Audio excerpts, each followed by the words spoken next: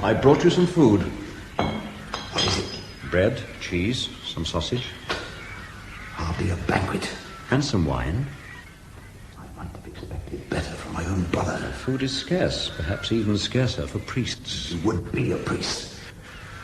I have to pay for your vocation. Perhaps I am paying for your vocation. I've heard about the Einsatzgruppen, the special action groups. What have you heard? We've had fugitives before, you know. Those who escaped the camps and the special action groups. Jews.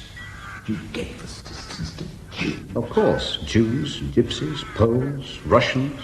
But you're a German. I am a priest. Yet now you smuggle us out. Or is it simply because I am your brother? We aid fugitives. We save lives. We do not make judgments. The Jews to Palestine, the dust. Where? I don't know your eventual destination. I merely pass you on to the next link in the chain. Your own people will settle your destination. Perhaps Spain or South America. And if I do not wish to go to South America? You could, of course, surrender yourself to the armies of occupation. Or are you afraid of what you did in the camps? I'm not afraid. Orders were given. They had to be carried out. As things were done. But under orders. Anyway, I had little connection with any of that. Where are you going? I shall return after Mass. Your face just then. I told you I had little connection with those things. You must believe me, Franz. Later tonight, I will take you on the next stage of your journey. I insist I had no connection. You will know the truth of that. I told you I had little connection. I told you. Damn it, I told you. You have to believe me. You have to believe your own brother.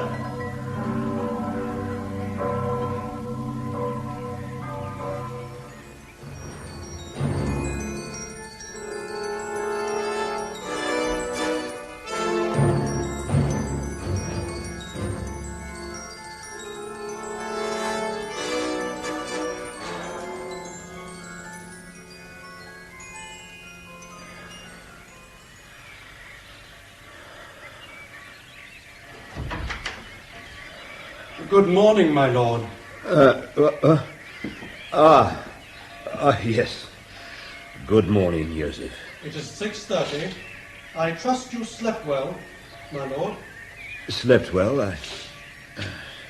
Would you wish me to telephone Dr. Roma? I'm not ill, Joseph. I simply slept badly. Perhaps some coffee? I will breakfast as usual after night. A nightmare, Joseph. That is all. A bad dream. Hand me my dressing gown. Thank you. I dreamt of my late brother, of a day in the bell tower of a church in Italy. It is extraordinary how vividly one can recreate something in a dream. A fragment, an artifact in the mind. Most people dream of the past sometime or other. I was not suggesting it was a prerogative of the priesthood, Joseph. Nonetheless, I have this dream quite frequently, as if I can bring my brother to life after 30 years. Or perhaps I merely dreamt I had these frequent dreams. Or perhaps, my lord, the visitor the other day brought it to mind, the Jew. Herr Mendel, yes. Reuben Mendel may have brought it to mind, but then that is his vocation. Never to let us forget, after all this time, it's not right. We had nothing to do with all that. But you are wrong, Joseph. We have responsibility. We allowed it to happen. We must always be reminded that is Herr Mendel's task. And it is necessary. Herr Mendel makes it so by his very existence, his very survival. Sometimes I wish we had rid Germany of... Oh, you suffered enough, sir, because of your brother. No, not enough. My brother was an SS officer. I have to live with that. Anyway, that is not why Mendel came to see me. Oh, Joseph, curiosity shines from your eyes like lamps in a frosted window. Mendel came to me for further information on those we helped escape in 1945. So long ago, it is stupid. He wants to know if I can still remember faces and names. Oh, they still surface, he tells me, those survivors of the SS. They know about the Bormans and the Mengeles, but still there are others. Some of them Mendel believes are among us again today in this city. You hid them 30 years ago. Why should he expect you to betray them today? 30 years ago, I hid my brother and a number of others. Not very effectively, since my brother was caught by Italian partisans and shot. But then I was a young priest, motivated only by charity. Today, I am a bishop. I should be subtle, diplomatic, wise in the interests of Mother Church. Yet God knows, I do not know whether I was right to help them then or whether I was wrong. Anyway, I was unable to help Herr Mendel. They might have been the same people. Hartmann, Sturmbannführer SS, Haller, Hauptmann SS. He gave me names when 30 years ago I only knew faces, and they were younger then. The trouble is, I fear for Herr Mendel. If these men are alive and know he is seeking them, he will be in some danger. Yet how can I help him? He is a Jew. You have no need to feel the slightest... He is a man, and I must feel for his safety. At least he is in contact with the police. Come, Joseph, the cross, please. It's time for Mass.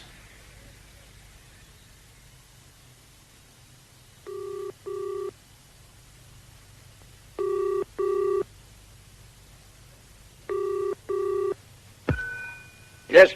I have two names for you. I'm listening. Mendel is asking about Hartmann and Haller. With all his sources, he repeats these two names. No one else? These two are the only ones of direct concern, I believe. Thank you. We appreciate your efforts. Measures will be taken. You will be informed of these in due course.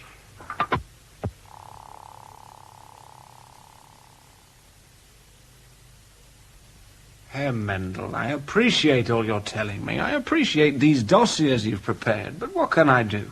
You can arrest. Yes, arrest. Arrest? Arrest who? Bruno Kempner, a respected merchant of this city? Georg Weiss, himself a lawyer with a large practice? On what charges? Kempner is Wolf Hartmann, who was a Sturmbannführer in the SS. He served first at Dachau and then at Mauthausen.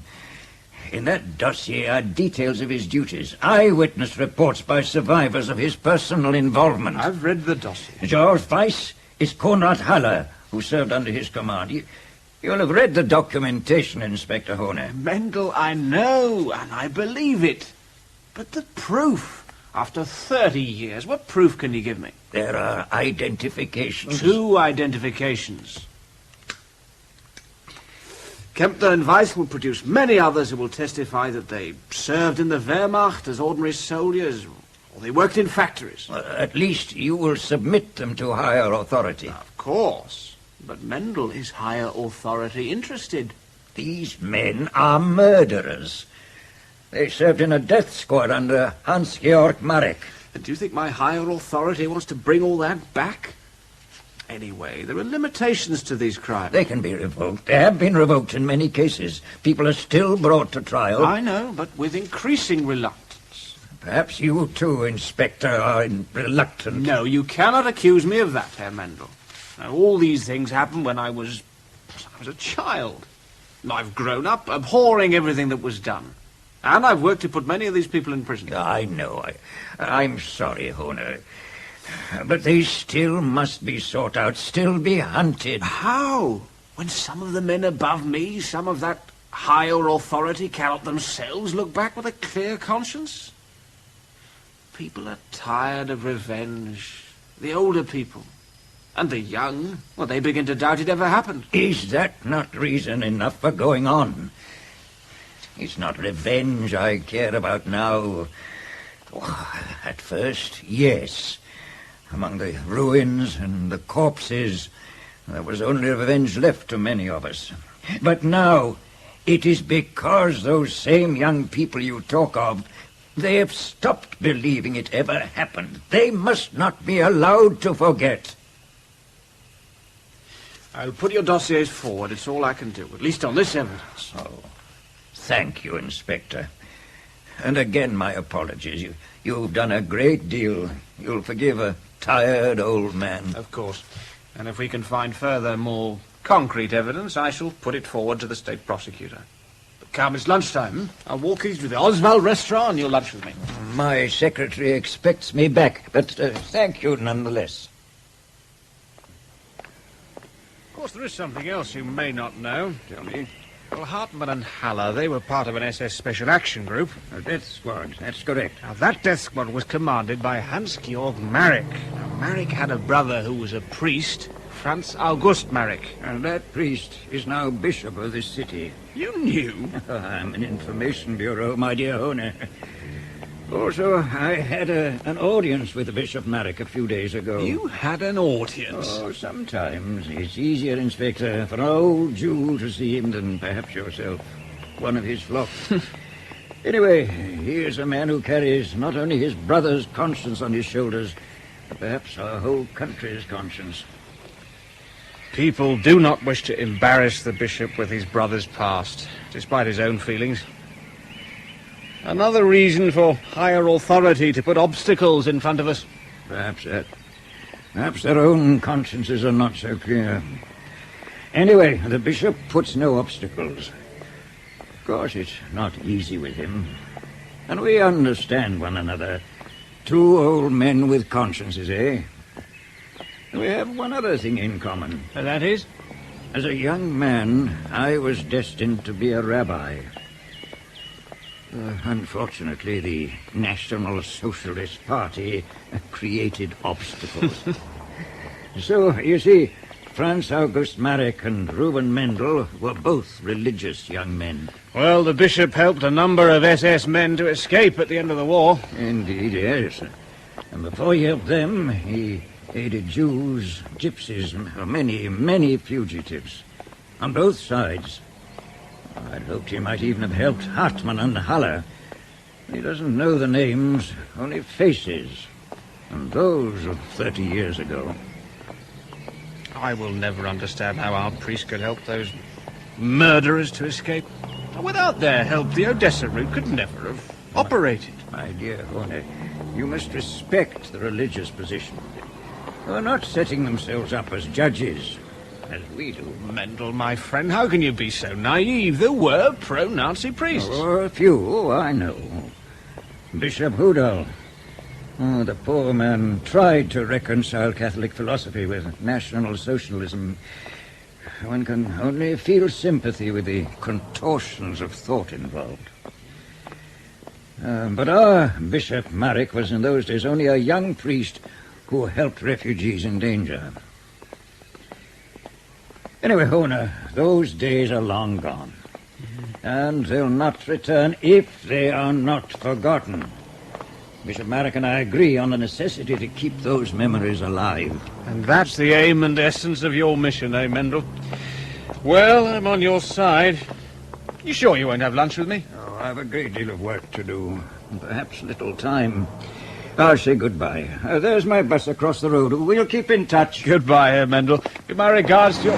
Mendel, look out!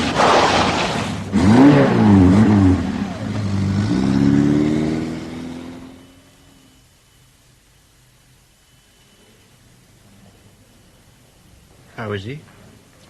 He's alive. Thank God. Perhaps not for long.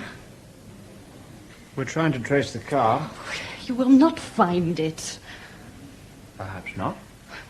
It's like the old days. No. Then we expected danger, just after the war. There were threats to kill him. That was just after the war.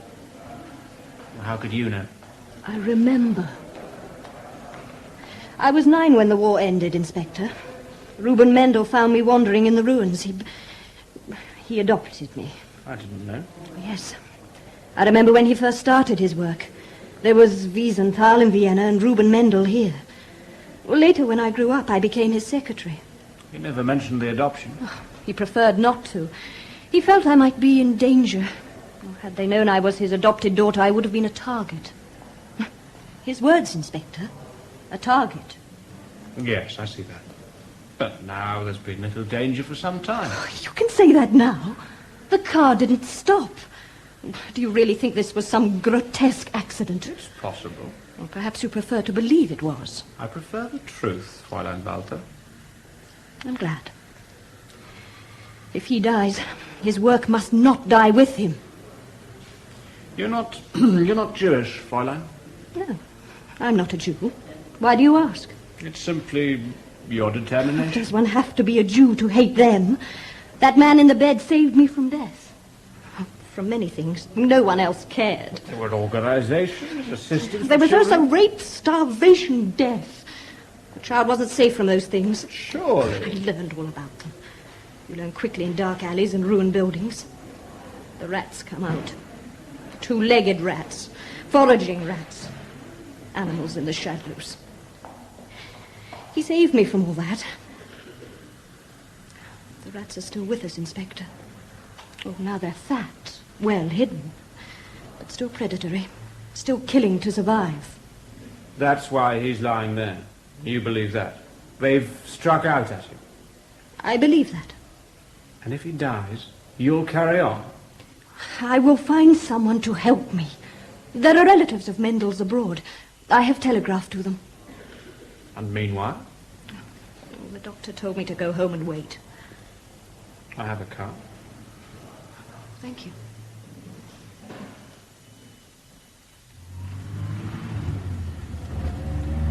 Mendel had a brother, Moshe, or Morris as he called himself later. He escaped to England before the war, before the Holocaust. He settled in Scotland. And he'll come over here? Oh, he died in 1963. But there is a son. I have telegraphed him. He is flying from Glasgow tomorrow. Oh, a young man. He's never been in Germany, never met his uncle. Oh, he speaks the language very well, so he wrote Mendel once. Mendel said, you can say the words, but can you understand the feelings if you have never been in a country? If you wish, I can have a car at the airport. Meet him myself. I'm sure he would appreciate that. I wonder if he will understand. The feelings of his uncle? The need to carry on the work, at least for a time.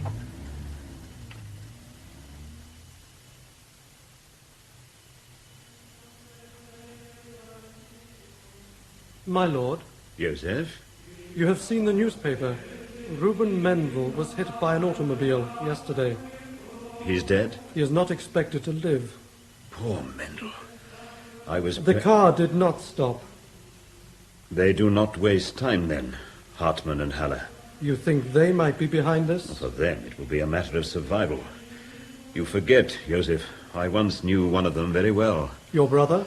My brother. So determined to survive. Like animals. Frightened animals. Do they deserve to survive? They would be concerned that Mendel was interfering. Perhaps if he had left them alone... No, Mendel was right. They have to be shown, brought into the daylight, so that we will not forget, must not forget. It is not retribution, Joseph, but the need never to forget. But these creatures, they kill to survive. Send in my secretary.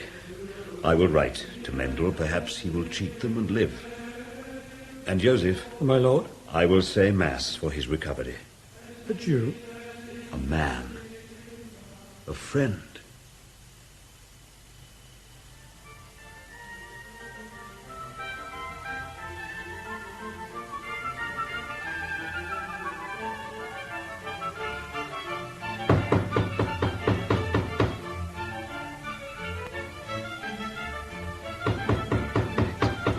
Coming.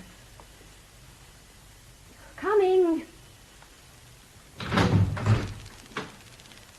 Fräulein Walther. I'm she.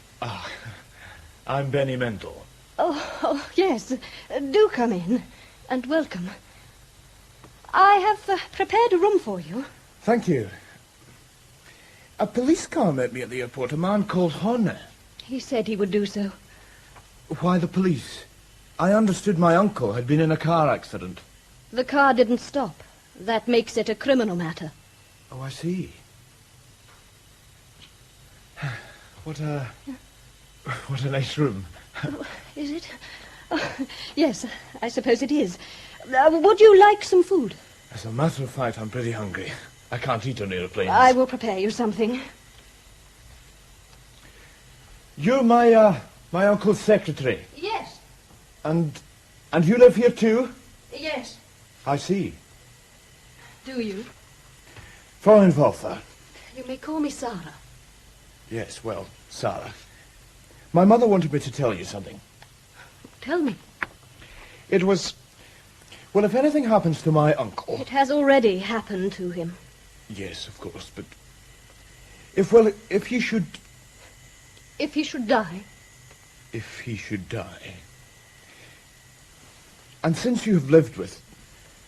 Well, the family feels that under the circumstances we would have no claim on his estate. Under the circumstances? Yes. I see. You, of course, are aware of those circumstances. Well, you do live here. As Reuben Mendel's adopted daughter. Oh, I see. I'm sorry. Yes. Oh, one thing you haven't asked. How your uncle is. No, I haven't. I'm sorry, but you see, I don't know him. Neither my mother or I have ever met him. Of course, we've heard a great deal about him from my father when he was alive, and of course, from the newspapers about his work. Of course, you couldn't know him. Anyway, how is he? The hospital telephoned before you arrived. Reuben Mendel died half an hour ago. Therefore, gentlemen, we must consider Reuben Mendel to have been murdered. Accordingly, an investigation will be set up Excuse me, Inspector. Muller? You wish us to carry out this investigation in the usual fashion? Is there any reason we should do otherwise?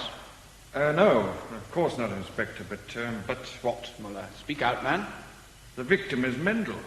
Any investigation could lead to certain people. Well, if those certain people killed Mendel, then they should be arrested and tried for murder. Now, listen to me, all of you. This case will be treated as we treat any other murder, and I don't give a damn if it leads to us arresting the President of the Republic himself, if he's guilty. All right, good morning.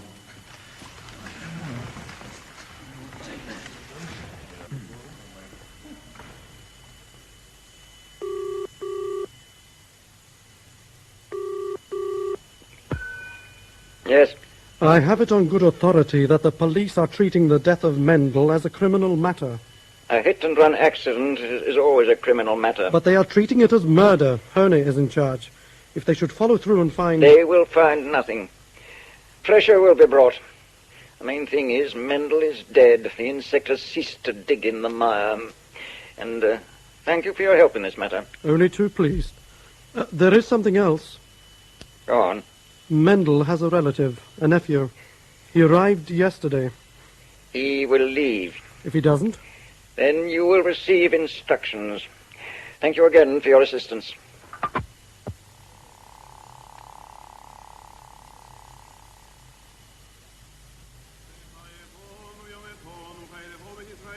Thank you for coming to the funeral, Inspector.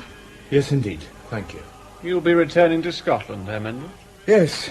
After his affairs are tidied up, I think my signature will be needed, but after that, yes, I'll go home as soon as possible. I see. That's a pity. Why do you say that? Simply that I thought you might remain here for a while.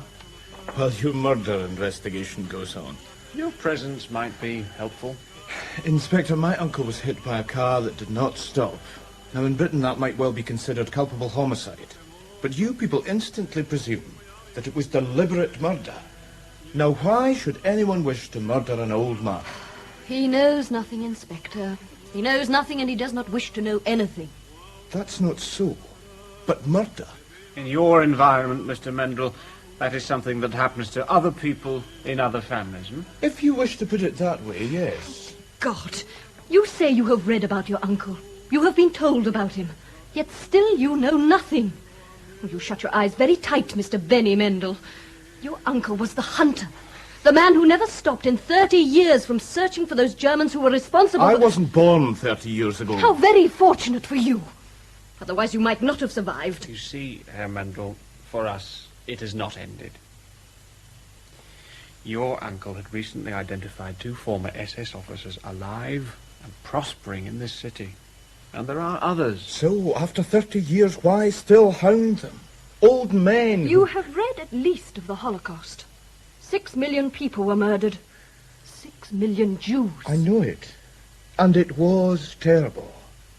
But now it's history.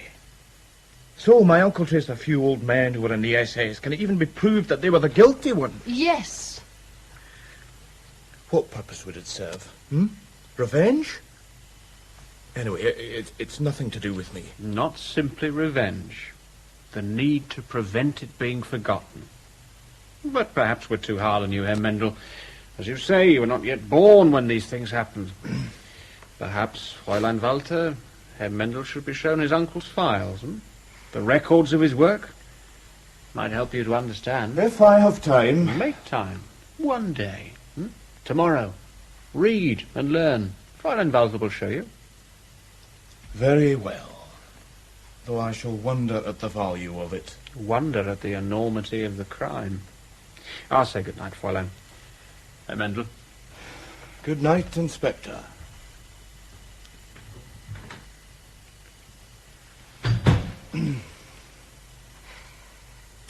I disappoint you. I should understand. You didn't know your uncle. You didn't know the war. You do not know them. It's all so remote. From your Scotland. Your comfortable life back there. What do you do in Scotland, Benjamin? What's your profession? Look, first of all, I'm called Benny. I can't get used to Benjamin. Benny. No, I don't like that. I shall call you Ben. And you may call me Sarah. Sarah, yes. Well, Sarah, I'm an estate agent. It was my father's business. And you inherited it? Yes, I did. And expanded it. Just in case you think I'm the rich boy who never had to work for anything. I didn't say that. You thought it. And you, when you arrived here last night, you thought I was your uncle's mistress. I'm sorry. If you say I was mistaken, then I was mistaken. You were mistaken. Are you married, Ben? No. But you are, 29? Perhaps you're homosexual. No, I'm not. Just because I'm not married yet doesn't mean... Damn it, you're not married and you're... 41, to be exact. And I'm not married. I like men. There have been friendships, but never permanent. What should I say? It is a trauma, a psychological scar. You see, when I was 10, just before your uncle found me in the ruins, you understand, beside the debris of broken buildings and broken bodies. Before that, let's say, there were creatures among those ruins who did not think a child of 9 was too young to be used. I'm sorry. No need. Wounds heal. Oh, a few scars remain. But it was over 30 years ago. But that kind of thing, I do understand. It could spoil everything for the rest of your life. Not in the way you think, Benny. I am not the child turned into the ice princess, the cold spinster. I'm quite the opposite. That surprises you? Oh, yes. I enjoy sex. Perhaps too much. Too much to see any kind of permanence. Too much for the fidelity, the trust of marriage. Look, there's no need. One thing your uncle taught me, to respect trust. So I never married. Had I done so, I would have broken any such trust. But that is not why I asked you if you were married. Why, then? Because tomorrow, after you've looked at your uncle's files, I wish you to stay on for a time. I'm sorry, but that's not possible. I've got my business. It can look after itself. And you have no wife. Oh, you have to stay, you see. Someone must carry on your uncle's work. Someone must? Now, look, that is insane. I don't know anything about my uncle's work, and anyway, it's nothing to do with me. You are a Jew. It is to do with you. Oh, come on. There must be plenty of others who know more about it than me. There's Hona. Hona is Catholic. Anyway, why me? Because your name is Mendel. And what difference does that make? These men your uncle hunted, they are frightened men. And they are superstitious. Oh, yes, superstitious. The entire myth of the Third Reich was built on superstition. The legend of the master race, of supermen, the mysteries of the Ring of Nibelungen. All that and more. Now their superstition has turned to fear, and they are afraid of the name of Mendel. Ah, yes, Inspector Hona. Come in, come in. You asked to see me, Herr Minister. Yes, I did, yes. Sit down, my boy. Thank you. Cigar? If I may smoke a cigarette? Yes, of course.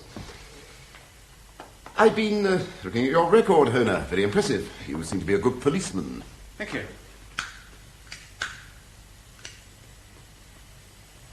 Being a good policeman, one is endowed with a deal of natural curiosity, Minister, and I'm curious to know why a political figure of your stature should be so interested in obtaining the file of an inspector in the criminal police. Yes. Well, just one has to keep one's eye on the up-and-coming young men. I shall be direct. You are at present investigating the death of Reuben Mendel. I'm investigating his murder, yes. You're quite sure he was murdered? I was there. I saw the car that struck him. Perhaps an accident. A hit-and-run driver. The car swerved to hit Mendel. So, you have some suspicions as to the guilty party? Mendel was on the trail of two former SS officers, both now living in the city. I see. No, I don't wish to know their names. I sometimes think this vendetta against those few who survived has gone on too long. Few, Herr Minister. A total of 6,215 Nazi criminals have been sentenced to varying terms of imprisonment under the Federal Republic. Only 403 of these were convicted of premeditated murder. I am aware of the approximate figures. Statistics show that half of those guilty of mass murder have never been touched. The Poles alone have a list of 15,000. Yes, I know, but these are 30-year-old crimes. Of a particularly horrific nature. And you have no proof that the particular men Mendel was seeking were even involved. Mendel had proof. Indeed. Proof that could lead to an indictment? His cases were not complete. Exactly. And would they ever have been complete? In other words, there is not sufficient evidence. Not yet. Your duties do not include pursuing old cases, Ona. No, that's true. But my duties involve finding the people who killed Mendel. And if I need to open up war crimes dossiers to provide motive, I will do so.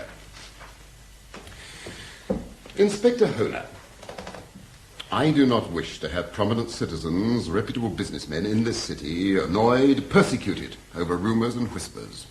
These men served in the war as soldiers. There was no crime in that. If that was all they did during the war. But to what men are you referring, Herr Minister? No one specifically. I'm merely expressing a fear that your investigation will create problems. Murder investigations usually do. Or are you proposing that we do not investigate a capital crime? Of course not.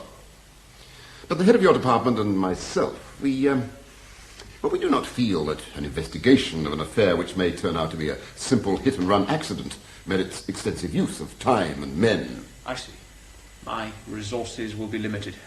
You may not even be in charge of the case. If I'm taken off this case, I will resign. And my reasons for resigning will be conveyed to the press. There will be no necessity to bring in the press. I was merely stating a remote possibility. Nevertheless, the press might bring up your own war service. Honer, you presume too much. My war record is known. Member of the National Socialist Party, organizer of factory labour. A position in industry. The allocation of slave labour. That will be all, Inspector. Yes, I hope it will be. Morning, Herr Minister.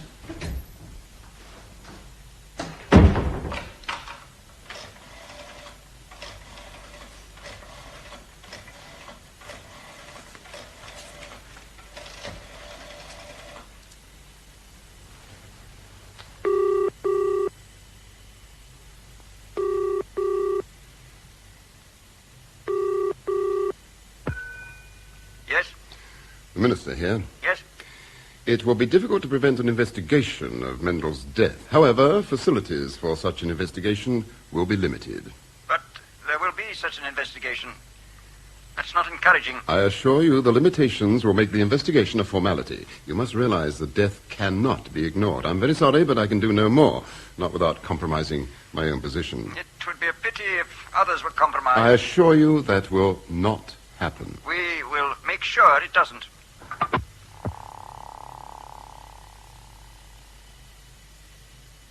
I've brought you some coffee.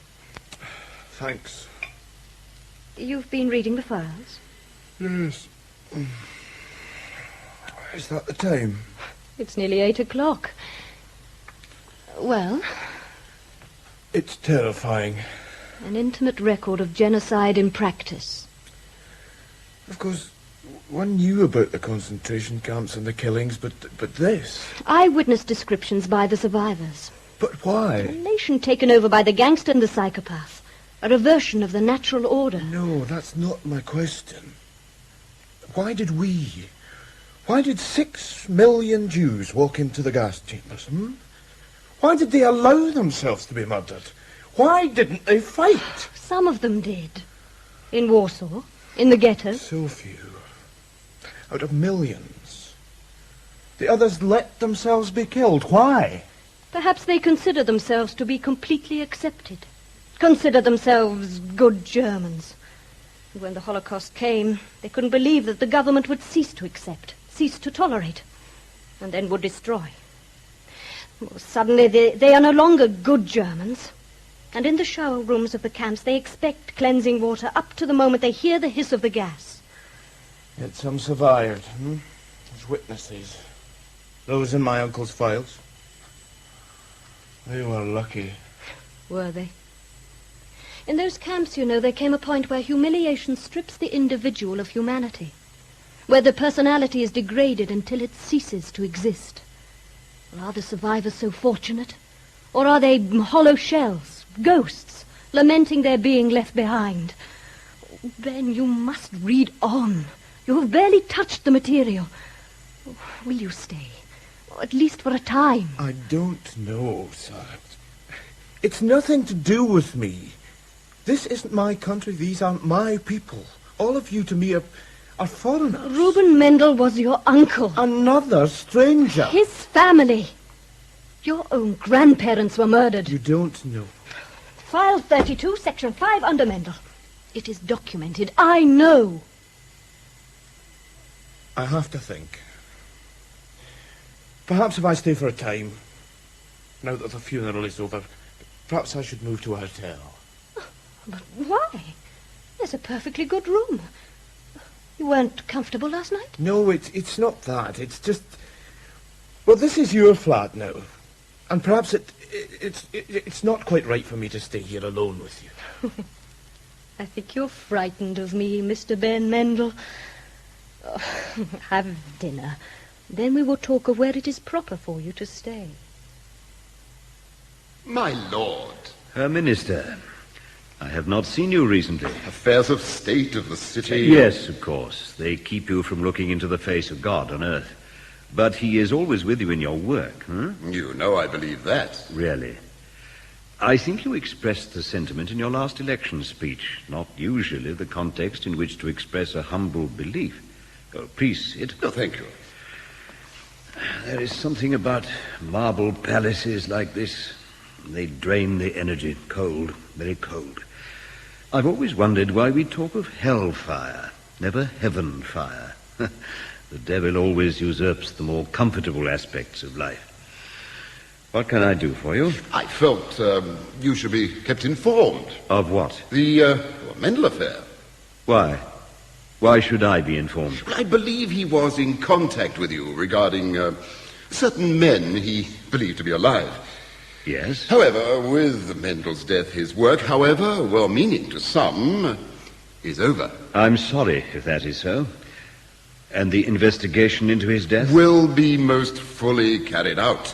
However, elements in the criminal police believe in the possibility of Mendel having been deliberately killed. I can understand that very well, Minister. And, of course, it shall be examined. But if, as most of us believe, it was an accident in which some negligent driver omitted to stop, it does not call for extensive facilities being wasted. Why tell me this?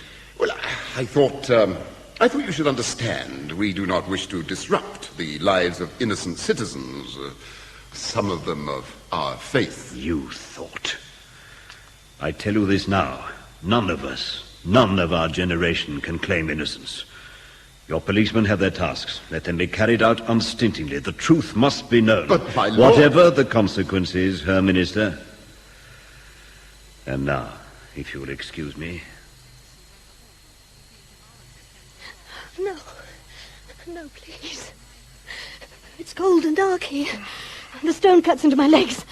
Oh, too dark. Please. What is it? No more. What's the matter? Please, no more. Sarah!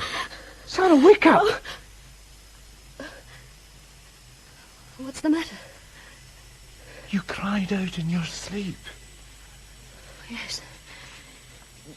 Yes, I've been told that before. Are you all right? I dream. In dreams I go back. and cold. Hold me. Please, hold me.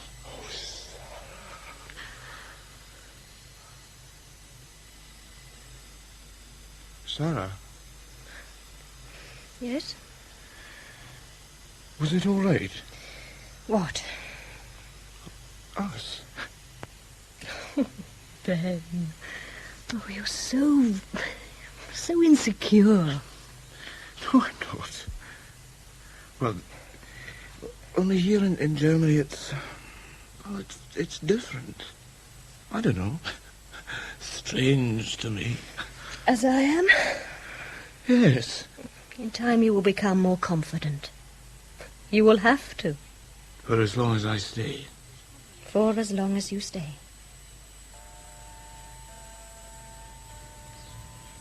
More coffee? No, thanks. You're very silent this morning. About last night. Tell me.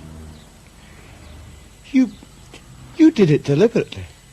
Let me make love to you, to make me stay. Yes. I also enjoyed it.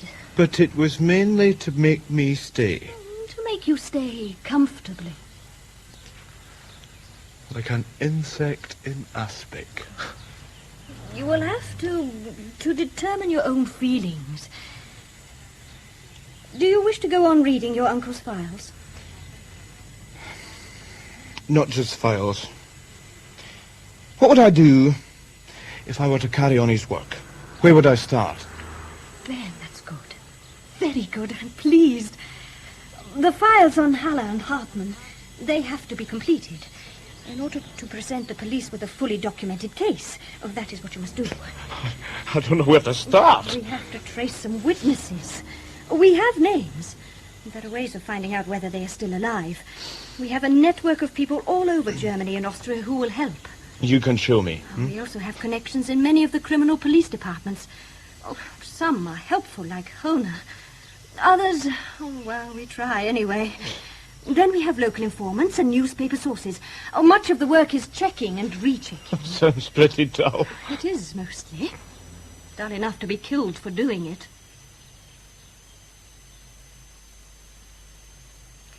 They were the ones who come to the house.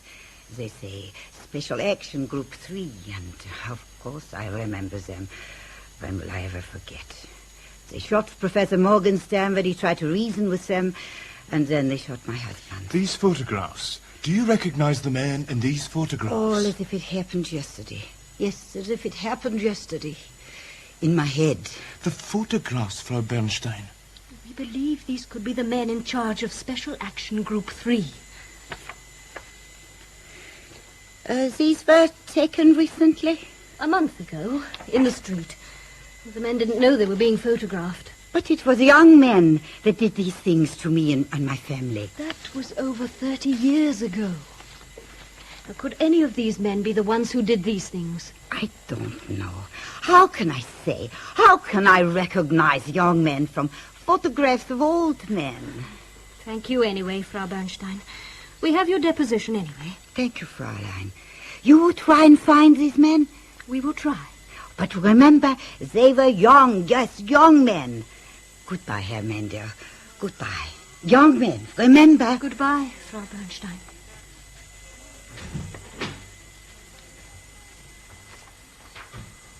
Oh. Are they all like that? Not all. Some. Oh, they have lost so much, and it is so long ago. Others, however, they will know.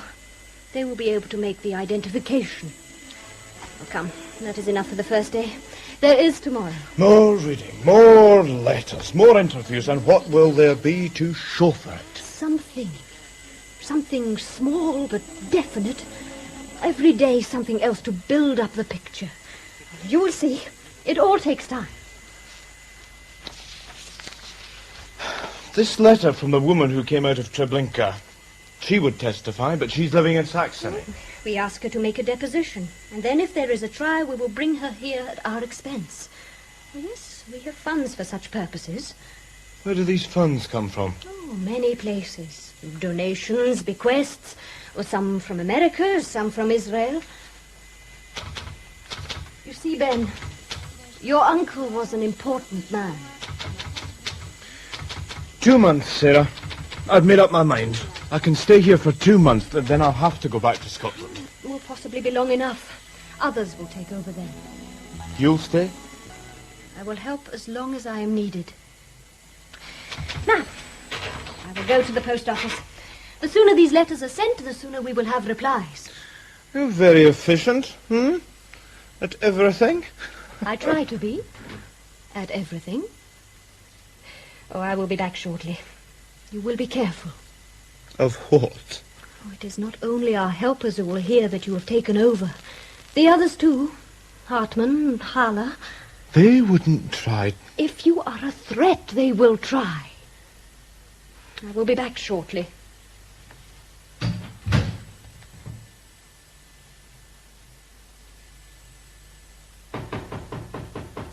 Yes, I'm coming. Like my mother, she forgets the key. Yet not like my mother. Okay. Good afternoon. Good afternoon. Won't you come in? I am in. You are he? The one? Mendel's son? I'm his nephew. Son, nephew, what's the difference? You've taken over? For the time being, yes. Everything is for the time being. Nothing is forever. Look, what do you want, and who are you? Who am I? You know, there are times I hardly remember myself who I am. I say, who am I to myself? Am I who I think I am? Am I who everybody else thinks I am?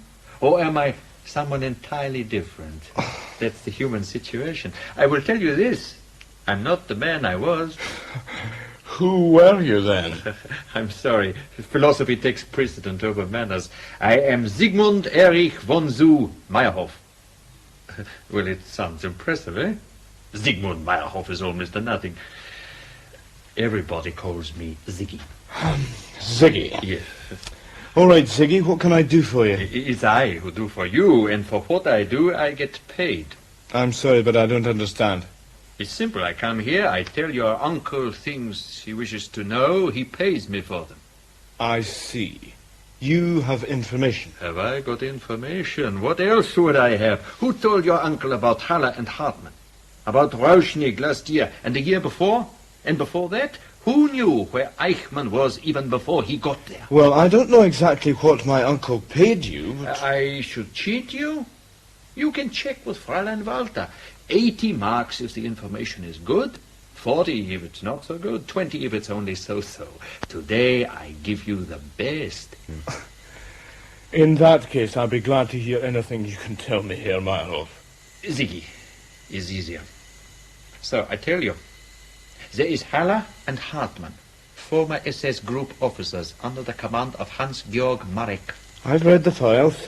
Haller and Hartmann are back in the city under the names of Kempner and Weiss. Like a cabaret act, Kempner and Weiss, indeed. Fat, dangerous men. But there's more. I have information that Marek himself, Hans-Georg Marek, is still alive and was recently seen in this city. In this city? No, the man is dead over 30 years. How do you know? My dear Mr. Mendel, I appreciate your carrying on your uncle's work, but you cannot believe every story that's brought to you. Well, your uncle knew that. Everything Ziggy has brought us has been proved true in the past. I know. He's reliable and determined, like a ferret. But unlike your uncle, he does it for money. He could be wrong. He could be taking advantage of Mr. Mendel. How can you be sure Marek is dead? Did you see the body? Was it identified positively? Yes, the body was identified by his companion in northern Italy, his own brother who tried to stop his execution by partisans. And if you come into my office to cast doubts on that, I have to remind you that the brother was a priest. Priests can be wrong. Could even lie to save relatives. That priest is now bishop in this city, and someone who was both helpful and friendly with your uncle. Oh, it's true. Mendel had so much respect for the bishop. Perhaps Marek was taken from his brother and supposedly shot elsewhere. It's possible, surely. Is it not also possible that having taken on this task, you are grasping at the first piece of information brought to you with rather too much enthusiasm? Look, I've read the files on Hartman and Haller. They are here in the city. My uncle was sure. And so am I. And if we can get enough evidence... But isn't it logical that if Marek were alive, he would be near his old comrade? If he were alive, but he is not. We don't know for sure. Now, I would like to talk to the bishop, hear his story. There may be a way in which he was mistaken. Or he may be covering up. I don't believe that. If there is one man in this city who has worked to rehabilitate Germany, who helped your own people, the survivors, it is the bishop. Nevertheless, I will see him. And further, Marek's SS file survived. We have a complete description of the man. If necessary, I will go to Italy and open the grave. It's over 30 years. What could you find? A skeleton, nothing more. Read the file, Inspector Horner. Hans-Georg Marek had a fracture of the right femur a year before his death. That would still show. Also his height, we know. And there may be other distinguishing marks. That is what I will find in that grave in Italy. Or something else. I can't stop you. Although the Italian authorities may do so. You can't just open graves and pester bishops. Oh, perhaps it will show you that your uncle's task was not an easy one. I know that. But he would have followed this up, wouldn't he? He would have followed it up. Indeed he would. And you, Ben, you are suddenly very like him.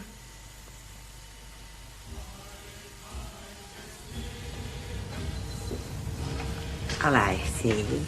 In for a good time? What's a good time? You want to make me an offer? I should make you an offer. You might enjoy it. How's business? Oh, Dad. Too much competition from the advertisers. Maybe you need a manager. How about you then? Huh? Not my line of country. I could be my own best customer. You know.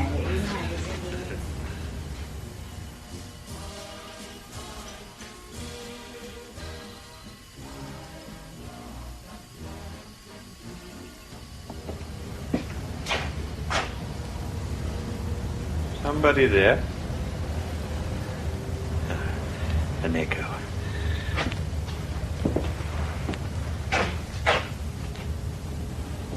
There is somebody there. Come on, you. Stop hiding in the shadows. Who are you?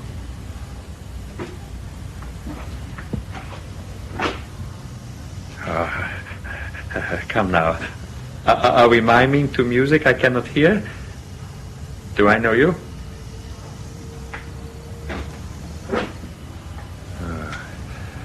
Now I see you. I do not know you. It's just that you look like everybody else. Ordinary.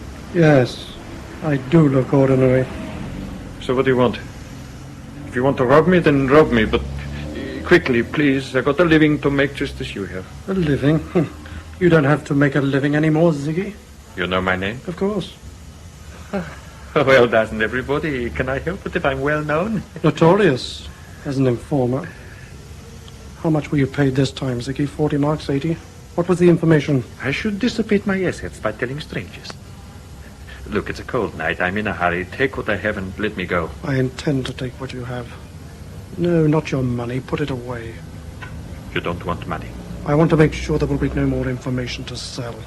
No more talk of Hartman, Haller, and the others, and the one tonight. Who was the one you informed on tonight? If I tell I'm dead? If I keep quiet, I'm dead, yes? So I keep quiet. Now kill me if you mean to. I didn't expect courage from your kind. Not courage, acceptance. It should have happened a long time ago. I'm perhaps lucky. I've been here longer than I should be. A knife in the right spot. Not much pain. I give you that for your courage.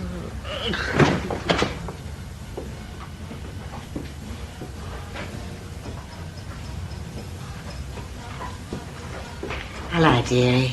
I'm to show you a good time. Oh, hello. Married me, Luke. Oh, no, sun and rain.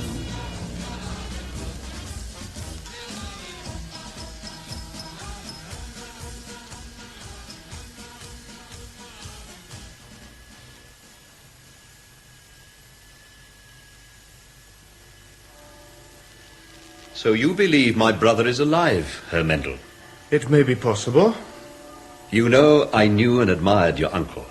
I heard. I understood his mission. But you, what is it to you? I asked myself that. I told myself, nothing to do with me. But then I read the files. And you perhaps remembered you too were a Jew. I remembered that I too was a member of the human race. And members of the human race did these things. Men and women to other men and women. It didn't matter that I was a Jew or not. A good answer. But still it goes on.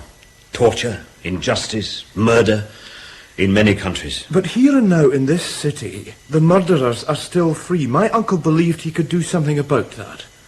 And perhaps for a little while I can help carry out his work. Yes, I see. And now you have been told my brother is alive? I came to ask you if it was possible. I thought I had buried him in that cemetery in Italy. But? They shot him outside the cottage they were holding us in. I heard the shots. I saw a body being put in a plain pine box. Oh, that was a luxury in those days, to bother with a coffin. A luxury? Or a form of camouflage? They still come out of the shadows, Mendel. Those we hoped were dead. They still come out. I cannot help you. I believed my brother was dead. I still do. Yet some informer tells you he has been seen. What can I say? A mistake.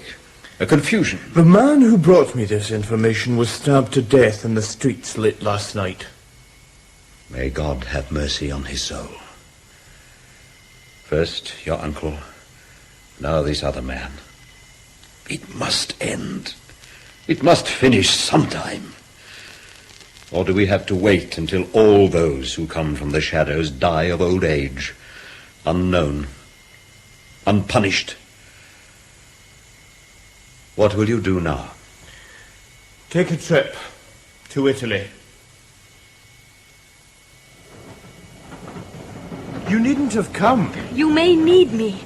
I speak good Italian, and I carry a Mauser automatic. Oh, for God's sake, you haven't brought a gun. Yes, and I have a permit from Inspector Homer. You think we'll need a gun?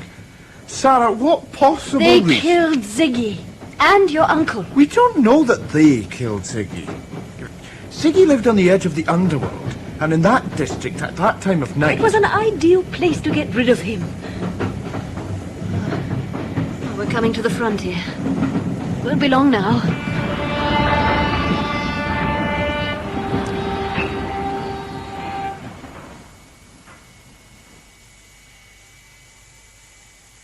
Permits, exhumation orders, forms to fill in.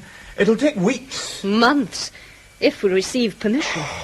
So we sit round this hot hotel bedroom and do nothing. Well, that isn't very flattering. And you imagine we're being watched? I believe so. However, we will not have to sit around indefinitely.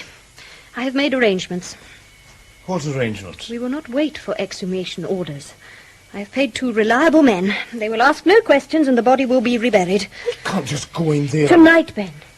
Tonight we open that grave.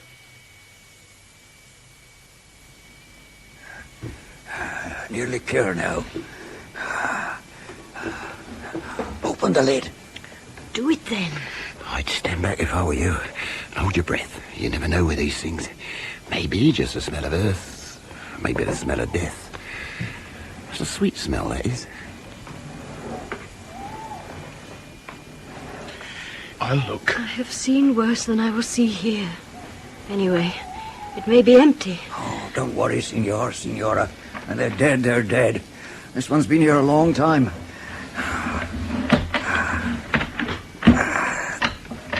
There. Now shine your torch. You'll be there all right. What's left of him? If 3 weeks ago anybody had ever said I'd be opening graves... Pour me one, too. There you are. Thank you. Well, what have we discovered? One skeleton, a bullet wound in the skull. Metal badges. SS insignia and 2 medals. Why keep them? You'd think he would have got rid of them. Identification. When he met his friends in the Odessa. Or is that what we're supposed to believe? The body seemed about the right height. What do you say? You forget what I said I found in the file on Marek. The right femur. There was nothing. That's it. Marek broke his right femur a year before he died. Yet the bone was unmarked. It wouldn't have been unmarked. That wasn't Hans-Georg Marek. We're coming up to the Brenner Pass shortly. What do you propose to do when we get back to the city? Would my uncle have done? Informed Herman. That's what I shall do. And one other. And I shall inform one other. Benny. Yes? I think I am proud of you. Quite proud of myself. Look, you get some sleep. I'm going to have a wash. What time do we get in? Oh, about 6 in the morning. I won't be long.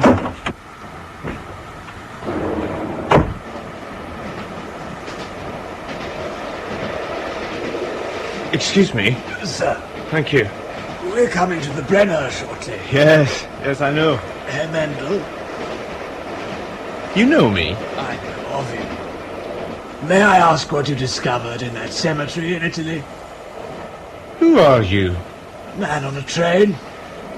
One of many old comrades. No, stand perfectly still. I have a gun. Marek sent you. Marek is dead. We know better then. Now you tell me you know. Pity. I cannot know how you can tell one 30-year-old cadaver from another, but apparently you can. Will please move towards the door there. Why? I don't wish to have to shoot you. Much simpler if you fell from the train. No bullet holes. You're going to have to shoot. Because I'm not going to jump. Well, one can't have everything. I regret the necessity. Now don't worry, the gun has a silencer.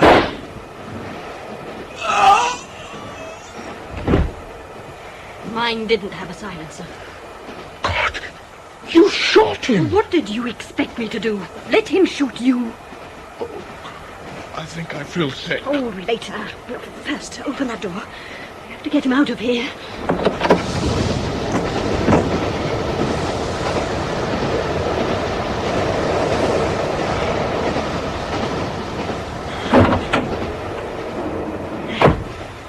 He's gone.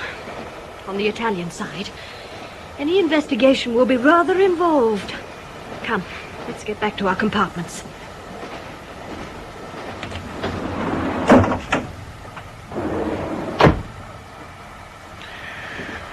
If you had gone to sleep... You would have been dead. I thought you were away a little too long. My hands are shaking. It will pass. Now I'm going to sleep. How can you? Sarah, you have just killed a man and you can go to sleep? Yes. He was one of them. Doesn't worry me. I've done it once before. When I was 10, in the ruins. Oh, not with a gun, with a knife. It was preservation, as it was tonight. I should have known they would try on a train. A body falling from a train. The murderer isn't easy to trace. Now I will sleep.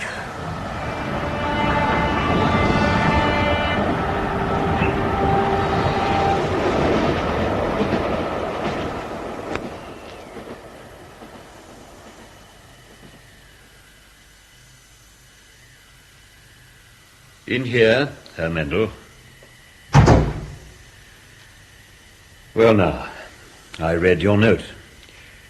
You believe what you have written now? Your Grace, we are sure the body in that grave in Italy is not your brother. So? It will be verified. Inspector Horner will apply to the Italian government for an official exhumation. I see. Of course, I will not stop you, although I could, through the church. Would you want to stop us? Surely you want to know the truth. Even when one knows the truth, one often resists it. So my brother's body has been exhumed, reburied, and will be exhumed again. The body isn't your brother, sir. I am aware of whose body lies in that grave. It is my brother. No, Your Grace. Yes, Herr Mendel. Because I myself buried him with my own hands after they had shot him. Beside him I put the insignia of the SS and 2 medals.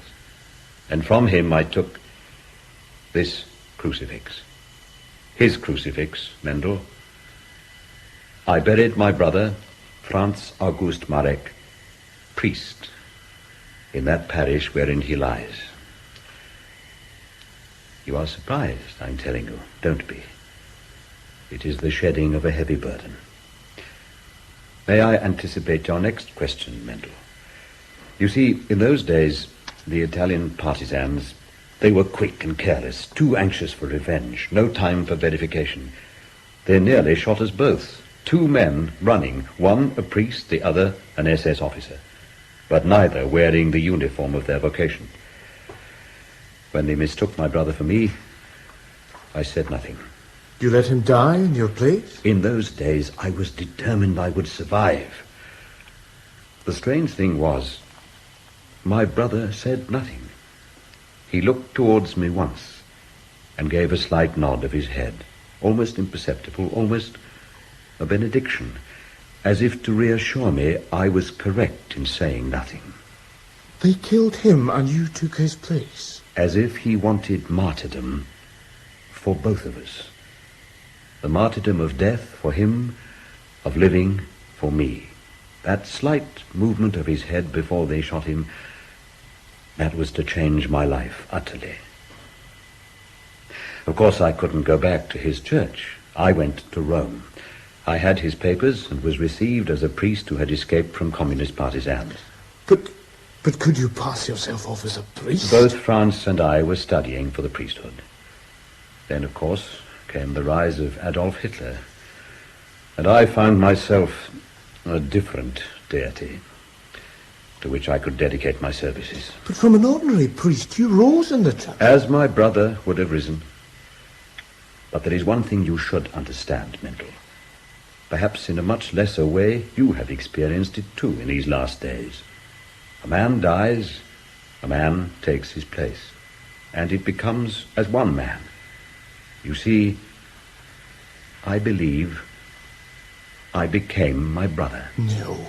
Nor would I have believed it that day in Italy. Then I only wanted to escape. But from the moment my brother stared at me before he died, it seemed he took over. Gradually, it ceased to be an impersonation. When I said Mass, it was as if my hands, my voice, my every action became his. Hans-Georg Marek retreated into some shadow existence, reviving only in nightmare. I tell you, Mendel, I became my dead brother. Or is that simply what you want us to believe? It is not a matter of what I want or what you believe. Is there arrogance in that, Mendel? We were both arrogant. He as a priest, I as an SS officer. Or is it the other way round? Even now, I'm never sure. Too glib, too easy. A little of the time. But the nightmares made it difficult. They were Hans-Georg's memories of the past, of the camps, of the Einsatzgruppen. I always had to live with that. And now it will not only be in nightmare, but in reality. Now I'll say good night. And you must do what you have to do. But believe this, my friend, if you can. I have lived as my brother would have lived. And I have abominated the past of Hans-Georg Marek. I am grateful to you, Benjamin Mendel. Goodbye.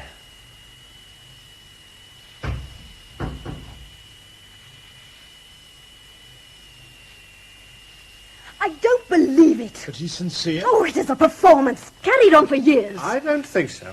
Marek has a reputation as one of our more enlightened priests, a man who's done many fine things, a man of charity, of kindness. But not of humility, That would have been too much. Or is he merely a great hypocrite? This is not hypocrisy, Sarah. Sent from the Bishop's Palace 1 hour ago. Detailed depositions about Hartmann and Haller and other former Nazis in this city. Let me see. It is time we were called to account for actions taken during the war. Now he betrays his comrades. He includes himself. The depositions I have made will further be of value as examples to further generations. I will be prepared to stand trial and to testify as to acts against humanity committed by Einsatzgruppen 3 under my command. The judge will never allow it. He will not stand trial. But not for reasons you presume. I wonder if he's aware of the danger of his own position right now. You're right. He becomes a threat to the others. I want a car round the front to take me to the Bishop's Palace at once. He must be taken into protective custody before it's too late.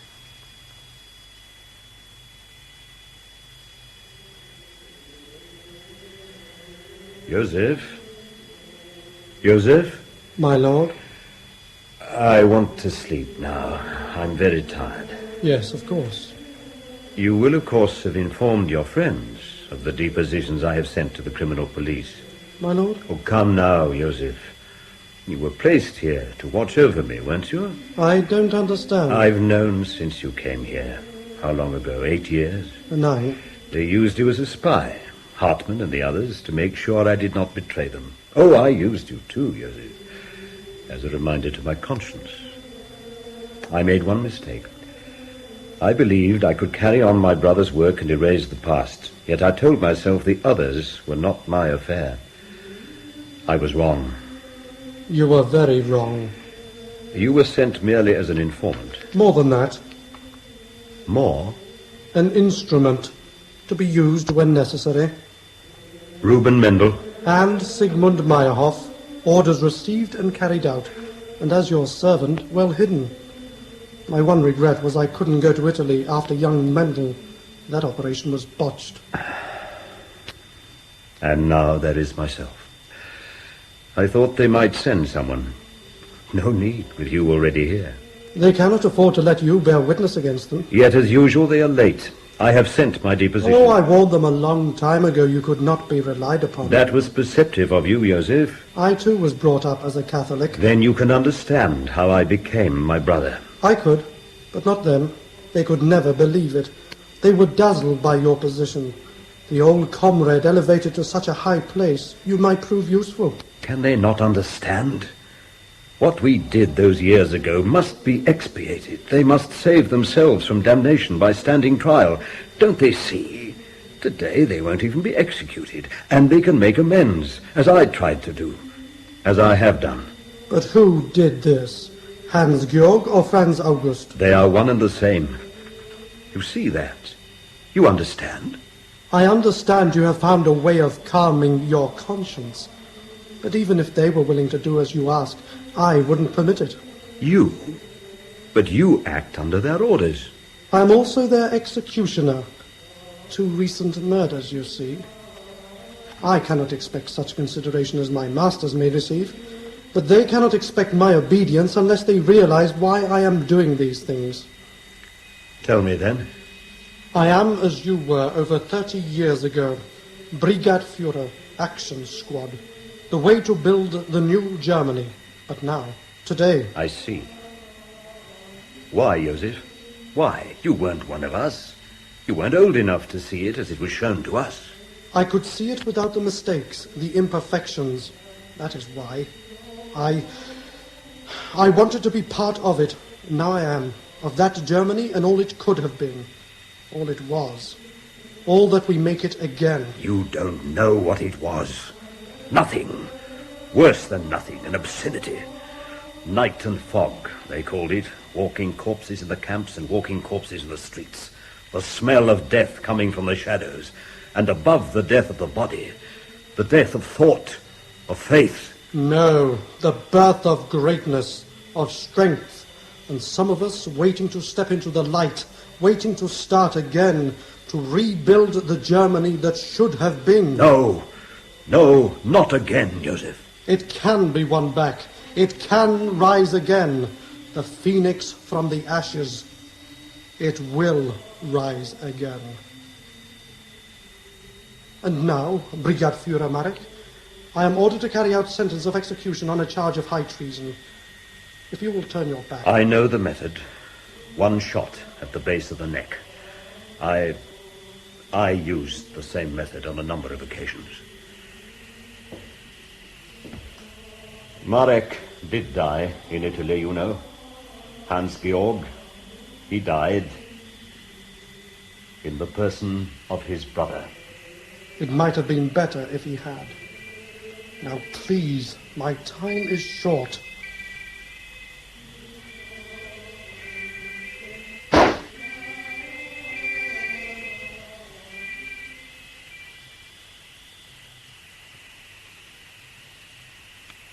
It should not have happened. You hear me, Hona?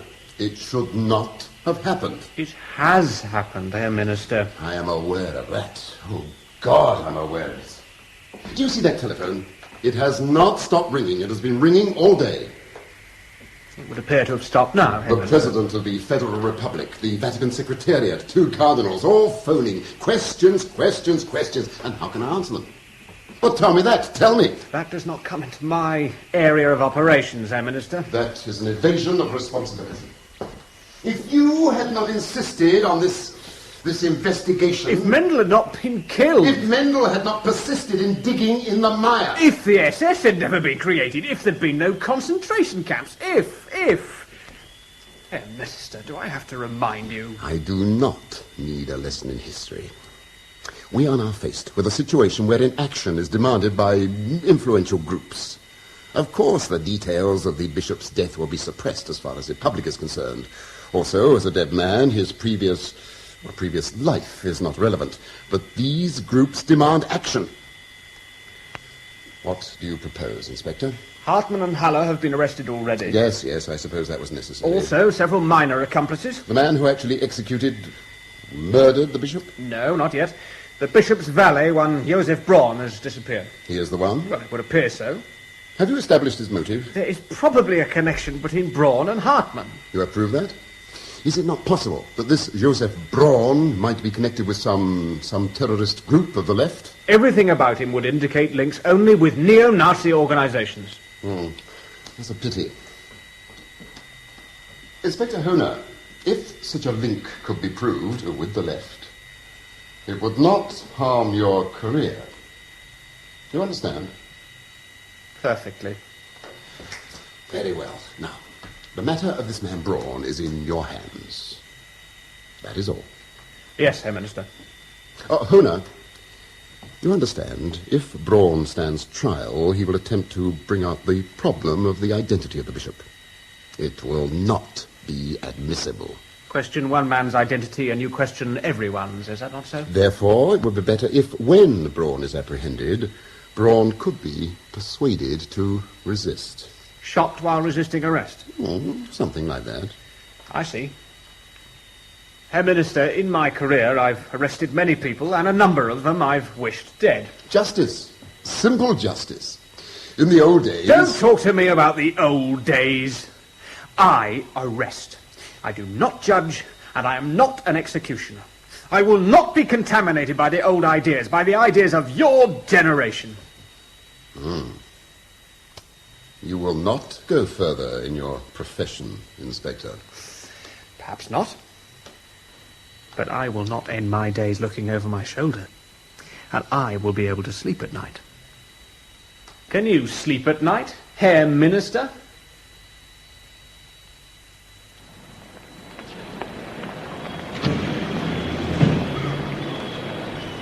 You must get on board now.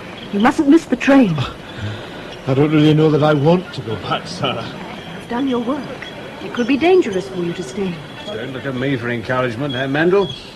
There are a number of angry men in this city not above taking their revenge. As a policeman, I acknowledge your great help, but I cannot encourage further involvement. If there'd been space in a plane, I'd have got you on that. I shall sleep easier when you're gone. If you need me for the trial of Hartman and Haller, I'll come back. We will not need you. And the bishop's murder? Hartman will be tried for conspiracy on that count. But the man who actually pulled the trigger? We'll find him in time. And the others? The ones we haven't found? The work will go on. And you, Sarah? You come to Scotland to visit? Oh, what an embarrassment I would be. A 40-year-old shikser with a Mauser pistol. No, Benny, not a good idea. Not for a nice Jewish boy from Glasgow. Then I'll come back to Germany to visit you. Oh, you say so now. But it will be different when you get home. You must get on board now. We'll see then, Sarah, won't we? We'll see. But here, you will take this. When you're out of Germany, get rid of it. A temporary memento. What is it? The Mauser pistol. As a protection. I don't Goodbye, Benny. Goodbye, Sarah.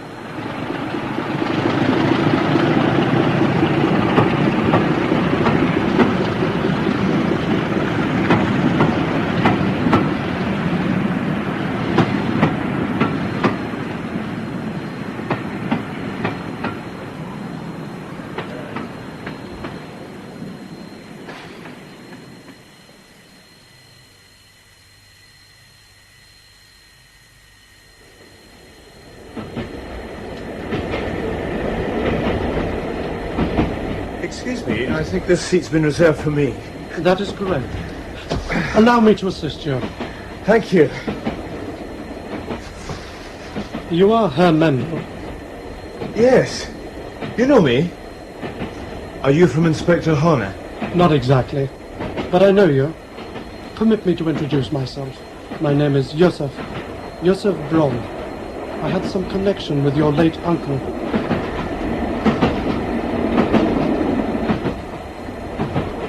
Would you like a cigarette?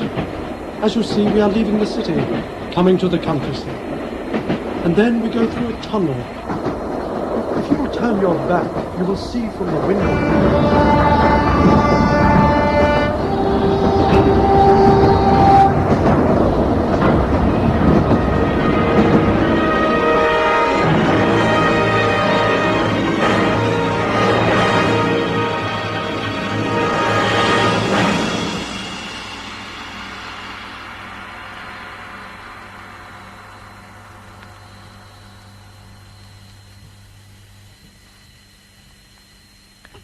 Shadows was written by Jack Gerson.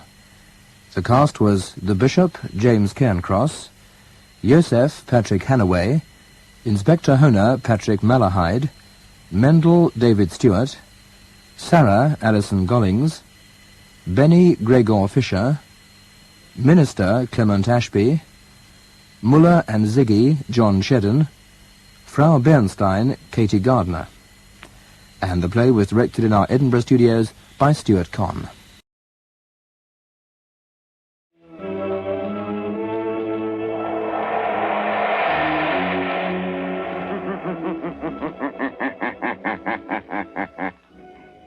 The shadow knows.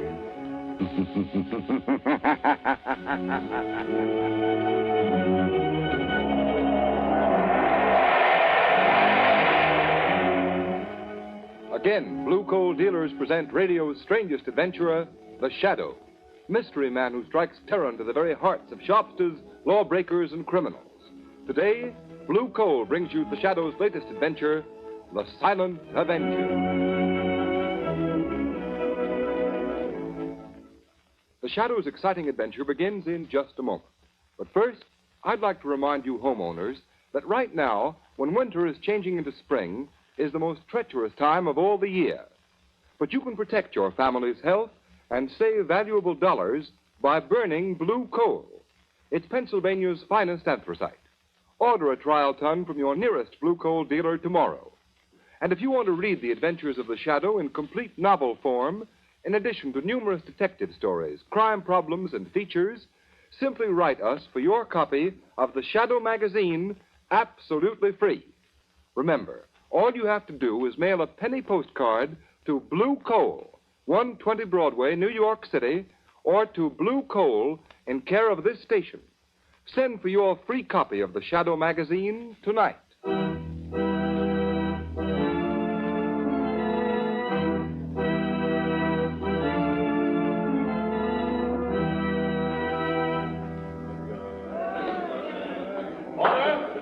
Order in the court.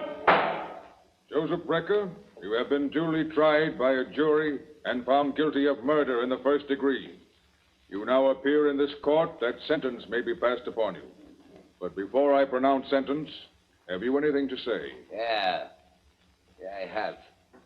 Before you pass sentence on me, I'm going to pass sentence on you. You, Judge Wilson, on Sloan, the prosecuting attorney. On those 12 good and true saps on the jury. Order in the court! And on one more, maybe. The guy that really trapped me in the first place. The only guy smart enough to get me. The Shadow. Order! Order in the court! That will do, Joseph Brecker. You have nothing to say in your own behalf. This is in my own behalf, and you'd better listen, all of you. I know I'm on my way to the death house, to the chair. But I'm warning you. For every day I sit in the death house, one of you will be killed. Starting with the foreman of the jury. And if the governor doesn't commute my sentence to life, he'll die the day I burn. Order! Order in the court! Joseph Brecker, by the power vested in me by the people of this state, I hereby order you to be taken to the state penitentiary, there to be delivered over to the warden, by whom on a certain day determined by this court, he shall in the manner prescribed by law put you to death. And may God have mercy on your soul. Order's adjourned. All right, come on, clear the court.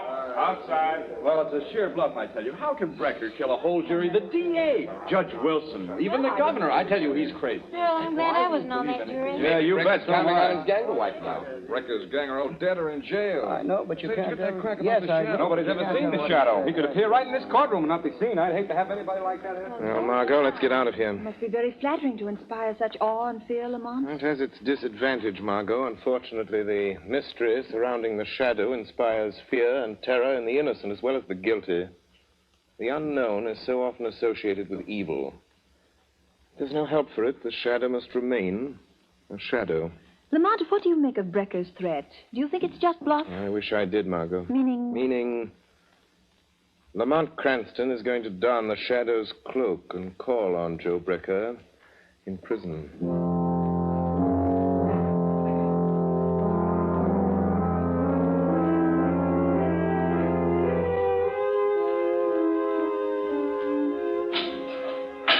Brother to see you, Brecker.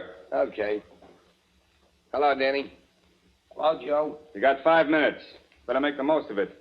Deputies are here from the state pen to take you bye-bye to the big house. I'll be back. All right. Come on in, Danny. Sit on a bunk. I want to talk to you, and there ain't much time. Hey, it's like a cage where they keep animals, huh, Joe? Lay off that, Danny. Okay, don't get sore. Sit down here and listen to what I got to say. Are they gonna kill you, Joe? Yeah, but they're gonna pay for it, every last one of them. You know who they are, don't you?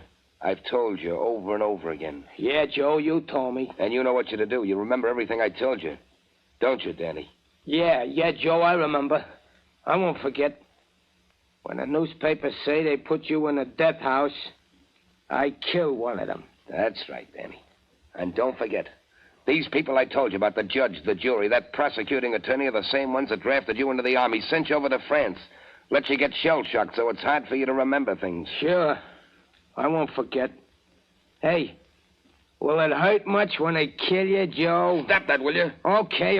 I just want to know. You just keep your mind on the jury and Judge Wilson. Maybe even the governor. You'll get them all, eh, Danny? Yeah, Joe. They won't know what hit them. That's the stuff, Danny. And now, just one more thing. There's a guy that may get after you. He's smarter than the cops. He's the one that really got me. You gotta keep away from him. Don't give him a chance to find you. How can I do that? You gotta keep away from home. Don't go near the flat of the old lady. But Ma will worry if I don't come home No, she won't, Danny. She'll know you got things to do. All right, Joe. What about the fella I can't see? Is he dead? Like all my buddies in the war? The ones that talk to me in the dark? No, Danny. This guy's different. He ain't dead, he's alive. You can hear his voice, only you can't see him. But if you ever hear his voice, you'll know he's near you. Somewhere in the shadows. Yeah? If he talks to me, I'll fix him, Joe. Sure, but not the way you're going to get the others, Danny. 'Cause you can't see him, see? Now, look. You know those old hand grenades you have at home? Yeah? Well, I want you to carry a couple with you. If this guy ever finds you, if he tries to stop you paying him off for killing me, you just pull the pin of a hand grenade and throw it where you think his voice is coming from. That'll get him. All right, Joe. But how'll I know when it's him? You'll know all right, Danny. He has a queer kind of laugh. And he calls himself the Shadow. All right, Breaker. Time's up. Come on, you. Okay. So long, Danny. Don't you forget anything. So long, Joe. I wouldn't forget. I wouldn't forget nothing you told me. Come on, you. Out this way. Shake it up. The poor dope. He'll do it all right. He'll fix him. Every last one of them if I burn. Who's that? I heard somebody, but there's nobody there. Hey, God! Are you surprised to find me here, Joe Brecker? Shadow. So you weren't expecting me. And yet prisons are filled with shadows. Shadows in the minds of men walking in the shadow of death itself. What do you want? You put me here, sent me to the chair. Why can't you let me alone? Because your career of murder is not over. Because I know you mean to carry out the threat you made in court. Yeah. Yeah, and you can't stop me, Shadow. I can. Because you're going to tell me how the jury, the prosecuting attorney, and Judge Wilson are going to be killed. You're crazy. I'm not telling you anything, Shadow. I'm not afraid of you anymore. I got nothing to lose. You are telling me, Brecker. Yeah? You see, I can read your mind. One thought is racing through your mind now. It's mirrored in your eyes, etched on your brain. You're lying, trying to trick me into telling you. All right, I'll tell you what you're thinking about. You're thinking of a man. He acts strangely. That's it. He's shell-shocked. No. Am I right? No, stop it. This man is very close to you. I've got it. He's your brother. His name is... Let's see. Danny, isn't it? No, go away. Leave me alone. Thinking that even now your brother, Danny, is hurrying home to get a high-powered rifle out of a trunk. Is that true? A rifle equipped with telescopic sights and a silencer. You're thinking of Danny's medals for marksmanship. His decorations for valor as a sniper. A sniper so cunning he could hide in an open battlefield. It's a lie. Pick his enemies off at long range and not be seen. That's all I need to know, Brecker. All I need to know. No, you're crazy. You're just guessing. All right, suppose he is. You won't find him. You won't stop him, Shadow. Shut up, Brecker. What's eating you? No. Hey, shut up, Brecker. What's the matter with you? Who do you think you're talking to? It's a Shadow. He's here in the prison. Yeah, well, don't let that worry you, Brecker. There's plenty of shadows where you're going. Come on. Deputies are waiting, and you're heading for the last mile.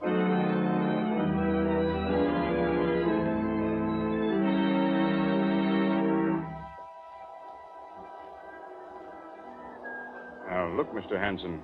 Every one of you jurors are in danger. You shouldn't be here on the street. This death threat may seem like a lot of hooey to you, but I've been assigned to guard you. And if anything happens, they'll send me back to pounding a beat. Well, I'm sorry, Inspector, but I've got my business to attend to, and I can't hide in my office. Hanson, what's the matter, man? Oh, that man, look at him. He's fallen down. Hey, what's the matter with that man? What's going on here? Keep back, get back. Who are you? Greg, homicide squad. This man's been shot. Oh, you're crazy. I didn't hear no shot. Neither did I. But just the same, he's got a bullet right between the eyes. Looks like Joe Brecker is keeping his word.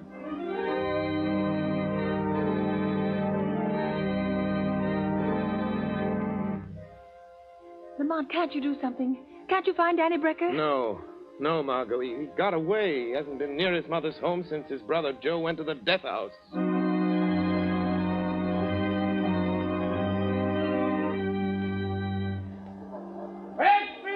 Get me, baby! Two more Brecker jurors shot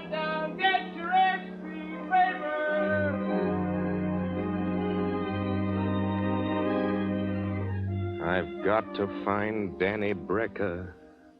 He's somewhere. Hiding somewhere.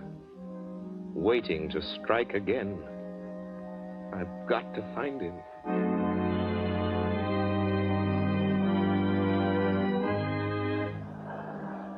Good morning, Mr. O'Hara. I'd like some oranges and potatoes. Good heavens, Mrs. Adams. What are you doing out in the street? I thought the police had detectives watching every one of you jurors that was on the Brecker case. Oh, they've got a detective staying at my house, but I had to have some things for dinner, and I slipped out. Mother, can I have some candy? Yes, dear, of course you can. You just... Oh, Mother. Mother, what's the matter? Why don't you turn to me? Sam! Quick, phone the police. Get a doctor. Mrs. Adams has been shot. Oh, I'm afraid she's dead. Yes, the killer has struck again.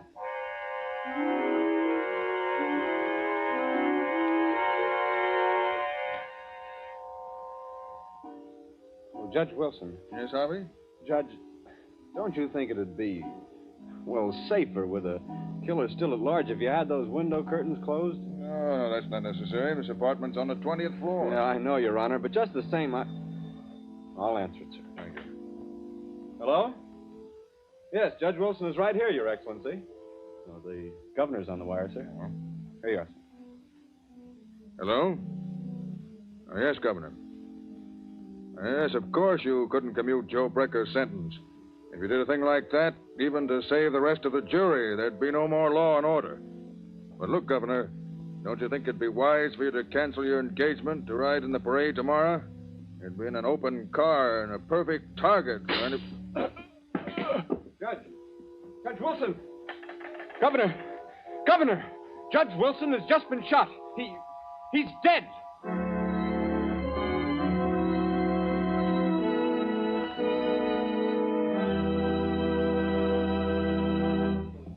The Shadow will continue with his adventure in just a moment. In the meantime, here is a message of particular importance to families throughout this area who supply their own heat. We are now in a period of the year when all fuels are put to their severest test. However, homeowners who use blue coal have nothing to worry about, because blue coal, which is especially prepared for home use, is better qualified to meet sudden changes of weather than other fuels. During mild weather, blue coal banks for long periods with little attention. Then, when the temperature takes a sudden drop, blue coal immediately responds with minimum draft, sending a uniform supply of heat throughout the living quarters of the home. Because blue coal burns down to a fine powdery ash, it is not only an economical fuel, but a particularly clean fuel as well. Furthermore, blue coal is an American product, mined in Pennsylvania by the Glen Alden Coal Company. Unlike a good many other fuels sold in this area, blue coal is prepared exclusively for home use. So that you can be sure of getting more uniform, more economical heat, blue coal is actually trademarked with a blue color so that you can identify it at a glance. There has been a big swing this winter to blue coal throughout this territory. Sales of blue coal this winter in the Middle Atlantic and New England states show an increase of 10.4% over sales for the same period a year ago. So take a tip from these blue coal families. For better, more economical heat, switch to blue coal tomorrow. Ask for it by name. Order a trial ton from your nearest blue coal dealer, whose name will be found in the Where to Buy It section of your classified telephone directory under the name Blue Coal.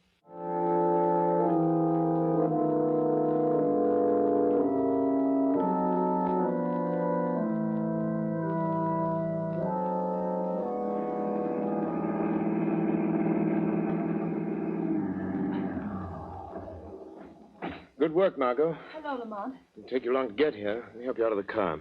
I was waiting for your call, Lamont.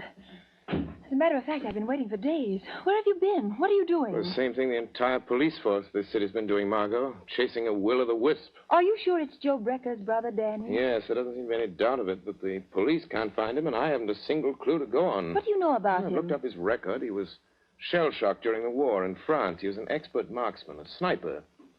Society trained him to kill men. They told him they were enemies, that he should kill them off. And now, with a shell-shocked mind, he's remembering what society taught him. To kill. Yes. And another thing, for the people who've been through that experience, life is cheap. Yes, but these poor people he shot and killed, the jurors and the judge, they were only doing their duty. They're innocent. Yes, individually they're innocent, Margot. Individually, we're all innocent, and yet all guilty. Because this Danny, Joe Brecker's brother, is a product of our own folly. Teaching men to kill in time of war, and yet expecting them to respect life in time of peace. Lamont, why did you want me to meet you here? Oh, I want you to do something for me, Margot. I want you to go into that brownstone house right over there. Joe Brecker's mother lives in the basement. Yes. Joe is scheduled to die at 5 o'clock. That's exactly 10 minutes from now. All right, Lamont. I'll do it. Where will you be? I'll be with you, Margot, as the shadow. I have a feeling Danny may come to his mother tonight, either just before or just after his brother dies. Hurry, I've less than 10 minutes. Here's the house. I'll ring the bell. Lamont, what shall I tell her? That I'm a reporter? Yes, but don't try to make her answer questions. I hear someone coming. Yes? What do you want? Mrs. Brecker, I'd like to speak to you. May I come in? I don't care. You can come in if you want to. Doesn't matter. Nothing matters anymore. Nothing will ever matter again. I know you've been through a terrible ordeal these past days, Mrs. Brecker. How could you know what I've been through? How could anyone know? My one son a murderer, and the other one, goodness only knows what or where. Oh, I'm very sorry. If there's anything I can do. In 3 minutes, they'll be killing my son, Joe. There's nothing anyone can do. It's his brother Danny. Oh, I'm so worried about him. Why doesn't he come? Oh, why doesn't he come home? Ma. Oh, Danny. Yeah. Oh. I'd come. Joe said I shouldn't, but I had to come. I knew you'd want me home tonight. Danny, where have you been? What's Joe been making you do? I just been doing what Joe told me to do for him. Ma, who's that girl there? What's she doing here? Why, she's just a friend, Danny. Just a friend. Come to sit with me. She won't tell nobody I've been here, will she? Oh, no, Danny. She won't tell anyone. Ma, they're gonna kill Joe in a few minutes. 5 o'clock. And then I gotta go out and do one more thing for Joe. Look, it's almost time. Oh, no. No, Danny, no. You can't. I won't let you. Let go of me, Ma. No. Let go of me. Danny. I gotta do what Joe told me. I gotta keep my word to Joe. No, Danny, listen to me. I know who's been killing those people, shooting them. Oh, you've got to give yourself up, Danny. They won't hurt you. They didn't know. You didn't know what you were doing. 5 o'clock.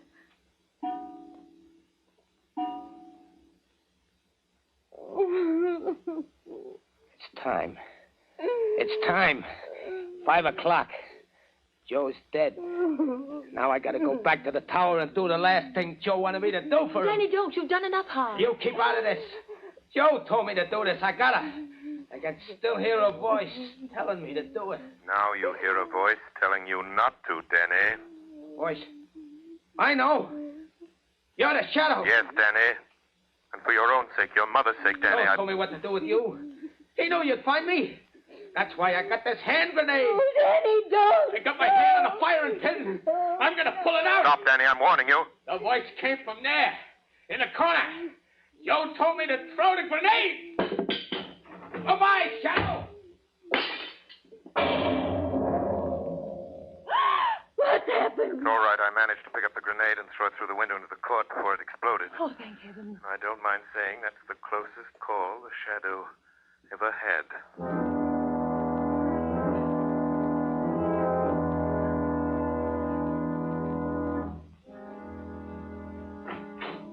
Lamont, how long have you been here in your office? What happened? Were you able to trail Danny to his hiding place? No, by the time I got to the street after that hand grenade episode, he disappeared. But haven't you any idea where he went? Where that tower he mentioned might be? No, I've been working on this enlarged map of the Midtown section, trying to find some tall building, some tower Danny Brecker could use to hide, to pick off the governor. Danny said something about a tower. It must be somewhere along the line of march of today's parade, Lamont.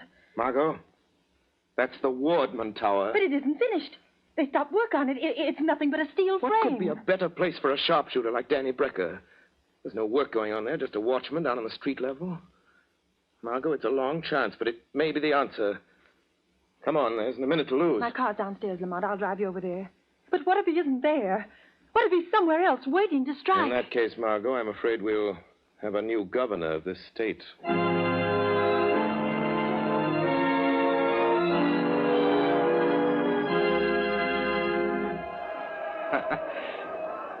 Just a couple of minutes now, Joe. Just a couple of minutes, and the governor's car will come along. And then I'll do the last thing you asked me to do, Joe. Wind velocity 0. Range 300 yards. He'll die quick, Joe. Like you died.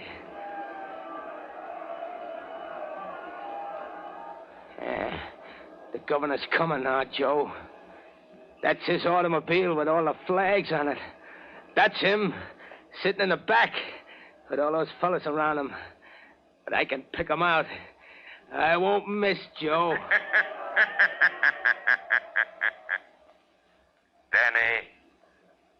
Danny Brecker, listen to me. What was that? Who said that? Who laughed like that? Don't you recognize the shadow, Danny? But Joe said... He said the hand grenade would fix you. You see, Danny, your brother was wrong. Put down that rifle, Danny Brecker. How did you find me way up here? How did you know I was hiding up here among these steel girders?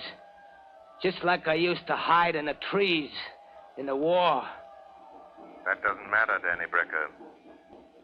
All that matters is that you must not kill any more people.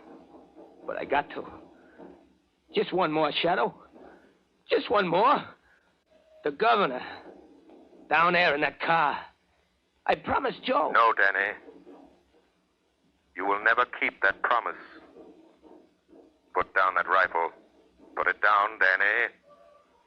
Lay it down on that steel girder and crawl back to the catwalk.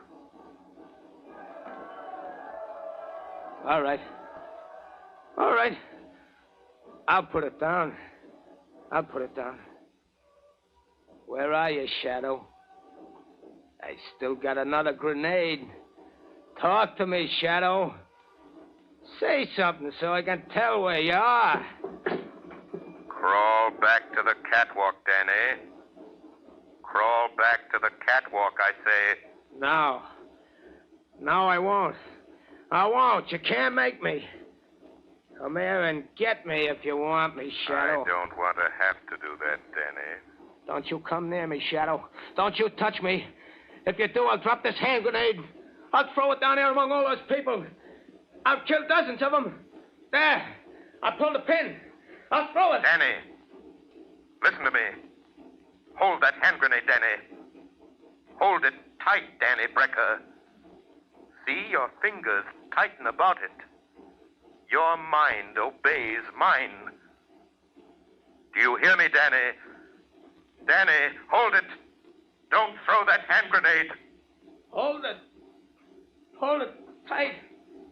Don't throw it. Don't drop it. Don't drop it, Danny. Don't drop it, Danny. Don't drop it, Danny. Don't drop it.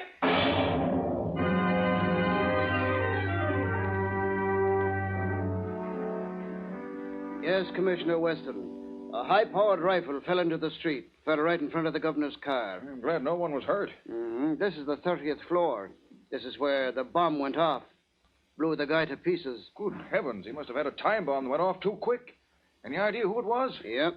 They found an identification card and some newspaper clippings in his pocket, and what was left of him. It was Danny Brecker, Joe Becker's brother. Oh. Well, I guess that's that. Don't suppose we'll ever know what really happened. Anyway, there's one consolation. Looks as if the shadow fell down on this case just as badly as we did. Not quite, Commissioner Weston. Oh, so you got here in time to take credit for this, eh, Shadow? There is no credit.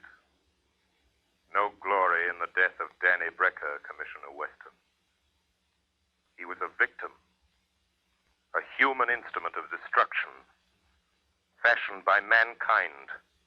That teaches men to kill their enemies in time of war, yet expects them to forget their murderous art in time of peace.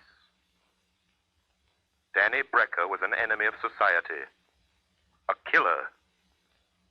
But only because you and I and countless thousands made him one. No, Commissioner. There is no glory in this for you, or the Shadow, or for any man.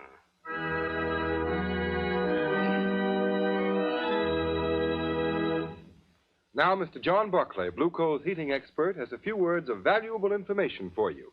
Thank you, Ken Roberts. Good evening, friends. This summer, you no longer need to skimp on your hot water to save money on gas bills. Now it's possible for you to have from 3 to 5 times more hot water than ever before without any increase in cost. In fact, I'm sure I can tell you of a way to guarantee a greater supply of hot water at lower cost. As the first step toward an unlimited supply of really hot water, ask your Blue Coal dealer about hot water tank heaters, sometimes described as bucket-a-day stoves. These heaters are very inexpensive and can be installed at a reasonable cost. Today, these heaters can be installed with an automatic draft regulator, which greatly increases the heater's efficiency and further reduces the fuel bill. Heaters equipped with regulators not only help to maintain a supply of uniformly hot water, but they also make the operation of the heater practically automatic. Your Blue Coal dealer will be glad to tell you all about these heaters and quote a price on the size best suited to your requirements. I thank you. Thank you, Mr. Buckley. And friends, follow Mr. Buckley's advice. And remember this, you can show Blue Coal and the Shadow just how much you really enjoy this program by mailing the request for your free and postpaid copy of the Shadow magazine tonight. I'll repeat the address. Blue Coal, 120 Broadway, New York City, or Blue Coal in care of the station to which you are listening. Don't forget, mail your letter or postcard tonight. And for better heat at less cost, phone your nearest Blue Coal dealer tomorrow. You have just heard a dramatized version of one of the many copyrighted stories which appear in the Shadow magazine. All the characters and all the places named are fictitious. Any similarity to persons living or dead is purely coincidental.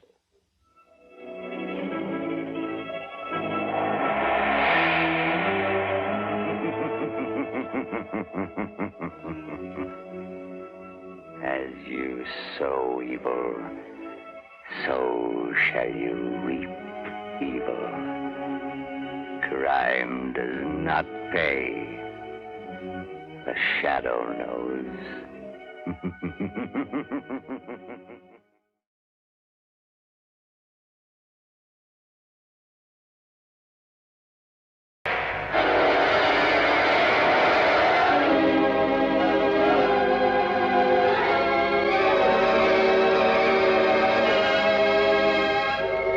Introducing the thrilling adventures of The Shadow, the hard and relentless fight of one man against the forces of evil.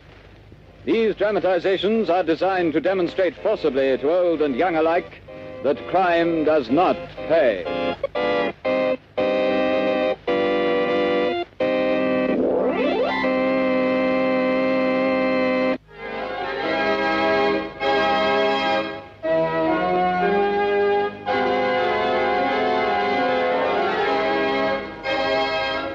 The Shadow, who aids the forces of law and order, is in reality Lamont Cranston, wealthy young man about town. Years ago, in the Orient, Cranston learnt a strange and mysterious secret, the hypnotic power to cloud men's minds so they cannot see him. Cranston's friend and companion, the lovely Margot Lane, is the only person who knows to whom the voice of the invisible Shadow belongs. Today, we present the Shadow in one of his most remarkable adventures, a murder mystery of science and crime, The Phantom Voice.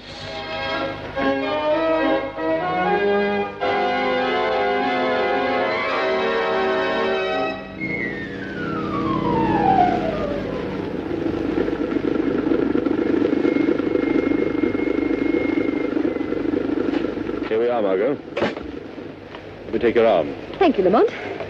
This way, Margot.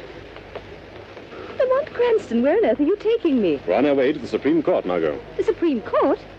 Oh, a murder trial. This isn't a murder trial. Unless I'm badly mistaken, we're going to witness an assassination. What? An assassination. An assassination of the character and reputation of one of the most outstanding public men in this country today. Oh, you mean Robert Durham? Yes. I've been reading about his trial in the papers.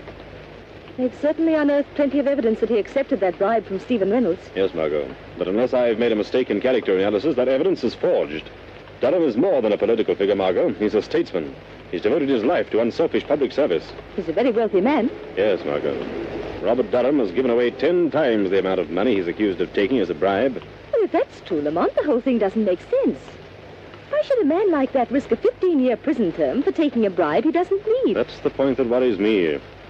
Incidentally, didn't I see that the Crown Prosecutor expects to spring a surprise bit of evidence today? Exactly, and that's why we're here. Come along, Margot. The court's already in session.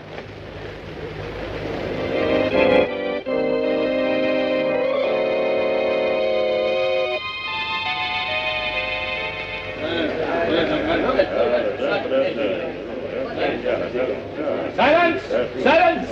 One more such outburst on the part of the spectators of this trial, and I shall order the courtroom cleared. The learned counsel for the defense will now proceed with the case. Your Honor, I have stated the case for my client. I have indicated that by his record, it would have been impossible for him to act as the Crown claims he has acted. I have yet to see any proof that Robert Durham committed any crime. I will now call Durham to the witness box to deny these lies in person. Senator Robert Durham. Tell him take your place in the witness box, please. Silence! Silence! Take this Bible in your right hand. Face His Honor. The evidence you give in this case shall be the truth, the whole truth, and nothing but the truth. Repeat after me, so help me God. So help me God. Robert Durham, you have heard the Crown's allegations that you did, at some time during last December, accept a bribe from the late Stephen Reynolds, whose death revealed a vicious and fraudulent traffic in government control. Yes. What is your answer? I've never accepted a bribe from anyone. My answer is that the whole thing's a pack of lies. Silence! Silence! That is all I have to ask the witness, Your Honor. Mr. Crown Prosecutor.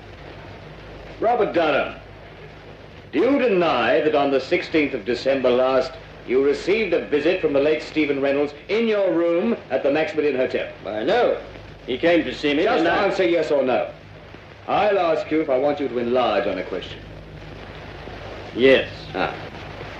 Your Honor, for the information of the court, I'd like to point out that the defense has made much of the defendant's long and seemingly illustrious career of public service. They would have you believe that, like Caesar's wife, the defendant, Robert Durham, is above suspicion. They paraded witnesses to the stand who have told you of his philanthropy, of his unselfish devotion to public service, of his blameless personal life in the past. That we do not contest, refute, or deny. But unfortunately for Robert Durham, he is not being tried for his past. Your Honor, the Crown needs but one more piece of evidence to complete its case, and we have that evidence. Silence! Silence! I beg leave to show the jury a soundtrack motion picture of a meeting between the defendant and the late Stephen Reynolds, whose bribe of £10,000 paid to the defendant is the basis upon which this case is brought to trial. Silence! Silence! Has this motion picture direct bearing on this case, Mr. Crown Prosecutor? It has, Your Honor. Has the counsel for the defense any objection to the introduction of this type of evidence without due notice? My client has nothing whatsoever to fear from the introduction of any authentic motion picture record of any meeting with Stephen Reynolds and himself, even though the picture was made without his knowledge. Very well. The projection equipment is in the courtroom.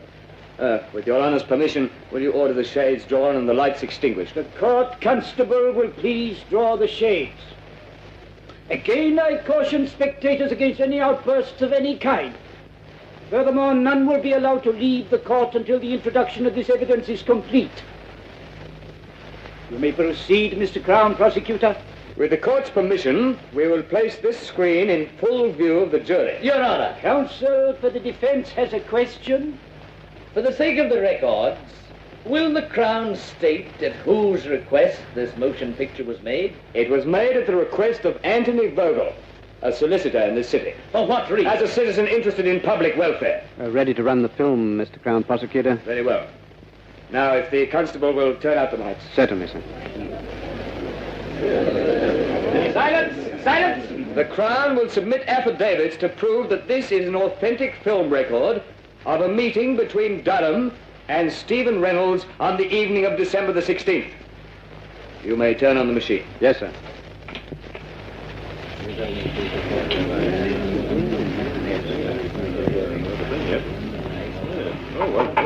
Yes, come in.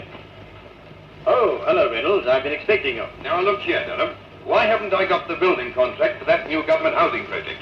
The money's been appropriated. You said you'd use your influence to swing the deal after we fixed you up. Of course, Reynolds. I told you you'd get that contract for a consideration. But you can send me my gift of £20,000 for working it for you, so naturally... Oh, so that's it. You want to be paid off first, eh? Yes, and in cash. No checks. All right. You'll get your 20,000. Get me that contract. I'll be back in an hour with the money. Silence! Silence! That is the end of the film. It's a lie. A lie, I tell you. I never said that. Silence! Silence! Your Honor, I object. My client never had such a conversation with Stephen Reynolds. That picture is a fake. One moment. The court constable will please turn on the light. Your Honor, allow me to remind the counsel for the defense that pictures don't lie. Your Honor, we don't deny that the meeting between my client and Stephen Reynolds did take place in the manner shown in this film, but we deny that any such conversation took place. Have you any proof of that? There are only two people who could know what went on in that room. Robert Durham and Stephen Reynolds. Do you deny the voice was the voice of the defendant? My client admits that it sounds like his voice, but it cannot be, since he never asked nor received a bribe from the late Stephen Reynolds for any reason or purpose whatever. Your Honor, I ask a short adjournment of this trial in order that the defense may have an opportunity to study this film and soundtrack. I object. I do not see how the due process of law will be impaired by a 24-hour delay. Question dismissed. The court stands adjourned.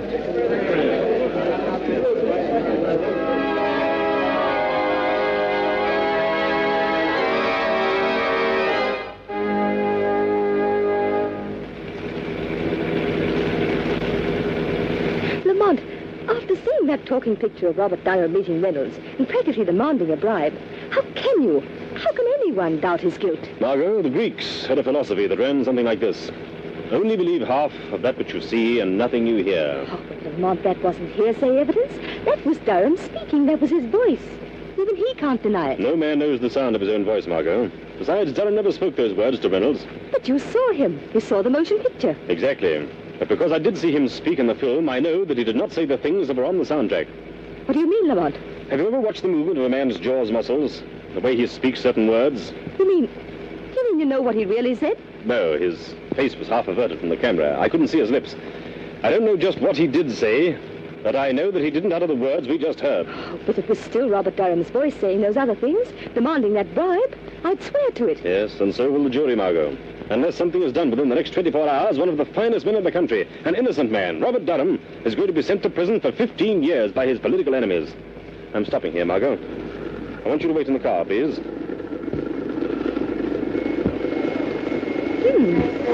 Constitution House? The lawyer's building. What on earth are you going to do here, Lamont? I'm going up to the 7th floor. The Shadow has an appointment with one of the most crooked lawyers in the city. Anthony Vogel, who was so interested in the public welfare that he went to the trouble of having a sound camera planted in Durham's hotel suite the night of December the 16th.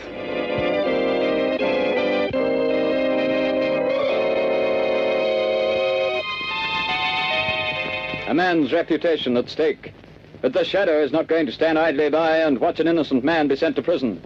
It's a tough fight he's buying into, but the Shadow's about to give blind justice a helping hand.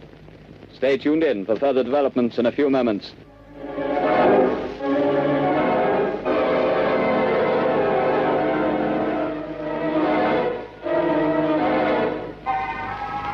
Everything's checked, Mr. Vogel. You certainly put it over. Pulling that sound picture out of the hat certainly did the trick. Yes, but I'm still worried, Travers. Ah, there's nothing to be worried about. Robert Durham's as good as on his way to Long Bay right now. Well, I won't feel happy until he is. Yeah.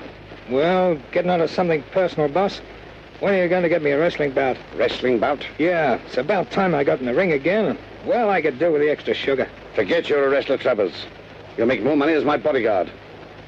Any calls for me when I was down the court? Oh, yeah. Wilson phoned a couple of minutes ago. Now, why didn't you say so? Well, you didn't ask me. What did he want? He wanted to talk to you. Hey, what do you suppose he wanted? More money? I've paid him all he's going to get. Hold on a minute. Perhaps he's read in the afternoon papers that we're really using the soundtrack 4. If he gets chicken-livered and talks... Perhaps we should fix him so he can't talk, eh, boss? What do you mean? Well, he's got a 7th-story flat at the Cross. Perhaps he could fall out of one of the windows accidentally, like. He'd only have to fall once. It might be a good plan if he gets too nosy. All right. You want me to go over there now and take care of it, boss? No, there's no sense doing anything about him until we have to. At the first sign of anybody catching on to what we're doing, then we'll arrange a neat little accident for Mr. Wilson. And now let's take a look at that Wesley murder case. One case at a time, Mr. Vogel. What was that? Suppose we review the evidence of the case against Robert Durham. What sort of devil's trick is this? Where are you? I am the shadow, Mr. Vogel. I can't see you. Nevertheless, Vogel, I'm here in the shadows. Cripes, boss. Somebody's talking and nobody's here. Shut up, Travers. I'll handle this. So it's the shadow. You've come here to play your hypnotic tricks on me. What do you know about the Durham business? I know everything about it. I've been listening to your interesting conversation about this, Mr. Wilson. He seems to play an important part in your case against Durham. Look here, Shadow. I've heard a lot about you. I don't want to fight you. How much do you want to keep out of this? You want me to accept money? How much, Shadow? There isn't enough money in the world to hide what you're trying to do, Vogel. Who is this man Wilson? What part did he play in this scheme of yours? Oh, so you don't know. You're just trying to find out, are you, Shadow? Travers, lock the door. All right, boss. It's locked. Melodrama won't help you, Vogel. Cripes, boss, if I could only see this man. Come on, Travers. You don't need to see him. What do you mean? Give me your hand. Well, all right, but it don't make much sense. You'll see. All right. Now stand up with me against this wall. Now stretch out your arms. Can you touch the side wall at that side? Yes, I can touch it. Good. I can touch it on my side. Now walk slowly to the other end of the room and don't let your fingers move from the wall. Oh, I catch on. Then the shadow can't get past us. You're quick. Now walk forward slowly. Slow, you fool. All right. Well, I don't feel anything. We're almost to the end of the room, boss. Peppy goes away. No, he couldn't get through the door. It's locked. The window's locked, too. Boss, I feel something. I got him, boss. I can't see him, but I've got him. I can't see him, but I've got him. I've got the shadow around the top. He's a man after all. Gee, he's strong. Kill him, Travers, kill him. Perhaps he can. He's choking me. Give me a gun, boss. You don't need a gun. It'll make too much noise. He's weakening, boss. Kill him, Travers. Put that stranglehold of yours on him. If he doesn't let up, he will kill me. Yes, Shadow. This is where you die. Give him some more, Travers. I've got to hurry and take care of Wilson before he gets a chance to talk.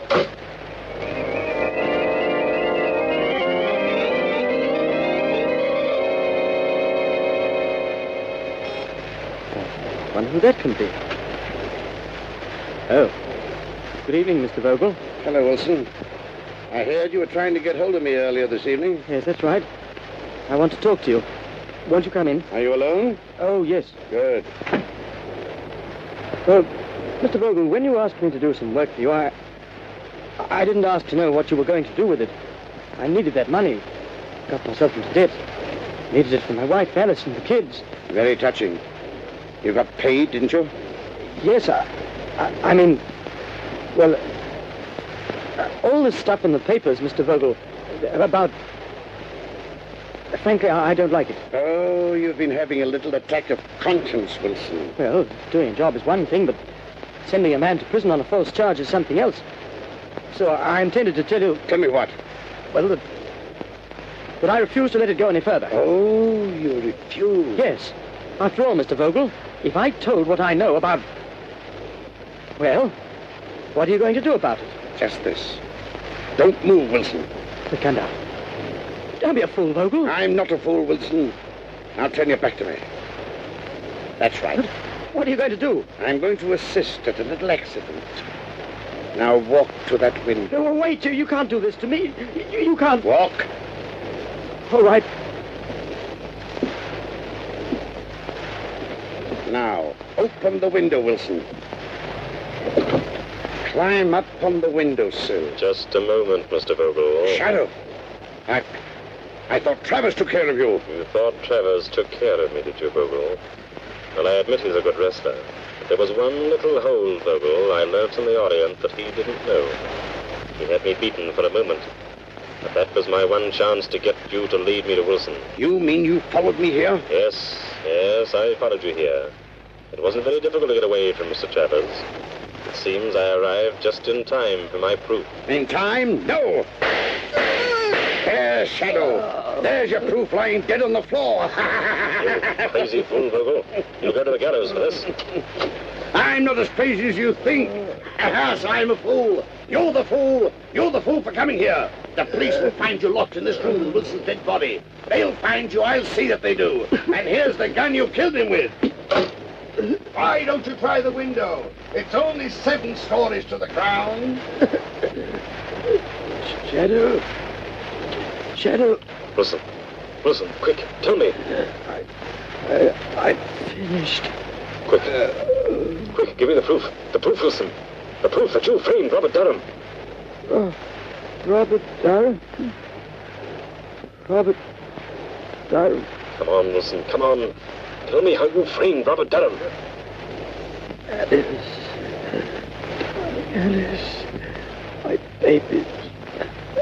Alice. Wilson. Come on. You all right? Unlock the door, Margot. The key's on the outside. Oh, Lamont. I heard the shots and I saw Vogel running out, so I couldn't wait. What's happened? If I hadn't been so stupid, waited too long. I wanted to find out their secret before I spoke. But now it's too late. Wilson is unconscious, I'm afraid. Dying. Vogel has outwitted me after all. Vogel. That's it. Vogel. Shot me in cold blood. He shot me. Wilson, listen to me. Listen to me and think. Tell me, how did you frame Robert Durham? Tell me that, Wilson. Tell me and I'll see that Vogel pays for doing this to you. Robert Durham. Oh, I remember. I'll show you. Help me into the next room. I'll show you. I'll help you. Easy now, easy. I'll get on the other side of it. There. What? And look, it's a recording studio. That's right. It's my hobby. I'm an actor and impersonator. It's my profession. An impersonator? Yes. Help me to that chair by the turntable. I impersonate people. I've imitated Robert Durham's voice dozens of times. Hand me the microphone. Turn on the switch.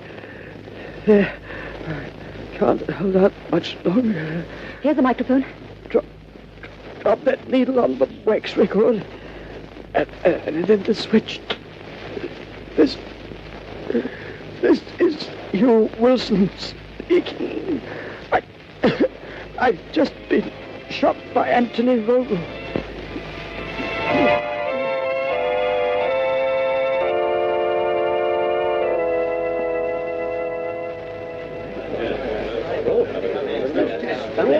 Silence!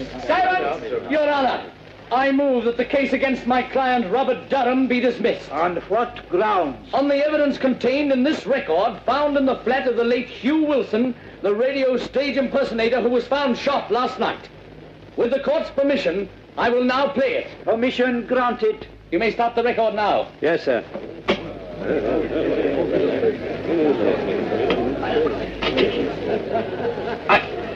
I've just been shot by Anthony Vogel. He hired me to impersonate the voice of Robert Durham. It's my voice on the soundtrack of the picture, shown at Durham's trial. I'll show you how I did it. Listen.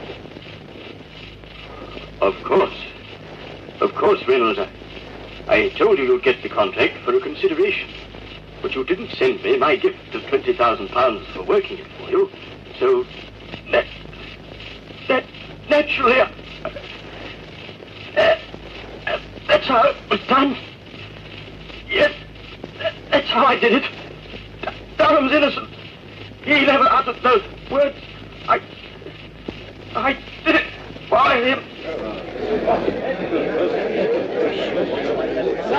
Silence! Well, this is amazing. Incredible. Your Honor, there is one more voice on the record at the end. Listen. The voice you have heard is that of Hugh Wilson, murdered by Anthony Vogel, the man who sought to frame Robert Durham. But Vogel failed, just as in the end all crime must fail, and all criminals pay the penalty of death. Silence! Whose voice was that? That, Your Honor, is the voice of the man to whom Robert Durham owes his vindication. The voice of the Shadow.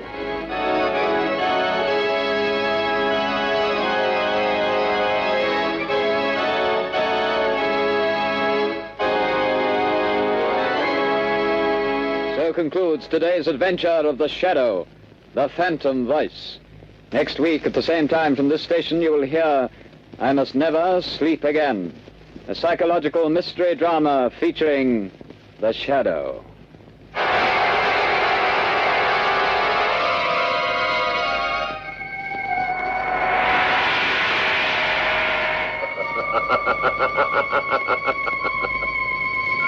As you sow evil, so shall you reap evil.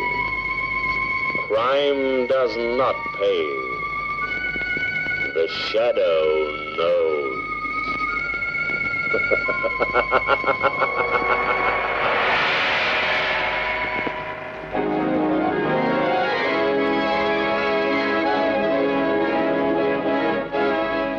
This program is produced by Rich Johnston for Grace Gibson Radio Productions.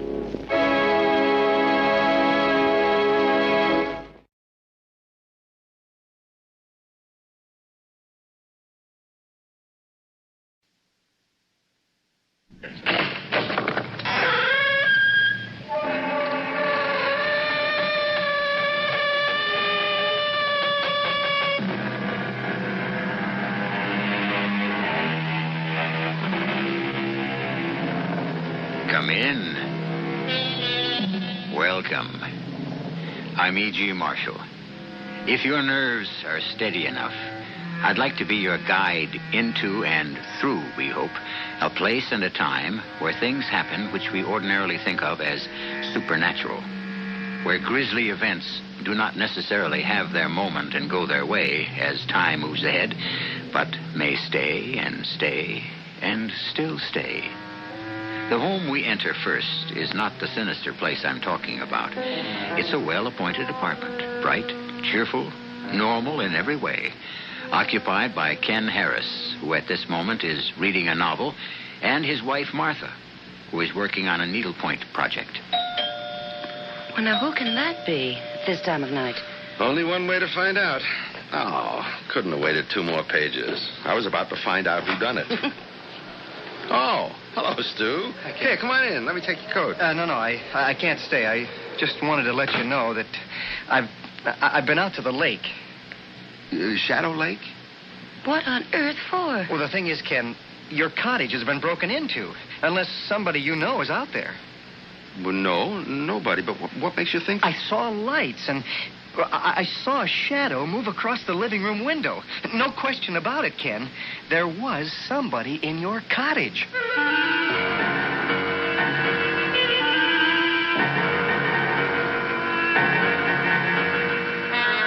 Our mystery drama, Return to Shadow Lake, was written especially for the Mystery Theater by Fielden Farrington and stars Nat Polen and Joan Lovejoy.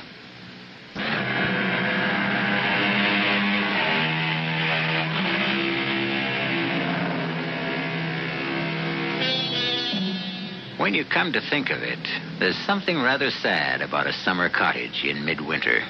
Its purpose is negated. Its rooms, built to contain the sounds of pleasure, are silent. Its meaning has been stripped from it. It is empty, or should be. But according to Stu Ralston, the summer cottage owned by Ken and Martha Harris out on Shadow Lake is not empty, and whoever is in it has no business there.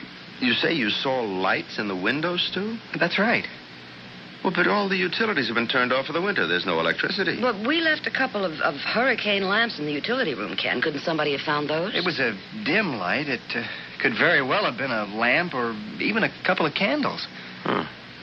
Did you notice if there was a light in the utility room windows, Stu?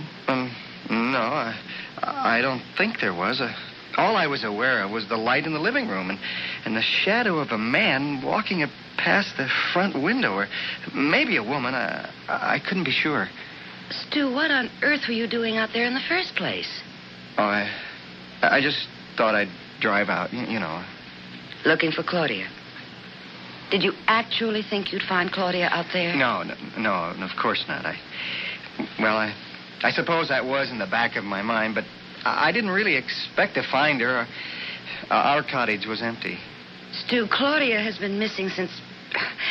Well, it's almost a year now. Do you think it's healthy to keep on this way? I haven't thought much about what's healthy and what isn't, Martha. The police have Claudia listed as a missing person. Case closed. Well, that's all right for them. They weren't married to her.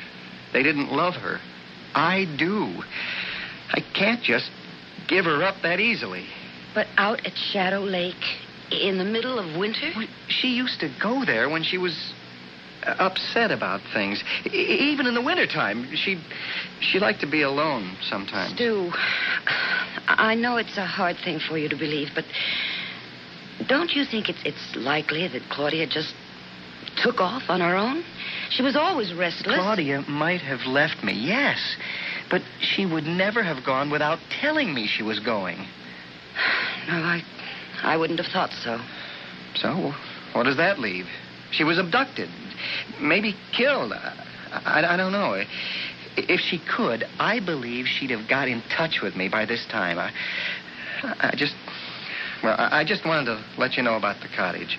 How about a brandy, Stu? No, thanks. I have to get back to my place. Stu, don't let it just devour you this way. You're very sweet to be concerned, Martha. I'll be all right. Ken, will you come to bed?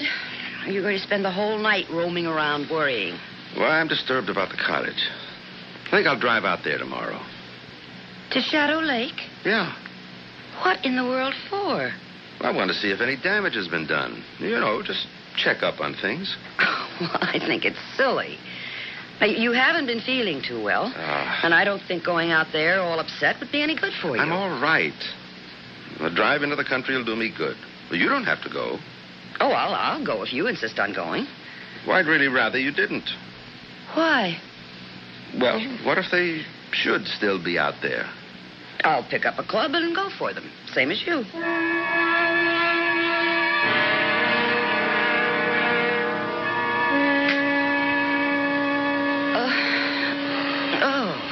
7:30. Ken, wake up. What? Oh. Did you set the radio clock for 7:30? Yeah, I want to get an early start. Oh, I forgot. You still want to go out there, huh? The time is 7:32 on a miserable Sunday morning. Heavy snow warnings are out throughout the area. Motorists are advised to stay off the highways if possible. An accumulation of 5 to 8 inches of snow is predicted. The temperature right now is 18 degrees, and it won't get out of the 20s all day. Cloudy and cold tomorrow with a strong possibility of continuing snow. So if you're in bed, stay there. If you're not, go on back. Well, so much for driving out to Shadow Lake. I've driven in snow before. But you're still not thinking about going, are you? Didn't you hear what the man just said? Yeah, he said it's snowing. 5 to 8 inches. Oh, it never snows as much as they say it's going to. I've got studded snow tires. Even got chains in the trunk if I need them. Ken, why are you so determined? It's way out of proportion. Can't you see that? Well, I told you, you don't have to go. Well, actually, what you told me was you'd rather I didn't go. No, I'll go.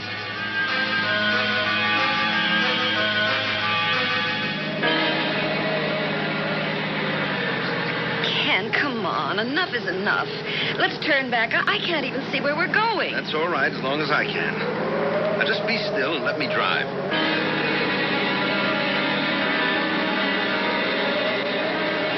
All right.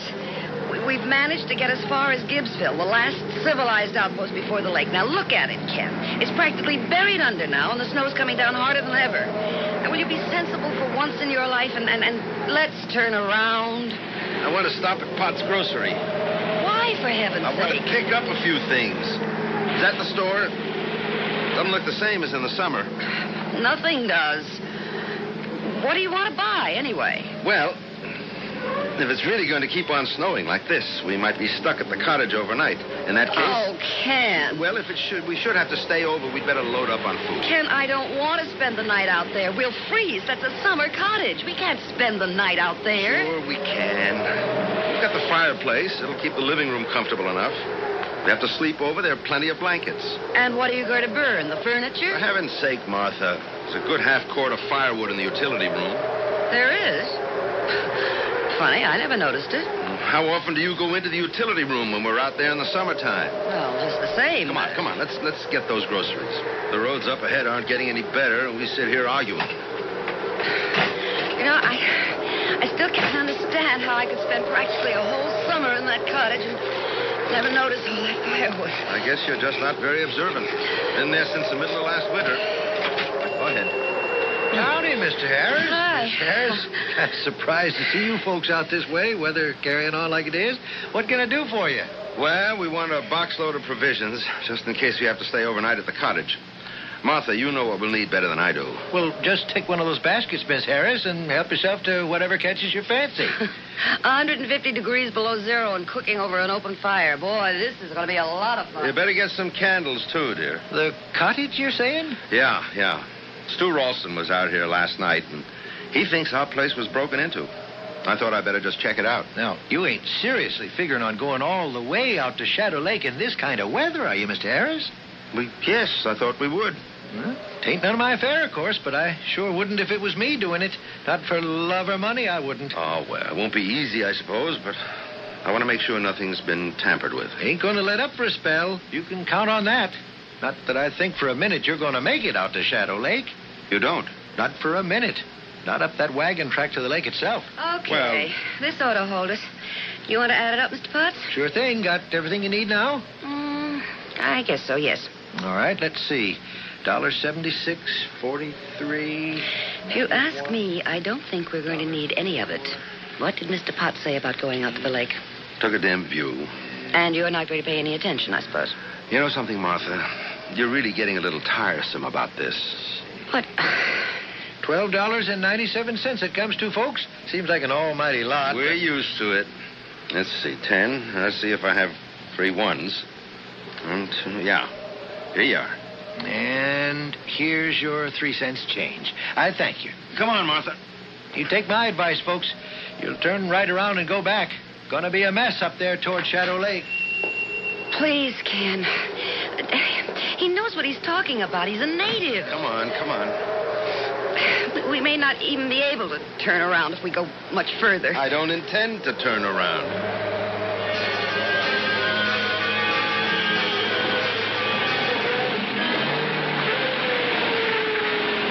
Okay. You wouldn't listen to me or Lou Potts. So now we're stuck. Stop sounding like doomsday. I can rock us out of here.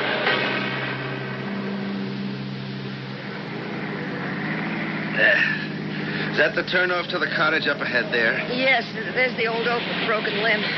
Are you actually going to try to drive up that ruddy little lane to the cottage? Doesn't look good, does it? No.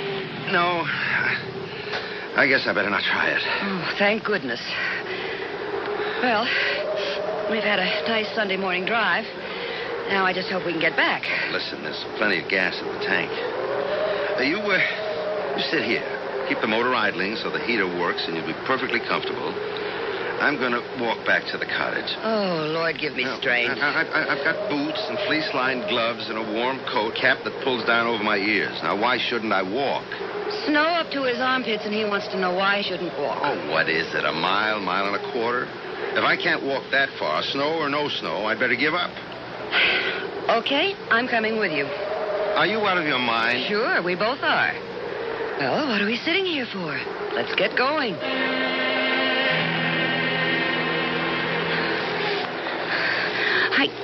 I can't, can I? I just can't. I told you that before we started. All right. Do you think you can make it back to the car alone? Will you go ahead to the cottage? No, thanks. I'll make it somehow.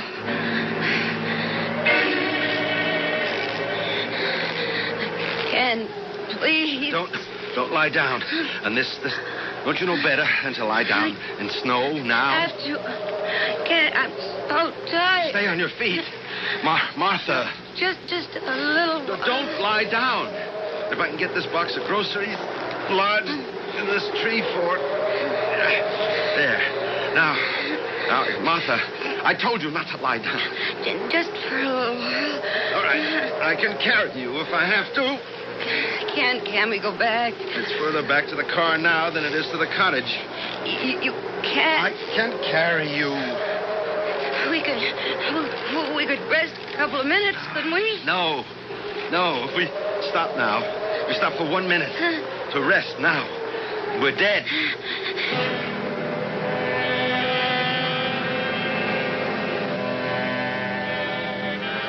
They say it isn't a particularly unpleasant way to die, freezing to death. There's no pain. You simply drift off to sleep, and that's all there is to it. Seems to me the only people who can tell you with any authenticity what it's like to die, no matter what way, are the people who have died, and they don't come back to talk about it, do they? I'll be back shortly with Act 2.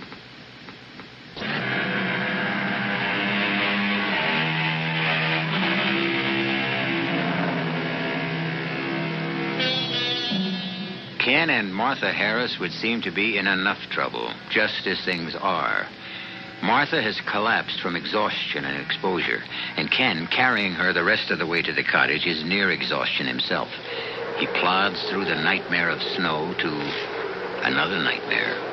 For what awaits him at the cottage, if he makes it, is far more terrifying than any accumulation of clean white snow.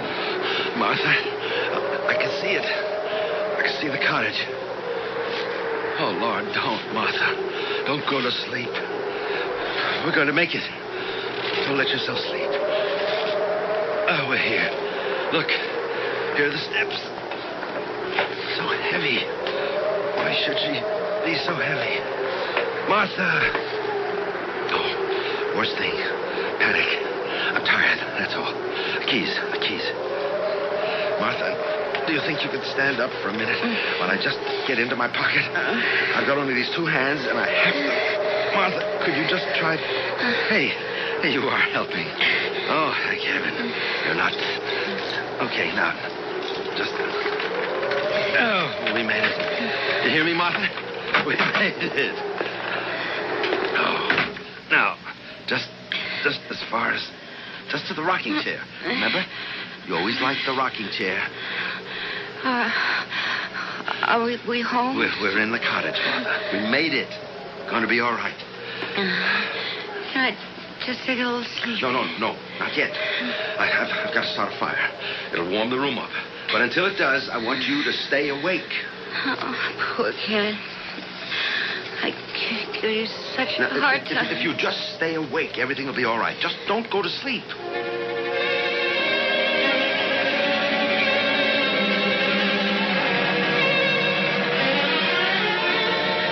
Okay. Good fire going. You're wrapped up in blankets. Everything's going to be all right. Oh, my feet are beginning to hurt like anything, Ken. Good sign. Means the circulation's coming back. I'm so tired. Well, it's warm enough now for you to take a nap.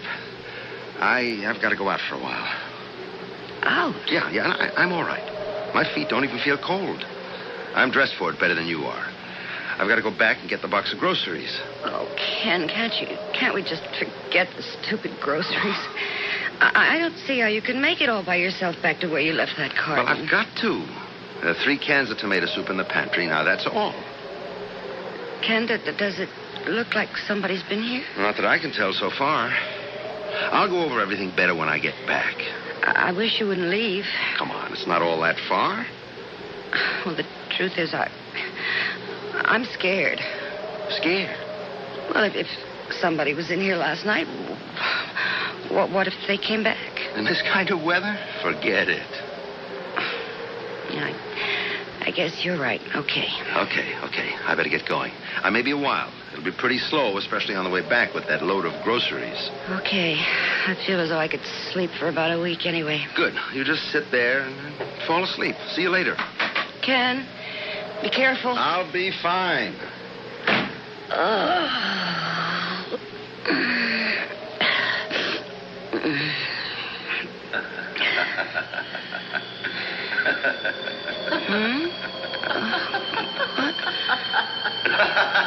What?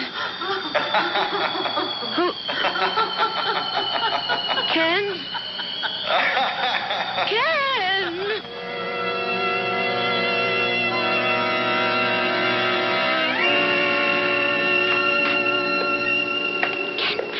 Be quiet. Don't make any noise. What the hell are you doing wandering around without even any shoes on? What is it? What's the matter? Ken, there's somebody in the cottage right now, right this minute. What makes you think that? I heard them right after you left, a man and a woman. They were laughing. Right after I left? Yeah, I went to sleep. I couldn't have been more than a minute, and they woke me up with their laughing. Well, you must have dreamed it. No, absolutely not. I was not dreaming. The laughing woke me up, and they kept on for a while. For a while after I was awake. Ken, I know I was awake. And then when I called out, they stopped. Did you look for them? No, I couldn't. I was scared. Okay, I'll go check it out. Just let me get this carton out to the kitchen. It weighs a ton. Oh, I'll come with you while you look for them. All right. Feet still hurt? Some, but not as much as they did. I can walk all right. Okay. I want to check out on the utility room first. Well, you were in there when you got the firewood, weren't you? No, I'll look again. You just stay here, just outside the door. No, I'm coming in with you. Will you stop that? Just once, will you do as I say without giving me an argument? Oh, all right. Just outside the door here. Just until I've had a look around. I said all right. Nothing's been disturbed in here. No, everything's normal in the utility room as far as I can tell. Well, what was all that stamping you were doing? Oh, just some snow I had left on my boots. Could you tell where the laughing was coming from? I mean, what direction?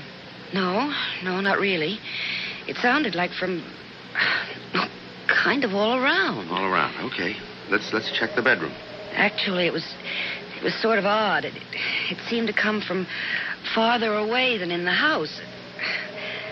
Silly, of course, but... it had to be in the house. It could be a skating party from Gibbsville or somewhere. The lake must be frozen over. It came from inside the cottage. Well, you can see there's nobody in the bedroom. Where would it have come from? You were in the living room. There's nobody in the kitchen, the utility room, or the bedroom. Now, that's all the rooms we have, Martha. I didn't dream it.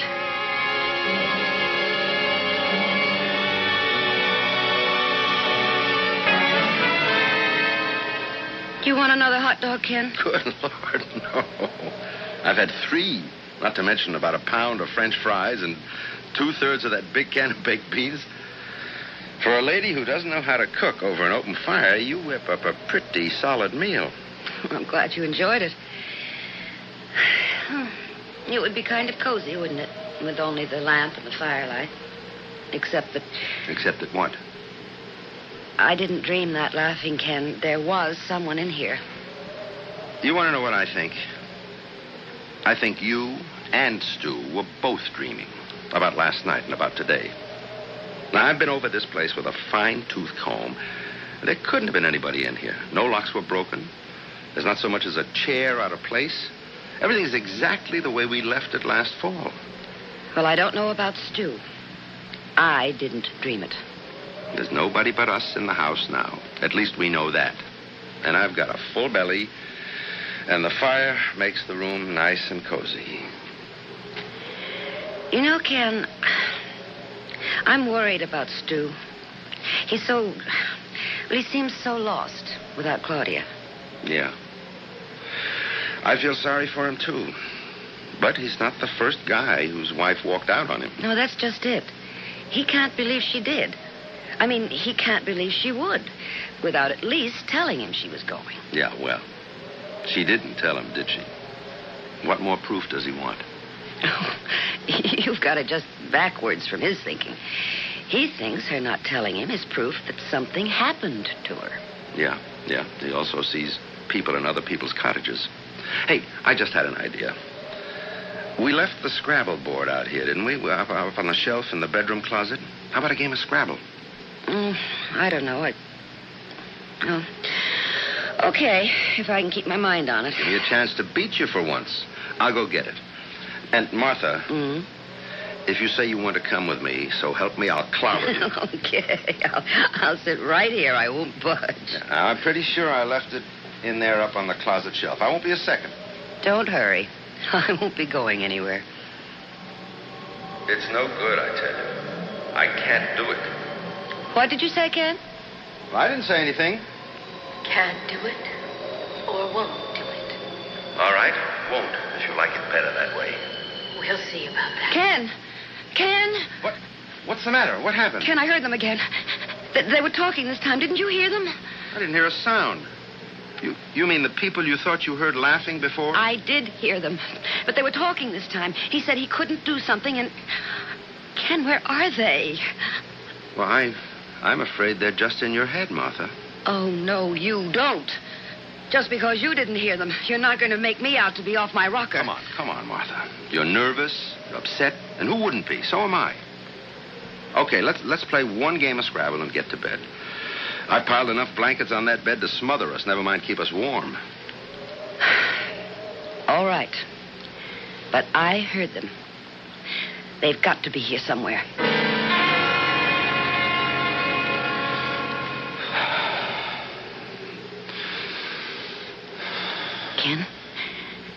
Ken, wake up.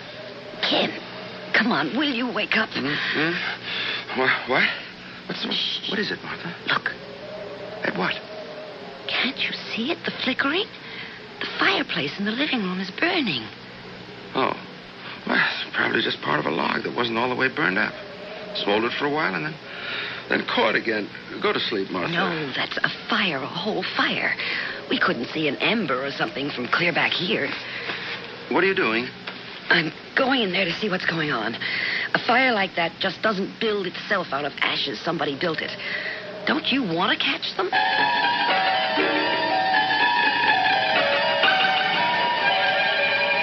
All right. Now, don't talk. We'll just sneak up to the living room door and see what's going on, okay? Okay. Did you hear something? Not a damn thing. Don't talk anymore. Just let me get a look through the door and... Good Lord. I can't understand why you're so glum this evening. You seemed happy enough this afternoon. Ken, it's Claudia. Can't you see her? She's come back. It's Claudia. Dear God. It's Claudia, all right. Be quiet, they'll hear you. I don't think so, Martha. I don't think they can hear us. It's not as if I'd dragged you out here or something. You might as well have. You knew I didn't want to come. It can't be. Ken, that man looks like you. Yes. But it can't be. Apparently it can be, Martha.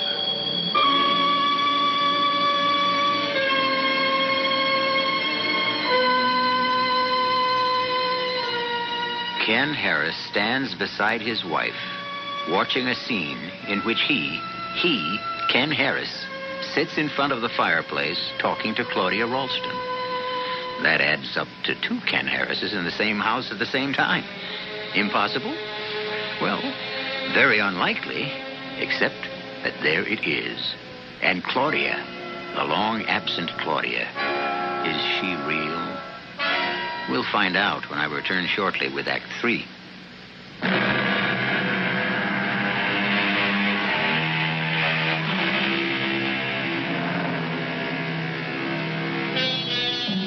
It is held by some that events of great dramatic impact may leave their imprint so deeply stamped upon the scene of their occurrence that it is never totally erased, not by the absence of the participants, nor by the passage of time.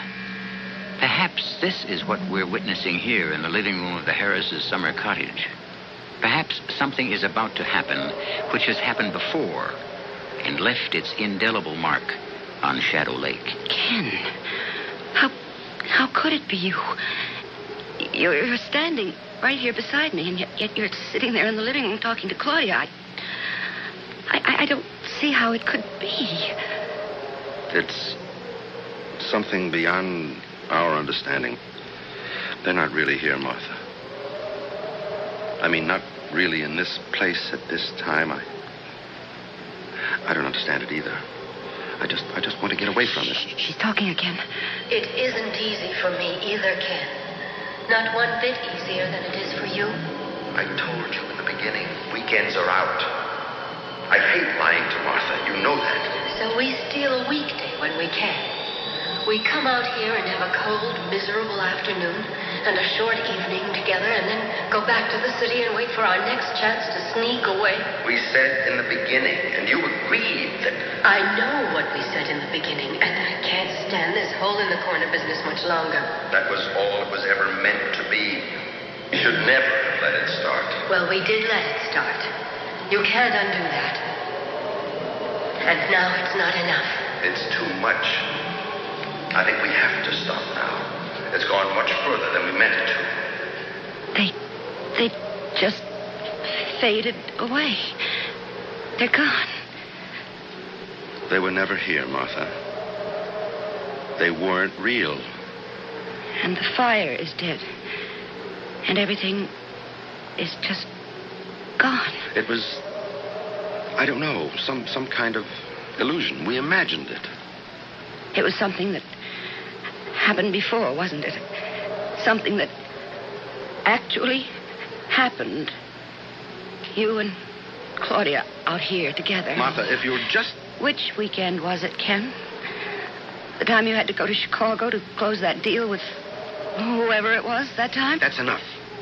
We're going to get dressed and get the hell out of this place before it drives us both nuts. Now, where... No, we're not. We're staying right here. But, Martha... I'm scared. But I have a feeling they'll be back. And I'm staying till the end. All right. If you want to see the end, we'll stay. You'll be sorry, but we'll stay.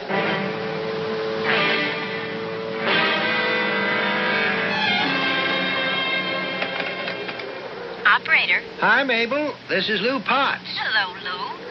What in the world are you doing up this time of night? Oh, inventory. Have to do it sooner or later, and I wasn't anxious to leave the store in this kind of weather. Oh, ain't it awful? Still snowing, looks like, out the window. Yep, still snowing. What can I do for you? Do you happen to know, is the sheriff still in his office, or did he close up and go home? In his office 5-10 minutes ago. Why? Want me to ring him? No, I just thought if it turns out he's still in his office, maybe I'd stop by and say hello. Some kind of trouble going on, Lou? Wouldn't you know it before I did if there was?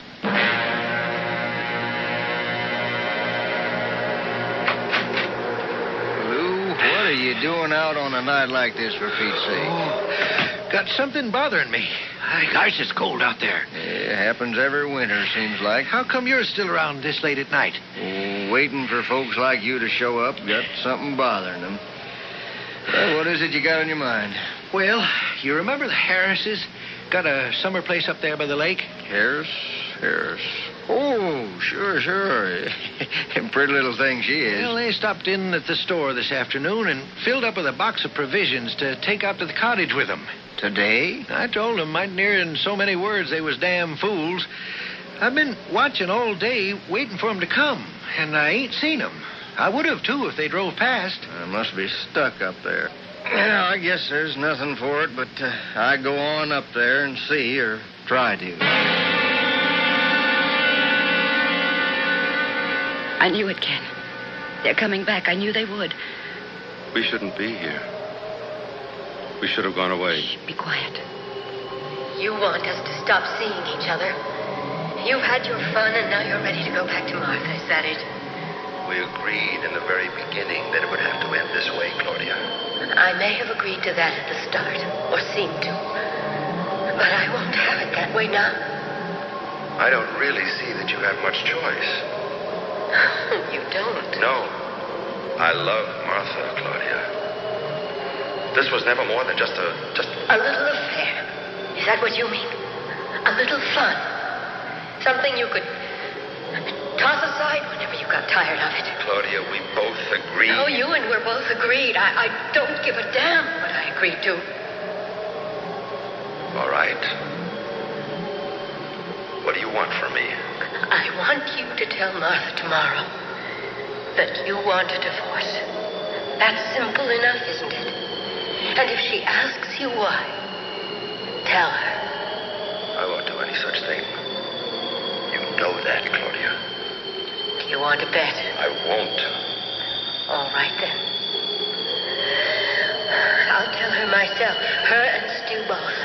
Let them do the divorcing. And don't you think they won't. I only hope Stu doesn't blow your brains out. You're not going to do that, Claudia. Do you think you can stop me? Yes. I think I can. You're not a very nice person, really. Yes, I'm quite sure I can stop you. They've faded away again. Just faded away, as if they were nothing but air. Less than air, Martha. They're nothing at all. They're a memory. Okay, you've seen the end of it. Now, will you come away with me? Oh, no. That wasn't the end of anything, Ken, and you know it. Martha, I told her I love you. You heard me tell her that. Oh, yes, sure. After you and she Martha, had... don't. Please, don't. Don't what? Cry? Not for $1 million. I want us to leave this place now. You go if you like. I'm staying for the end.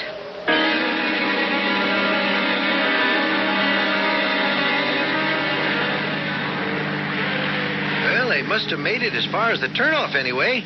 I ain't seen hide nor hair of the car. Oh, there it is. Yep, up ahead there. That heap of snow? Yeah, must be. Stopped just this side of the turnoff to the lake. I sure hope they had enough gas to keep the heater going. Else they're frozen to death by now. Yeah. Well, don't look like there's anybody in the car, Lou. I guess I'll just have to walk on up there myself. Why, you're as crazy as they are, Al. Yep. Now, you sit here and stay warm, Lou. I got snowshoes in the trunk. Son of a gun. Now, who'd think of snowshoes? A night like this, the sheriff would. Don't know why I didn't open a grocery store instead of running for sheriff. It's weird. The way they just materialize. It isn't real. Why are you looking at me like that, Ken? If you have anything silly in mind, you can just forget it. Silly?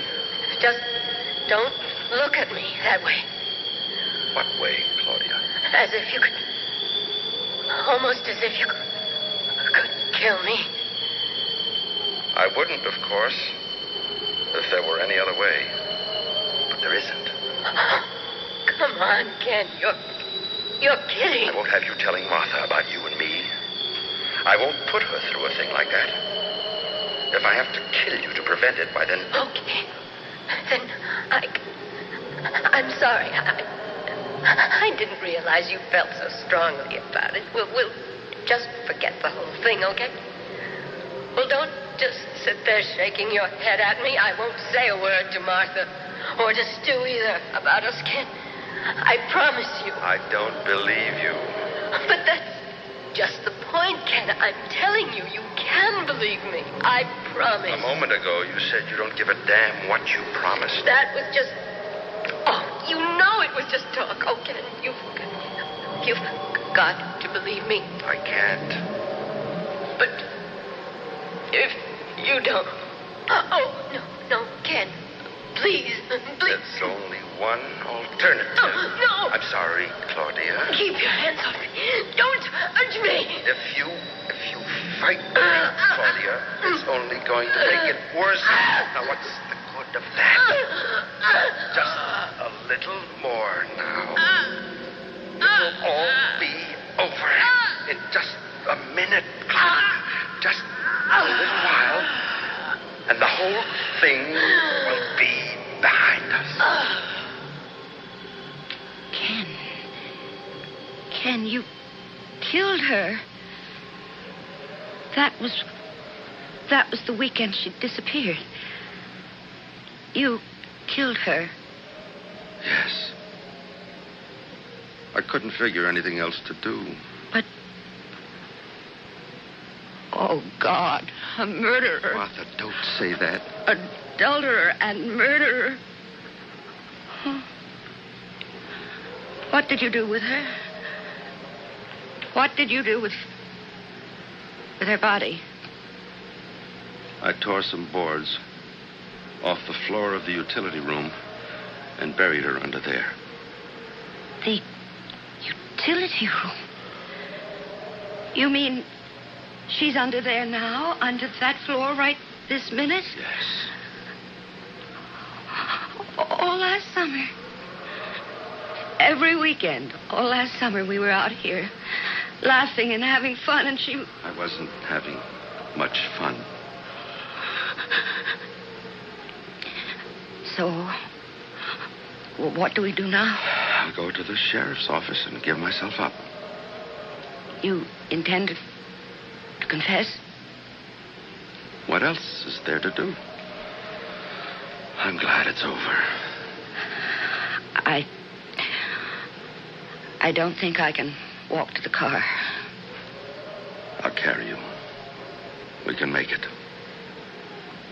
There's nobody else who knows about this, is there? Just me. Nobody else even suspects. It doesn't matter. I told you. I'm going to give myself up. I know what you told me. It would be so easy. What would be easy? You carry me part of the way. Far enough so I can't get back, and then just leave me in the snow to die. The way you might have done yesterday. Martha. You're a murderer. You killed Claudia to save yourself. Why not me? I wouldn't. Martha, you know I wouldn't. Well, there's only one way to find out for sure, isn't there? Let's go.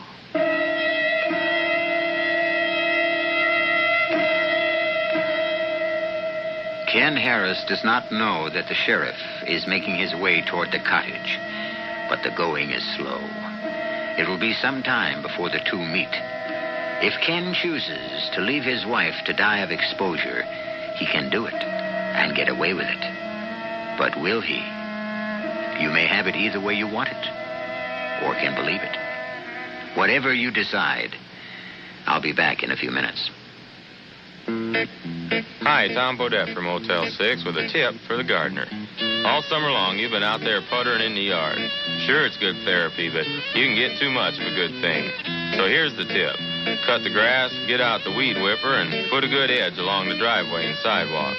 Then hang her up in the garage and take a little vacation. See some sights, get some new landscaping ideas, and stay at Motel 6. We got over 500 locations coast to coast, and along the way to any of them, you can see the flora this country has to offer. And no matter where you go, you'll get a clean, comfortable room for around $24, the lowest prices of any national chain. Call 505-891-6161 for reservations. Then with the money you save, pick up some caladium bulbs. They're a hardy little plant and do well in the shade. And when they come up in the spring, you'll be the envy of the neighborhood.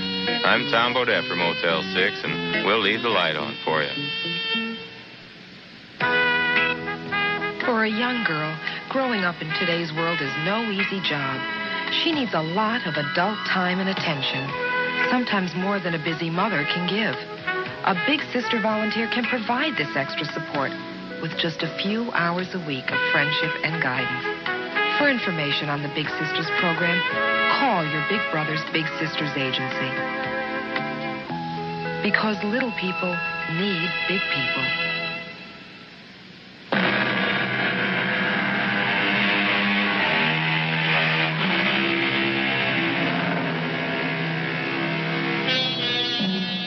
A murderer, a reluctant murderer, granted, has either been exposed for what he is or has been prodded to the brink of a further and even more despicable crime. And the force that brought him to this plight was supernatural, according to our present standards of what is and what is not natural. Could it be that there is a department of criminal investigation operating on a level not yet recognized by our very exact sciences? Our cast included Joan Lovejoy, Nat Polan, Joan Loring, Bob Caliban, and Robert Maxwell. The entire production was under the direction of Hyman Brown. Hi, this is Harry Anderson with a tip from the Arthritis Foundation. If arthritis makes it difficult for you to shake hands, here's something that can help. Try to grasp the other person's wrist as they extend their hand to you. This prevents the person from squeezing your hand. That's just one of the simple but ingenious ways that you can make life with arthritis a little easier. And you can find many more helpful hints at your local chapter of the Arthritis Foundation. Give them a call. They'll be glad to help. They know it's time we took arthritis seriously. Don't. Please don't. Please don't do this to me. 18 months ago, this 29-year-old woman lived every woman's worst nightmare. Where do you go to put the pieces back together? She got help at a rape crisis center. They got help from the United Way. Thank God, the United Way got help from you. The United Way. It brings out the best in all of us. A public service of the Advertising Council. This is E.G. Marshall inviting you to return to our Mystery Theater for another adventure in the macabre. Until next time, pleasant dreams.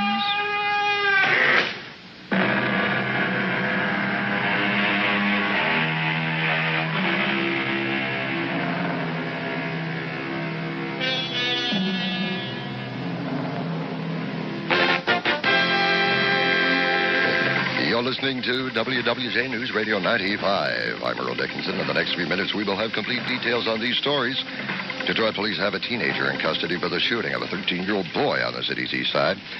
Oak Park police still searching for a missing 9-year-old boy. The FBI and Woodhaven authorities continue their search for an armed robber. And a former church in a Chaldean community is bombed in Detroit. CBS News is next. These stories come up, of course, along with sports at 1:15, at which time we'll have those race results as well. Weather Command tells us not a bad weekend. A lot of sunshine. We look for a high later today, about 72, and our high on Sunday creeping into the upper 70s. All news, all the time. News Radio 95. WWJ, Detroit. CBS News. I'm Jim Shep. But John Burke, the jury foreman, says that the jury did not sit in judgment of a celebrity, but... Detroit. CBS News. I'm Jay Jones. A Los Angeles federal...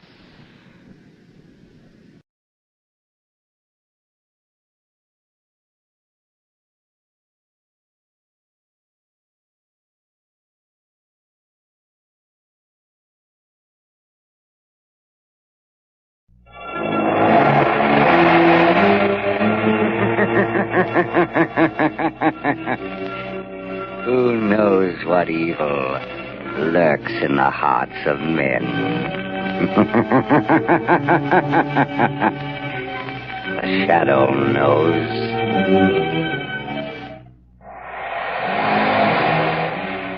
Blue Coat presents The Shadow, the mystery man who strikes terror in the very hearts of shopsters, lawbreakers, and criminals.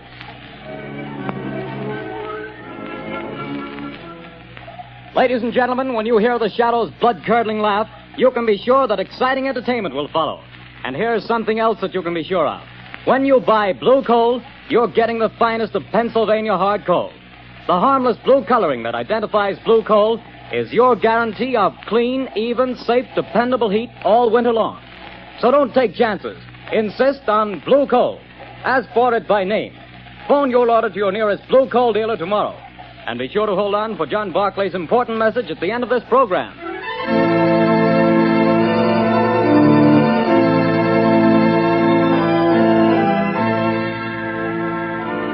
The plot murder announced for today has been postponed. Today, the Circle of Death.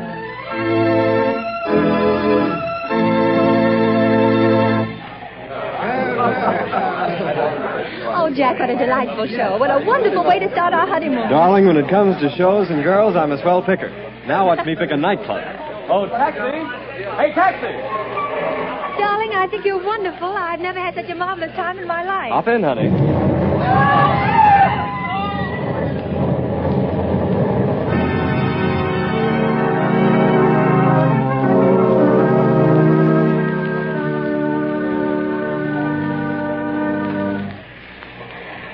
Well, things are pretty quiet around the theater district tonight, Bill. Yeah, pretty thin crowd.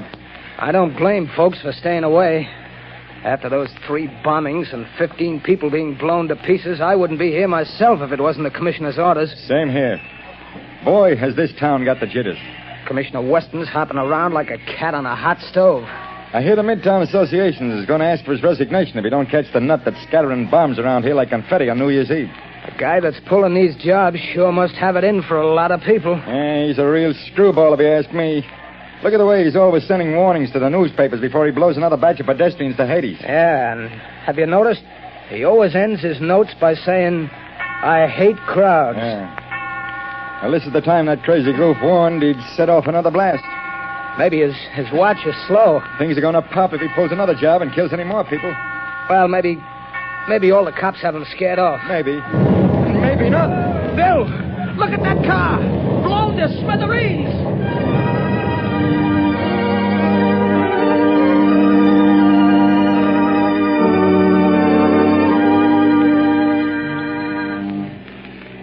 Mass killer strikes again. 5 more dead. Get your paper here, pad. Read all about the mad maniac's latest slaughter. It's horrible, Lamont, horrible. It's senseless and insane, Margot. Crimes like this always are. Turn on the radio. It's time for a news bulletin. There's a switch on the dashboard. All right, Lamont. Turning the attack upon the inefficiency of the police department. Tonight at Midtown Hall, a meeting of businessmen of the entertainment world and property owners is in progress. Police Commissioner Weston has been asked to defend his department and produce results or resign. That's enough, Margot. Washington, D.C. Now listen carefully. Yes, Lamont. I want you to go to that protest meeting right over there at Midtown Hall. Commissioner Weston is speaking, and the crowd is pretty certain to heckle his explanation of the failure of his department to catch this fiend. I'm sure of it. Now, here's what I want you to do. Keep quiet and watch your chance. Then I want you to cry out that Shadow could solve this crime without half trying. Aren't you flattering yourself? Never mind that, Margot. I have a very definite reason for doing this. But a lot depends on your getting the crowd to take up your suggestion. I'll do my best, Lamont. But where are you going? I won't be far away. Hand me that leather case on the floor. Here you are. Am I permitted enough womanly curiosity to ask what's in it? Just a little wiretapping device. Telephone? No. No, Commissioner Weston will be talking over the loudspeaker system in Midtown Hall. Don't be surprised if the Shadow interrupts his speech. Now remember, Margot, cry out at the psychological moment. Hundreds of lives depend on it.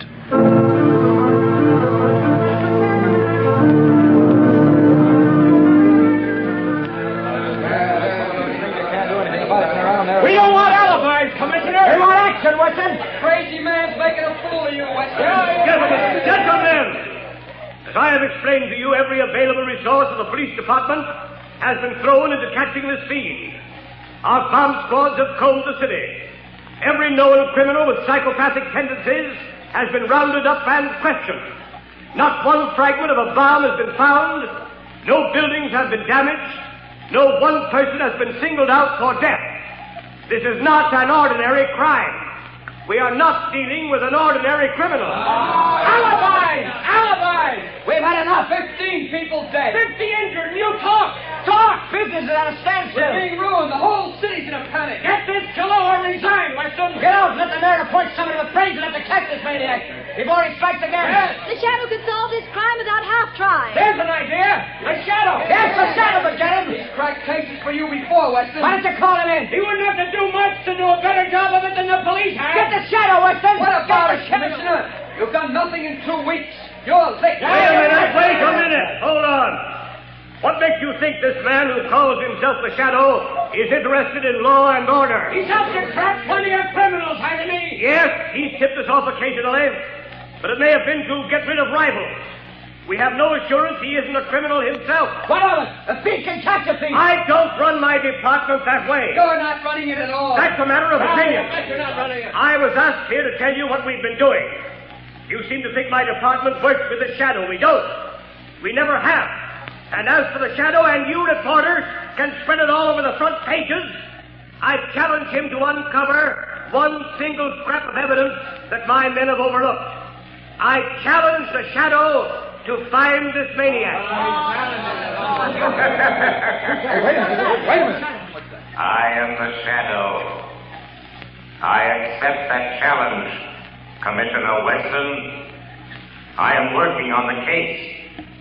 Gentlemen of the press, it will not be necessary for you to print the Commissioner's challenge, but you can print this challenge to the arch fiend behind this reign of terror. Print this, gentlemen. The Shadow will trap the mass killer if he dares walk through the Central Arcade during the rush hour between 5 and 6 tomorrow night. Remember, the Central Arcade between 5 and 6 tomorrow night. I dare him to come to walk through the Central Arcade.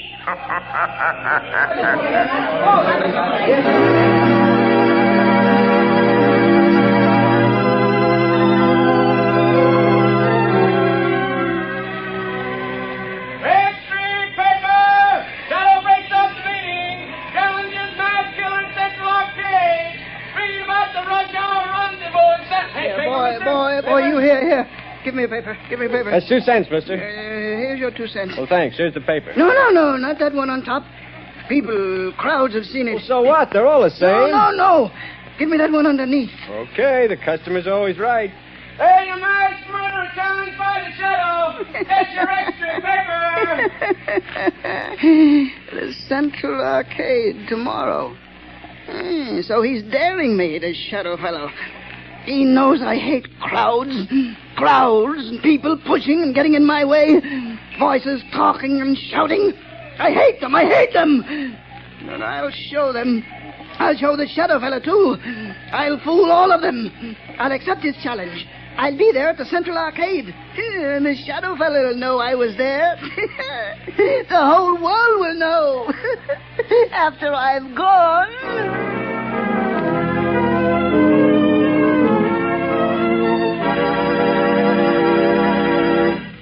Your orders have been carried out, Commissioner Weston. Good. There'd better not be any slip-ups. 200 patrolmen are stationed in the neighborhood of the Central Arcade. 50 picked men of the plainclothes and bomb squad will be in the crowd. If there is a crowd. There'll be a mob after all the publicity. If I could get my hands on the Shadow, I'd wring his neck for this. What time is it? A little after 4, sir. We better get down there pretty soon. Yes, sir. Shall I take that call, sir? No. I've been waiting for this. And if it's who I think it is... Hello. Listen to me, Shadow. No, Commissioner Weston. You listen to me. I'm listening. Quick, Collars, trace this call. Yes, sir. Don't bother, Commissioner. You can't trace this call. I've tapped a line, just as I tapped the Midtown loudspeaker system last night. So that's how you pulled that crazy stunt. You're a fool, Shadow. Don't you realize you've endangered the lives of thousands of people? Nothing will happen if you do not interfere. I don't take my orders from you, Shadow. You're not running the police department. I'm not giving orders, but I need your help. Just do one thing for me, and you and not the Shadow will get the credit for the capture of the mass killer. Oh, yes?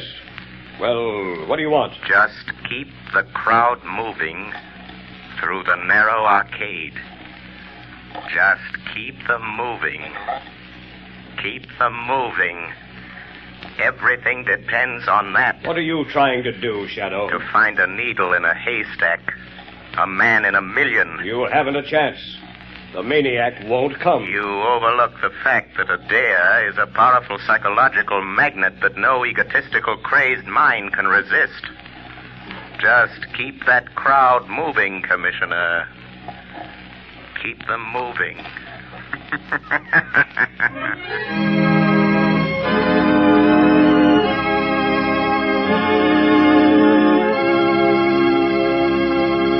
When you start figuring ways and means to save money for Christmas gifts, fuel is probably the last thing that comes to mind.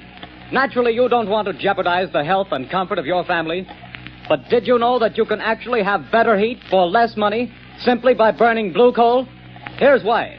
Blue coal is a rich Pennsylvania anthracite. The fuel that furnaces, space heaters, and cooking ranges in this part of the country were especially designed to burn. And while other fuel prices are advancing, the cost of anthracite is not. No wonder thousands of homeowners are switching back to anthracite. No wonder anthracite is the fuel that is used for cooking purposes on the nation's cracked passenger trains. They've tested all kinds of fuel and found that anthracite is far more economical because it burns long, steadily, evenly, with minimum drafts and less attention. Now, the cream of all Pennsylvania anthracite is blue coal. It comes from the mines of the famous Glen Alden Coal Company. It's tested and retested for purity and uniform sizing. Blue coal is prepared especially for home use, and it comes in all domestic sizes: egg, stove, chestnut, and pea. So if you want clean, even, dependable heat at lowest cost, always order blue coal. Phone your nearest blue coal dealer tomorrow. You'll find his name listed in the Where to Buy It section of your classified telephone directory under the name Blue Coal.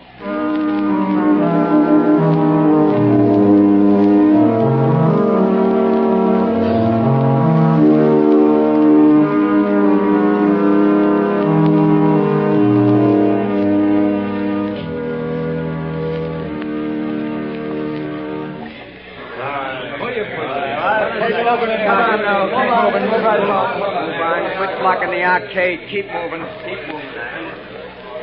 Well, the time's almost up, Commissioner Weston. Yes. 2 minutes to 6. Oh, this is the longest hour I've ever spent in my life. Can you beat it the way people have flocked here on the chance of seeing somebody else blown to bits by this maniac? Looks like the Shadow was right. The way they've been swarming through this arcade. Yeah, and watching each other like a bunch of wild animals. You see what happened to that poor guy with the Christmas box? I nearly killed him before we got him out. All he had was a doll for his kid. I saw it. Well, the time's up, Commissioner. Yes. Thank heavens. Any orders, sir? Just keep the men on duty till this crowd thins out. They'll be going home now.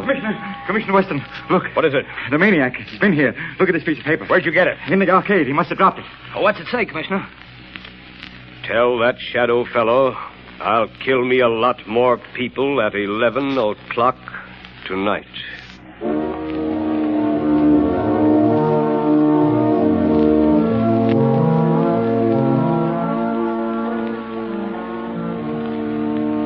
Lamont, I was afraid something had happened Something to him. has. I found the maniac. Thank heavens. Have you notified the police? Margot, this man is a fiend. If I notified the police and they bungle things, he might kill hundreds of people. This is a job that the Shadow must handle alone. But Lamont, he's dangerous. You might fail. He might kill you. The Shadow won't fail, Margot. But if he should, it's far better that one die than hundreds. Oh, Lamont, please. There must be a safer way. Perhaps, Margot, but this is the only sure way to end the career of this mass killer. Goodbye, my dear. Lamont.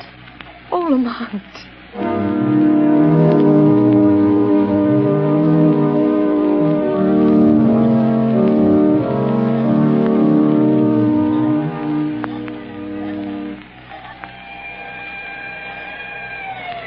Lively, Connors. Here comes the headquarters car. Yeah, it's Commissioner Weston's car. He's plenty worried about this maniac threatening to kill another batch of people at 11 tonight. Well, he'll sure have to go out of the theater area to kill him. They won't let anybody in the district here without a police permit. Wait a minute. Here comes a guy. Hey, you. You. Who, me? Yeah, you. Where do you think you're going? Me? I'm going to work. That's where I'm going. Got a permit? Got a badge. See? Says I'm a night watchman. I got to go to work. What do you watch? Where do you work? I watch things in the ground. Down there. Down where? Down under the street. Down under the planks. Oh, I get it, Bill. He's a night watchman down on the new subway they're building. Yes, that's it. I go down them steps. Every night I go down them steps and watch. Well, why did you say so? Get on with you. Get to your watching. Thank you. Joe Tonetti is waiting for me so he can go home. Every night at 10:30, I take from him the job of watching. Now, that's a job I wouldn't want any part of. Me neither. I'll pound my feet on the street.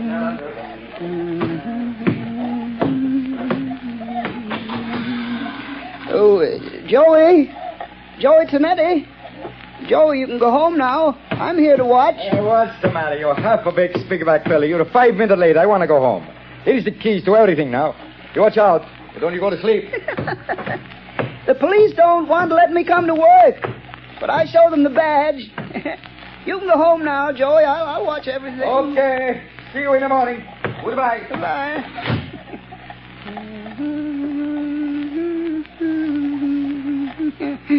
Oh, those people.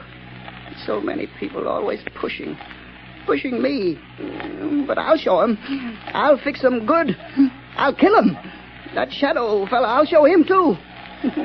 Now I'm alone. All alone. Not quite, Anton Spivak. You are not quite alone. I am with you. Huh? Do you hear my voice, Anton? Sure. I always hear voices in the dark, on the street, and here under the street where I watch every night. Yes, Anton. But you've never heard my voice before, have you?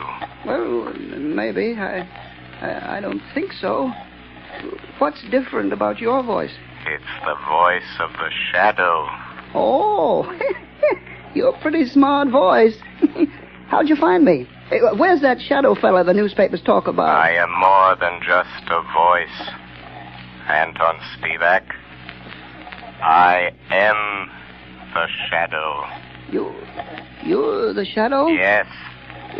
Where are you hiding? I am hiding under the cloak of invisibility. You cannot see me because I have clouded your mind, so you cannot see that which is here. How did you get down here in this subway excavation? I followed you down the steps. How'd you know where to find me? I picked you out of the crowd in the Central Arcade. How did you know I was the one? Your eyes showed me. I knew then how much you hate crowds. My eyes show you? Yes. You passed close to me as I stood in the shadows. Huh? The arcade is narrow. You didn't see me. No one saw me. But I saw you.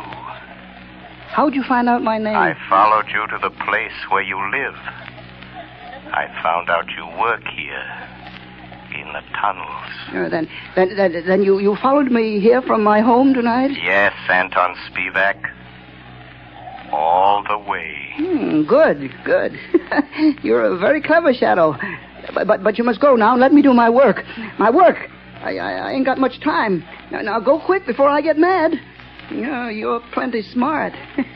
I'm glad to know you, Mr. Shadow, but no, you have to go. Yes, I'm smart. But you're smarter. You bet. Let me stay. I want to learn. You can teach me things. Then maybe we can work together. You hate people, too? Yes. I hate crowds. Let me watch you and learn. All right. I'll let you watch. What are you going to do? Yeah, you just watch. What's in this shed? You see? Dynamite. Sticks and sticks of dynamite. Is this what you use to kill people with? Mm-hmm. Yeah. My precious dynamite. They kill the crowds I hate, see? Now, look here. Here's a stick of dynamite already fused.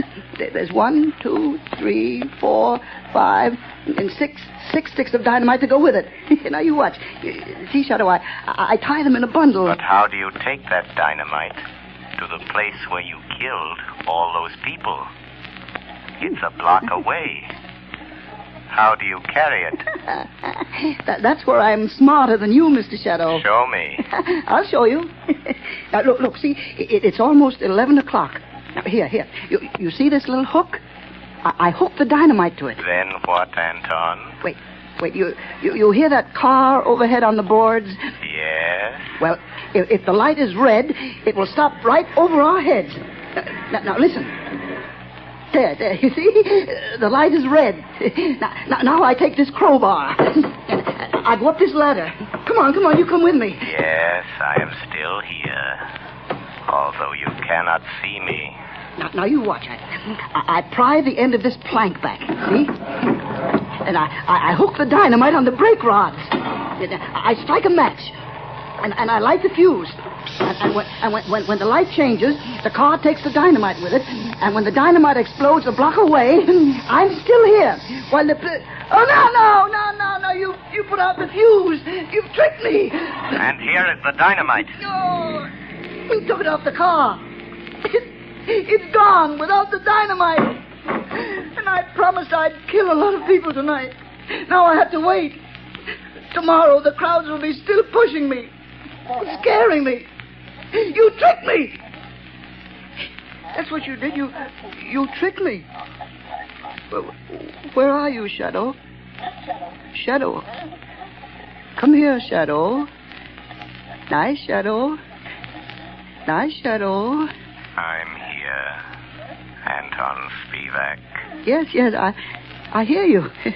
Nice, Shadow. Come close to me. Put down that dynamite, Anton. No, Shadow. I light another match. If you touch that match to the fuse, you'll die too. But I'll kill you, and I don't care. You wouldn't let me kill people, and I don't want to live. I want to die. I want you to die too, Shadow. Wait, Anton. No, you blow out my match. Yes, I have a plan. Those thousands of people waiting up the street. Huh? Yes? You can kill all those people. Wouldn't that be better than just killing the two of us?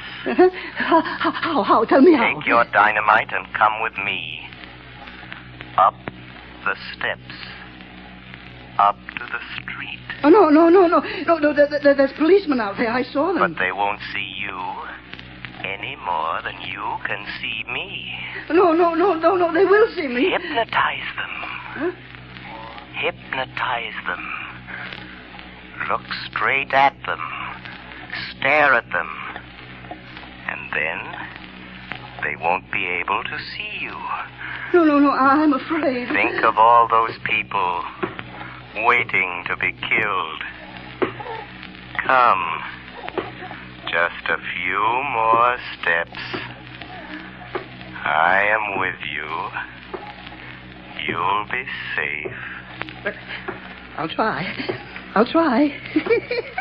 All those people waiting to be killed. I'll try it. But don't you leave me, Shadow, or I'll light the fuse. I'm here, Anton Spivak. Look. There are the two policemen. Uh-huh. Just stare at them hard as you pass, and they won't see you. All right, I'll try. Well, it's past 7, Congress. Looks like a false alarm this time. Hey, wait a minute. Here's that night watchman. Hey, what's the matter with him? What's he staring at? Look what he's carrying. You can't see me.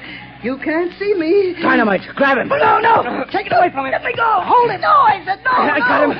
It's a mass killer. No. Oh, he lied. He fooled me. He said you couldn't see me.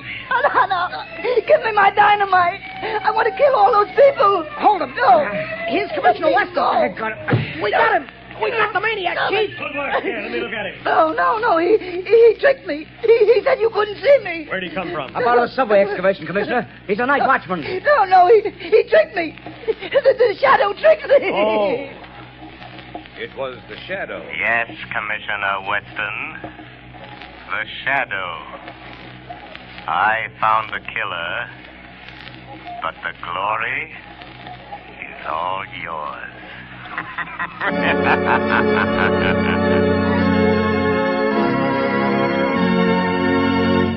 Before we tell you of the Shadow's next exciting adventure, here's John Barclay, Blue Coal's famous heating expert, with an important message I promised you. Ladies and gentlemen, Mr. Barclay. Friends, there are just 2 more days left in November. That means that homeowners have only 2 more days in which to phone their Blue Coal dealers and get the full details on how they may have a Blue Coal heat regulator installed in their homes for a free trial period of 2 weeks. To me, this is the most unusual offer ever made. The free use of a Blue Coal heat regulator for 2 whole weeks without any obligation on your part to buy.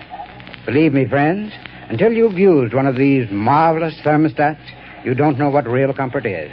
Imagine having your home warm and cozy from morning till night without once having to make a trip down to the furnace. And that's not all. You'll find you burn far less coal with this regulator, too. But don't take my word for it. See for yourself. Phone your Blue Coal dealer tomorrow. I thank you. Friends, for your own sake, do as Mr. Barclay suggests. Phone your Blue Coal dealer tomorrow and get full details of this amazing free trial offer. Prove to yourself what thousands of satisfied owners already know, that with a Blue Coal heat regulator, you get more uniform heat, more economical heat than the most expensive oil burner can give you. But don't wait. Phone your Blue Coal dealer tomorrow.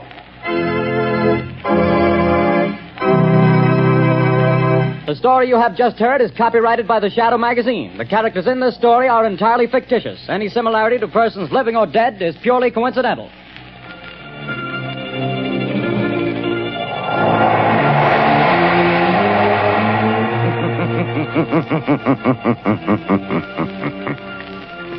The weed of crime bears bitter fruit. Crime does not pay. The Shadow knows.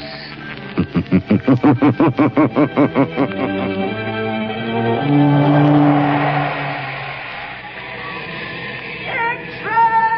Extra! Hear all about it! Next week, same time, same station. The Shadow's latest adventure.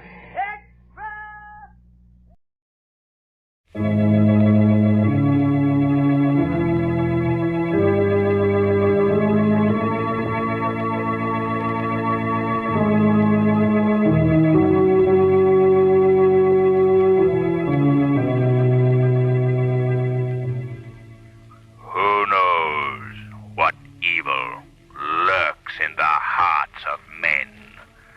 The Shadow knows. The thrilling adventures of the Shadow are on the air, brought to you each week by the Blue Coal Dealers of America. These dramatizations are designed to demonstrate forcibly to old and young alike that crime does not pay. Before the Shadow begins today's adventure, I want to ask you a question. What's the best hard coal you've ever burned?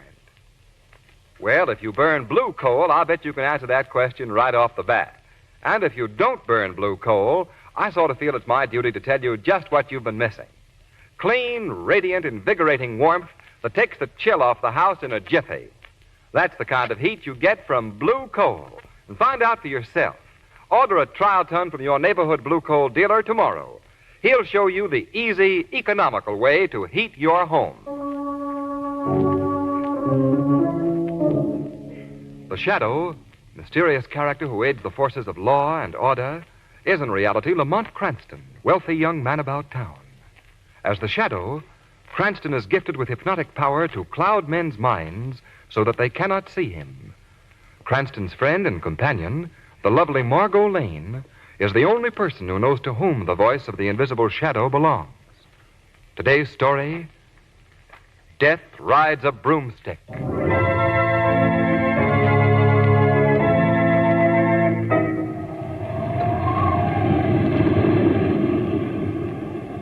More light, Doctor? Yes, please, Miss Lane. Would you hold the lantern a little higher? That's it. I'm trying to be as careful as possible, Mr. McCaffrey. I understand, Doctor. Go right ahead. Mr. Cranston, would you hand me those bandages now, please? Surely. Here you are. How is he, Doctor? I'm just dressing the wound now, Commissioner. I think we ought to learn just what this is all about. But, Commissioner, he's not in any condition to talk now. I'm all right, Miss Lane. I'll explain everything right from the beginning. Then it'll all be very clear. Would you mind propping me up a bit, Doctor? Not at all. There you are. Thank you. My family, the McCavery clan, is an old family. And like many old families, there are many things in our past that we'd like to forget. Among them is the fact that many years ago, 1741 to be exact, my great-great-grandfather, Thad McCavery, chieftain of the clan McCavery, officiated at the execution of a woman condemned to be burned at the stake on a charge of witchcraft. It took place in the courtyard of the old castle, far up in the Scottish Highlands. And as the story goes, everyone in the township... There she is! They're turning the witch to the stake! Witch! Witch! Burn the witch! Burn the witch! Burn the witch! I burn her! Be it known to all that this woman, taken in the practice of black magic, and known to be a sorceress in league with the powers of darkness and the evil one himself, is this day to be burned at the stake, that her remains may not be buried in hallowed ground, nor may any offer prayers for the peace of her soul. Her judged to and signed with the seal of the chieftain of the clan McCavery. Executioner, apply the torch! The torch! Wait, stay your hand! If I am to die for my witchcraft, then is the clan McCavery to feel the power of it. This day I curse you, McCavery, with a dying curse. I give you 200 years from this day, and in the second month of the second century from this date, every male who bears the name of McCavery shall die a horrible death. By the end of that month, there shall be no man living with the name of the blood of McCavery. This I promise. Enough! Apply the torch! The curse! Apply the torch! The curse is on you!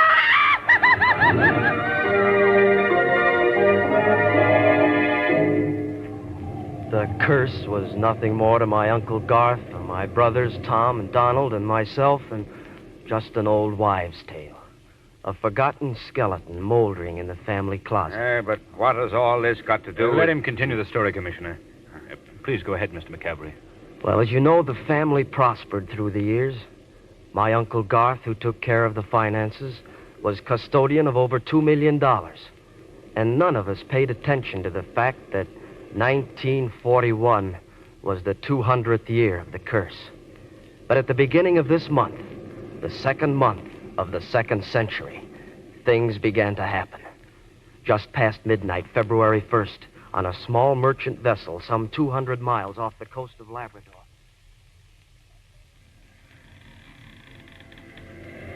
Our mate, snatched from the prime of life, whom we must leave behind us buried in a sea grave, shall hold a place in our hearts forever.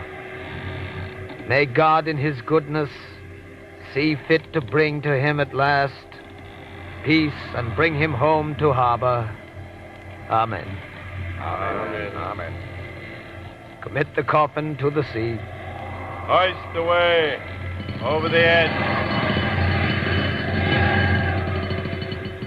May heaven so receive the soul of Thomas McCavery.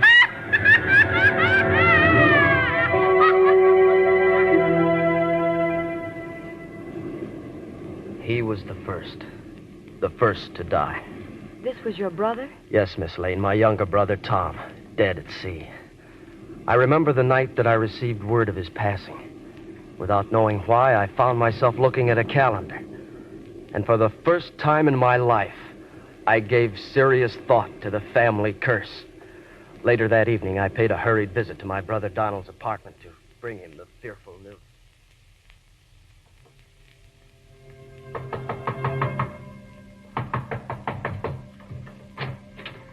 Oh, Jamie, come in. I was just writing to... Jamie, what's wrong? You're pale as a ghost. Donald, Tom is dead. Tom is dead? Yes. I just received a cablegram. Tom dead? Why, no, that's impossible. It's true, Donald. But he was in the best of health. What happened? The cable just said, cause of death unknown. Cause of death unknown? Donald, do you know what month this is? Well, yes, it's February. Why? February is the second month of the 2nd century. Well, what has that got to do with...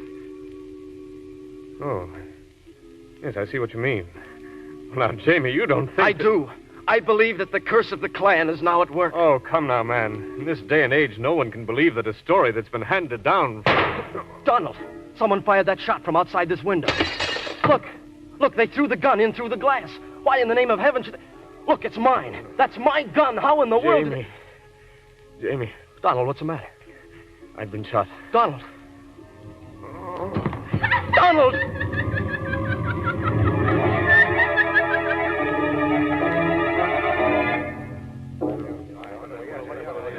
James McCavery. James McCavery.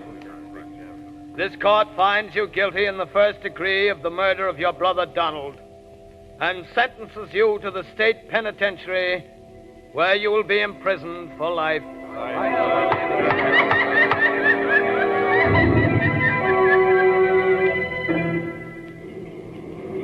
Say, officer, it's pretty stuffy in here. Would it be asking too much if we went out to the observation platform?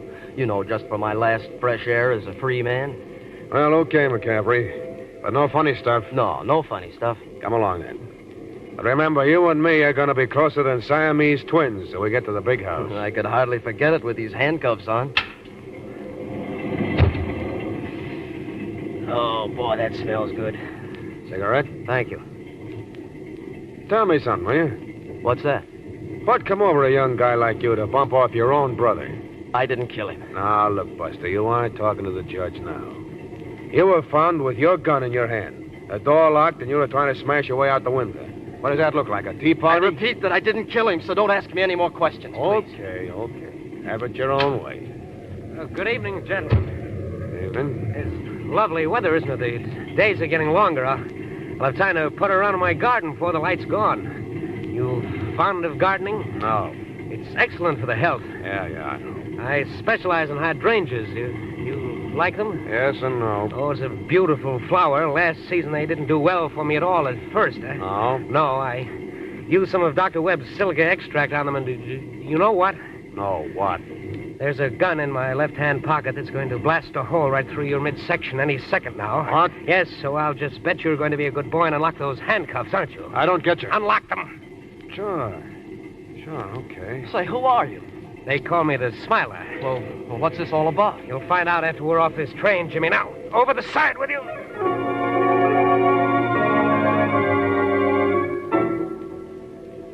Well, after getting me off the train, the Smiler took me to my Uncle Garth's home. Oh, but I guess, Lamont, that you and Miss Lane know the story from there on. Yes, Jimmy. Margot and I were driving out to your uncle's. Margot was asking me why I had to...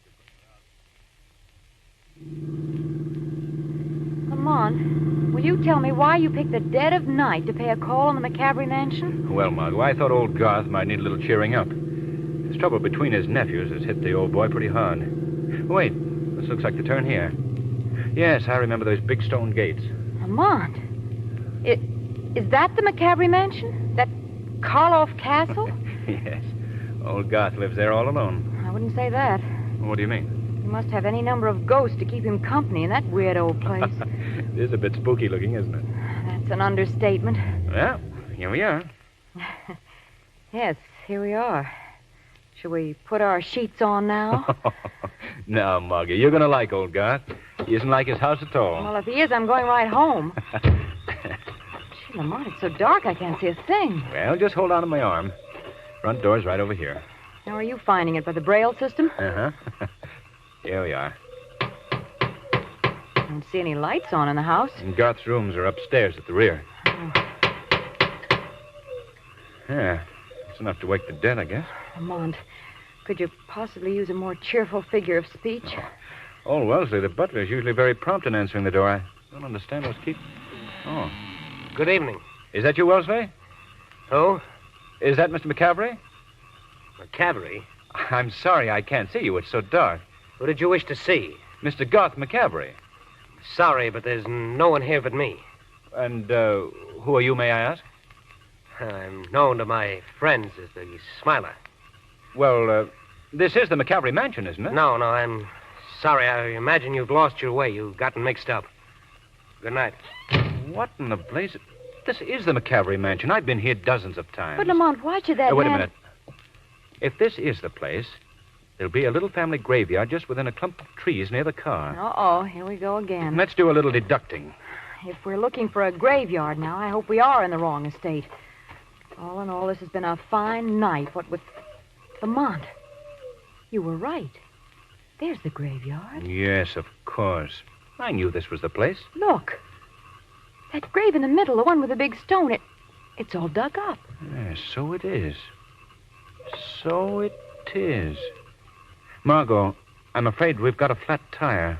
What are you talking about? We've got a flat tire, and we're going to ask our rude gentleman friend to let us use his phone. We're going to get into that house at once.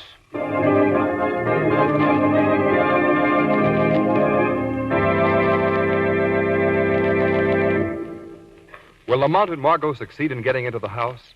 We'll find out in just a moment. But first, do you know the most popular topic of conversation these days? Well, it's still the weather.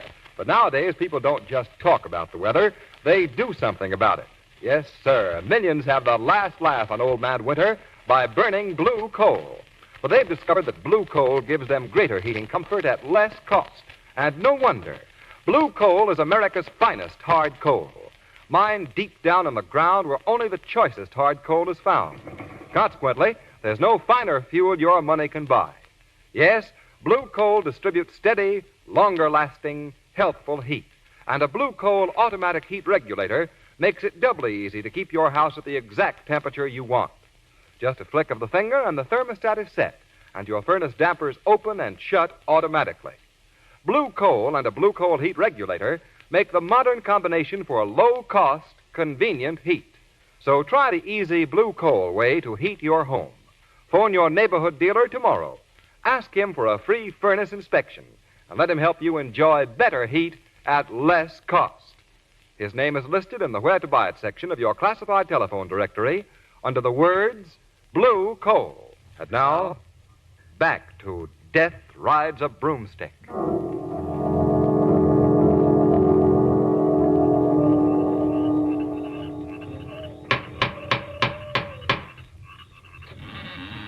Oh, yes? I hate to bother you again, old man, but my left rear tire's gone flat. I wonder if I could use your telephone.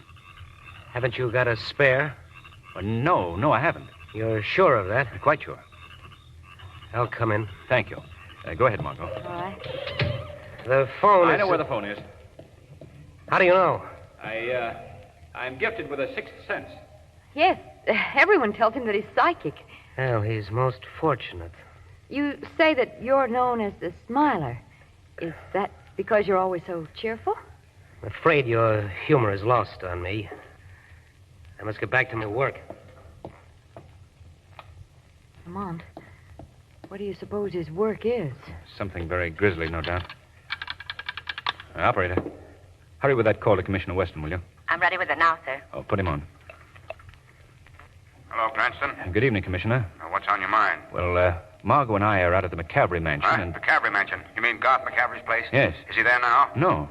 We just received a note about him here at headquarters. Well, what about? He's just been kidnapped. What? Yes, the note says Garth McCavery is not coming back. The McCavery curse is working again. Signed the Smiler. Signed what? The Smiler. The Smiler? Why, he's... Sorry, Mr. Cranston.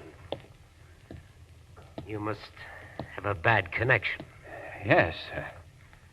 Yes, indeed. And, let me compliment you on your marksmanship. Thank you.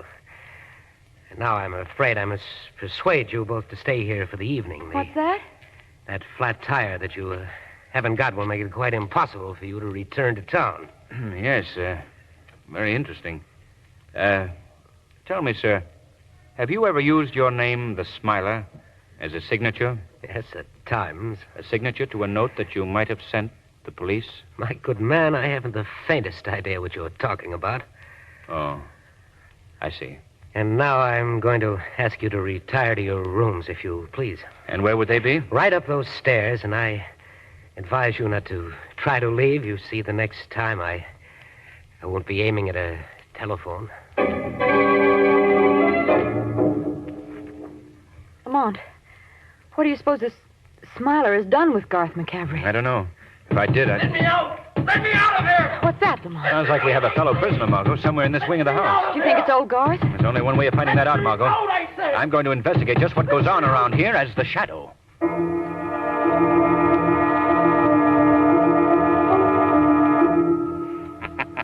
What was that? Who's there? What are you doing here, James McCavery? I'm being held here, a prisoner, but who speaks to me? I am a friend. I'm here to help you. How did you get here? I escaped from the train that was taking me to the penitentiary. How? I was helped by the man who later brought me here to my uncle's home. Was this man the Smiler?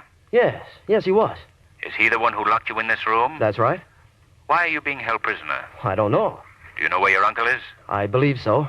He's been kidnapped by a gang of murderers. How did you learn that? I overheard the Smiler speaking on the phone to the men who've taken my uncle away. Did he happen to say where they might have hidden him? Yes, at least he mentioned the name of the Sailor's Roost. It's a tavern out on the seacoast. Say, wait a minute. Maybe these kidnappers are the same ones that killed my brothers. If I can rescue my uncle, perhaps I can prove my own innocence. Don't worry, Jimmy. If you're innocent, the law is on your side. But how can I get out of here? I think I know a way. Just continue to shout and pound on the wall. The Smiler is bound to come in here to silence you. Then I'll take care of the rest. All right, let's try it then. Let me out of here! Let me out of here! Keep it up. Okay. Let me out of here! Let me out, I said! Just a minute, young man. I'm going to have to... Get his gun, Jimmy. That's it. In the next room, Margot Lane and Lamont Cranston are being held prisoner. Release them and take them with you. They may be able to help you prove your innocence. All right, but to whom do I owe my thanks? Who are you? I am the Shadow.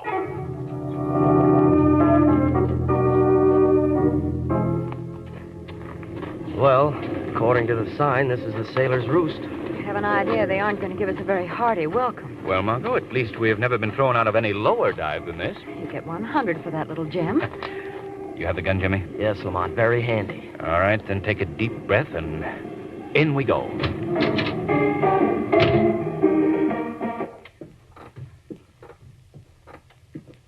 Nice-looking welcoming committee.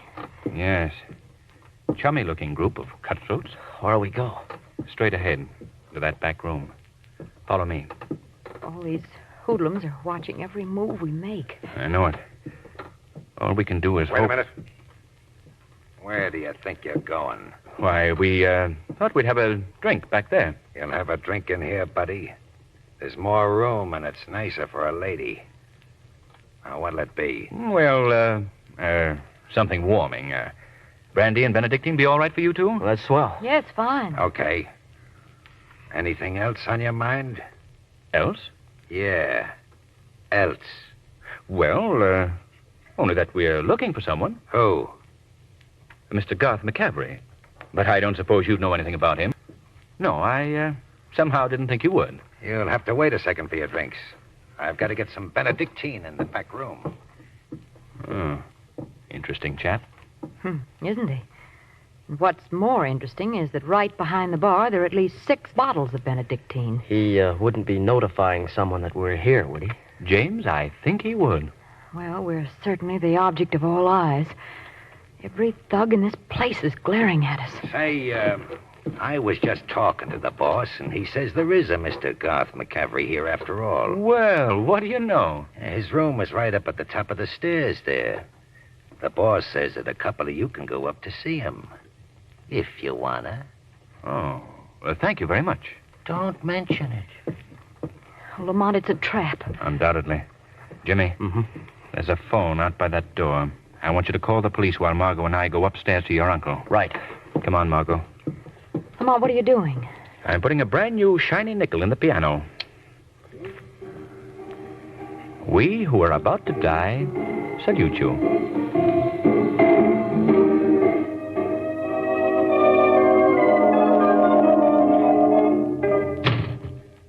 Who's there? Garth McCavery. It's Lamont Cranston. Cranston. Oh, how did you get here? Never mind that now. I've come to help you.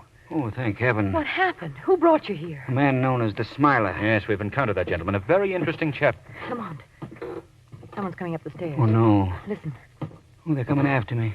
They're coming after me. They'll have to get past me first. You'd better get out the window while The boat's in, McCavery. The boat's in. What's he talking about? I don't know. I believe I know, Mr. Cranston. Yes, what is it? Put up your hands and I'll tell you. Put up... Mr. Do McCaffrey. as I say, Cranston. I have a gun in my hand. Well, what's this all about? We're here to save you, Mr. McCaffrey. That's very touching. But you're the ones who'll need the saving. What do you mean? I mean you've blundered into something that's none of your business. And you're going to pay for it, both of you. Then you're here of your own free will, Mr. McCaffrey. That's right. A boat's in, McCaffrey. All right, they'll be right there. That boat has taken me to a tramp steamer that's anchored in the harbor. But what is your purpose? My purpose is in the black valise there in the corner. That bag contains all of the McCaffrey millions, carefully converted into cash. Oh, I see. What is it you see, Mr. Cranston? I see now that you are the murderer of your own nephews. Excellent deduction. But it's come too late. What's that? It could be the police, brought here by your nephew, James. James? But he's in my house, a prisoner. You're wrong. He's right downstairs in this building. How did he get here? By the simple process of our bringing him with us. Lamont, the police... Jimmy! Uncle God, you're safe. Look out for him, Jimmy. What do you mean?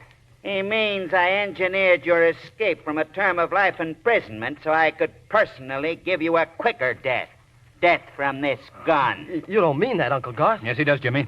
That's why he had the Smiler help you escape from the train so that you, the last to be killed, could never talk, even in a prison cell. No. Lamont, that explains the open grave we saw. It was to be Jimmy's grave. I can't believe it. No? Then perhaps this'll convince you. Jimmy, look out! I think you've done just about Get enough. away from him, unless you want the same thing, both of you. Where are you going? After bidding you both a fond farewell, I'm using this window as an exit to my motor launch. The police are covering this building. They'll spot you. I'll chance that. Come back here. You'll never make it. Yes, I will. Lamont's throwing a searchlight on this window. Yes, so I see. McCaffrey! McCaffrey! You're right, Cranston. I thought I was a little too smart.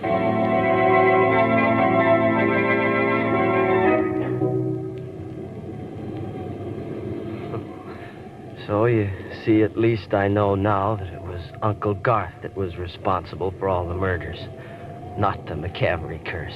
Of course, Jimmy. You know, it's funny. It seemed for a time as if the witch's words were working out, didn't it? Ah, but of course, that's nonsense. I may be the last of the McCaffreys, but I'm alive. And the second month of the second century ends tonight. So it really was just an old wives' tale. Is it a bad wound, Doctor? Yes, I'm afraid it punctured the heart. Just a skeleton in the family closet.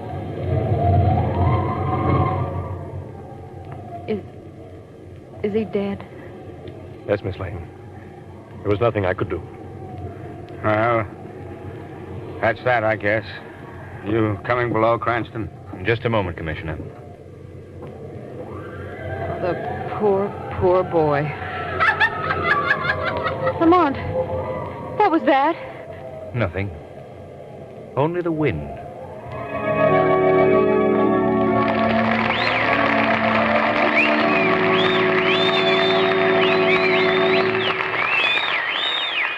And now, before the Shadow gives us a thrilling thumbnail dramatization from real life, here's John Barclay, America's home heating expert. Mr. Barclay. Thank you, Ken Roberts, and good evening, friends. Extra money always comes in handy, doesn't it? Well, you householders can save yourselves extra money just by taking a few simple precautions during this blustery weather. For instance, if your house is on a hill, protect the windows on the north side with storm sash and weather stripping. Another sound idea is a storm door on the outside of your regular front door. This way, you'll save yourself money because you'll be burning less fuel. And you'll be adding to the comfort of your home at the same time. But of course, there's more to keeping your home comfortable than just protecting it on the outside. You see, the comfort you enjoy also depends to a large extent upon the fuel you select for your heating plant. That's why I want to put in a good word right here for blue coal. As Ken Roberts tells you, blue coal is America's finest hard coal. And that means it sends up a flow of clean, healthful heat that makes your house a joy to live in.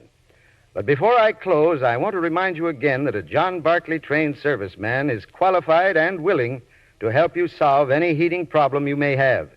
His services are an exclusive blue coal dealer accommodation. It'll pay you to phone your neighborhood dealer in the morning. Thank you.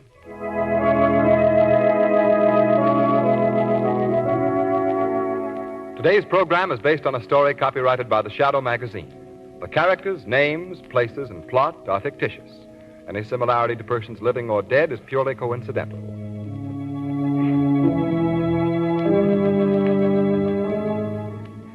And now, fresh from the records of the Pennsylvania Quarter Sessions Court, we bring you conclusive proof that crime does not pay.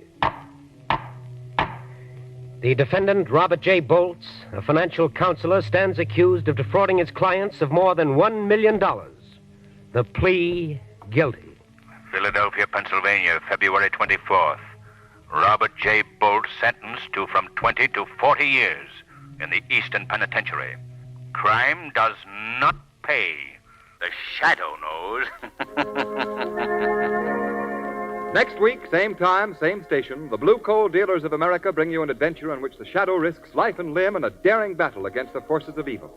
So be sure to listen. And be sure to phone your friendly Blue Coal dealer for greater heating comfort at less cost. This is Ken Roberts saying, keep the home fires burning with Blue Coal.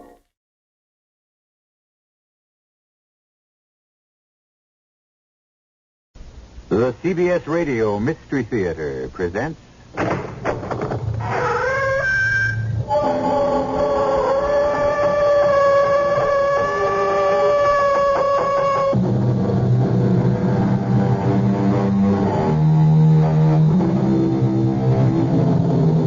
Come in. Welcome. I'm E.G. Marshall, your pilot on a mysterious cruise through the uncharted seas of your very own imagination. Vengeance is mine, I shall repay, saith the Lord. From this we must assume that revenge belongs to him and to him alone, and that should end the matter, shouldn't it? But so many times, so many of us are so outraged by the painful fact that wrongdoers simply seem to get away with murder. Well, don't bet on it. After all, if the Lord says he will repay, he is good for the debt. And if he chooses to make it a long-term note, he has plenty of time. All of eternity. Rosa, look there. That car, it's out of control. Oh!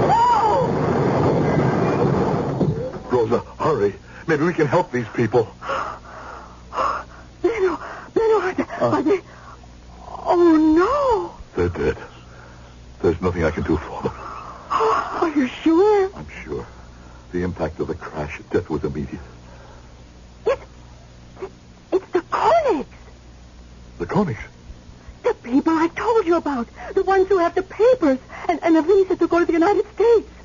Oh. Poor souls. They waited so long to get on the quota. Rosa, you say they have papers? Well, then, why don't we... No, Benno. But how else? How else we'd be able to get to America? Benno, I don't think it's the right thing. Who'll ever know? Who'll ever care? Here, help me. We'll take their papers. But it's stealing. Stealing? They can't use them anymore. They have better papers now. A passport to heaven. They won't mind if we use their visa to get to the next best place.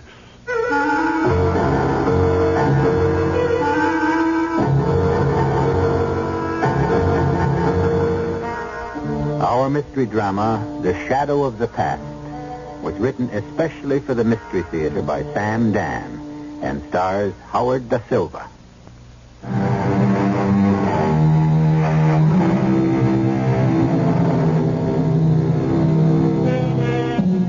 The neighborhood is old, run down.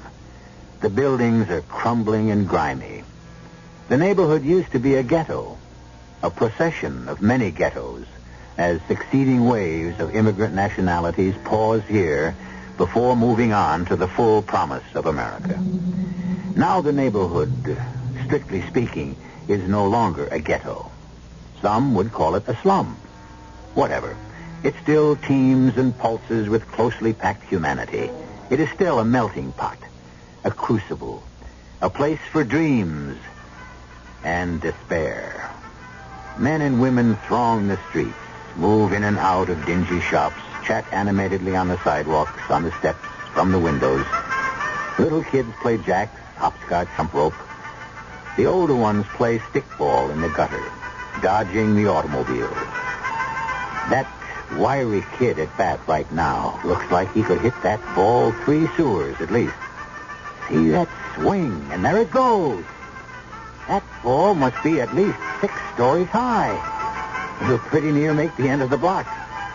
But watch the kid in the red shirt go after it. Look out for those people, red shirt. That fat man, the one with the briefcase in one hand and the notebook in the other. Look out! You'll run into him. I got it! He's out! He's out! The bomb, he's out! Oh, my eye! Oh, my eye! I can't see! What have you done to me? I'm blind. Hey, I didn't do it on purpose. Hoodlum! You could have killed me. Call an ambulance. I'm bleeding. Police! Wait a minute. You don't need an ambulance. You can walk right in and see Doc. You're right outside the doctor's Get office. your hands off me. I'm just going to jail. Yeah, sure. But first get that eye fixed, huh? Now, come on. Just up the steps right here. That's it. Hey, Pancho, you guys saved me my liquor fat, huh? That's it. Now.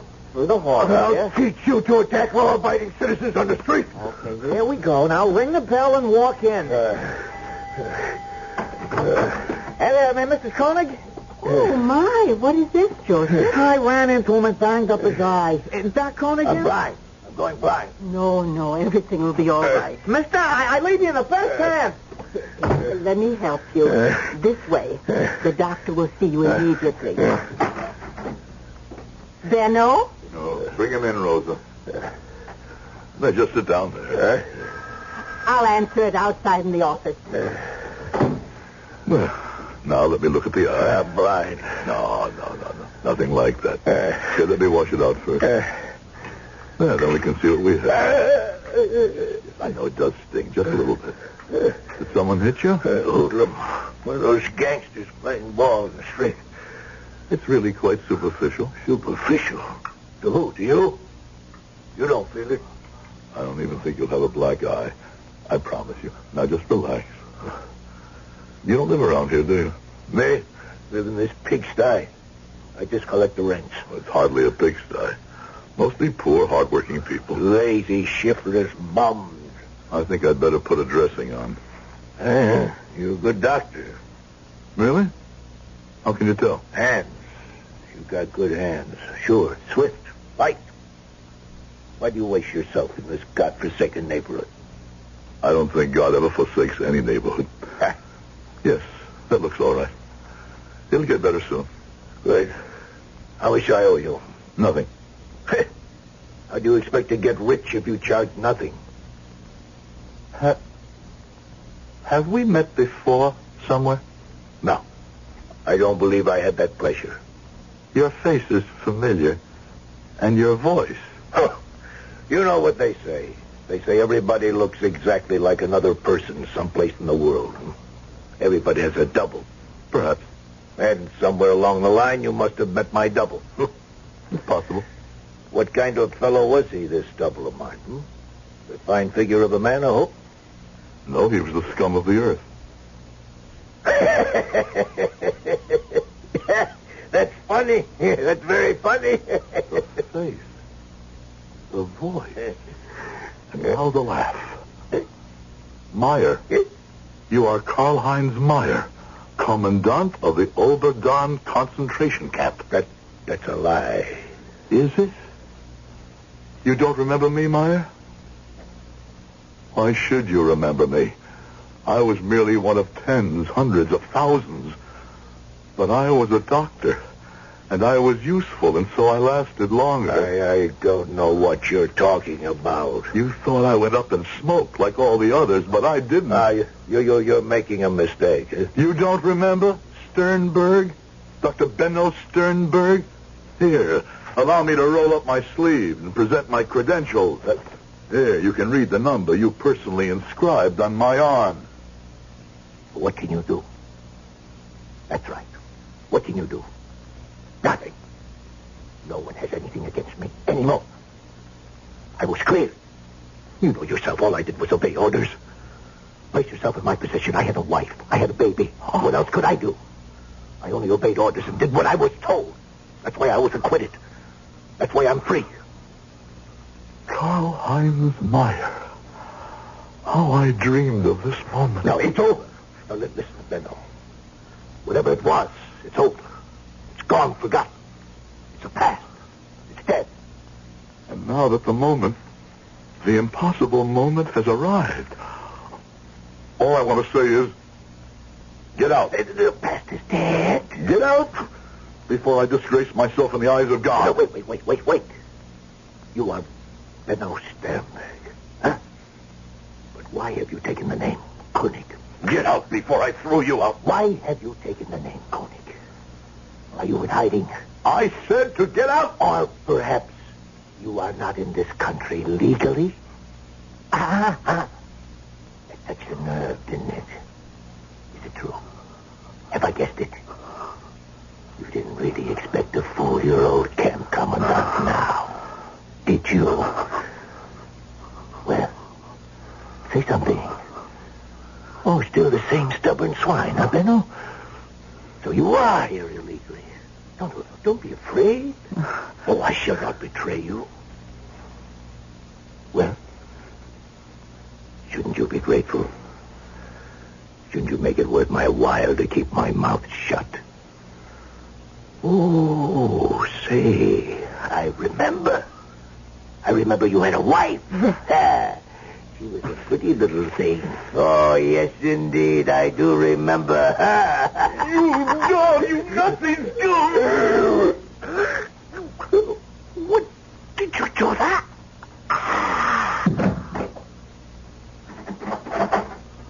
Oh, Benno, there's a patient outside. Close the door. What? Come in, close the door. Benno, what happened to him? He's dead.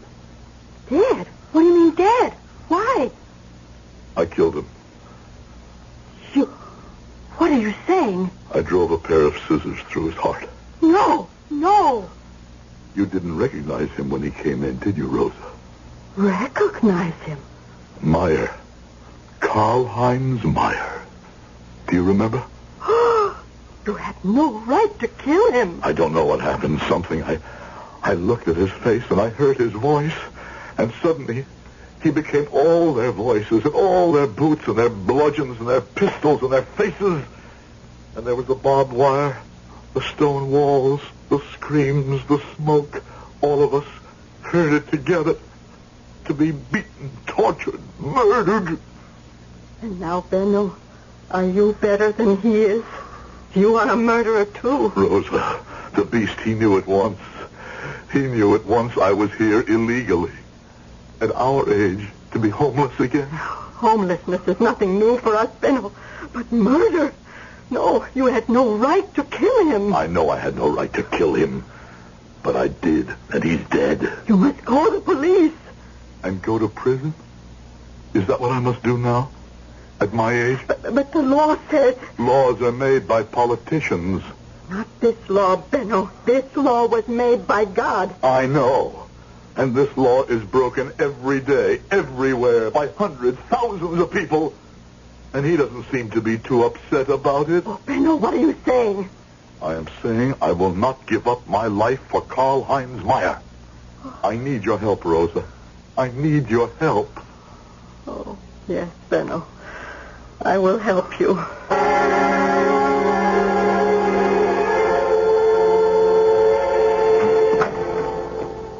Benno. Yes? Benno. What is it? It begins. What begins? The business with the police. Rosa, what are you talking about? There is a policeman in the office. What does he want? He says he wants to talk to you. All right. He probably wants to ask me about Meyer. Oh, no. He's here to arrest you. Why? Because you killed Meyer. Rosa, they don't know that. They can't know that. Why did you have to kill him? Why? I can't bring him back, Rosa. Now I'll see this police officer. You wish to see me? I'm Dr. Koenig. Oh, thank you, sir. I'm Lieutenant Smith. Yes? I appreciate your time, Doctor. This morning, the body of a man named Charles Meyer was found in an alleyway in back of this building. Yes, I heard about it. On the radio. Late yesterday afternoon, he was involved in a street accident outside. He was brought in here for treatment. His eye had been injured. Severely? Oh, quite superficially, but painful. When did he leave here? When? Oh, he was here for about 10 minutes, I suppose. And then he left? Yes. Were you acquainted with this Mr. Meyer? No. And when he left your office, that was the last you saw of him? Yes. Well, now that's all, Dr. Koenig. Sorry I took up your time. That's all? That's all. Thank you. Goodbye. Lieutenant. Yes, Doctor? Do the police have any idea as to why he was murdered? Oh, well, that's open and shut. He had about $2,000 in rent collection money. Some local hoodlum was probably waiting for him. This can be a dangerous neighborhood. Well, goodbye, Doctor. Funny. Benno, I'm frightened. Of what? That police officer, he's a quiet man, but he's a clever man. He suspects you. Pull yourself together, Rosa. There's nothing to be afraid of. You heard what he said. It was robbery, that's all. Is that all? No, Rosa. Can we live with it, Benno? Yes, Rosa. We can live with it.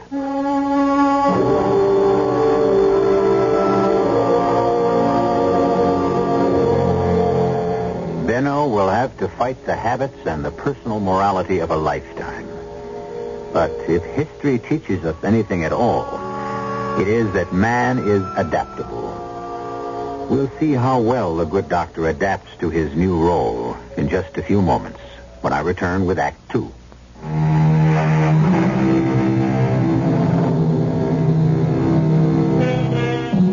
The days, the months, the years go by. Time is the great healer. The ugliest wounds close finally. And after a while, even the deepest pain subsides, and life goes on. It finds a new channel, a new purpose. The past is forgotten. Until one day, a door opens, and an evil presence enters the room. And once again, the past, the dreadful, horrible past, becomes again the unbearable present. When the past threatened Dr. Benno Sternberg, or Koenig, as he is now called, Benno struck at it furiously and killed it. However, society calls what he did murder, and Benno must find a way to live with it. Rosa? Come, have your tea. Rosa. Yes. All day you stand there looking out at the window as if you expect someone. I expect someone, Benno. Who? You know who. The police officer. Rosa. Every time I see a policeman... I killed a man who deserved to die. You can't talk that way. They spoke that way. They decided who could live and who must die. How many appointments have I today? I'll look in the book. Why? Cancel them. I did that yesterday and the day before. I don't feel well. Benno, you know what you have to do. Don't tell me anything. Let me be. I killed Meyer, and it's over. Done with. It's in the past. And the past must be forgotten. The past is dead. You understand? Yes, Benno. I understand.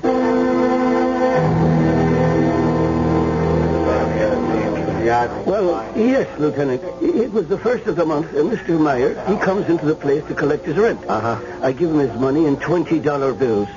Come the first of the month, he would start at the far end of the block with Domming's Meat Market. He collected from all the stores on this side of the street. What kind of man was this Mr. Meyer? Very methodical. On the dot. Always here 4 o'clock in the afternoon of the first day of the month. Always started collecting from the far end. Always wound up with me. Always, Mr. Shannon? Always, Lieutenant Swift. That last day, too? Sure. We chatted a bit about this and that, and I seen him to the door. Where did he go? Oh, just 10, 15 feet to the bus stop on the corner. through for the day. Then one of the kids runs into him, not meaning any harm, of course, and they bring him inside to the good doctor's place. It's the corner house next door, and that's the last I seen of him. You could always depend on him to show up 4 o'clock in the afternoon every first of the month. And you'd better have the rent.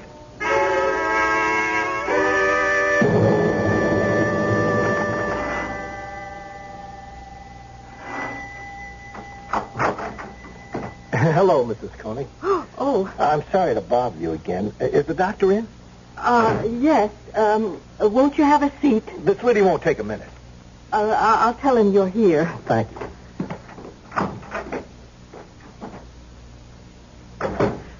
Benno, he's here, the police officer. Why is he here?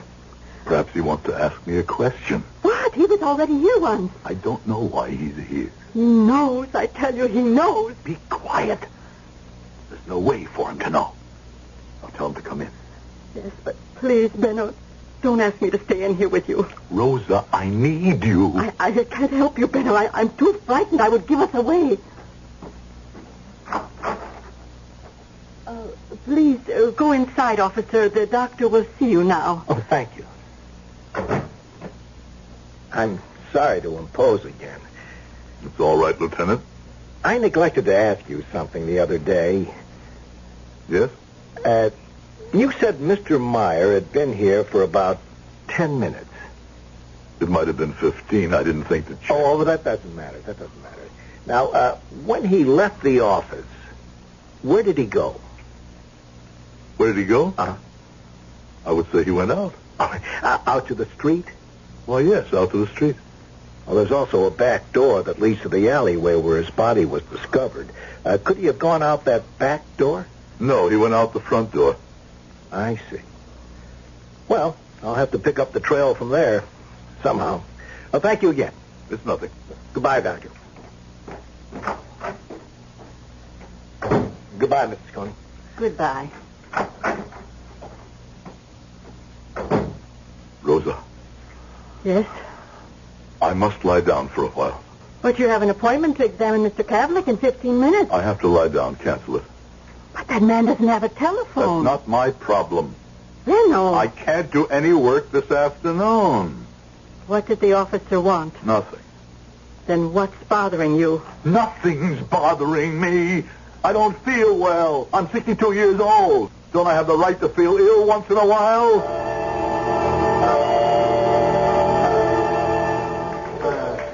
Hey, Smithy. Yeah? How you doing on the Meyer thing? Oh, I'm nowhere, Captain. Full week and I'm nowhere. I'll have to pull you off it. We got a gangland killing. Could I have a couple of more days? Well, this new thing won't go away. There's something about this Meyer killing that doesn't quite add up. Why doesn't it? Guy's smart. The whole neighborhood knows what he's carrying. It's a miracle he hasn't been knocked off before. I don't know. Something bothers me. What? I don't know. And that's what bothers me. Oh, I'll get it, Captain. Homicide South, Lieutenant Smith. Lieutenant, this is Jerry Shannon. You know me. I own the saloon. Sure. What can I do for you? I think I can do something for you. What's that? I can give you the killer of Charles Meyer. Who is he? Who's the killer, Shannon? This $20 bill. See what it says? At last. At last, indeed. Old man Rumley has owed me 20 since the last days of the Eisenhower administration. Now, about a week ago, he struts into the joint, slams it down on the bar. At last, he says. At last, I agrees. And to commemorate this historic occasion, I takes pen in hand, makes this great inscription. This was one of the 20s I give to Charlie Meyer for the rent. And I shouldn't be astonished if that red smear was blood. And how did it come back to you? Not an hour ago, a local hooligan, Tommy Willis, he strolls in here, bangs the 20 on the bar, and buys drinks for the house. Tommy Willis. Yeah. Well, I guess that takes care of that. I'm being framed. Where'd you get the $2,000? I told you, a friend give it to me. What's his name? I told you I don't remember. There's bloodstains on these bills, bloodstains on your jacket. How'd the blood get on your jacket, Tommy? I was shaving. You always wear a jacket when you shave, don't you, kid? You passed this bill at Shannon's bar. He swears it was one of the bills you paid Meyer with. Come on, Tommy. The stenographer's ready. Don't drown yourself, cop. What's the truth, Tommy? Come on. I told you, Lieutenant. The guy give me the dough. No, Tommy. Tell us the truth. You wouldn't believe it. Well, what have you got to lose? We don't believe the story you're telling now, either. Okay, it's 1:30, 2 o'clock at night, see? I'm taking a shortcut through the alley. Yeah. It's dark. I trip over something. A guy. Now, I fall right on top of him. That's how come I got blood on the jacket. All right, go ahead. Well, I look close. Yeah. It's a stiff. Now, I didn't do it. I figure I better blow, but, Yeah. But I figure as long as I'm there, maybe got some loose change on him, see? I reach in and I pull out a whole roll. So I'm rich, see? You gonna stick to that story, Tommy? The truth. Well, maybe the jury will believe you. You can't hang it on me. Posner, Daly, take him back. Wait a minute, I didn't do it. I go up against the jury with my rap, I'm gone for life. Now give me a break. Who wants coffee? What if he's telling the truth, Captain? Smitty, what are you saying? What if he's telling the truth? Come on, Smitty, the bills, the blood, it's open and shut. Yeah, maybe. Maybe what? No, I could buy it if what? If when Meyer left the doctor's office, he went out the back way into the alley. But he didn't. According to the doctor, he went out the front door into the street. So? How could Tommy get him to go back there to the alley? Meyer was through for the day. If he left the front way, he'd be at the bus stop. So maybe he went out the back way. But Dr. Koenig says... Maybe I better check Dr. Koenig again.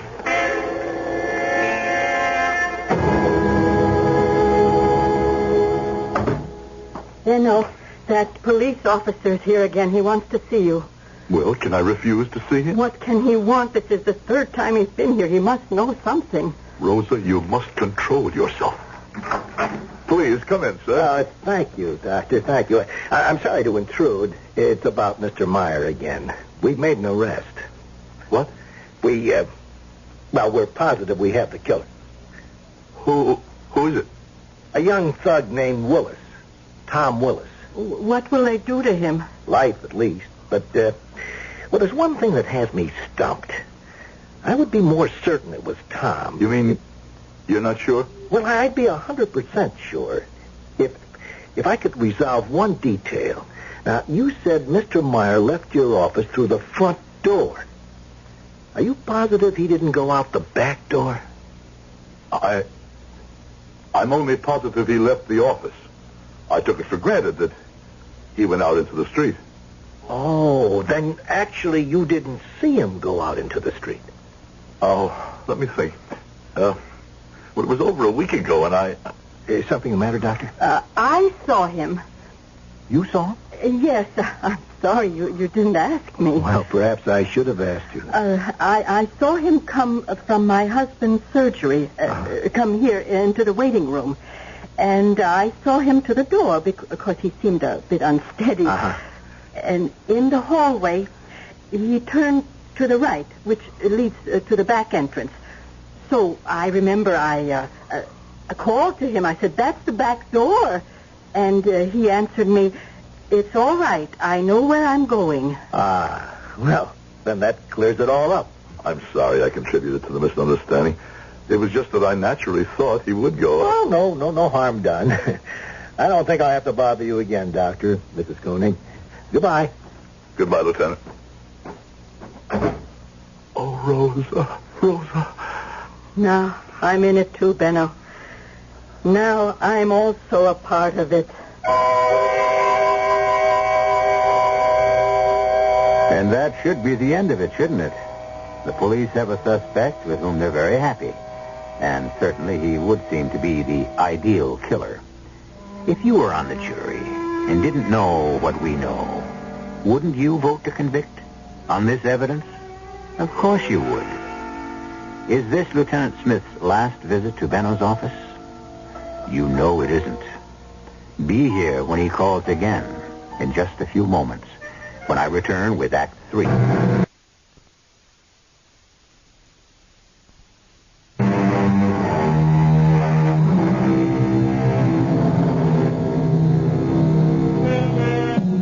Who shall live and who shall die, and who shall make that decision? A three-part question as old as mankind. And for all that we have advanced, assuming, of course, that we have advanced at all, we have never even come close to answering any part of that question, let alone all of it. It's a question now that bewilders and bedevils Benno and Rosa Sternberg, or Benno and Rosa Koenig, as they have chosen to call themselves. Two people who have never done anything wrong in a long and useful lifetime, until last week. And now, one crime must beget another. No. It would be different if he were somebody. What do you mean, somebody? Somebody that mattered. All of us matter. He's a hoodlum, a criminal. I won't die for him. Shall he die for us? Why not? Why not? Oh, my dear Lord. Rosa. When did you ever talk this way, Benno? Yes, you killed Meyer, but he poisoned you first. And the poison has spread. Soon it'll reach your heart. Soon you will talk like Meyer and the rest of them. Soon you will be like Meyer. Please, Rosa. Benno, can you let this boy die for you? Rosa, just once. Just once, let us be hard. Hard? Let us be smart. The way men must be if they want to survive. This is the world, Rosa. A world we never made, but this is what it takes to live in the world. To live? Live how? For what? For just once, and no more. Let someone else pay for us. For once, just once, let someone else be a victim. Is that what you want, Benno? I want to go on living, working, helping people with my skill. You haven't seen a single patient all week. I know, but I will. I'm better now. I'm ready. You will never be ready. No, I'm ready.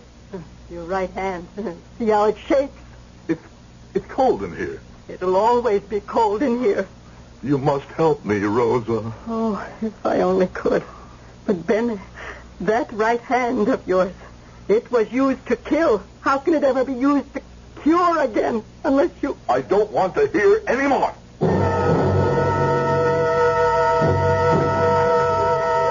Well, Smithy, he's been indicted, and I see you're a hero. Did you read the papers? Quick, efficient, skillful police work by an alert team of homicide detectives led by Lieutenant Everett Smith. Was a good job, Smitty. Smitty. Yeah? What's the matter now? I don't know. I know you got the blahs. Once the excitement of a case is over, You know, I wish I could convince myself that it really should be over. What are you building to? Why did Meyer go out the back way? Hold the phone.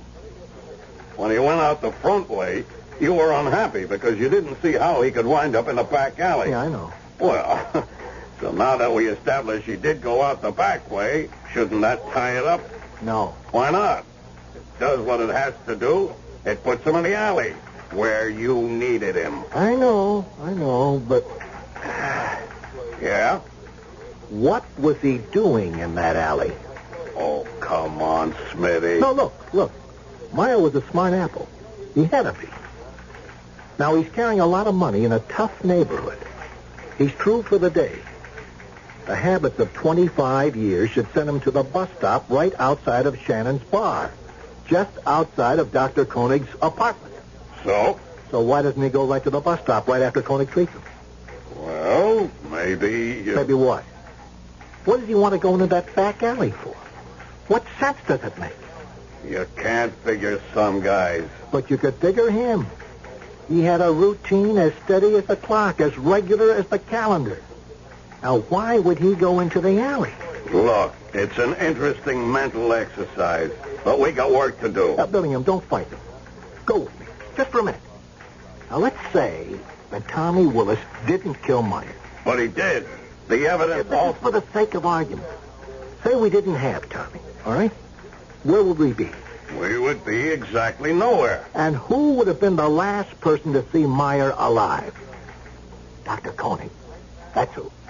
Are you trying to drag the doctor into this? No, I'm just walking along a path. I don't know where it's going. Meyer gets hit in the eye accidentally. Right. He gets taken into Dr. Koenig's office accidentally. Right. Because this doc happens to be closest to the scene. Right. Now, why would Koenig kill him? I didn't say Koenig killed him. Well, what are you saying? I want another day on this case. Oh, Smitty. No, something's bothering me. What kind of line have you got to follow? If we discount Tommy, now I said if. What have we got? An encounter between Koenig and Meyer. Till now, we figured it a robbery. If it isn't, what is it? You got the floor. Why do we assume that Koenig and Meyer didn't know each other? Because Koenig said so. Yeah. You know what I want to do today? I want to check both of them out.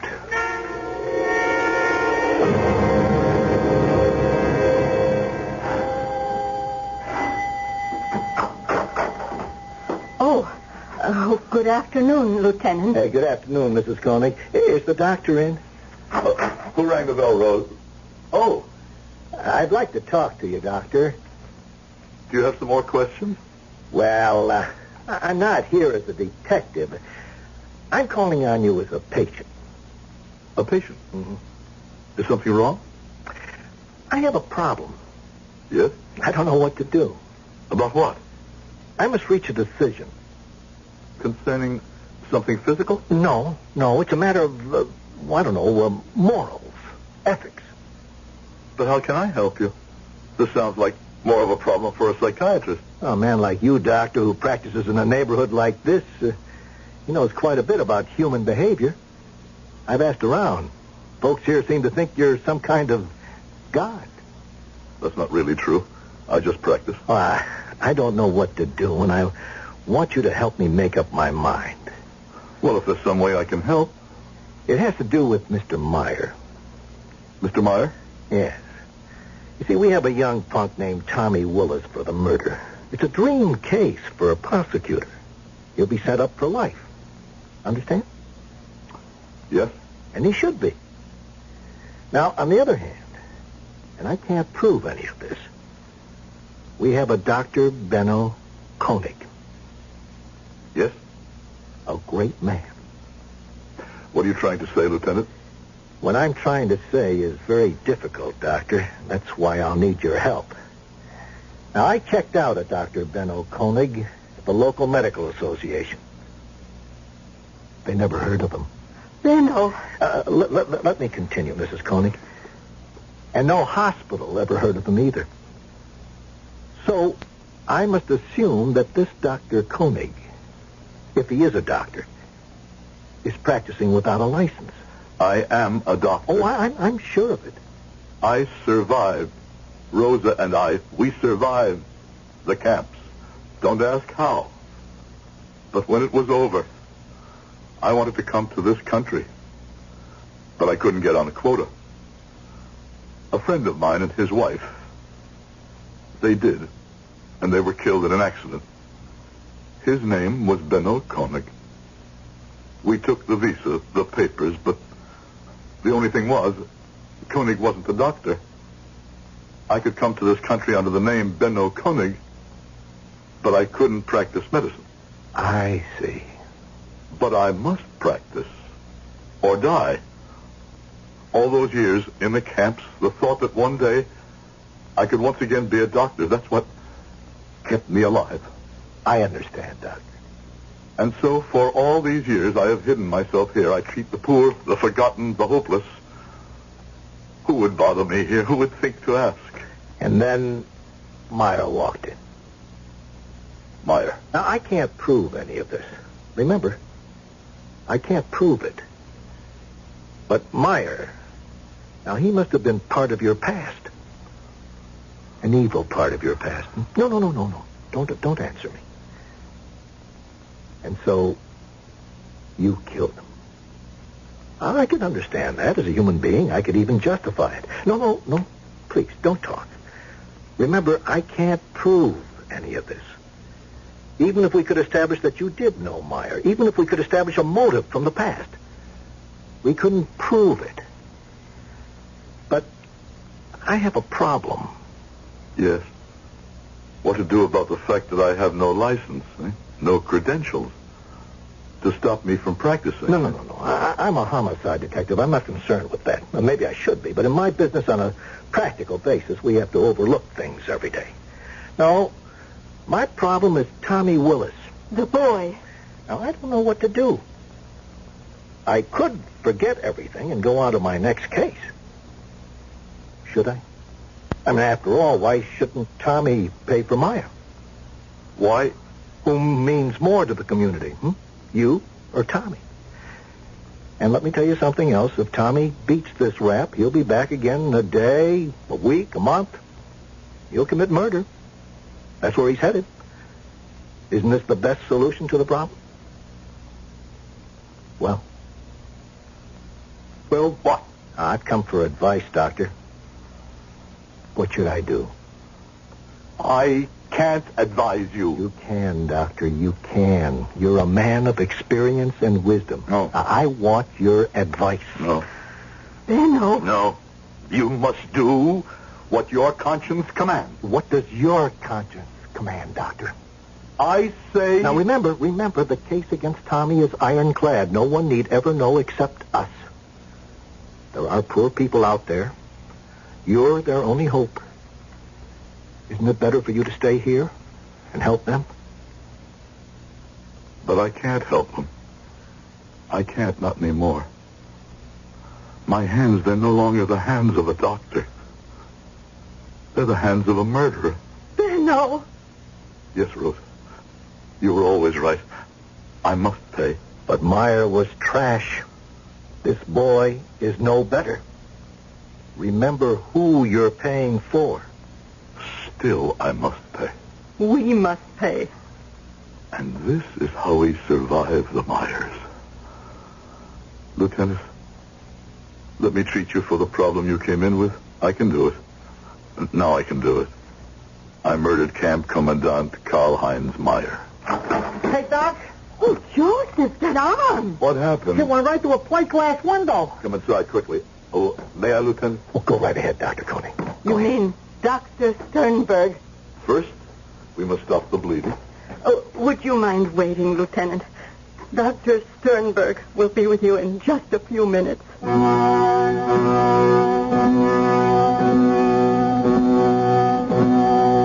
Honesty may be the best policy, true.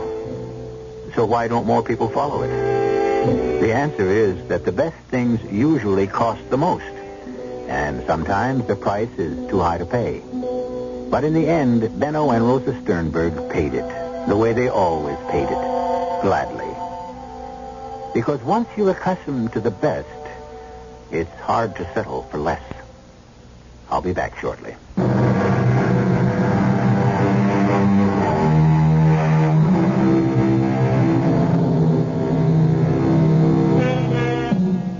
The book says, by their deeds you shall know them.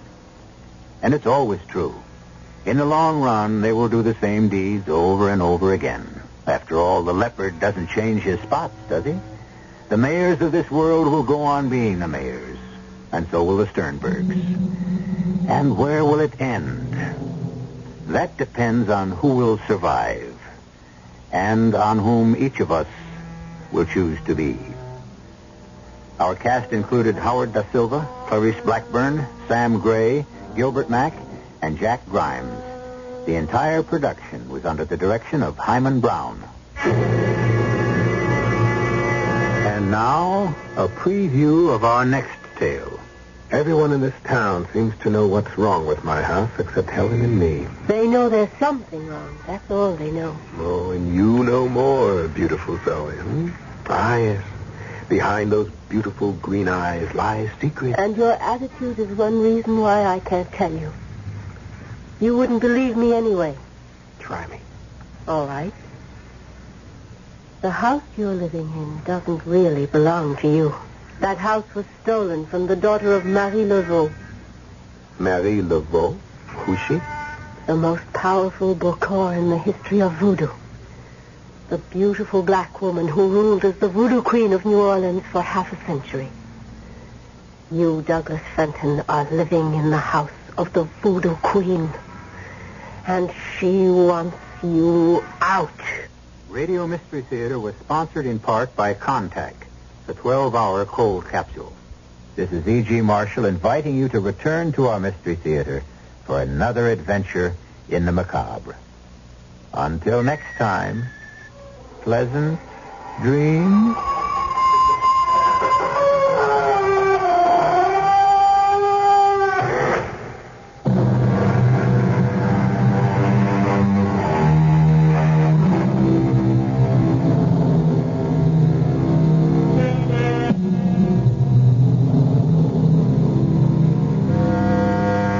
Theater comes to you from CBS Radio and Radio 87. The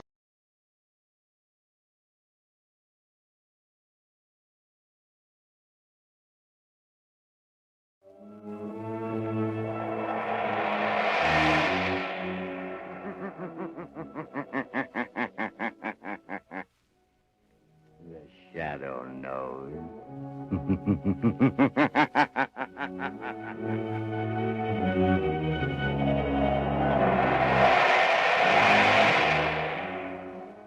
Blue Coal presents The Shadow, the mystery man who strikes terror in the very hearts of shopsters, lawbreakers, and criminals.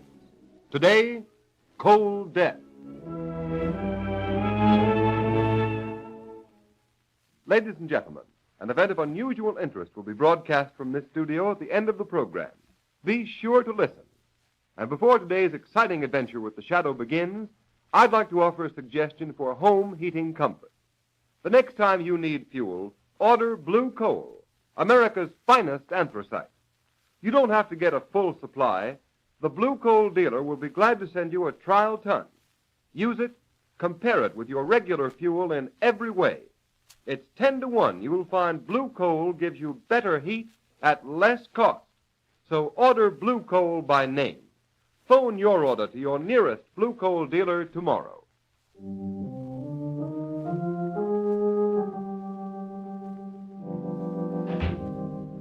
Carver. Well, what do you want, Orson? Why job at Carverville, tending to business? Fine mess you've made of things. Oh, so you've seen the story in the paper about conditions up in the village? Yes, you brainless fool. Don't you know you can't keep things quiet by manhandling a reporter? Now, wait a minute, boss. I can explain that. We had to rough that reporter up. He was taking pictures. I don't want any excuses. I pay you to manage my mill. If there's any more publicity about living conditions up there, you'll find yourself out of a job. Now get out. Don't bother me with details. Get out. Okay, Mr. Carver, I won't bother you with details. But if anybody else comes up to Carverville snooping around and asking questions, we'll make them wish they never heard of the place.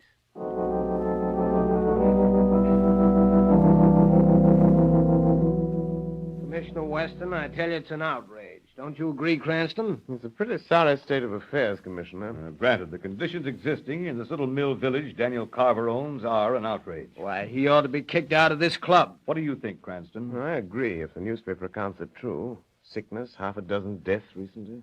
The authorities ought to be able to do something about a man like Carver. Apparently not. He owns Carverville, lock, stock, and barrel.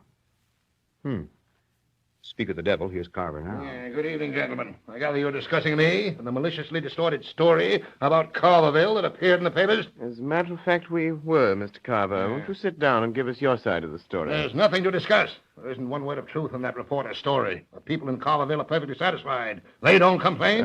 Perhaps they don't dare. They have no reason to complain, Cranston. I give them work in my mill, provide them with homes. Homes?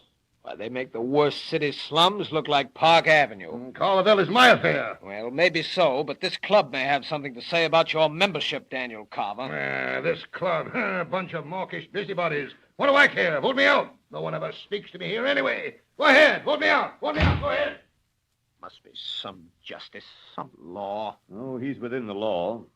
But now here's a case for an amateur criminologist like yourself, Cranston. Yes, there must be some way of helping those poor devils up in Carverville. Some way of dealing with a man like Carver.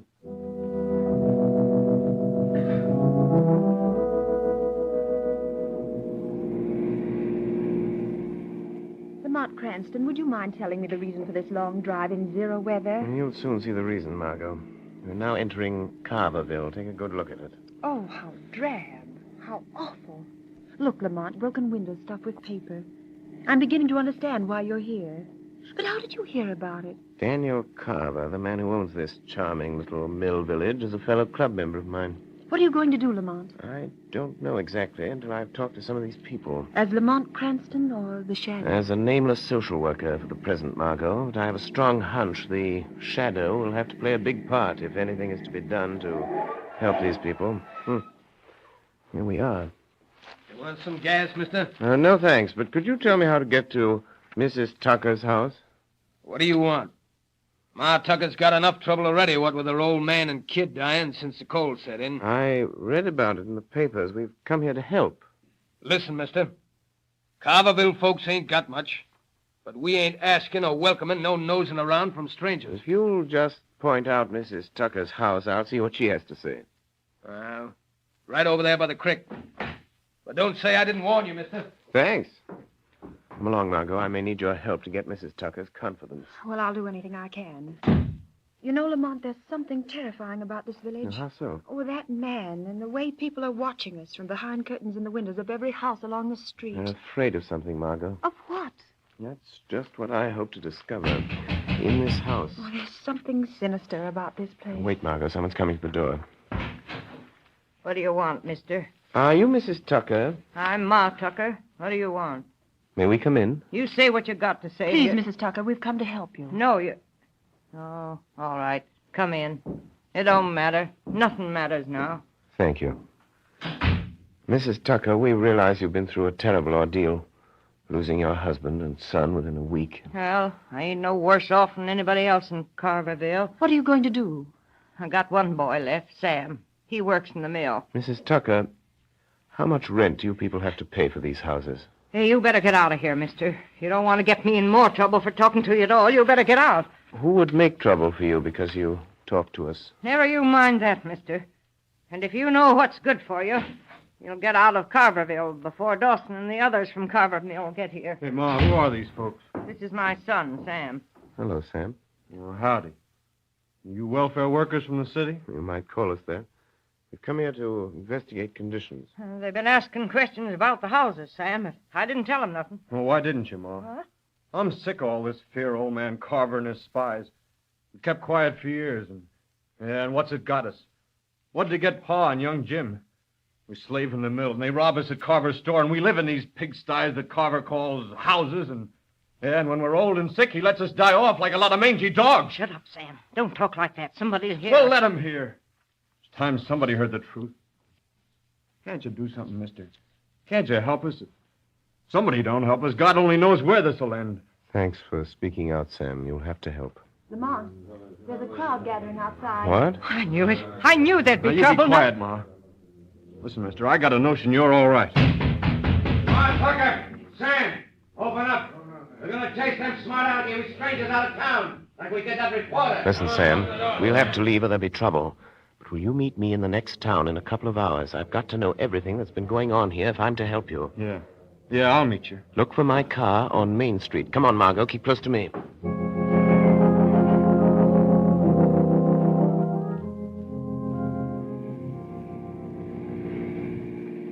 Lamont, I hope no one saw Sam Tucker meet us down this road as you asked him to. I hope not, Margot. What are you going to do now that he's told you the tragic story of Carverville? Going back to Carverville. Right now, tonight? Yes, first to call on old man Carver. I thought he was in the city. He evidently heard that more strangers were in Carverville this afternoon asking questions. Oh, what a beast Carver must be, Lamont.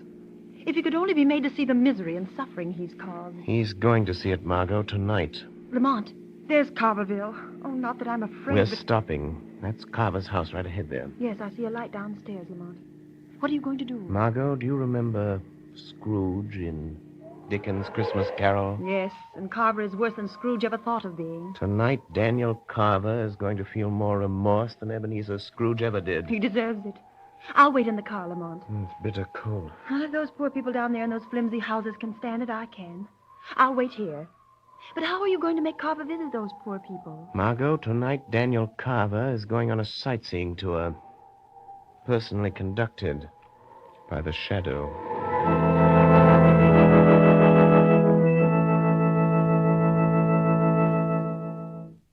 In just a moment, we will continue with the second part of the Shadow's thrilling adventure. While you are engaged in last-minute preparations for Christmas, don't neglect the health and comfort of your family. Be sure of a cozy, warm home during the holidays by ordering a supply of blue coal. No matter how cold or how mild the weather, blue coal is the most economical fuel for heating or cooking purposes. Up in the Arctic regions, where the temperature today is at least 60 degrees below zero, fur traders and trappers are keeping warm with blue coal. They have used other fuels only to find that blue coal will keep them warm more economically than any other fuel. Blue coal is a Pennsylvania anthracite, the fuel that burns long and steadily. It is the fuel that furnaces, parlor stoves, and cooking ranges in New England were especially designed to burn. And the finest Pennsylvania anthracite is blue coal, mined by the Glen Alden Coal Company, employing American labor, and it is transported by American railroads. Every carload is laboratory tested for purity and uniform size before shipment. Blue coal comes in all domestic sizes: egg, stove, chestnut, and pea size. For economy's sake and for greatest comfort in cold weather, insist on blue coal. Phone your nearest blue coal dealer. You'll find his name listed in the Where to Buy It section of your classified telephone directory under the name Blue Coal.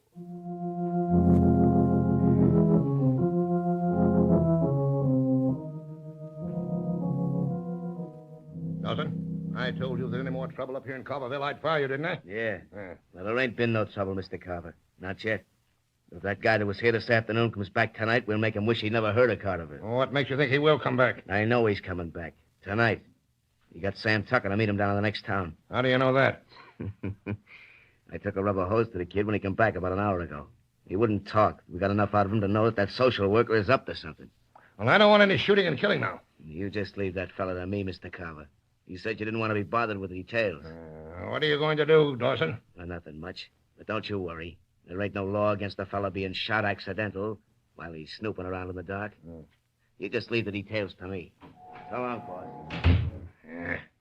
I was a fool to come up here from the city tonight. No cold country house. No electricity. Nothing but candles. The wind even blows the door open. What was that? Who blew out that candle? The wind. The wind blew out the candle. Are you afraid of the dark, Daniel Carver? Who are you? What do you want? I have no money here. I don't want your money. I have come for you. Who are you? I've been called fear, conscience, remorse. But I am best known to your kind as the Shadow. The Shadow? I don't believe in things like that. You're a man. I hear your voice. If you're one of those stupid fools from the village, you've got any idea of killing me, you'd better think first. You'll hang for it. Since you will not believe that I am the Shadow, let us pretend I am one of those unfortunates from your village. Let us pretend that here in the darkness I am standing with a gun pointed at your heart. Oh, what do you want of me? I want you to come with me. Come with me. No, you're going to murder me. I won't leave this house. I won't go with you. Come, or I'll use the gun you are so sure I have in my hand, even though you can't see the gun, or my hand, or me. Yeah. All right, I'll come. I'll do anything, only don't shoot. If it's money you want, I'll get it for you. Get in your car. First, let me get an overcoat. It's bitter cold. No. It's time you learned what it feels like to be cold. Where are we going? Drive down to that squalid sink of misery that bears your name. To Carverville. Don't cry out. Don't try to escape me. For I'm right behind you. In the back seat of the car. What do you want me to do in the village? Stop at that little bridge. Be careful, Carver. I can read your thoughts. You're thinking you'll cry out, attract attention, and get away from me. But you'll never get away unless you do exactly as I tell you for the next few minutes. What are you going to make me do? You will go where I tell you. And listen. And watch. And what if I meet someone? If you should, don't speak. There's a little bridge. Stop the car. Now get out of the car, Daniel Carver. This is the Tucker house. Walk to that lighted window over there. Stand there by that broken pane stuffed with paper. Why, you brought me here. You better look out. Bill Dawson, my foreman, and some men are out looking for some stranger that's been snooping around here. We might be shot by mistake. That is a chance we must take. Carver, look into that room and listen. All right. All right, Ma, listen, Ma. Everything's going to turn out all right. Those folks who were here today, they're going to do something. Oh, I'm trying to hope so, Sam. But hoping comes mighty hard when hope's been killed so often. Pa's dead. Your brother's dead. Listen to that. Oh, Sam, you gotta go away. You gotta go far away. And after what's happened, Dawson will fix you good. It won't be just a beating. He'll fix it so something will happen to you at the mill. You gotta go away, son. Yeah, but I can't leave you, Ma. Not even long enough to hunt another job. Oh, don't you fret about me, Sam. I ain't got much longer on this earth anyhow, son. You get away. You get away from here while you've got a chance. Oh, Ma. Ma, you're crying. You didn't even cry when Pa died. Seemed like I couldn't. Seemed like he was better off dead, 'cause he was free of old man Carver at last. At last. Oh, Ma, don't... Come, Carver. I have something else to show you. What are you trying to do?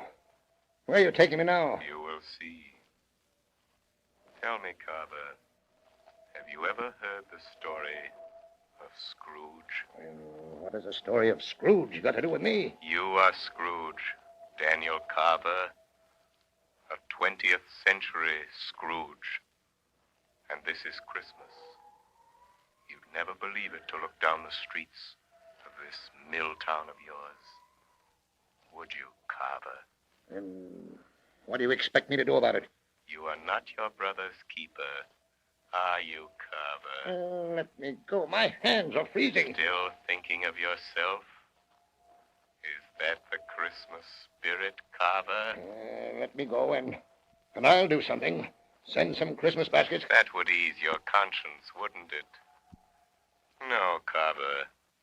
You're not going to get off so easy. I've seen enough. Where are you taking me now? Just a little way. A few steps to that lighted window over there.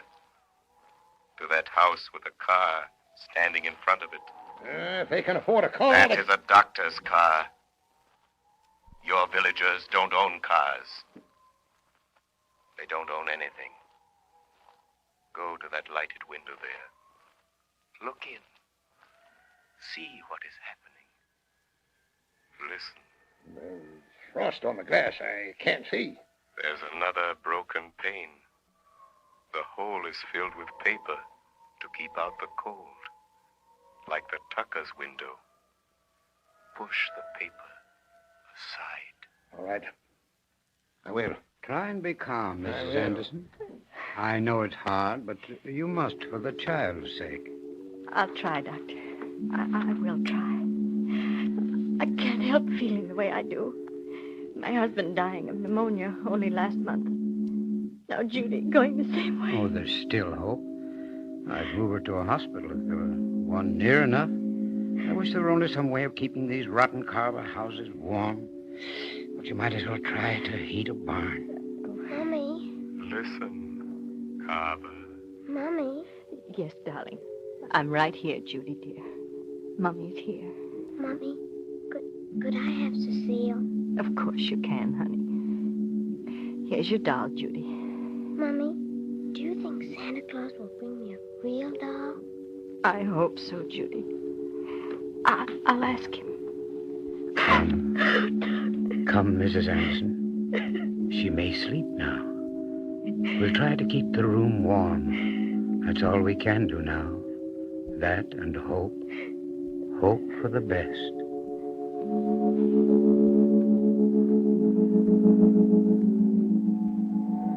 Look at that child, Daniel Carver. She's dying. And you alone are to blame. No, stop. Don't torture me anymore. If that child dies, Carver, there will be no candles. No gay candles on a gift-laden Christmas tree, but white candles shedding a ghostly light around a packing box coffin. No, stop. It will be the monument to your life No. of selfish greed. No. And a cross you will bear through all eternity. Unless Unless what? Unless you make amends. I'll do anything. I'll do anything to make amends. I didn't know. I've been blind, selfish. No baskets of fruit or pennies in the snow will wipe out your sins against these long-suffering people, Carver. I know. I'll make everything right. That little girl, she needs medicine, a warm house. Let me go in and get the doctor to move her to my house on the hill. I'll get specialist. I'll do anything to save her life. Wait, Carver. That is only the beginning. What of all the others? What of these death traps you call homes? I'll tear them all down, burn them, build new ones, houses that are warm and comfortable and safe. I swear it. But tell me, who are you? How are you everything for showing me what I've been doing to these people who depend on me? I told you once before. I am the shadow. But you are a man. Why can't I see you? I have clouded your mind, made it impossible for you to see me. You will never see me. Never hear my voice again, Daniel Carver. If you keep your word. I will keep my word. I swear it. If you don't, the shadow will return. And the next time... Hey, Al! You seen anything about Blyth? Oh, I ain't, Bill. Shadow. It's my foreman, Bill Dawson and Al Trimble. Yes, I know. They mean to kill a man. If they can find him. They're after some fellow that was here this afternoon with a young woman. Welfare workers, I think. What'll we do? Let them come. This is your first test. You are responsible for their acts. What are you going to do, Carver? They might shoot us by mistake. They've got shotguns. This is your chance, Carver. If that fella's around here, we'll find him, Al. Go around the back of Tucker Shack and take a look. Okay. I'm just itching to draw a bead on that nosy city fella. Now's your chance to deal with Dawson. What are you going to do, Carver? I'll show you. Just watch me. Don't shoot. Dawson! Dawson, don't shoot! It's me, Carver. Carver. Hey, what are you doing here? You come within an ace of blowing your head off. I've come here to see what I've been doing to these people by giving you a free hand. You said you didn't want to be bothered. I know. I'm to blame. I've been blind. But that's all finished now. I'm going to make this village all over, build new homes, make up for all the misery I've caused these people. You're getting kind of soft, ain't you, Carver? You won't think so when I tell you that you are through, fired, you and Al Trimble and all your kind. Listen here, you mealy-mouthed old skinflint. You can't fire me. I've done your dirty work too long. You get out of Carverville. You're through, Dawson. Yeah? That's what you think. You and nobody else is firing me. Put down that shotgun, Dawson. You'll hang for this. The devil I will. It'll be an accident. An accident like what's going to happen to that city. Dawson, don't you pull that trigger, you fool. Say your prayers, you rat. Ah! You missed. No, something knocked the gun up in the air. You didn't, Carver. You couldn't. Something just about knocked the gun out of my hand. You are quite right, Bill Dawson. I saved you from committing a cold-blooded murder. What was that? Who said that? The shadow, Dawson. Shadow? A ghost? Call me what you like, but I am here, helping Daniel Carver, helping the people of this village. Bill! Hey, Bill! Dawson! You get him? Al, come on. We're getting out of here. Something just talked to me. You must be drunk, Bill. Hey, what's that over there? It's old man Carver. But it wasn't him. It knocked my gun right out of my hand. Come on, I tell you, this place is haunted. Ah, there ain't no such thing. Yeah. Listen to that. Where is it? Come on, tell me. Where's it coming from? Who's that laughing? It ain't Carver. Yeah, it did sound kind of like a ghost. And I don't see nothing. Go. Go quickly, both of you. Get out of Carverville and don't come back. Come on, Al, you fool. Let's get out of here. Hey, Bill, wait. Wait, don't leave me here alone with that thing. Wait. Shadow, are you still here? Yes, Daniel Carver. Oh, thank you, whoever, whatever you are. Thank you for saving my life. I saved you because you have much work to do. If there was only some way of repaying you for making me see the truth, you should have credit for all this. Just bring happiness to the people of this village, Daniel Carver. That will be your repayment in full to the shadow. I'll do it. Look, Carver, the people of the village are getting up enough nerve to come out of their houses. I'll call them all together right now. I'll tell them what I'm going to do. I'll make this the happiest Christmas season they've ever had. Yes, I believe you will, Daniel Carver. What happened in here? Who's that? Yeah, who's been shooting? Anybody hurt? Hey, golly, it's Mr. Carver. What's he doing here? What do you want, Mr. Carver? Wait a moment. Wait a moment, all of you. Oh, I know you have good reasons to hate. Tonight I've been shown why. Someone came to me. Oh, I don't know what he was. I don't care. All I know is he was like a spirit of God. He has shown me how to create a new Carverville, a happy Carverville, where the spirit of Christmas will shine all these years through. Men and women, a shadow has brought us light. This, Carver, this is the peace on earth, goodwill toward men. Friends, this afternoon we have an event of unusual importance to bring to you. The Shadow program is to be honored with one of radio's most coveted awards, which heretofore has been captured by other outstanding programs such as Jack Benny, Fred Allen, and The March of Time, the Pilot Radio Award. Mr. Harry A. Smith, president of Blue Coal, will accept this award from Mr. Sylvester Thompson, vice president of the Pilot Radio Corporation, who will make the official presentation. Ladies and gentlemen, Mr. Thompson. Thank you, Mr. Roberts. During the past year, the Pilot Radio Awards Society has been making periodic awards to various programs on the air which represent the highest achievements in their particular fields of entertainment. And so it's only natural that your program, The Shadow, should have come to our attention. For we can easily understand the reason why The Shadow has held its high place in popular favor for so many years. It brings all the thrill and flavor of mystery drama to radio audiences. In addition, the committee commends you very highly upon bringing some of the finest actors of the American stage into the homes of so many radio listeners. Recognizing your noteworthy contribution to fine radio entertainment, I take pleasure in presenting to you, Mr. Smith, the Pilot Radio Award of Merit, and I am certain that The Shadow will continue to delight radio audiences for many years to come. Thank you very much, Mr. Thompson. On behalf of the Glen Alden Coal Company and the D.L.&W. Coal Company, producers and sellers of blue coal, it gives me great pleasure to accept this award. We greatly appreciate this recognition of our efforts to entertain the radio public. We realize, however, that the credit is due to those who prepared, directed, and presented The Shadow. The Blue Coal Dealers of America join me in expressing their appreciation to our very able artists who have presented this entertainment, and our thanks to you for this recognition of their efforts. I assure you that they will endeavor to keep their future presentations of the same high quality that we endeavor to maintain in every ton of blue coal.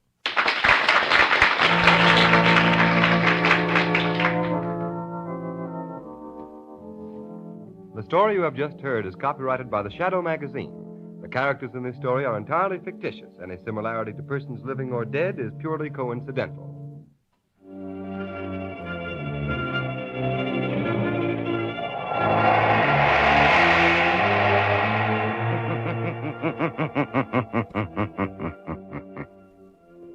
The weed of crime bears bitter fruit. Crime does not pay. The Shadow knows.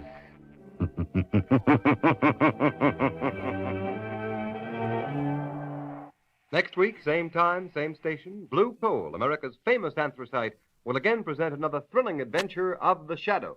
Be sure to listen, and be sure to burn Blue Coal, the solid fuel for solid comfort.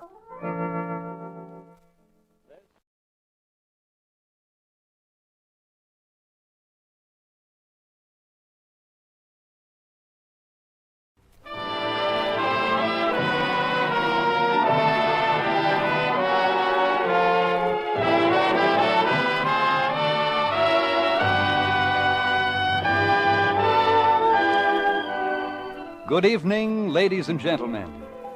Shadow of a Doubt, starring Ann Blyth and Ray Milland. Now to introduce tonight's program, here is our director, Fletcher Markle.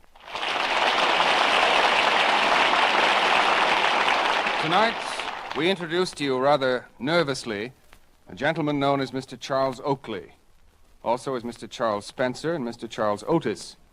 But mostly he's Uncle Charlie, and when he's being Uncle Charlie, the family favorite, this man is probably a lot like someone you may know yourself. Tall, attractive, with a slight blur of gray at the temples, who often wears a curious, preoccupied expression, as if he had an important secret to keep. But we hope you don't know anyone with a secret like the Uncle Charlie in Thornton Wilder and Sally Benson's story, Shadow of a Doubt, because life with anyone like him is quite unpredictable, as you shall hear.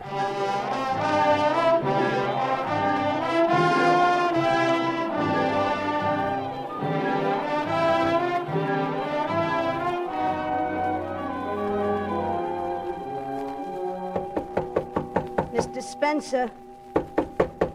Mr. Spencer. Yes? Oh. Mr. Spencer, I hate to bother you. I knew you was resting, but I thought you'd like to know there was two men here. Two men asking for you, a young man and a kind of a older man. The older man was here twice before. They was sorry you wasn't in. I said you wasn't. Mrs. Teeler, don't stand there. Don't behave like a landlady. Come in and sit down. Well... And close the door. Forgive me for not getting up. It's good to lie down and rest on a hot day. Did they say they'd be back? They didn't say exactly, but I think they will. Just now when I had to walk down the A&P, I seen them standing there at the corner. Maybe I should have let them in, only you said not to disturb you, and... Yes? And I'm sure they'll be back. Mr. Spencer, you do look awful tired to me, and that's a fact. Maybe New Jersey doesn't agree with you. Have you got a headache or something? I think maybe you need a real rest. That's what I think. Maybe I do, Mrs. Teeley. Well, I'd better go, and you better lock the door when I'm gone. Those friends of yours told me not to say they called, wanted to surprise you, but I thought you'd like to know, somehow. Thank you, Mrs. Teeley. You go ahead with your nap. I'll pull a blind down. You rest now, Mr. Spencer. You rest. No. No!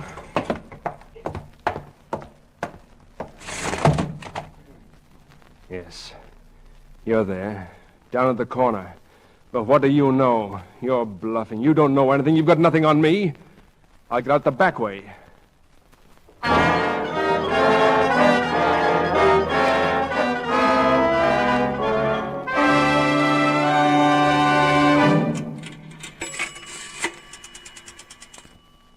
Operator, Western Union, please. What do they know? They're bluffing. And it was very easy getting out the back way. Western Union? Oh, I want to send a telegram to Mrs. Joseph Newton, Santa Rosa, California. That's right. Here's the message. You ready? Homesick for you all. Coming to stay a while, arriving Wednesday. We'll wire exact time later. Love to everybody and a kiss for little Charlie from her Uncle Charlie. Yes, operator, that's the signature, Uncle Charlie. Yeah, that's right. Going to Santa Rosa, California.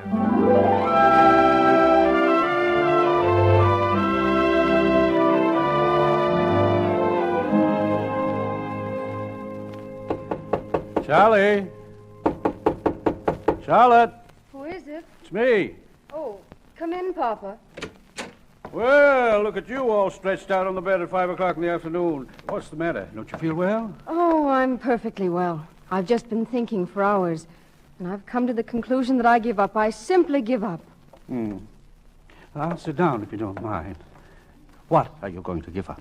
Have you ever stopped to think that a family should be the most wonderful thing in the world, and that this family has just gone to pieces? We have? Of course we have. We just sort of go along and nothing happens, and we've gotten in a terrible rut. Oh, come now. Things aren't that bad. The bank gave me a raise last January. Money. How can you sit there and talk about money when I'm talking about souls? We eat and sleep, and that's about all. We don't even have any real conversations. We just talk. And work. Yes, poor Mother, she works like a dog. What were you thinking of doing about it? Oh, nothing, I suppose. I guess we'll just have to wait for a miracle or something. Oh, you two are up here, I'm told. Oh, here she is. In Charlie's room, Emmy. All I'm waiting for is a miracle. Now, Charlie. Well, what's all this about? Oh, what's the matter, Charlie? Joe, what's the matter? Well, it seems It's just that I've become a nagging old maid and... Oh, Mama, you went downtown in that awful hat you promised me you'd throw away. Goodness, what on earth does it matter what hat I put on? Yes, Roger, I know. I don't see why you let that child yell at you like that, Mother. If he has something to say I'm or going if downstairs in a moment anyway. And I'm going down right now. Hope there'll be some dinner soon. Mama, I'm going downtown to send a telegram. I want a short walk before dinner anyhow. Why, Charlie, who do you know to send a telegram to? Mama, I know just the person to come and save us. A wonderful person who'll come and shake us all up so we'll be good and dignified and intelligent again. Charlie, have you gone crazy? What do you mean, save us? All this time, there's been the one real right person to save us. Mama, what's Uncle Charlie's address? Wasn't he living in Philadelphia last we heard? Darling, you're not going to ask Uncle Charlie for money. No, that wouldn't help us. I just want him to come. Oh, but think of asking a busy man like that to come all the way out west for nothing. He'd come for me. I'm named after him.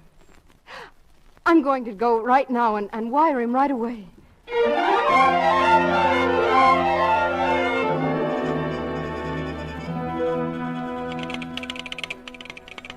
Well, hello, Charlotte. I just called up your house a little while ago. A telegram for your mother. Oh, did you, Mrs. Seastrom? Uh-huh. Here you are. It's from your uncle, the spoiled one. My uncle? My Uncle Charlie? Oh, let me look. Yes, youngest ones in a family always get spoiled the most, I guess. That's the way it was with my young brother. Mrs. Seastrom, do you believe in telepathy? Well, I ought to. It's my business. Oh, no, not telegraphy. Mental telepathy. Like, well... Suppose you have a thought, and suppose the thought's about someone who's in tune with you. And then over thousands of miles, that someone knows what you're thinking, and they answer you. And it's all mental. Well, I don't know what you're talking about. I send telegrams the normal way. Give my regards to your mother. He heard me. Uncle Charlie heard me.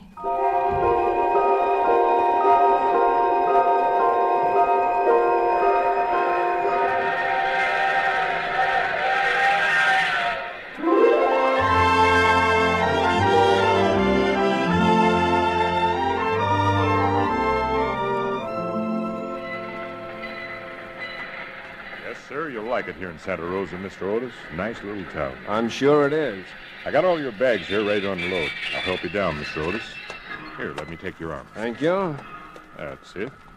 I sure hope you feel better, Mr. Otis. Too bad you had to stay in your room all the way. There you are, sir. Thank you very much. Here, you've been very kind. Oh, thank you, Mr. Otis. Thank you, sir. Look, down there. I think that's him. Oh, I think it is, too. Yes, I think so. Are you... Why, young Charlie. Oh, gosh, at first I didn't know you. You look so sick standing there. Why, you aren't sick, are you? Me sick? Papa, here he is. I thought so. Why, Uncle Charlie, you aren't sick. That was the funniest thing, the way you were standing there. Come on, let's go. Mother's waiting at home.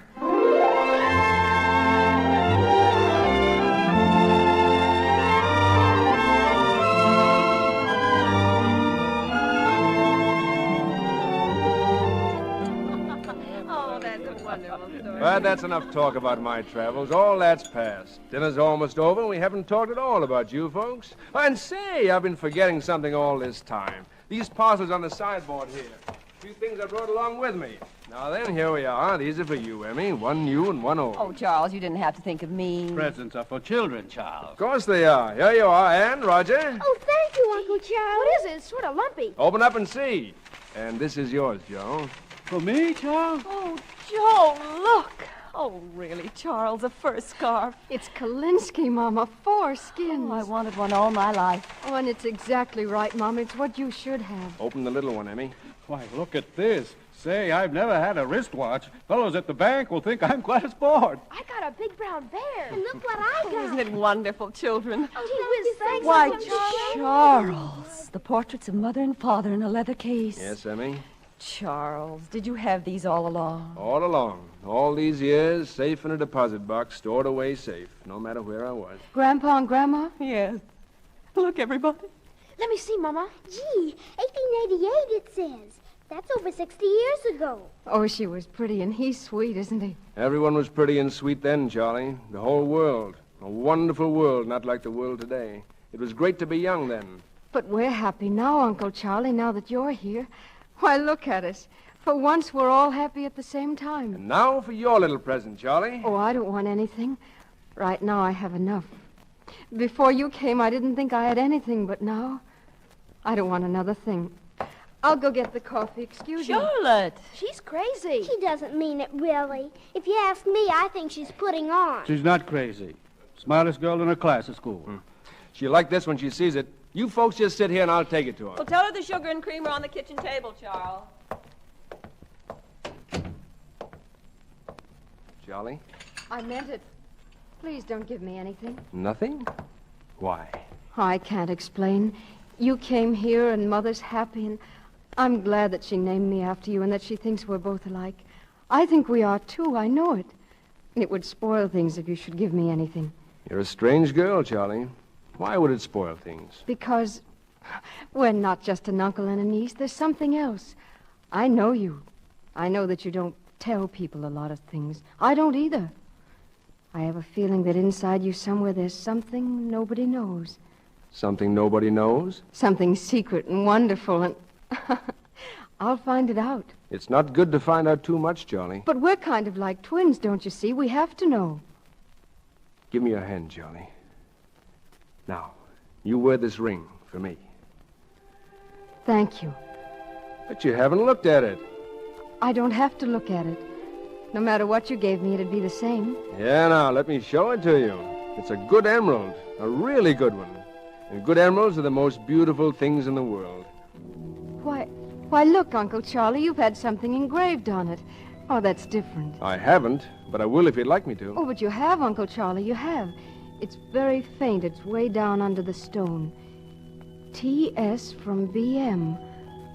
Why, they must be somebody's initials. The jeweler cheated me. It doesn't matter. Really, it doesn't. The jeweler cheated me. It's second-hand. The whole world is crooked. The whole rotten world. Give it back to me. But I like it this way. Someone else was probably happy with Give this it back ring. to me. I'll have that taken off. No, it's perfect the way it is. Now you bring the sugar and cream, and I'll carry the tray. Charlie. Come along.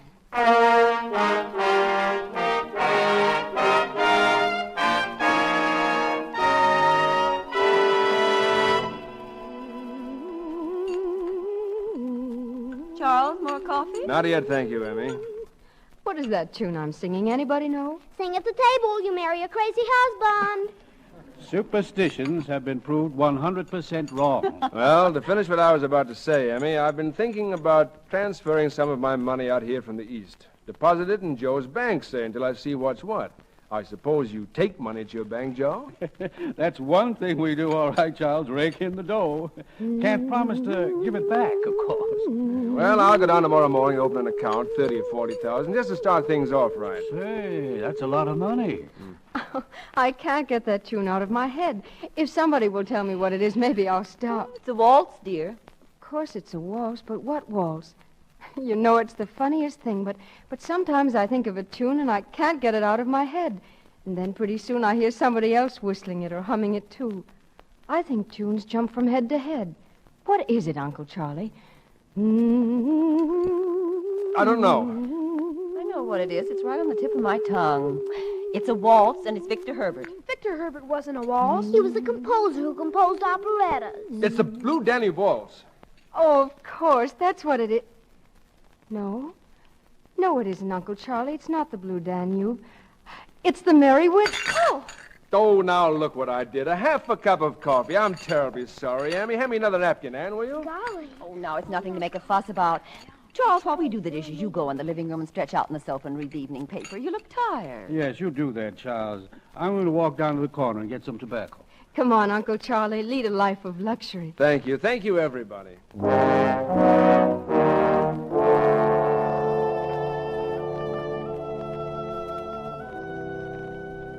Uncle Charlie, Mama wants to know if you'd like another cup of coffee or anything. No. Thank you, Roger. No. What's the matter, Uncle Charlie? Something bad in the paper? What? No. I was just... Roger, look, did you ever make a house out of a newspaper? You see what I mean? First you stretch them all out on the floor, see? Yeah. Then you fold them, like this, like a tent. Yeah, and then you... Look, now you cut out a door, see? See? It's the doorway. Well, now, what are you all up to in here? Why, Roger, that's Papa's paper. Well, it's my fault, Charlie. I was showing Roger a game. I never thought about the paper. Well, it's all right. Let's see. Page 5, page 1, page 7. Here's part 2. But where's page 3? 3 and 4, where is it? I never touched it. Uncle Charlie's the only one that touched it. Well, Papa may not notice if we fold it very neatly and very evenly. That's it, Charlie. Nobody will ever miss it.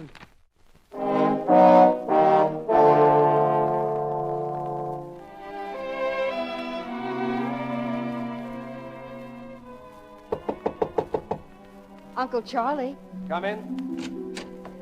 I've brought your water, Uncle Charlie. You said you liked a pitcher of water and a glass by your bed. Oh, thank you, my dear. You're very thoughtful. Uncle Charlie, I know something. I know a secret that you don't think I know. What secret? Well, remember I said you couldn't hide anything away from me because I'd know? Well, now I know there was something in the evening paper about you. About me? In the evening paper? About you. Please show it to me. I won't tell a soul. How do you know there was something? Well, that's why you played that game with Roger. You didn't want us to know, so you tore the paper. So now that I know, you've got to tell me. Well, I guess you have me, but it wasn't about me. It was about someone I used to know. Oh, is this the page over here on the dresser? It's got a piece torn out of it. Charlie, wait. That's none of your business. Oh, Uncle Charlie, you're hurting me. Your hand. Oh, I'm sorry. Give me the paper. You hurt my wrist. Charlie, I didn't mean to. I must have grabbed you harder than I thought. I was just fooling about it. It was just some gossip, not too pretty, about someone I met up with once. Nothing for you to read. Just forget it. And don't look at me like that, Charlie. You have eyes like a child. The piece in the paper was nothing, really. Just like a child. Have I? Good night. Good night, young Charlie. Good night, Uncle Charlie. Pleasant dreams. Pleasant dreams, always.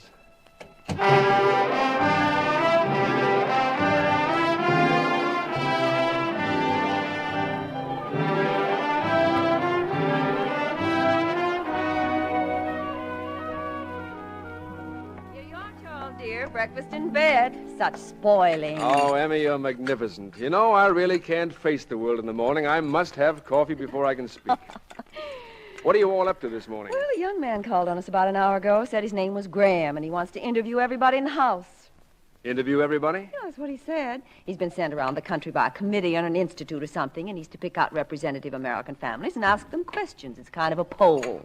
How'd he happen to pick this family? Well, he said he'd looked around and asked around, and he decided we were the ones he wanted. Well, if he's going to ask a lot of questions, he can leave me out of it. Why, you'd have more to tell him than any of us, Charlie. He's going to take our pictures, too.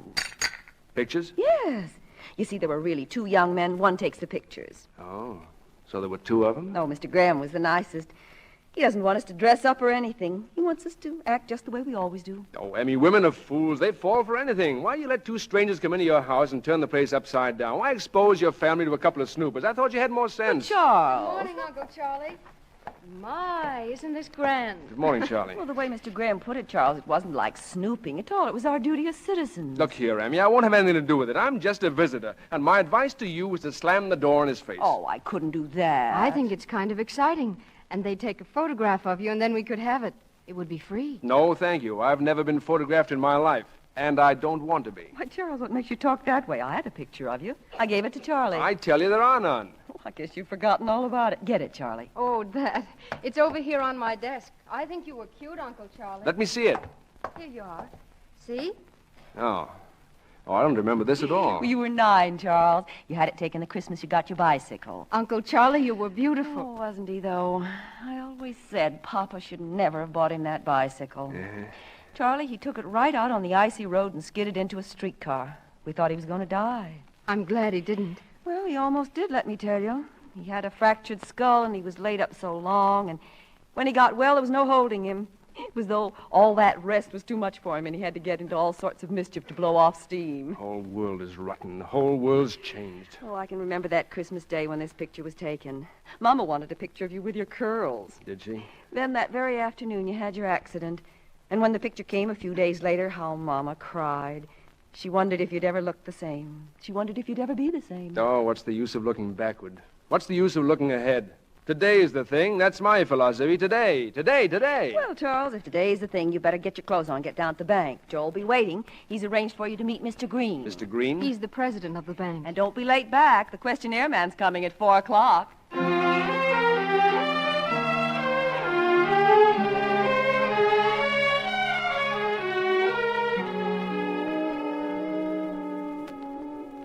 Say $30,000, Mr. Oakley? 30, maybe 40, Mr. Green. Indeed. Well. I thought I might settle down here for a while. It's a fine little town. We think so. What have you been doing, Mr. Oakley? Well, I suppose you'd call me a promoter. I've done a little bit of everything. You know, it's not hard to make money, Mr. Green. The only trouble I find is that once I make it, I'm not interested in it. Not interested in money? Well, you know as well as I do that there's plenty of money lying around waiting for someone to pick it up. Making money's a boring business. Shall we start with 40,000? Yes, yes, Mr. Oakley, if you'll just fill out this slip. Details. Well, I'm glad to see you're a man that understands details, Mr. Green. They are most important to me, most important. All the little details. Harry, I wonder if you... Oh, dear, I'm sorry. I didn't know you were busy. Oh, we can come back. Come in, Margaret, now that you're here. Come in. I am sorry, dear. This is Mr. Oakley, ladies, my wife, Mr. Oakley, and Mrs. Potter. Oh, you're Emma Newton's brother. We've heard so much about you. Oh, how do you do, Mrs. Green and Miss Potter? Mrs. Potter. Oh, I'm sorry. You know, there was something about you that made me think that... Yes. What did you want, Margaret? Oh, well, we were going shopping, Laura and I only have $5, and I thought... Here you are, my dear. Thank you, Harry. There is something to being a widow, isn't there, Mr. Oakley? One doesn't have to ask a man for money anyway. Well, goodbye, Mr. Oakley. I'm so glad we met. Goodbye, Mr. Oakley. Goodbye, Mrs. Green and Miss Potter. Oh, Margaret, isn't he just as charming as Emmy said? Now, Mr. Oakley, where were we? Attractive woman, that Mrs. Potter. Widow, is she? Yes, he was the Potter of Potter Chain Stores. Oh, indeed. Indeed. Yes, Mr. Green, as you say, where were we?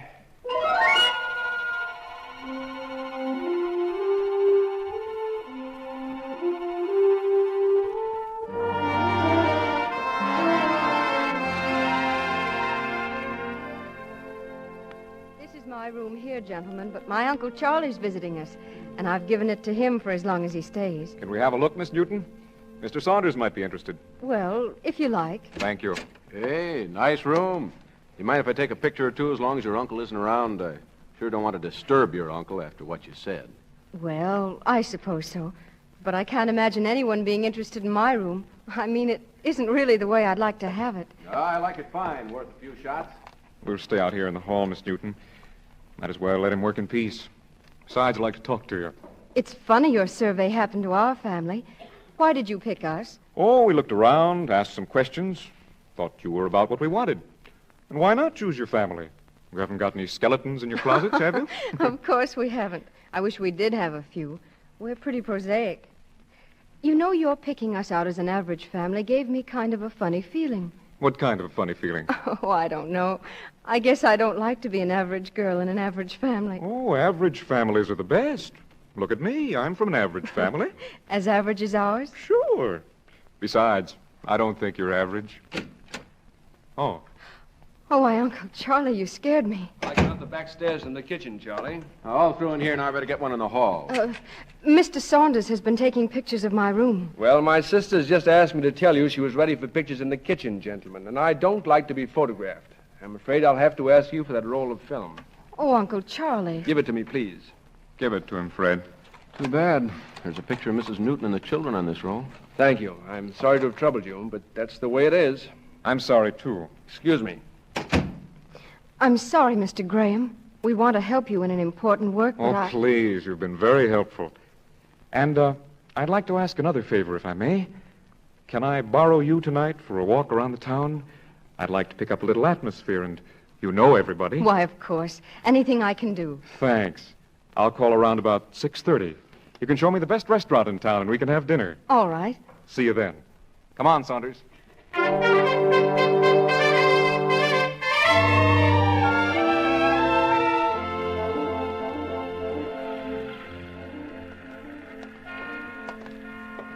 It isn't much of a park, really, but it's better than just an empty town square. It's very pretty.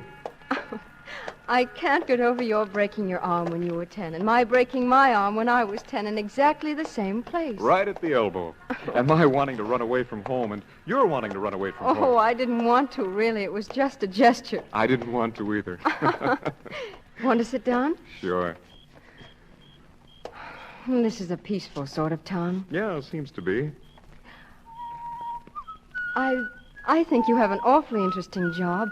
Going into people's houses, taking pictures, asking a lot of questions. Why, just like an international spy.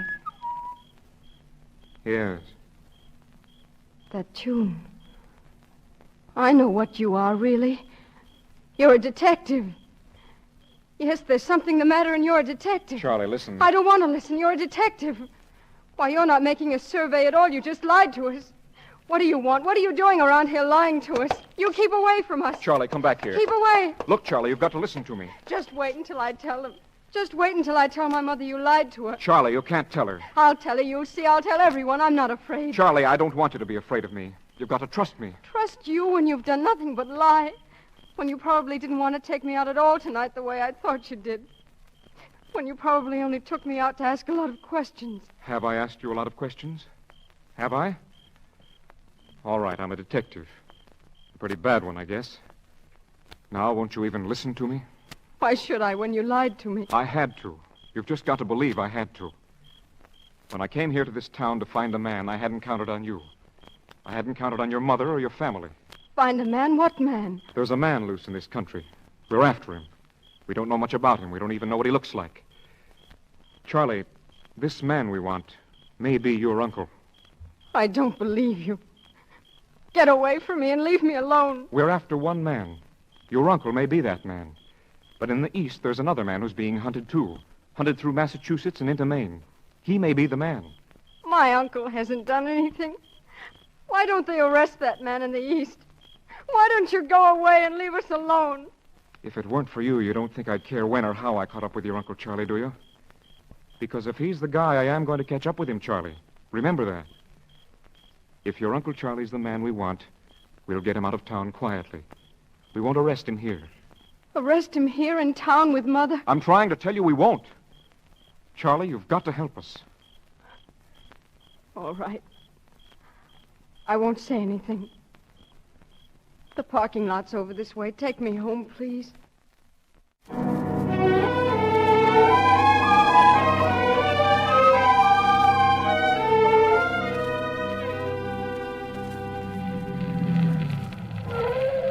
Here we are. Charlie, he may not be the one. It may be the other guy, the one in the east. Of course. It's probably all a mistake. I hope I'm wrong. I never wanted to be wrong so much in all my life. Well, good night. Oh, this handle. Oh, you have to give it a good yank. Here. Thank you. Oh, something fell. What's this? Oh, it's nothing. Just yesterday's paper. This car gets to be a regular goat's nest sometimes. Yesterday's paper? May I have it, please? Sure, you're welcome to it. Thank you. Good night. Good night, Charlie. I'll be in touch with you. Yesterday's paper. It was page 3. Page 3 and 4.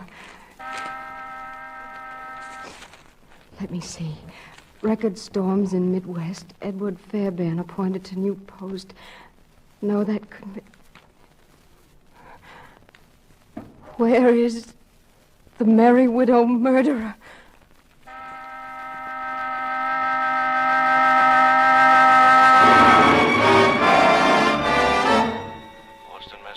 February 8th. The whereabouts of the so-called Merry Widow murderer, strong-handed strangler of 3 wealthy women, is a question baffling detectives today who are conducting a coast-to-coast search for the killer. Couldn't be Uncle Charlie. The trailing detectives are after 2 men, one of whom they are certain is the actual One murderer. was in the East, Jack said, in the East. The fact that all the victims were wealthy widows accounts for his being known to the police as the Merry Widow murderer. His latest victim was Mrs. Barton Madison, the former musical comedy star known to audiences at the beginning of this century as the beautiful Thelma Shenley. My ring. The ring he gave me. T.S. from B.M. T.S. from B.M. Oh, no. No. Please, no.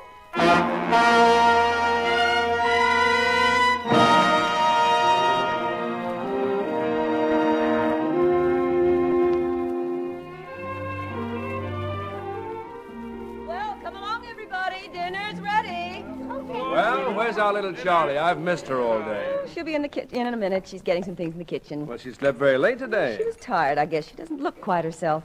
Here's the sauce, Mama. I nearly forgot about it. Well, here she is. Here's my girl. Gee, I wonder how many hours you slept today. Sit right down, dear. You won't be able to sleep tonight. Nobody who sleeps Oh, all I day. slept all right. And I kept dreaming perfect nightmares about you, Uncle Charlie. Nightmares about me? About you. You were on a train, and I had a feeling you were running away from something. And when I saw you on the train, I felt terribly happy. Charlie, how could you feel happy about seeing your uncle on a train? Goodness knows I don't want him on a train. I hope he stays here forever. Well, I suppose he'll go sometime. I mean, we all realize he has to go sometime. We have to face facts. Yes. Yes, I like people who face facts. Well, I'm not going to face any such facts as those. Oh, I forgot to tell you, Charles. I promised Mrs. Green, the president of our club, that you'd talk to the ladies, and she wants to know what you're going to talk about. Well, what am I going to talk about? Lecturers usually give travel or current events, don't they? Oh, not current events. We get current events. What sort of an audience would they be? Oh, women like myself, busy with our homes, most of us. Yes. Women keep busy in towns like this. In the cities, it's different. The cities are full of women, middle-aged widows, their husbands dead. Husbands who have spent their lives making fortunes, working and working, and then they die and leave their money to their wives, their silly wives. And what do the wives do? These useless women. You see them in the hotels, the best hotels, by the thousands, eating the money, drinking the money, losing the money at bridge, playing all day and all night, just smelling of money. Proud of their jewelry, proud of nothing else. Horrible, faded, fat and greedy women. But they're alive. They're alive. They're human beings. Are they? Are they, Charlie? Are they human or are they fat, wheezing animals? And what happens to animals when they die, when they get too fat and too old? I seem to be making sort of a speech. Well, for heaven's sake, Charles, don't talk about women like that in front of my club. You'll be tarred and feathered. And that nice Mrs. Potter's so anxious to have you there, too. She was asking me all about you. The Greens are bringing her here to a little party I'm having after the lecture. Excuse me, please, everybody. I'm not hungry at all. I'm going for a walk instead. Charlie! Where do you suppose she's going? Into town, I guess. Oh, that's nothing to get excited about, Charles. She often goes for walks. Maybe she's got a date with that young man. Well, I'm not hungry either. You all stay here and finish your dinner. I'll catch up with her.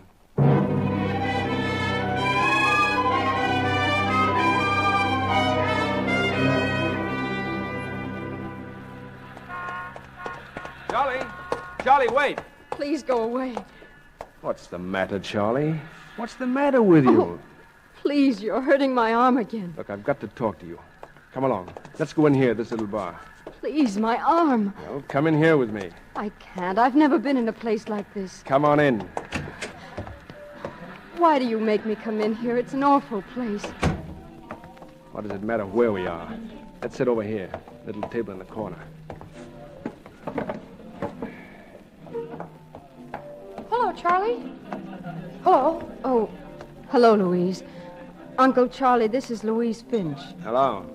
Glad to meet you. This is my uncle. I was in Charlie's class in school. Gee, I sure was surprised to see you come in, Charlie. I never thought I'd see you here.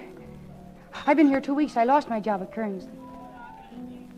What do you have, Charlie? Oh, I'll have a chocolate milkshake. We haven't got anything like that. Bring her a ginger ale. I'll have a double brandy. Brandy? We may have some. Never heard of anybody wanting brandy. I'll see.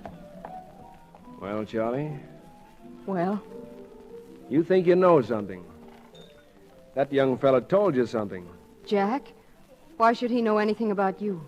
Now, look, Charlie, something's come between us. I don't want that to happen. We're like twins, you said so yourself. Give me your hand. Don't touch me, Uncle Charlie. What did he tell you?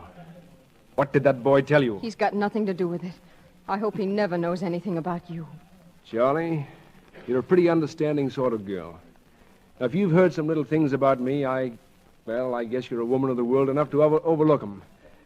I guess I've done some pretty foolish things. Made some pretty foolish mistakes. Nothing serious, just foolish. How could you do things like that? You're my uncle. You're my mother's brother. We thought you were the most wonderful man in the world. Charlie, what do you know? Here's your ring back, Uncle Charlie. I'm sorry I was so long. We're awful busy. Oh, whose ring? Ain't it beautiful? Oh, I could just die for a ring like that. Yes, sir, for a ring like that, I'd just about die. I love jewelry, real jewelry. You notice I didn't even have to ask if it was real. You can tell. I can. Bring me another double brandy. Sure. Gee, I'd just die for a ring like that. Someone will. Will what? Die. Someone did. Oh. Sit down. Sit down. You think you know something, don't you? Or what do you know? You're just an ordinary little girl living in an ordinary little town. You wake up every morning of your life. You know perfectly well that there's nothing in the world to trouble you. You go through your ordinary little day, and at night you sleep your untroubled, ordinary little sleep, filled with peaceful, stupid dreams. And I brought you nightmares, did I? Charlie, how do you know what the world is like? Do you know the world is a foul sty? Do you know if you ripped the fronts off houses, you'd find swine? The world's a hell. What does it matter what happens in it? Wake up, Charlie! Oh, please. Please. Charlie, you've got to help me. Help you? Yes. There's an end to the running a man can do. You'll never know what it's like to be so tired. I was going to... Hell, then I got the idea of coming out here. It's my last chance, Charlie. Give it to me. Graham and the other fellow, they don't know. There's a man in the East. They suspect him, too. And if they get him, why, Oh, Charlie, give me this last chance. Take your chance and go. I'll go, Charlie. I'll go. Just give me a few days. Think of your mother. It'll kill your mother. Yes, it would kill my mother. Oh, take your few days and then get away from here.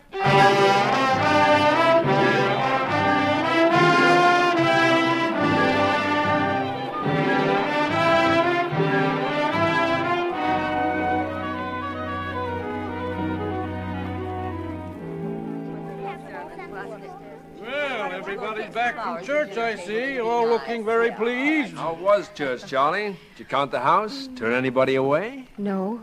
Seats enough for everyone. Well, I'm glad to hear it. Show's had such a long run, I thought maybe attendance might be falling off. Anything special on the noon broadcasts, Charles? I haven't been listening, Emmy. Joe has. I've been out on the back porch. Nothing special, but they said they'd caught that fellow. Did Roger go The upstairs? fellow they call the Merry Widow Murderer. Mama, did Roger... What did you say, Papa?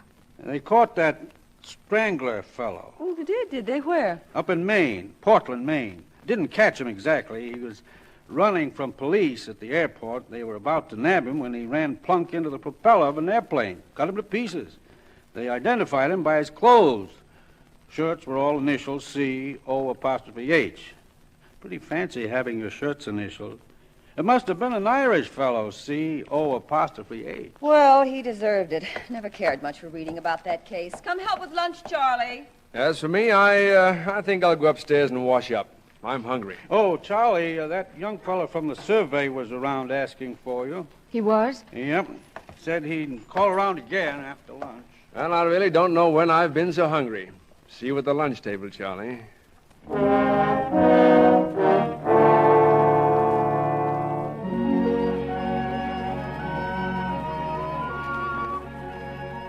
Glad I came along while you were out in the front yard, Charlie. It's more private out here. Yes, I know. I came out to wait for you. Papa said you were coming back after lunch. Well, we got a wire from Maine. They called us off the job. I'm just coming up for air. Me too. Now that it's over, I don't want to talk about it anymore. I want to pretend that the whole dreadful thing never happened. You won't have to pretend much. Nothing did happen. Oh, look, here are Mother's gloves. She must have dropped them.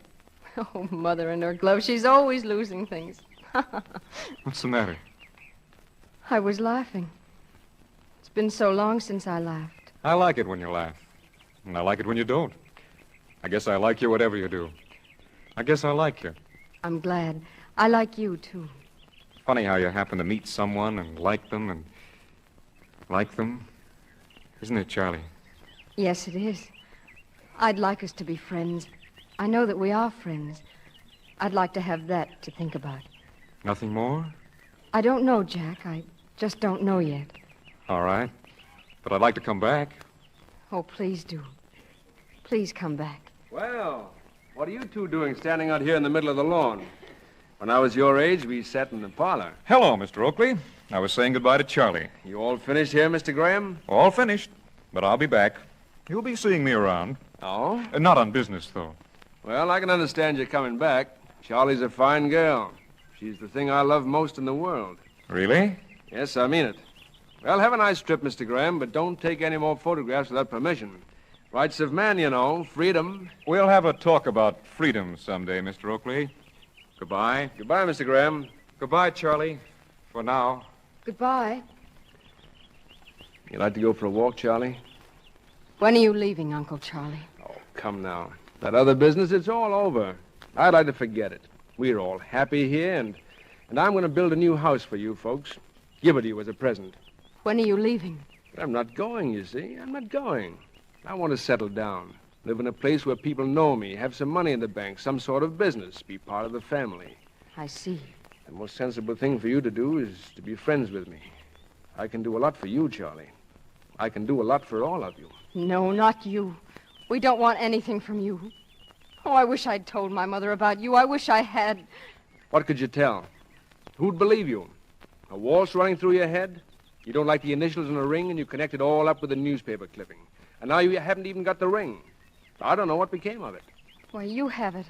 I gave it to you in that little bar that night. And I gave it back to you. No. No, you didn't at all. Yes, I did, Charlie. I don't want you here, Uncle Charlie.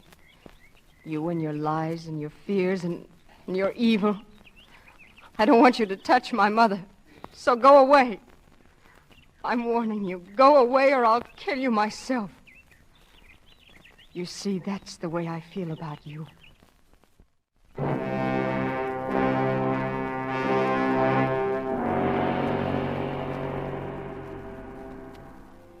Dear, have you decided what you're going to wear for your uncle's lecture at the club meeting tonight? I'm not going to go, Mama. What's that, dear? Why, you're joking. No, I've heard Uncle Charlie's speech. He was rehearsing it on the porch this afternoon, and anyway, somebody has to stay and get things ready for the party. Oh, but we're all getting dressed up, dear, and everything. Your father's going to wear his tuxedo, and I have the new dress Uncle Charlie bought me. I know, but I'd rather stay home and have everything ready for the party when you all get back. Please, Mama. I'd like it better that way. All right, dear. Did you know that Uncle Charlie got some champagne for tonight? 3 bottles. Yes, I know.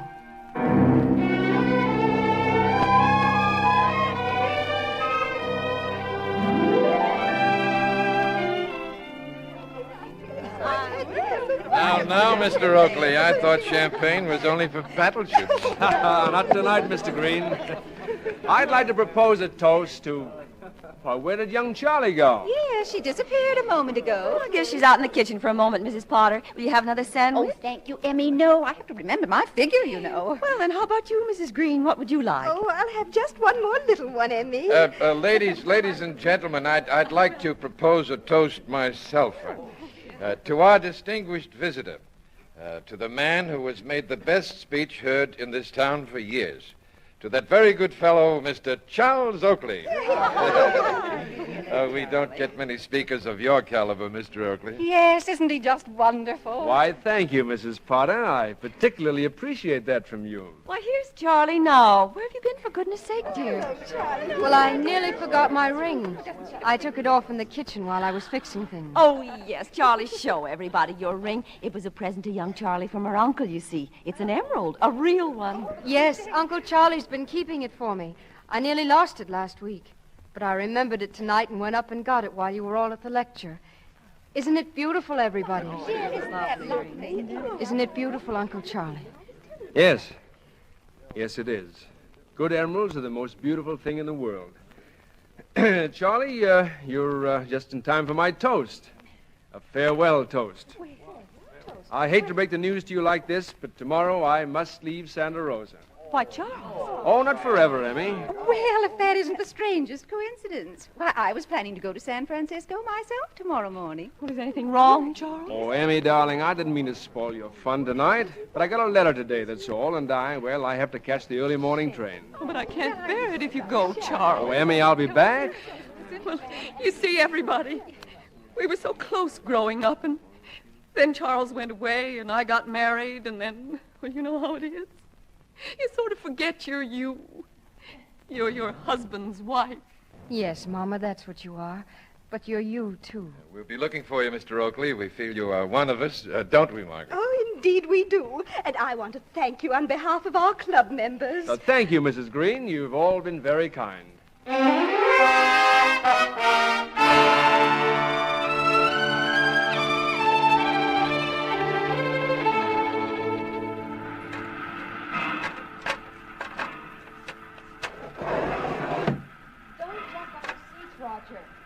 Roger, what did I tell you?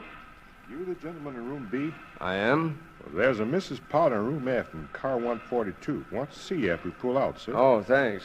And, Porter, there's one more bag of mine. I think it got taken into the next car by mistake. Will you get it, please? Ask around, see who has it. It's a big yellow Gladstone. Yellow? Yes, sir. I'll go back and look. Gee, the train's going to start. I don't want to get carried away. Oh, boy. Maybe it's too late. Maybe I'll have to go along. Oh, there's plenty of time, children. You run along and we'll follow. Race you to the platform, man. Oh, you can run if you want to. I'm a lady, and ladies Charlie, don't just a run. minute. Give me your hand. Please. You know what I think about you. I want you to know that I think you were right to make me leave, Charlie. Best for your mother, best for all of us. You saw what happened to her last night. She's not very strong, you know, and I don't think she could stand the shock. I remember once when she was a little girl. Oh, the train's moving now. Don't be silly. There's lots of time. Listen, Charlie, I want you to forget all about me. Forget that I ever came to Santa Rosa. Your hands. Please let me get the door open, Uncle Charlie. The train's really moving now. I know it is, and we'd better get the door open. Let me go, Uncle Charlie. No, my dear, no, I won't. I'm going to help you forget me. I've got to do this, Charlie, so long as you know what you do about me. Let me go. Let's get the outside door open. Two. Here, this way. Not yet, Charlie. Let it get a little faster. A little faster. And there's another train coming along the other track. You can meet it. Charlie, you can meet it. Soon now. No. Soon. Now. Grab him, Saunders. Grab him.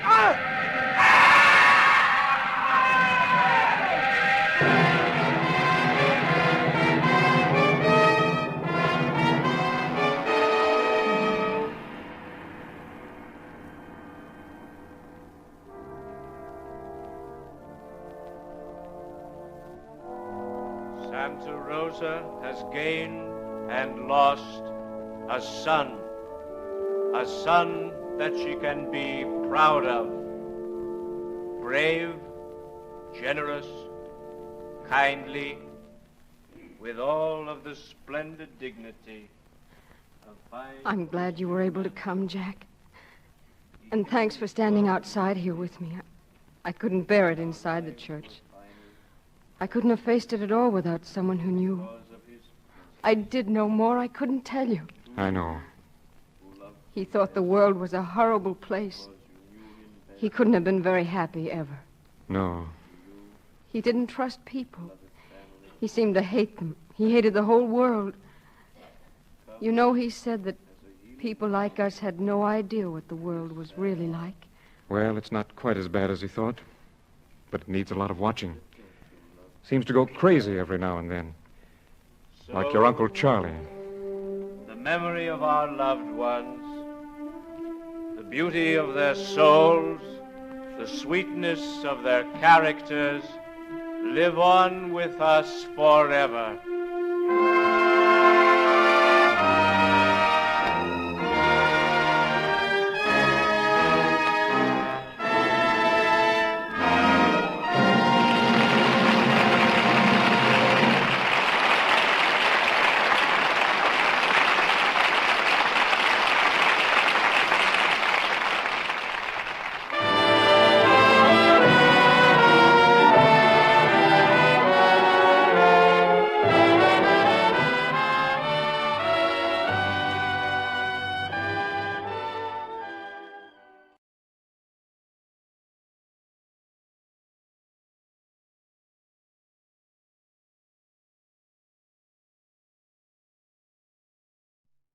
The Shadow, the mystery man who strikes terror into the very hearts of shopsters, lawbreakers, and criminals. Today, the poison death. Today's exciting adventure with the Shadow will start in just a moment.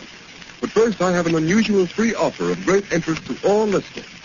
John Barclay, Blue Coal's heating expert, has written a book, How to Reduce the Cost of Heating Your Home. And you can obtain a copy of this attractively illustrated 24-page book absolutely without charge. Just address Blue Coal, 120 Broadway, New York City, or write to Blue Coal in care of the station to which you are listening. Drop a postcard in the mail tonight for your free copy of How to Reduce the Cost of Heating Your Home.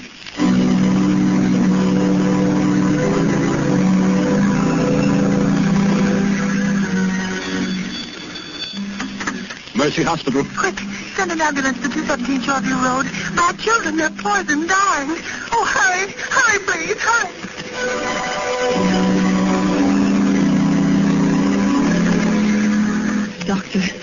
Doctor, what's wrong with my husband? He's been poisoned. Poisoned? Isn't there something you can do? Some way of saving him? No, I'm sorry, my dear. It's too late. Your husband is dead.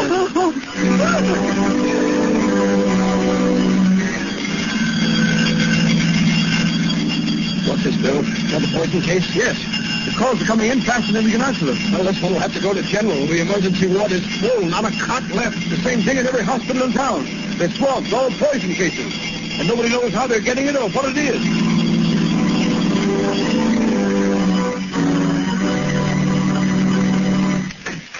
Come in, Commissioner Weston. I came over as soon as I got your message, Mr. Mayor. Sit down, Commissioner. You know why I sent for you? Yes. And I hate to admit it, but we haven't one single clue to go on. I've had the entire police force working on this poison epidemic for 3 days, and we're right where we started. And the first ransom notice sent to newspapers demanding $1 million ransom, or this city of over 1 million souls will be wiped out, poisoned, I thought it was a hoax. Mayor, it's a wild scheme of a crazed mind. It can't be anything else. I don't agree with you. The ransom note was signed the Shadow. This same Shadow you claim has helped you solve so many crimes. But it was never asked for reward or credit. I don't believe the Shadow sent that note, Mayor. No? Then look at this photostatic copy of the original typewritten threat. Listen to the way it's worded. For years, the Shadow has smashed rackets, wiped out criminal syndicates, trapped murderers without reward. And now the time has come for a settlement. The Shadow has saved the city millions.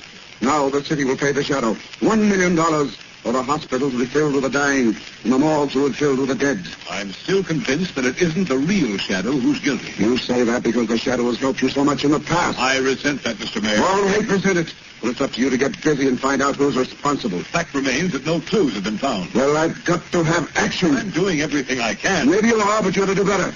Look at this report. The hospitals are filled with the dying. The morgue is filled with the dead. Hundreds of innocent people stricken by a poison the health department can't identify.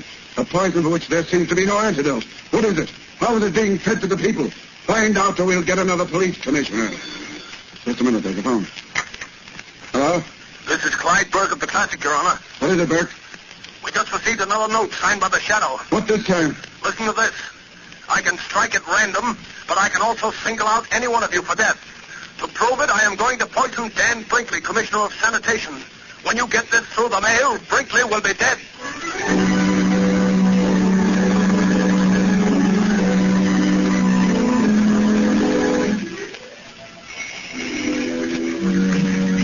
Lamont Princeton. Hello, Margot. Thank heavens you're back. Have you discovered who's poisoning all these people? Who's using your name, the name of the Shadow? No, Margot. Every theory I've worked on has led nowhere. Whoever he is, this man masquerading as the Shadow must be absolutely insane. There's no doubt about that, Margot, but it's the insanity of a genius, not of a money-mad fool. What strange, distorted mind could devise such a terrible scheme? Margot, let me see that map of the city again. I'll get it. You know the one where we marked all the areas affected by this wholesale poisoning? Yes, I know. Here you are, Lamont. There you see. The cases are widely scattered all over the city. And have you any idea how these people were poisoned? Must have been put in food or milk or something. There have been so many poisonings. It doesn't seem humanly possible it could have been administered individually. No, they were poisoned in groups. In every house affected by the poison, no one escaped. It wasn't poisoned milk. The newspapers checked on that, and it couldn't have been the food. No, the food those people ate came from 100 different stores. Wait a minute, Margot. You've just given me an idea. What's the one thing that all these people must have had at some time or another on the day they were poisoned? What do you mean, Lamont? Margot, I think I've got it. Water.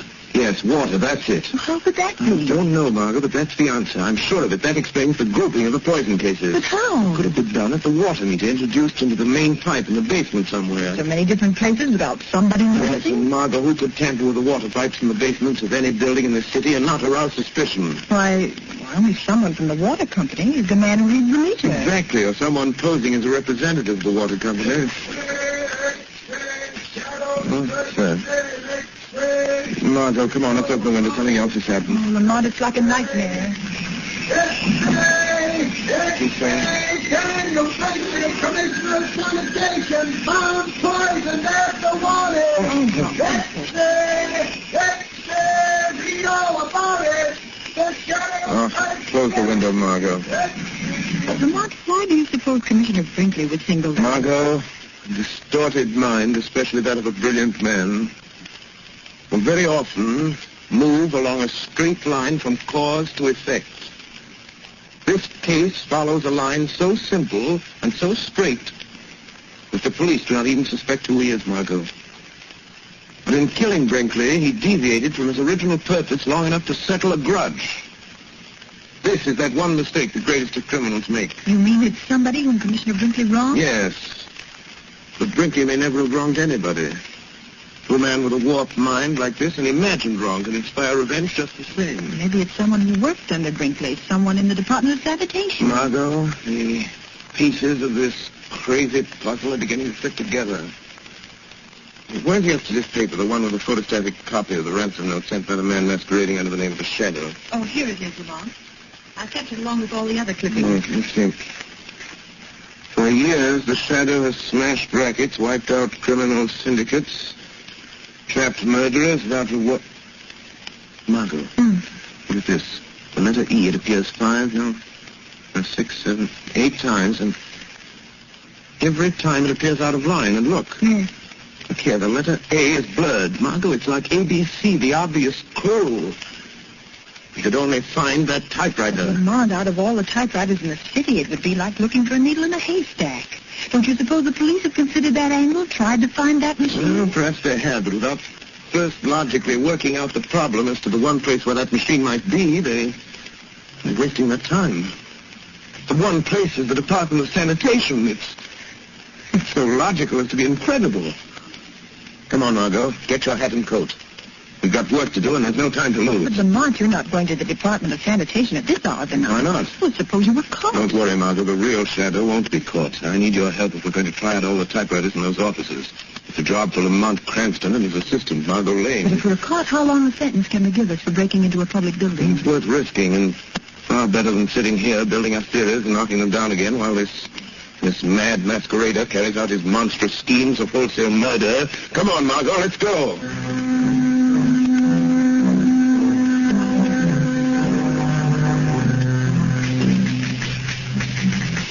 No, Margot. No, this isn't the machine. No, it's the last one in here. Let's try the next office. Be careful of that flashlight, Lamont. Must be a watchman here in the building somewhere. I'm down in the basement sleeping. I made sure of that before I signaled you to come in. Looks like another exploded theory, Lamont. We've tried dozens of machines, and none of them have the characteristics of the letters in those ransoms. They're not going to stop until we've tried them all, Margot. There's a door there leading to the back part of this floor, Lamont. Yes, it says, Private Office of Chief Chemist A.D. Gerber. Let's look in there. Yes, there's the machine. It's the only one in here. Try it, Margot. Here's some paper. Yes. I'll be glad to get out of this place. Type the same way, Margot. That's it. For years, the shadow has smashed rackets, Lamont, it is right. wiped out criminal syndicates. Margot, he ain't blood. Go on, finish it. Trapped murderers without reward. Now the time has come for settlement. This is the machine that typed the warning notes to the papers. The office of the city's chief chemist. In Gerber's office. It might not have been Gerber. Other people could get to this machine and use it. Margot, everything's beginning to fit together. Who would know more about poisons than a chemist? You know, I felt all alone. What was that? Someone in the next room. Turn your light over on that door, Lamont. There's lettering on it. Laboratory. Keep out. Who would be in a laboratory at this time, sir? Margot, I don't know. I'm going to find out. It may be the man we're looking for, Lamont. Margot, I think it'll be best if you get out of here. Go back to the car. Wait for me. Please, Lamont, let me stay here till you come out, and I might be able to help you if it's that crazy maniac. No, Margot. Go out to the car and wait for me. Lamont Cranston and Margot Lane have done all they can. The time has come for me to be the shadow. The real shadow must open that door.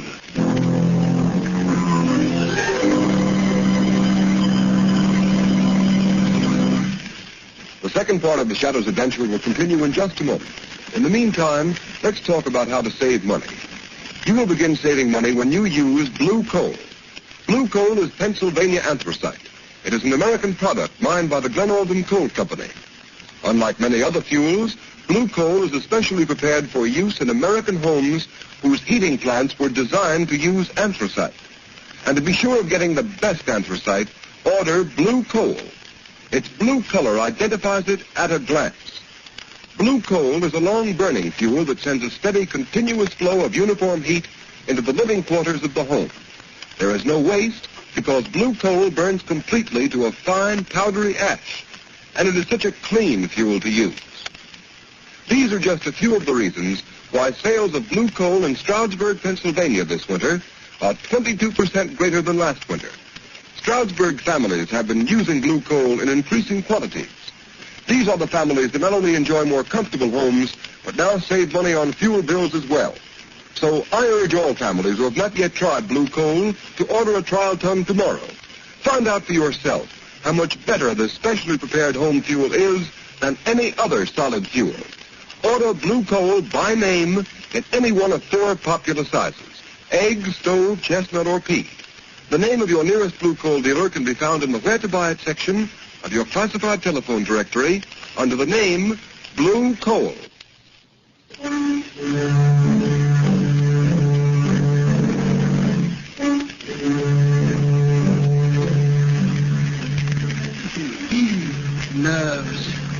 Nerves. Why should I be nervous? No one knows. I'm here all alone. Who would suspect me, Gerber, the city chemist? I'll never tell them. They'll never know that Brinkley is dead. They'll make me commissioner of sanitation. I should have had the job when they gave it to him. I guess he knows it now. Gerber, bring me that report. Gerber, why didn't you do this? Gerber, why didn't you do that? Treating me like dirt. All that's over now, though. Over and done with. How did that door get open? Must have forgotten to close it. Must be getting absent-minded. Got to be more careful. Someone might come in. Might ask me what I'm doing. What I'm making. What are you making, Gerber? Really? What was that? Who said that? Who laughed? The shadow spoke. The shadow laughed, Gerber. Shadow? Yes, Gerber. I am the Shadow. You know my name. You've been using it as a cloak to cover your excursions into the realm of murder. Oh, you can make yourself invisible, Shadow. Or are you hiding? I happen to be master of the ancient art of hypnotism, by which I can blind your eyes to my presence. But you are really here in this room. Physically, I mean. Yes, I opened that door. I walked into this room. I am here. Quite near you, Gerber. How did you find me? By a process of elimination. Because you made one mistake in your admirable train of logic. A mistake? Yes. When you murdered Brinkley, the commissioner of sanitation, I knew it must be someone who had a grievance against him, real or imaginary. Real or imaginary? Oh, I see. You think I am insane, Shadow? The sanity of a brilliant mind is not measured by ordinary standards, Gerber. Yes, that's it. My co-workers know I'm brilliant. They don't think I'm eccentric because when anybody's around, I'm on my guard. What were you doing when I came in, Gerber? Filling this bottle. What is in that bottle, Gerber? What is that crimson-colored fluid? That is the poison, Shadow. I'm supposed to be analyzing the blood taken from my first batch of poison victims, but instead I've been making more poison. You see? It's all ready now. Would you like some, Shadow? I'll be glad to give it to you. What are you going to do with that bottle of poison, Gerber? Or are you afraid to tell me? No, I'm not afraid. You can't stop me. The devil himself couldn't stop me. Listen, I'm going to drive to one of our fashionable suburbs where all the important people of the city live. There's a high steel water tower there. I'm going to climb that tower and pour this little bottle of poison through the trap door at the top. It will be diluted in the water, carried into the homes of all those prominent people. And by tomorrow night, they will all be dead. It is fortunate I found you in time. In time for what, Shadow? In time to stop you. You can't stop me, Shadow. You're not going to leave this laboratory with that bottle of poison, Gerber. Yes, I am. And I'm going this minute, Shadow. You see this test tube? Yes. It's filled with acid. Acid that will burn you beyond recognition. You forget you can't see me. Yeah, but the only way you can stop me is by physical means, with your body that seems to be not even a shadow. And to do that, you must drop your cloak of invisibility. How do I know that isn't a blind to make myself become visible to you? No, it isn't a blind, Shadow. See, I pour a little on the floor. You see? Think what that would do to human flesh. And you say you are human. Yes. Yes, I am human. Then I dare you to stop me. At the first touch of your hand, I'll throw it at you. It is better that one man be injured than you should kill another entire community. I'm willing to take that chance. All right. We'll see if you're as brave as you sound, Shadow. Stop where you are. No, I'm leaving unless you stop me physically. Then I have no alternative but to fight you man to man. Oh, you are human. All right. Take this.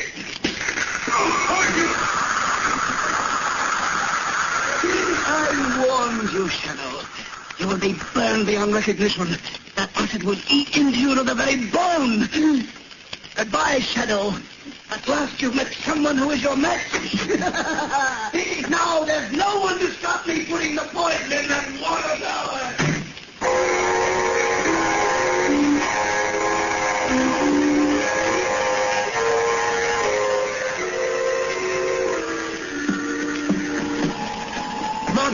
Margot. Yes, Lamont. Did you see a tall, powerfully built man come out of the sanitation building just now? Yes, Lamont. He got in a car. There he goes, going down the street. You can still see the tail. Follow me, Margot, and in heaven's name, don't lose him. That's the man, Gerber. He won't get away. Margot, it's the first aid kit in the car. Yes, it's inside pocket. Oh, Lamont, your clothes. They're smoking. And your hands bleeding. Oh, Lamont, my dear, what happened? Acid, Margot, acid. He was getting away with a bottle of poison. I tried to stop him, and he threw the acid. Oh, Lamont, your face. Let me look at your face. I didn't get anything in my face. I broke my arm in time. Go right out and bandage my hands as best I can. Keep your eyes on that car, Margot. Far more important, don't lose him. He's heading for the suburbs.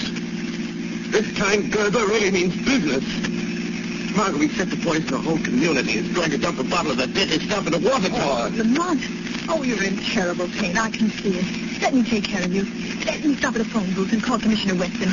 Let me send out a general alarm and pick this man No, up. Margot, we have a job to do. We lose Gerber. If we stop, then the police wouldn't be any good. We'll find out where he's going, and then we can call the police. All right, Lamont. No best. I'll try not to lose him.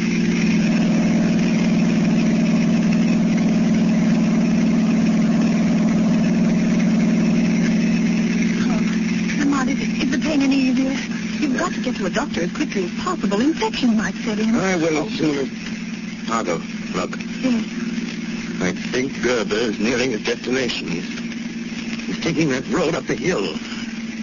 If I remember correctly, the water tower's at the top. Lamont, how will you stop him now? You with your bleeding hands. He's a powerful man. Crazy with the strength of a maniac. I've got to do what I can to delay him. Keep him from putting that poison in the tower until you can get the police. The police? Lamont, how is he going to get the poison in the tank? There was a trap door on top of the tower. A door they use when they clean the tank. Oh, Lamont, that means you may have to climb that tower. Now, you can't not with your hands in that condition. It's snowing. There'll be ice on the rungs of the ladder, and in this wind, you're liable to slip and fall. I've got the chances. Stop, Margaret, stop. There's the water tower. There's the car. Lamont, look, it's Gerber. Yes. He's starting to climb the tower already. Margot, go on, I'll get the police. Hurry. Tell them to get someone to shut off the water in this car in case I fail. Hurry, Margot, hurry. I'm going up there after him. All right, Lamont, I'll get... Who's that?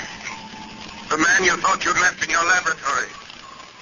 Burnt and blind with ashes. The shadow. Yes? But I thought I had you. But all right. Keep on following me. You're a long way behind me by the sound of your voice. Yes.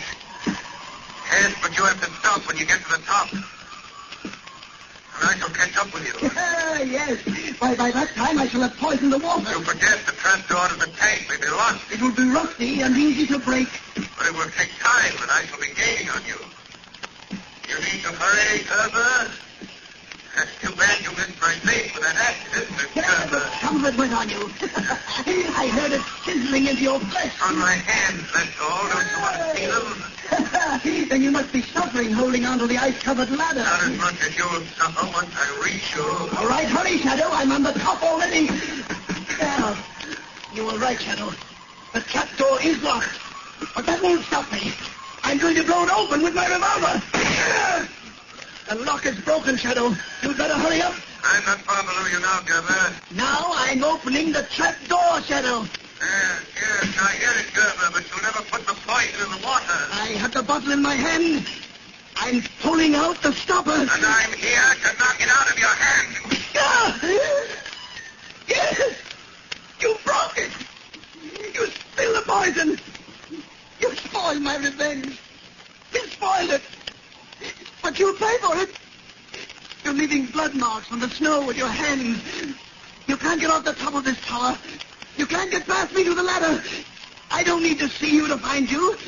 The blood marks will show me where you are. Come and get me, Gerber. I'm waiting for you here on top of the tank. I know you are. And you can't go any further, or you'll slip and fall to the ground, hundreds of feet below. Don't be so sure, Gerber. There. I touched you, Shadow. Oh, you squirm very cleverly. But I got you. I got hold of you. You won't get away from me, Shadow. And you won't get away from the police. Hear them coming? You warned the police? Yes. Not before they get here. I'm going to throw you off the tower, Shadow. You might fall off yourself if you try to do that. If I do, I'll pull you off with me.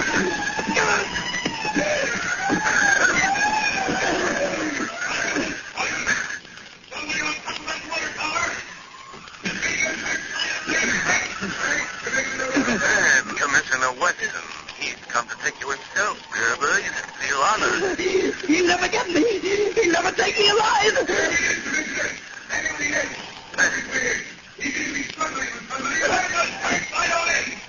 You're caught, Gerber. You're trapped. You're trapped. There's no escape.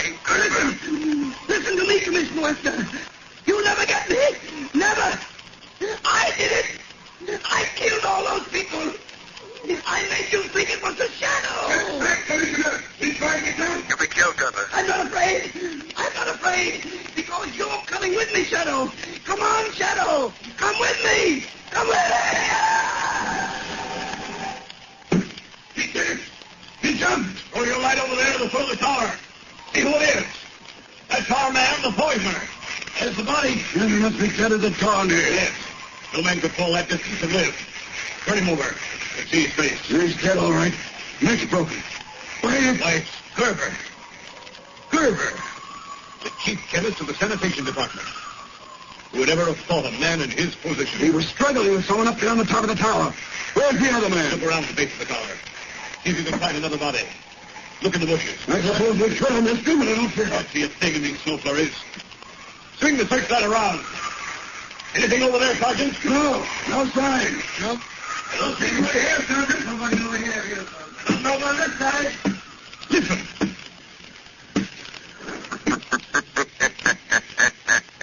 Shadow.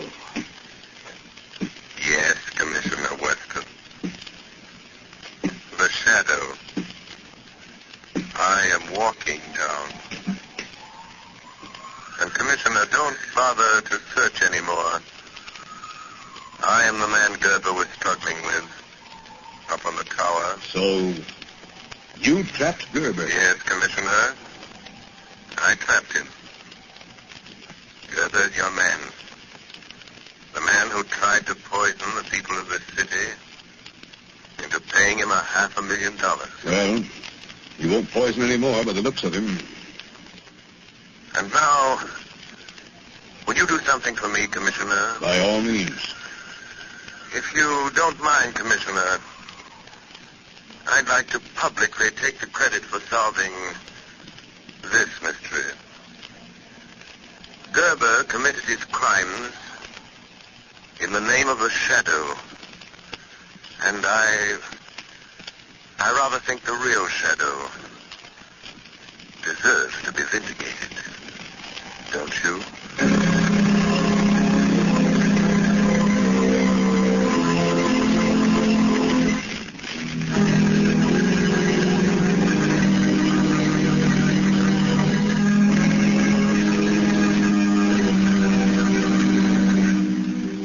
You have just heard a dramatized version of one of the many copyrighted stories which appear in the Shadow magazine.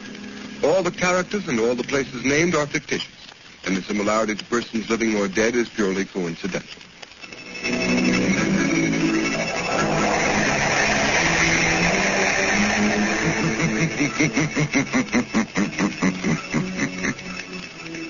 The weed of crime bears bitter fruit. Crime does not pay. The shadow knows.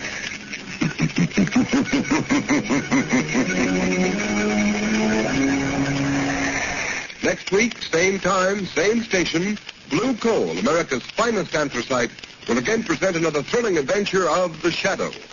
Be sure to listen, and be sure to burn Blue Coal, the solid fuel for solid comfort.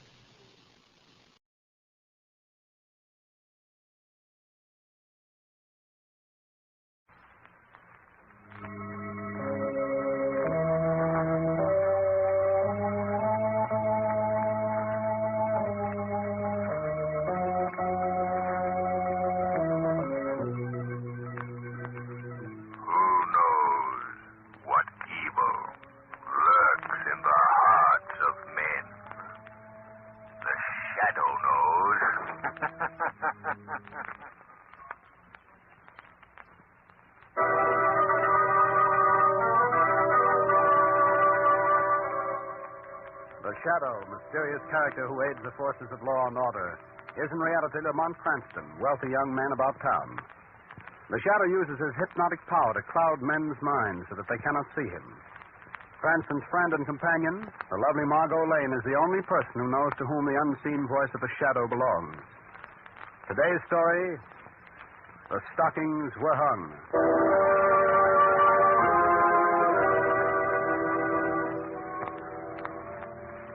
This is a story of Christmas time in a great city. Tonight with Margot Lane and Lamont Cranston, we look in on the lives of the Grover family. Get out of here. Get out. You'll not get a cent of pay from me, Mr. Grover. Simon Jordan, you know my wife's dead and I have 2 children. And it's Christmas. I've got to. Get out before I...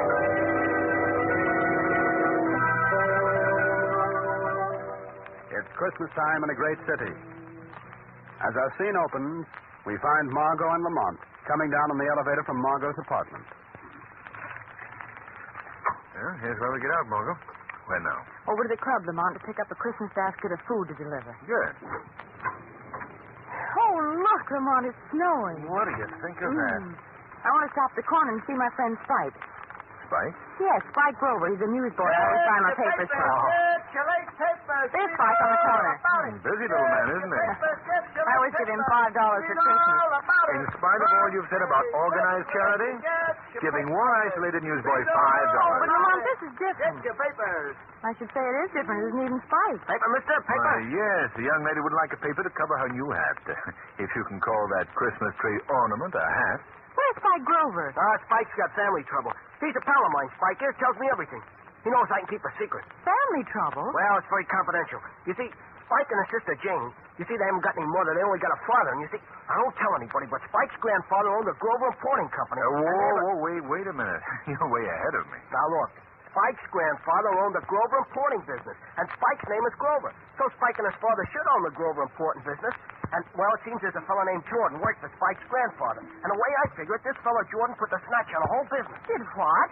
Lady, you wouldn't understand. I was just telling this gentleman here, as far as I can figure, this old miser named Jordan steals the whole business right out from under Spike's father's nose. So a couple of days ago, Jordan fired Spike's father from his own business, mind you. Ain't that awful? But where is Spike? And where's his father? Lady, if I knew that, I'd tell Spike. Well, where does he live? He lives in the old house down on South and 7th Street. What's your name, son? They call me Gabby. But, you know, I could never figure out why. No? Well, Gabby, here's a Christmas present for you. Oh, thanks. Gee, thanks, mister. Merry Christmas, Gabby. And the same to you, lady. Bye. Well, you go over to your club and pick up the Christmas basket, Margot. I think I'll go down and see Spike and family. I'll pick you up at the club, Margot.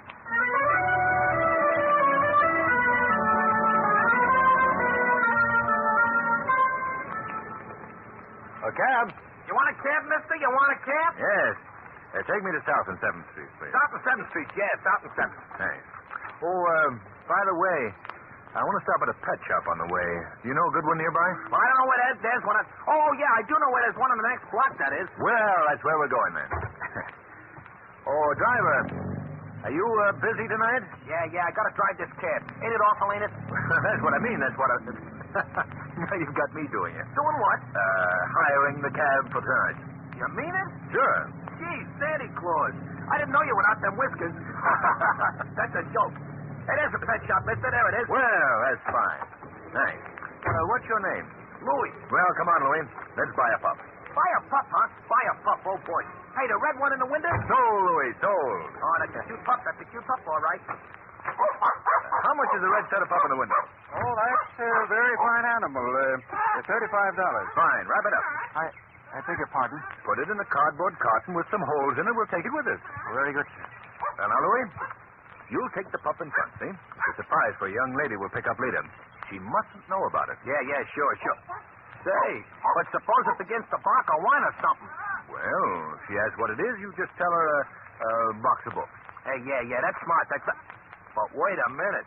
What kind of books am I going to say if it starts to bark? Oh, that's easy. You just call for Sneeze. Believe me, mister, if you didn't want this hack for the evening, I tell you, it sounds a little screwy to me, I tell you. Hey, here's your dog, sir. Fine animal indeed. Louis, Sneeze. Huh? Sneeze. Oh. Gesundheit. Thanks. Great, Louis, great. Take the box of books now. We're off to South and 7th Street.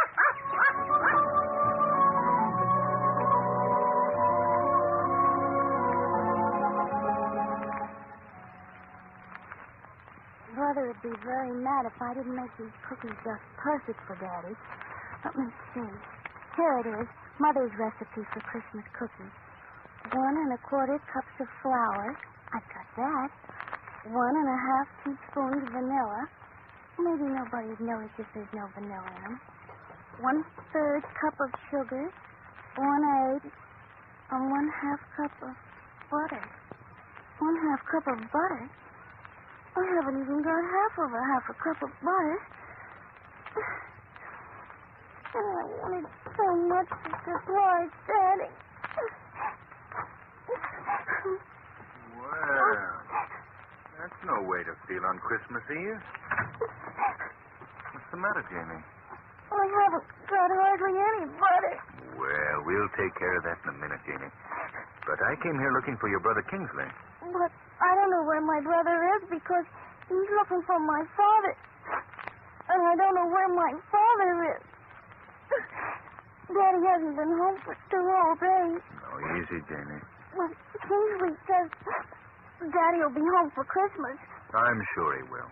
But now Kingsley's gone. I haven't any butter, and Mother always makes such good Christmas cookies. Well, now look, Jamie. I think this will give you all the butter you want and anything else you might need for your Christmas cookies. Oh, it's $5. You can't expect me to find your father and Kingsley if you don't have Christmas cookies ready for them when they come home. Will you really bring them home? I'll try, Jamie. I'll try.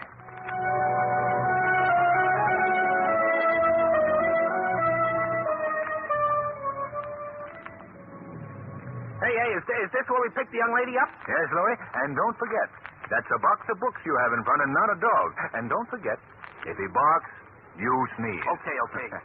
Well, there's Miss Lane now. Oh, Margot. Been waiting long? Oh, no, Lamont. Whew, I just piled the snow on my best hat so I look like the spirit of Christmas. Oh, Gerson. Did you deliver your last basket? Yes. What's that package you have in front, driver? Oh, I got it. Yes, a box of books. I got a box of books. Oh. Well, I thought you'd never get here. The South and 7th Street, Louie. That's Spike's house, Margot.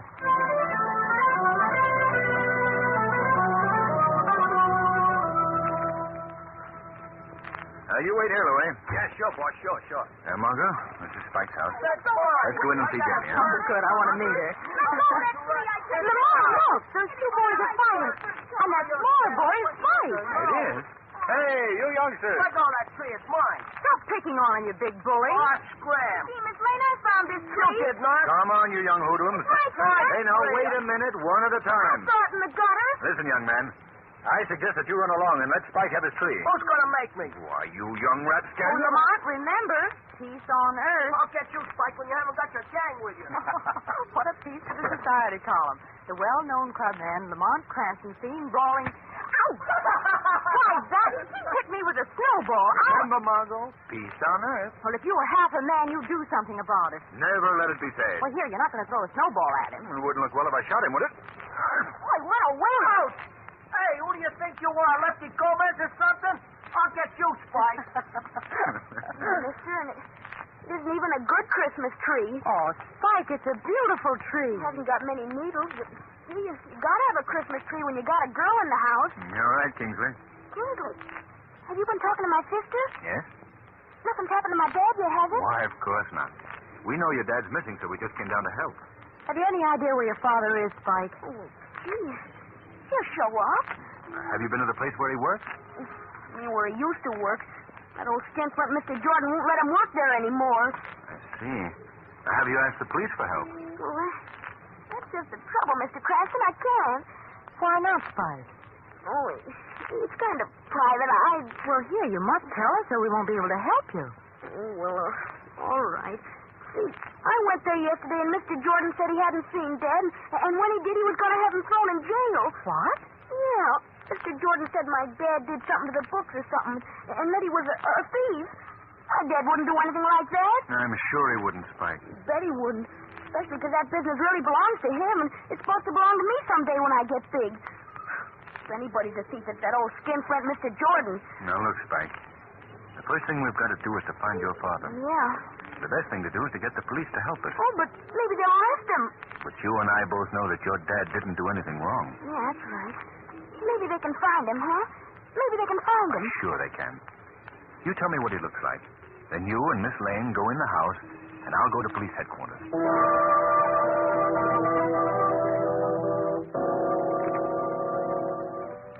Good evening, morning, Sergeant Murphy. Well. Season's greetings to you, Mr. Cranston. Same to you.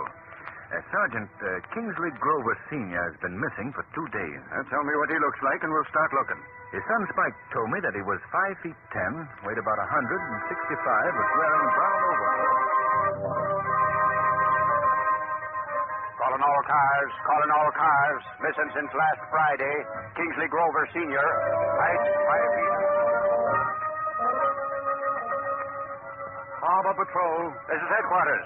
We're looking for Kingsley Grover Sr. Height 5 feet 10. Wait.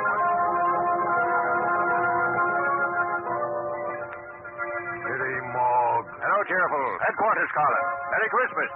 If you got a stiff on ice about 5 feet 10, wait.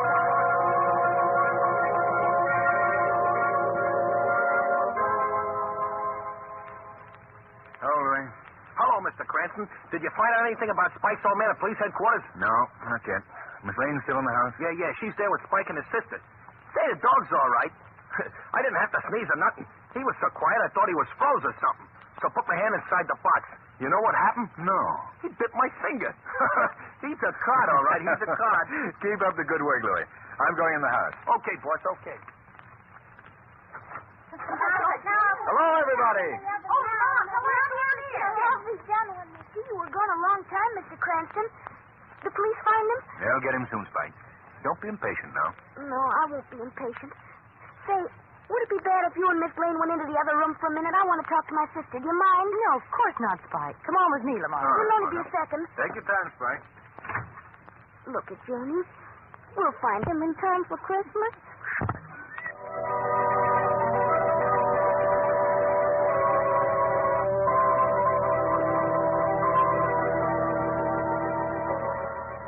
And still the search for Spike's father goes on. The machine of the police looking everywhere. Hours pass, and no word. Now we find Kingsley going up to old Mr. Jordan's office. Mr. Jordan! Who is it? Oh, it's you, is it? Get out of here. Please tell me where my father is. I don't know where that thieving father of yours is. If I did... He's not a thief. If anybody's a thief, you are. You shut your lying, dirty mouth. You stole my father's business. He should be here, not you. I'll thrash you within an inch of your life, you little gutter snipe. Kick that. Please don't hit me with that cane again, please. You don't like that, please. Eh? And that. Please stop this. Come on, get out. Get out.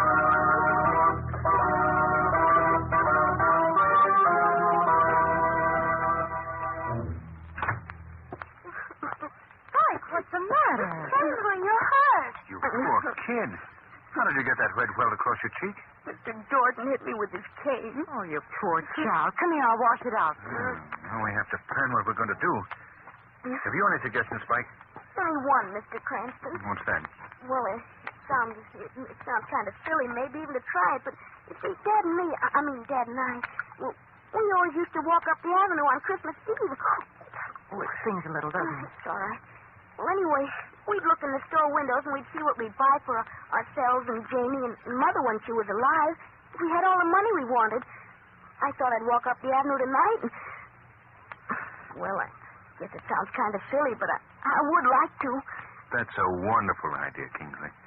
And Margot. Yes, Lamont. Why don't you go along and take a pencil and paper and write down all the things Spike would like for himself and his sister? We never did that.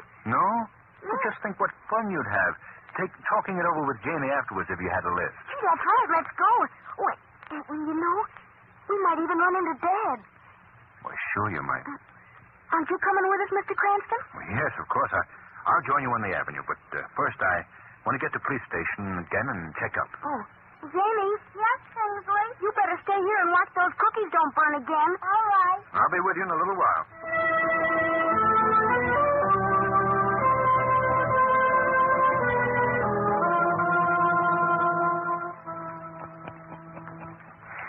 Well, I guess I can close the books for tonight. I've had a good year. Who's there? No one. I guess I'll give myself a Christmas present of a new latch for the door. That Grover brat must have left it open. He's too smart, that boy. You don't have to worry about any Grovers ever again, Simon Jordan. Simon Jordan. That's going to look fine in new gilt letters on the door. instead of Grover's important company. You're pretty slick, Simon Jordan. These books are fixed so cleverly that even the Supreme Court couldn't tell that Simon Jordan didn't own this company. Hey, what was that? Who said that? No one said anything, Simon Jordan. I was just enjoying your joke with you. Where are you? I can hear your voice. Of course you can hear my voice, Simon Jordan. But you can't see me. I'm in the shadows. The shadows of your mind. Go away. Go away from me. I thought you might be lonely. No, I'm not. Go on, go away. I came to ask you about the Grovers. Hey? What do you know about the Grovers? Enough, Simon Jordan. Enough to know that your altered books would not fool the Supreme Court. Hey? You're not a spirit, are you? In a sense, yes. I try to represent the spirit of honesty and justice. And when Simon Jordan beats a child with his cane, steals from the father of that child like a low, sneaking thief, then I must talk to Simon Jordan. I'm not a thief. No. I should not disgrace thieves by calling you one of them. Hey? You're a man too mean to be a thief, Jordan. Yeah. What do you want from this world? None of your business what I want. I'll tell you. You want money. Nothing but money. I feel sorry for you, Simon. Oh. I'm going to go now. But I want to leave one thought with you. Eh? You're an old man. You don't have much longer to live. What? All your life's work is your money. It's rather an empty victory, isn't it? You're alone in the world. Your money doesn't do anyone any good, Simon Jordan. Eh? But you can rest easy in your shriveled soul because the Grovers will be taken care of. Huh? The shadow will take care of them. The shadow?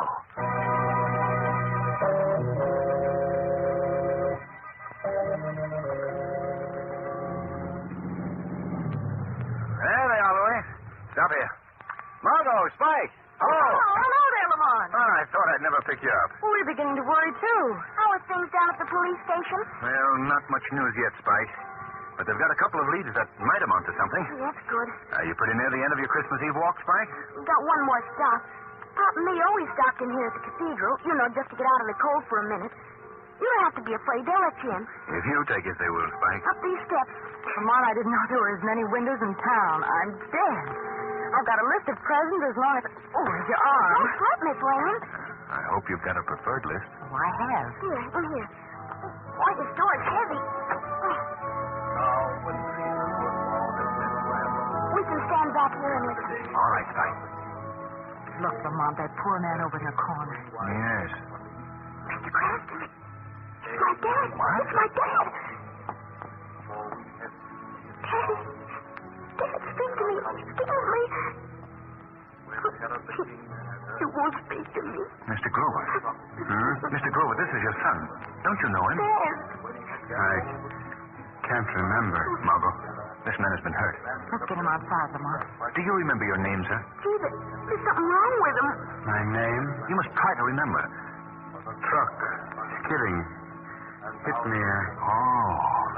Why did you come to the cathedral tonight? It's Christmas Eve.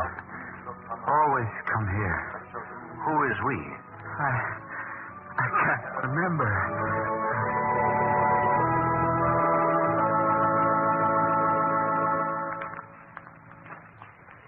Louis, Miss Lane leave some packages with you? Did she leave some packages? Did she leave some? She dumped them in the back of the hack and went to the kids. Spike, was talking all the way down about your father's old man. Is that the kid's old man with you? Yes, he's in pretty good shape now. Oh, gee, that's the nuts. That certainly is. Now, Louis, don't forget to bring in those packages when I call you. All right, now, Mr. Grover. Just lean on me. You're still a little bit shaky. I know it. Now, watch the step. I'm all right, thank you. Yeah, you're fine now. All right. You go first.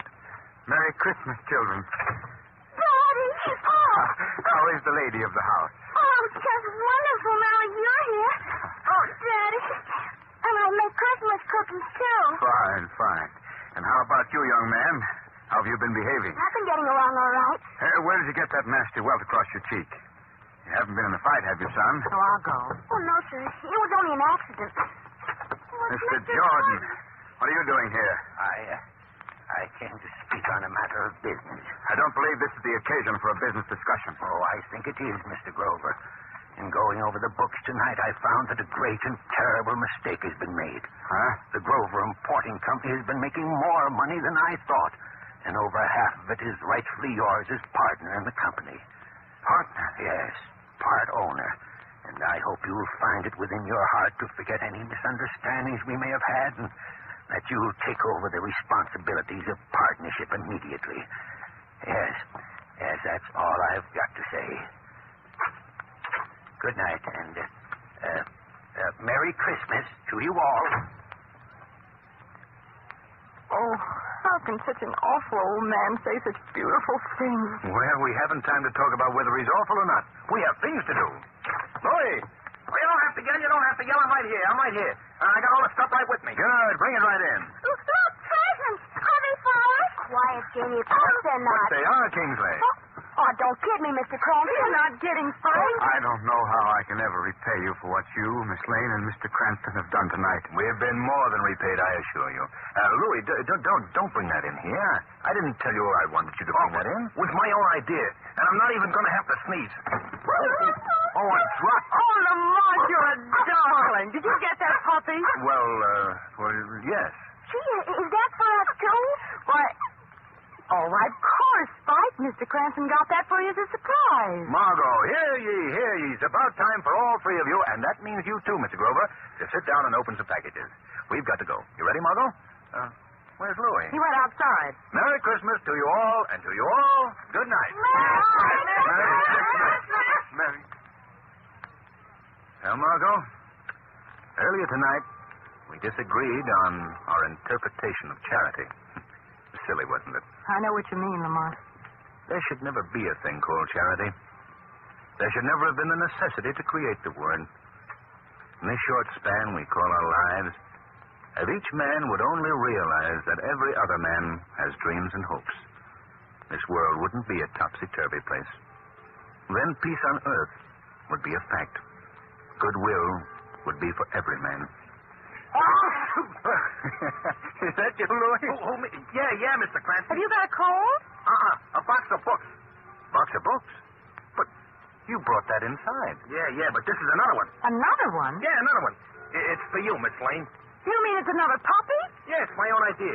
You see, when I went by the pet shop, and the other pup's brother was in the window, so I went in and I pet him on the head. You know what he done, Mr. Cranston? No. He bit my finger.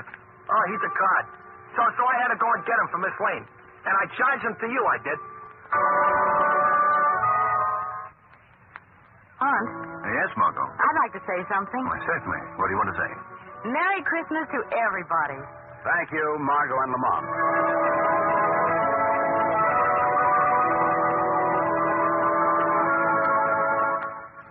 Today's program is based on a story copyrighted by the Shadow magazine. The characters, names, places, and plot are fictitious. Any similarity to persons living or dead is purely coincidental. The Shadow magazine is on sale at your local newsstand.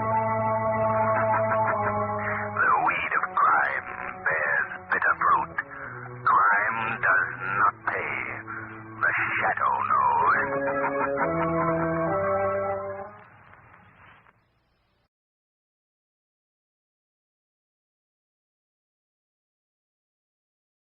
Quiet, please.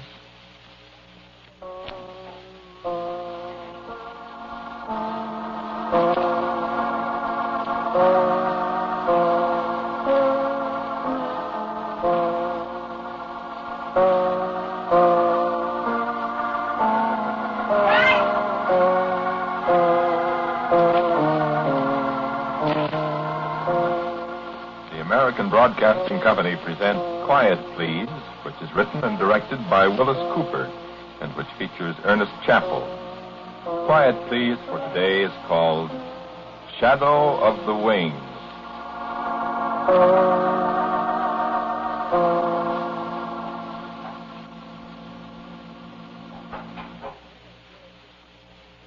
Over there, Mommy. Yes, dear, of course.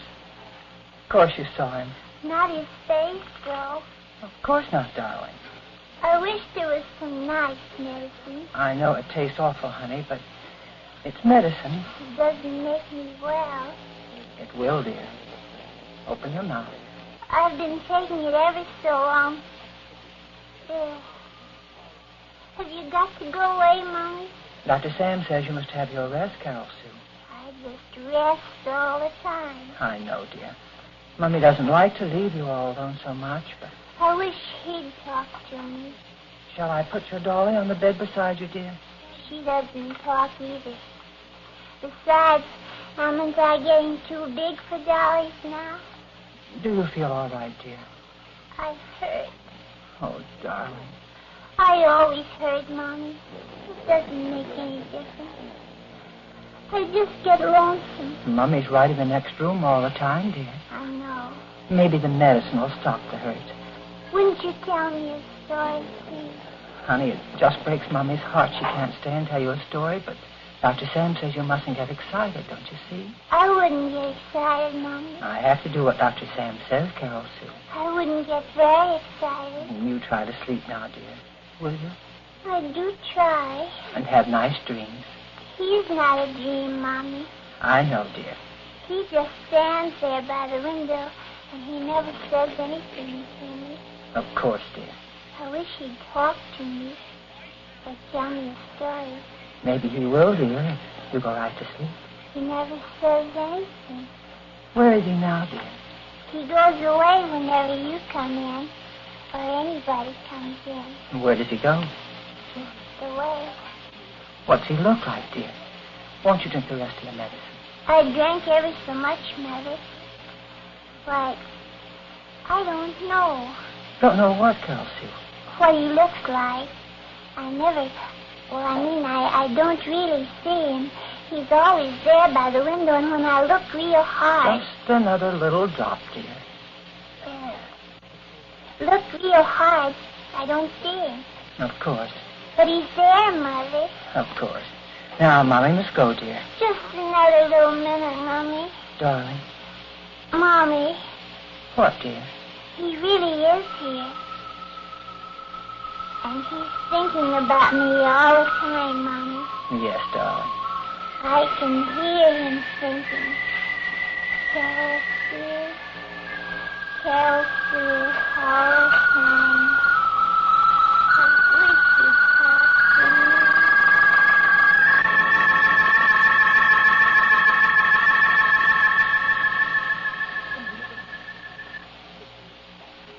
Michael, put up your sword. It is only I, your brother. Why, I am no demon, Michael. I am no plotter against the throne. I am your brother. Why, you'd have run me through with that great shining sword, Michael, if I'd not spoken. And then what of the world? Be not so ready with the sword, Michael. Are you a grown testy these latter days? Are you grown a little proud, a little vainglorious in your old age? Remember our brother that grew proud, Michael, and vaunt not yourself. Oh, no, I will not say his name. I know the law, and his name is forgotten amongst us. Nay, Michael, I jested with you. Be not angry, for it is not often that I jest, Michael. Is all well? Is it well with my brothers? Is it well with you? Yes, I am well. I am always well. Too well, Michael? Oh, now you jest. Farewell a while. There is one who waits on me, and her I must attend.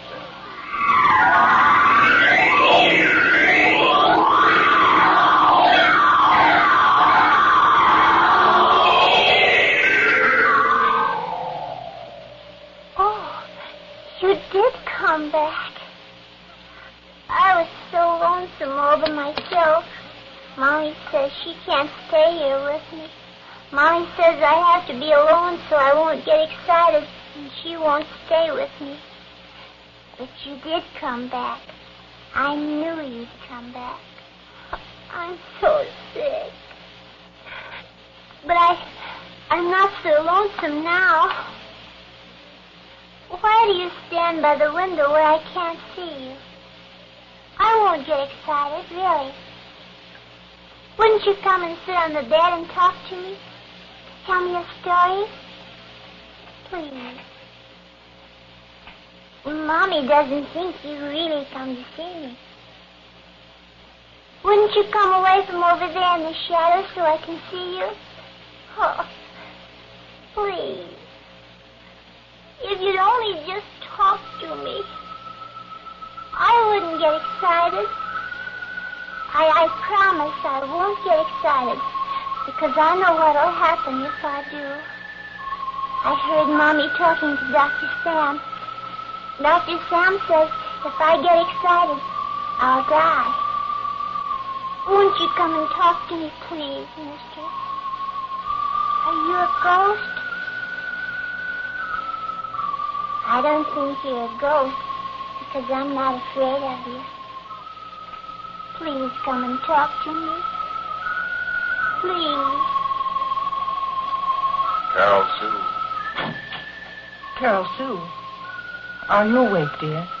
He's gone away, Mommy. Darling, I thought you must go to sleep. I can't sleep, Mommy. You mustn't talk to yourself, dear. You must... I wasn't talking to myself. I was talking to him. Oh, darling, you were asleep. You were dreaming. No, Mommy. He was right there by the window. There's nobody here, dear. You were having a dream. No. Honey, there couldn't be. Carol Sue? Yes, Mommy? Carol Sue, have you been over here by the window? No, Mommy. Are you sure, honey? Are you sure? No, Mommy. I've been right here in bed all the time. Why, Mommy? Somebody's been there by the window, dear. Mommy, I told you. He stands there by the window.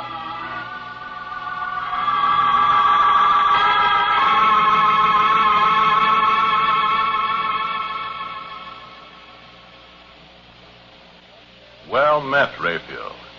Well met, my brother. It is not too often that we two meet here in the high place, Raphael. We must win of the world, you and I, and there is no rest for either of us, is there? How goes the pathfinding, brother? Yeah, it's a sad and thankless task, this labor of yours. Well, I know. For many a time in the night I've heard the lost ones cry, Raphael, come and lead us. We have gone astray. Then sometime I have answered their pleas in your behalf. And little enough thanks do I get when I take their hands, saying, come with me. Yeah, no. Michael and the other brother, Michael with his flashing shield and great gleaming sword, he and the young one, they need never walk the ways of the world seeking as you and I do. Tell me, are you ever weary? Yeah, there is no rest, is there? Well then, good speed, Raphael. Go about your wayfaring. I return to mine.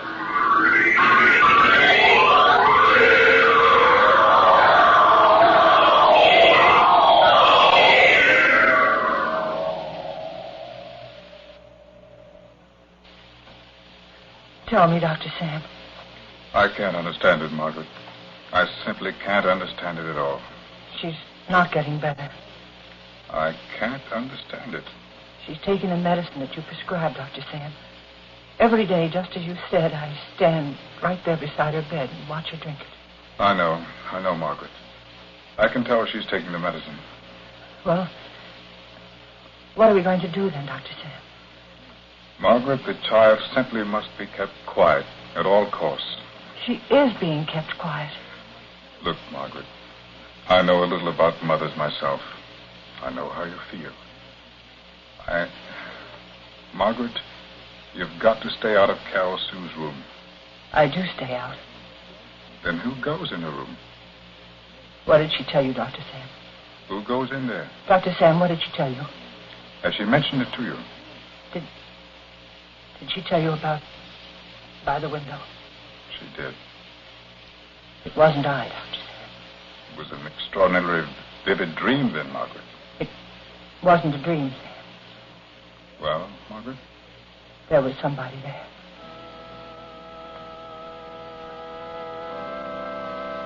I know there was, Margaret. Who? You don't know? I don't know. Cross your heart, Margaret? I don't know, Sam. Maybe. Well? Maybe it was death.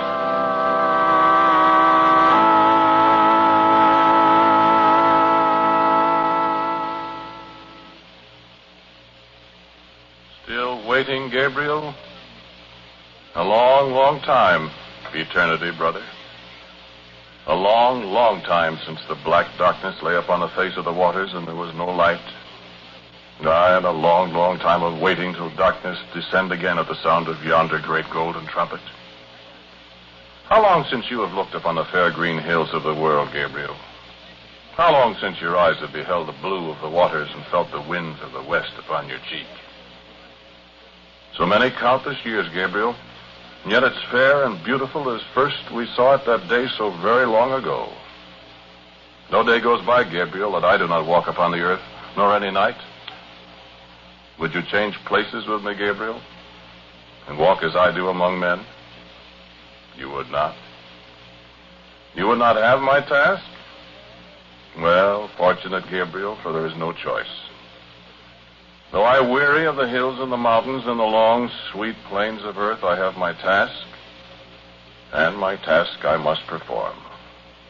Michael with his sword, Michael the captain of the host, Raphael the seeker out who walks the earth on a gentler task than mine, and you who wait the word, as we four waited it before the evening and the morning with the first day. Wait, Gabriel. Eternity may not be so very long. Farewell, my brother. There is a vigil to keep.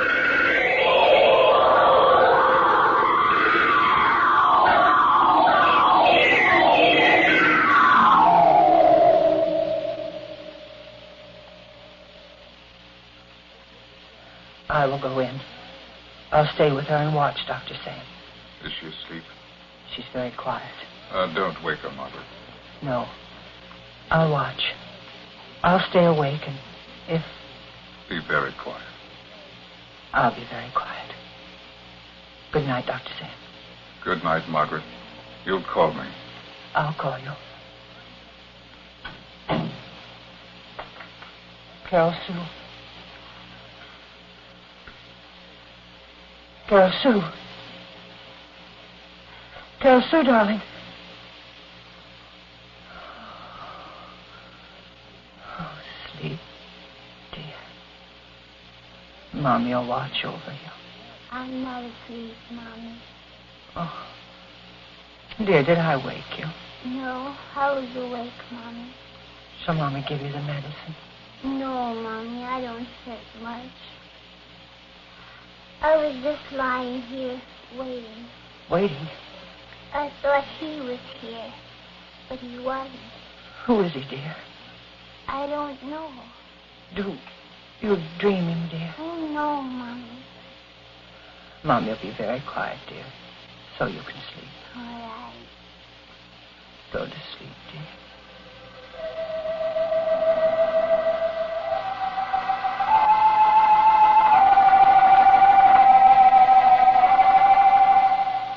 Mommy.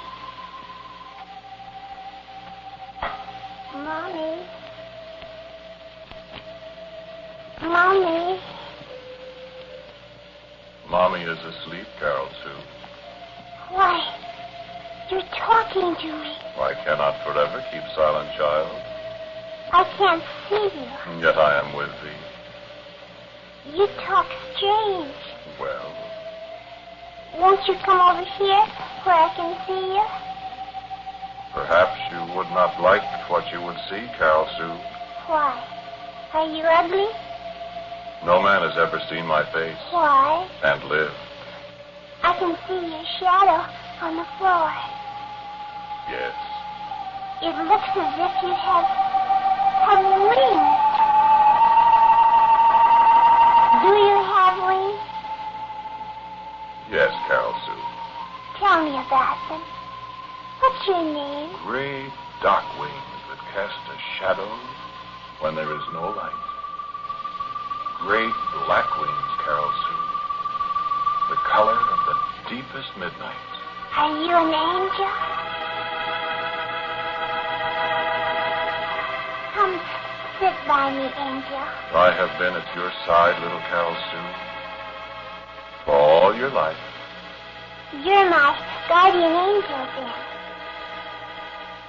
I knew you couldn't be a ghost because I wasn't afraid of you. You do not fear me then, Carol Sue?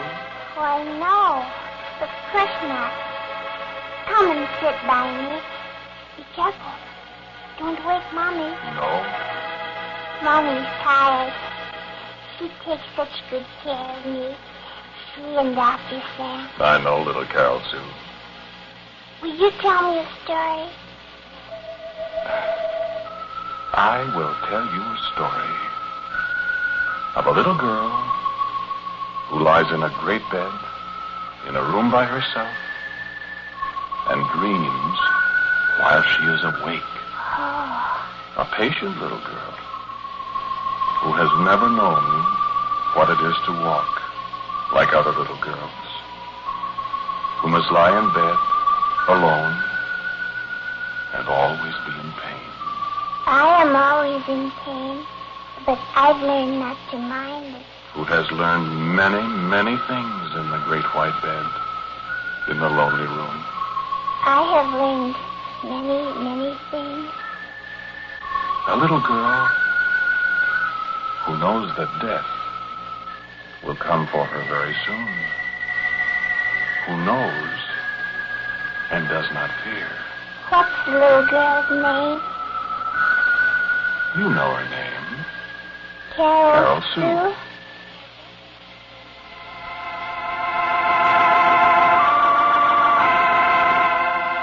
What's it like to die? What's it like to die? That I cannot tell you, Carol Sue. Don't you know? Don't you? Yes. I know. Is it like going to sleep? Is it... will I go to heaven? Is it like nothing, Angel? Do not ask me, Carol Sue. It is forbidden that I tell. Won't you tell me anything about dying? I will say to you, be not afraid. I don't think I'm afraid, Angel. But I'll be sorry for Mommy. Mommy loves me. Yes. And I love Mommy. Yes. Oh, I hurt. If you take my hand, Carol Sue. If I take your hand, I'll die. Won't I, Angel? Yes, Carol Sue. Will you tell me a story before you take my hand, Angel? It's been so long since anybody told me a story. There is so little time, Carol Sue. Just a little story, then. Please. Well, there are so many stories, and they all end the same way. Tell me a story about other little boys and girls, Angel. I remember a story. Tell me. Please. It is written that every living thing must one day face me, and having faced me, come with me. Die, you mean? Aye, it is so written. Don't you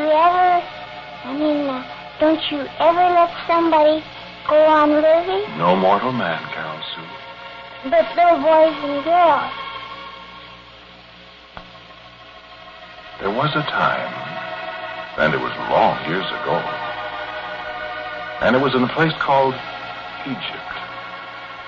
Now, in this place called Egypt, there was a great people held in captivity by the dreadful Pharaoh of Egypt. Did he die, the Pharaoh? His time came at last, and he came away with me. But in this time of which I speak, when the people of Egypt held these others in bondage, so that they must labor under the whips and lashes of the overseers, there rose a great man who was appointed to lead his people out of that bondage.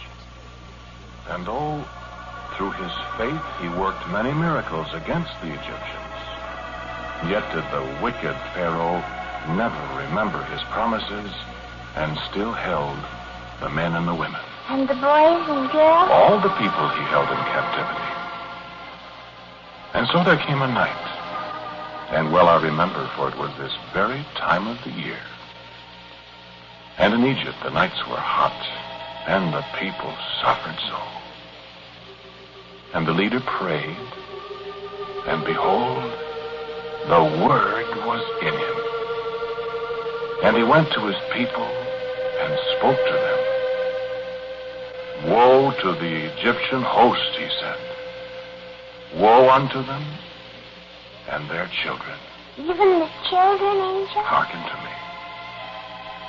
Now came the long night, and the moon was darkened, and the heat lay upon the land and in the houses like a fell spirit.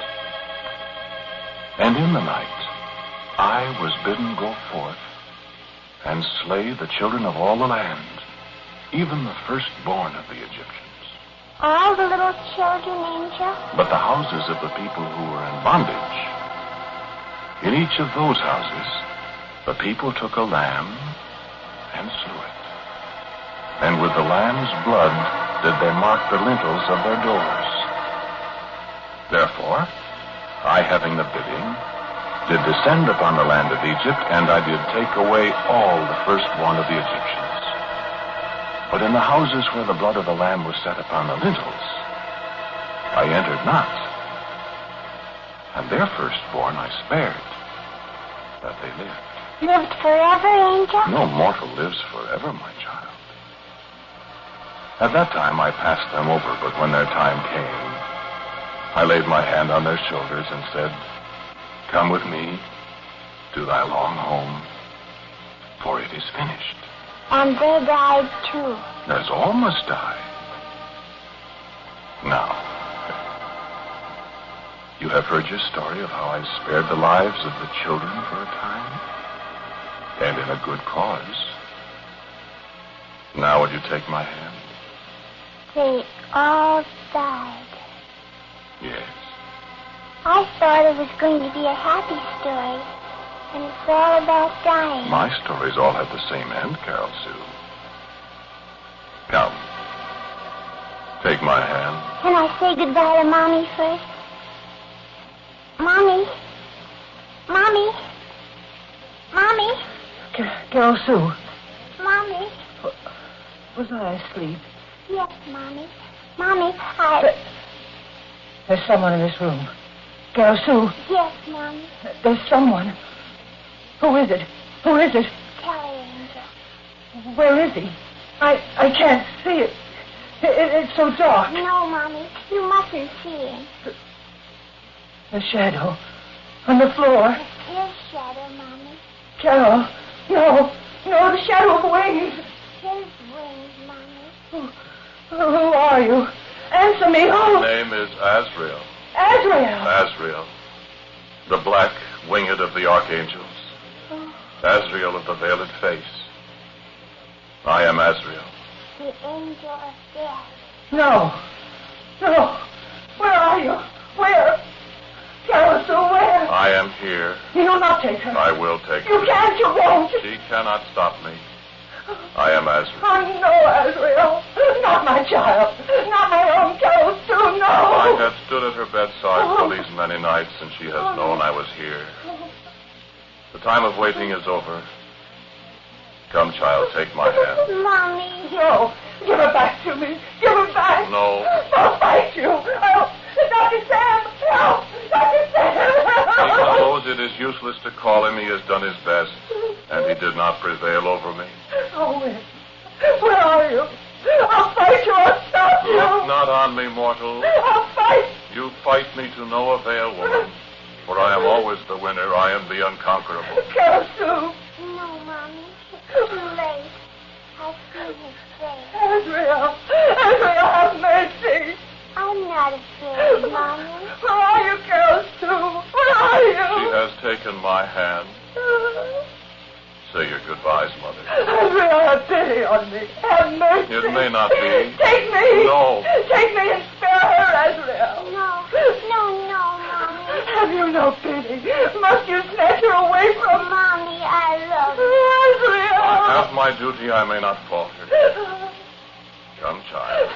We must go. Azrael, listen to me. I dare not. Haven't you ever spared a child? Haven't you? He told me about the children in Egypt, Mother. He spared them. Yes, Azrael. You spared the children of Passover. Spare my daughter. But they all make time, King. It is time. Have you always been so merciless? Can no one escape your hand and your black wings? Andrea! Hearken to me, woman. Will you? Hearken. Not one has ever escaped my hand. Haste, woman. Andrea! I may not let her stay. Never have I. Remember. Remember? Remember.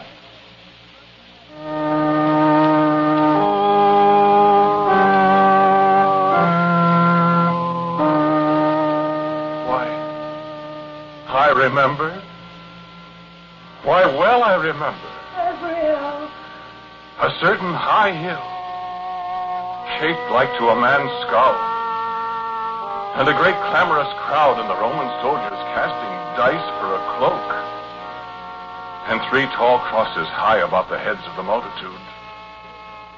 2 thieves in agony crying out for my hand and the shadow of my dark wings, and a voice saying, "Today thou shalt be with me in paradise."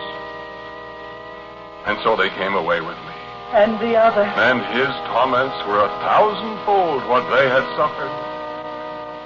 And I shall never in all eternity forget the look on his face, so that I turned my face away from his. And I, the angel of death, knew pity. I, the very angel of death. And the lightnings flashed, and the very earth was rent asunder, and I could not. And I, the merciless messenger, I, Azrael, I but laid the tip of my finger upon his shoulder.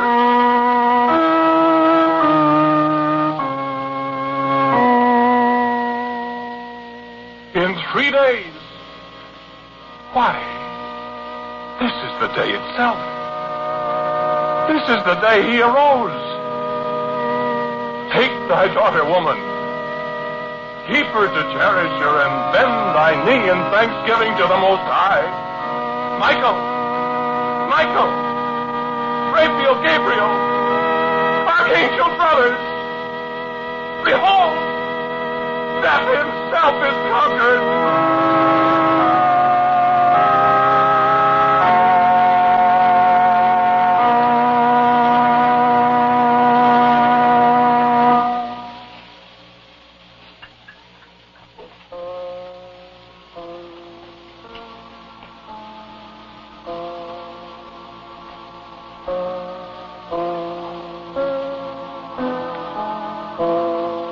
The title of today's Quiet Please story is Shadow of the Wings. It was written and directed by Willis Cooper. The man who spoke for you was Ernest Chappell. And Carol Stew was played by Cecile Roy. Dr. Sam was William Marshall, and the mother was Bess Johnson. As usual, music for Quiet Please is by Albert Berman. Now, about next week, our writer-director Willis Cooper. Thank you for listening to Quiet Please. Next week, I have a Scottish story for you called The Vale of Glen Cove. And so, until next week at this same time, I am quietly yours, Ernest Chappell.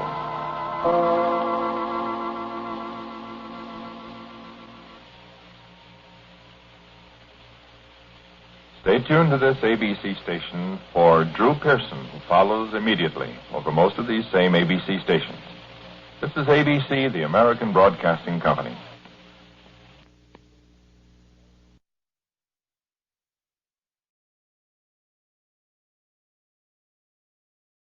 This is the BBC Home Service and the British Forces Broadcasting Service.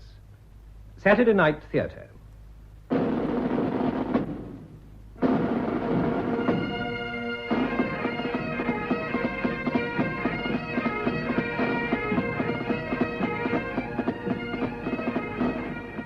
We present David March, Rona Anderson, and Gudrun Ure in Shadow of Murder, adapted from her novel by Charity Blackstock.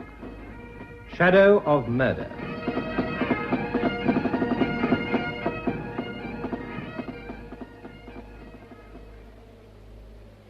Colonel Berry, while the holy strain.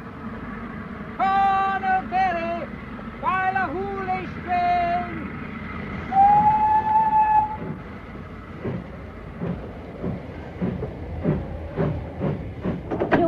Oh, sorry. Oh, do come in. I was just saying to my little daughter how nice it would be to have someone to talk to, wasn't I, Kate? Yes. Oh, I assure you I wouldn't dream of disturbing you. I expect there are empty carriages. There's a corner seat for you. I shall be getting off at Ballahoolish. Ah, you'll be staying at the station hotel then? No, past Glencoe and the Three Sisters. Oh, damn. You'll have to dry your paper out before you can read it. I see. Do you mind if I smoke? Of course not. Perhaps your daughter... Oh, no, thank you. Kate never smokes, do you, darling? Such a dangerous habit. Besides, I think it's a wee bit unfeminine. So you're staying at the Three Sisters. That means we're practically neighbors. I'm Mrs. Stewart of Etty Farm, and this is my bad little daughter, Kate. She looks such a cross-patch, but I think she's rather nice, though maybe I'm prejudiced. Oh, it's going to be marvelous having you so near. You must, of course, come to see us, Mr... Such a bleak place you've chosen for your holiday. But Mrs. Forbes is a nice little buddy, and I'm sure she'll do her best for you. There are only 2 other guests at the moment. You will be an artist, of course. No. If you insist on knowing, I'm a writer. Oh, but how thrilling. Kate, do you hear that? Yes, Mummy. Oh, she's such a reader, you know. Are you writing about the massacre? Oh, Mummy, you should... No, I'm not writing anything. I have just divorced my wife, Mrs. Stewart. I've heard, if it interests you, one hell of a time. And the reason I've chosen so bleak a place is that I don't want to see anyone or talk to anyone. Oh, you poor man. In that case, Mr... Oh, I'm afraid I didn't quite catch your name. I didn't give it you. Shawfield's the name. John Shawfield. Oh? Why, of course I remember now. You were married to Sylvia Court, the actress. It was in the papers, wasn't it? It was. Well, we'll just have to try and cheer you up, won't we, Katie? Well, you're being very quiet, darling. Oh, she never talks much, Mr. Shawfield, but I know she's as sorry for you as I am. Oh, Mummy, really? It's all right, Miss Stewart. I don't need anyone's pity. That's probably just as well, Mr. Shawfield. Now, what? I understand exactly how you feel, you see. I was divorced, too. Oh, such terrible tricks life plays in one. And Sylvia Court's the loveliest girl. I adored her last film. No one could deny she was a good actress. Now, we're not going to let you brood. The past is so isolated. But I'm sure the MacDonald boy will be only too delighted to meet a fellow scribe. Who's MacDonald? Oh, he's at the hotel, too, the dearest boy. He's doing a book on the massacre, getting the local color. He says he wants it to soak in. That should be easy enough in this climate. His ancestor was in it, you know. Alexander MacDonald of Achtriochen, who was carried to the hills by his nurse in that terrible night. Young Ian is his descendant. Oh, he's a fanatical Jacobite, though actually he's lived all his life in the south. You said your name was Shawfield. I did. Oh, I should have recognized it, of course. Campbell of Shawfield. Oh, young MacDonald will have his knife into you, you know. I assure you, my name... The word Cruachan will naturally be familiar to you. Why on earth should it be? It's the Campbell battle cry. It's a word that has the bitterest significance in Glencoe. I'm afraid I fail to see why this is amusing. Mummy, he can't help his name. Thank you, Kate. I'm quite capable of seeing that for myself. Oh, I'm not blaming you, Mr. Shawfield. There are good Campbells as well as bad. Well, that's fair enough. Who, by the way, is my other fellow guest? You did say there were 2 of them. Oh, Mr. Curtis. Such a dear wee man. Is he a Klansman, too? Oh, dear me, no. He's very English. A retired bank manager. I believe he's had a nervous breakdown and is here on doctor's orders. Oh, he's very quiet. Only goes out occasionally for a wee spin in his car. He's so devoted to Huey, it's quite touching. So devoted to Huey? Oh, yes. He even buys apples for him. Huey is a horse, Mr. Shawfield. Oh, a Jacobite horse, I presume. Oh, that's just silly. No sillier than the rest of it. Oh, Huey's a darling. Mrs. Forbes adores him. We call him the Lord Provost of Glencoe. Well, now, we've told him everything, haven't we, Kate? I do hope you'll not be bored with us, Mr. Shawfield. I don't see how I could possibly be. Well, if you are, you must come and see us. But don't walk alone in the pass at night, will you? Not with that murderer around. Murderer? What murderer? Oh, Mummy, please do. Oh, don't be so silly, darling. You're not a baby. Of course Mr. Shawfield must be told about it. Didn't you read about that dreadful man who killed his wife and buried her under the floorboards? Oh, now you come to mention it, I did. We shared headlines, as it were. But I'd no idea we were also sharing a holiday. It was really shocking. Of course, Kate is so sensitive. She takes after me, and I don't want to frighten her, but... He cut her up into little bits, Mr. Shawfield, and they seemed such a devoted couple. Nobody knew about it at first. He said she'd gone away to stay with her sister, and then he went away himself, but of course... Well, I mean, he put disinfectant down, but Anyway, they dug her up in pieces. In tiny pieces, Mr. Schofield. Can you imagine it? Yes. Better than you might credit. The things people do. And the police think he's somewhere around here. The local people are convinced he's actually hiding in Ossian's cave on the cliffs of Hanochdu. Though how he could ever climb up there. We're all so scared we might suddenly meet him. He cut her up into little bits. His own wife. What gets into people, Mr. Schofield, that they do such awful things? Perhaps you can only take so much for so long. It might happen to any of us, Mrs. Stewart. It might so easily have happened to me. To you?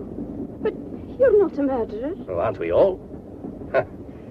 But you've no need to be afraid of him. His state is far worse than yours could ever be.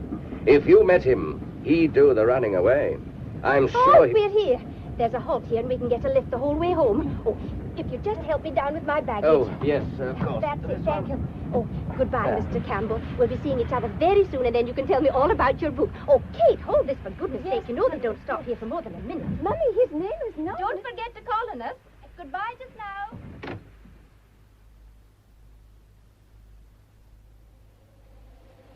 Will you be Mr. Schofield? That's correct. The car's here for you, sir, from the Three Sisters. I'll be taking you up the pass.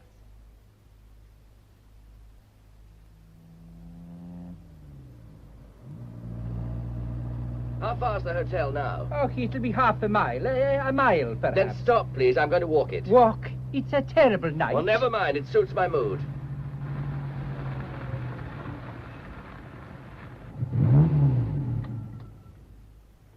But you'd better take my case on for me. It'd be easier if I took you on as well. Mistress Forbes will think it strange if I arrive without you. Look, surely there's no law against my walking if I want to. Do you think the murderer will get me? They say he's a little man and I'm 6 foot odd. I expect he's asleep now anyway. Tucked up cozily in Ossian's cave. Poor devil. I hope he's got a hot water bottle. I don't know what Mistress Forbes will say. After all, I was supposed to fetch you, and she'll not be too pleased to think I've left you in the middle of the pass. It seems daft to me. Are you sure you'll not change your mind, sir? No, I need to stretch my legs and breathe a little honest-to-God fresh air. Tell Mrs. Forbes I won't be long. I'll be as hungry as a hunter and needing a nice stiff drink. I'll be on my way then.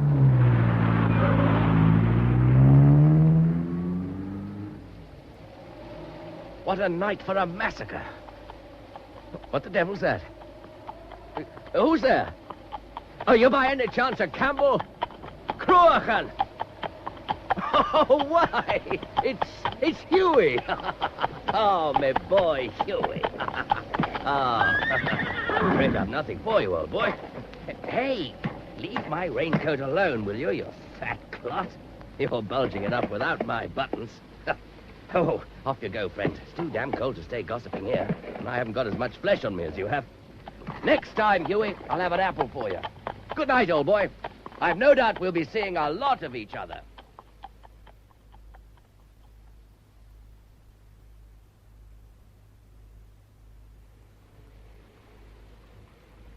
Oh, hello, Mrs. Forbes. There you are. Hope I haven't kept you waiting. It's a brute of a night.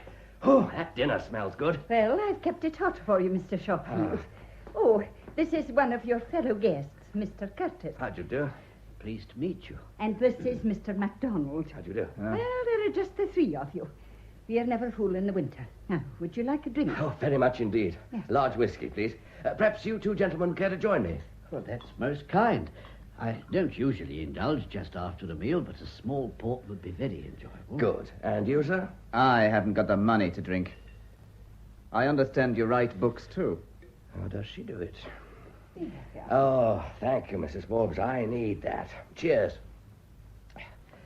Yes, Mr. MacDonald, I write books, too. I gather you're writing on the massacre. It's only fair to tell you my book has been commissioned and is due to come out soon. You've no need to worry. I'm no more interested in massacres than I am in murderers. I'm here for a rest. Not interested. But of course you would say that with your ancestry. Such a nice port. I do like a sweet port. Your very good health, Mr. Schofield. Schofield. As you say, Schofield. Cheers, Mr. Curtis. Are you sure you won't drink, Mr. MacDonald? I do not drink with Campbells. Oh, one should drink with everyone. He was cold. Fancy lying out there with a ghost of a disintegrated wife. Oh, do please shut that window. My chest is not... Sorry, Mr. Curtis, I'm a selfish devil. There are no ghosts. Only the old mate Hewitt patrolling the old military road. There. Well, I'll be off to my dinner now. Good night. I'll see you in the morning.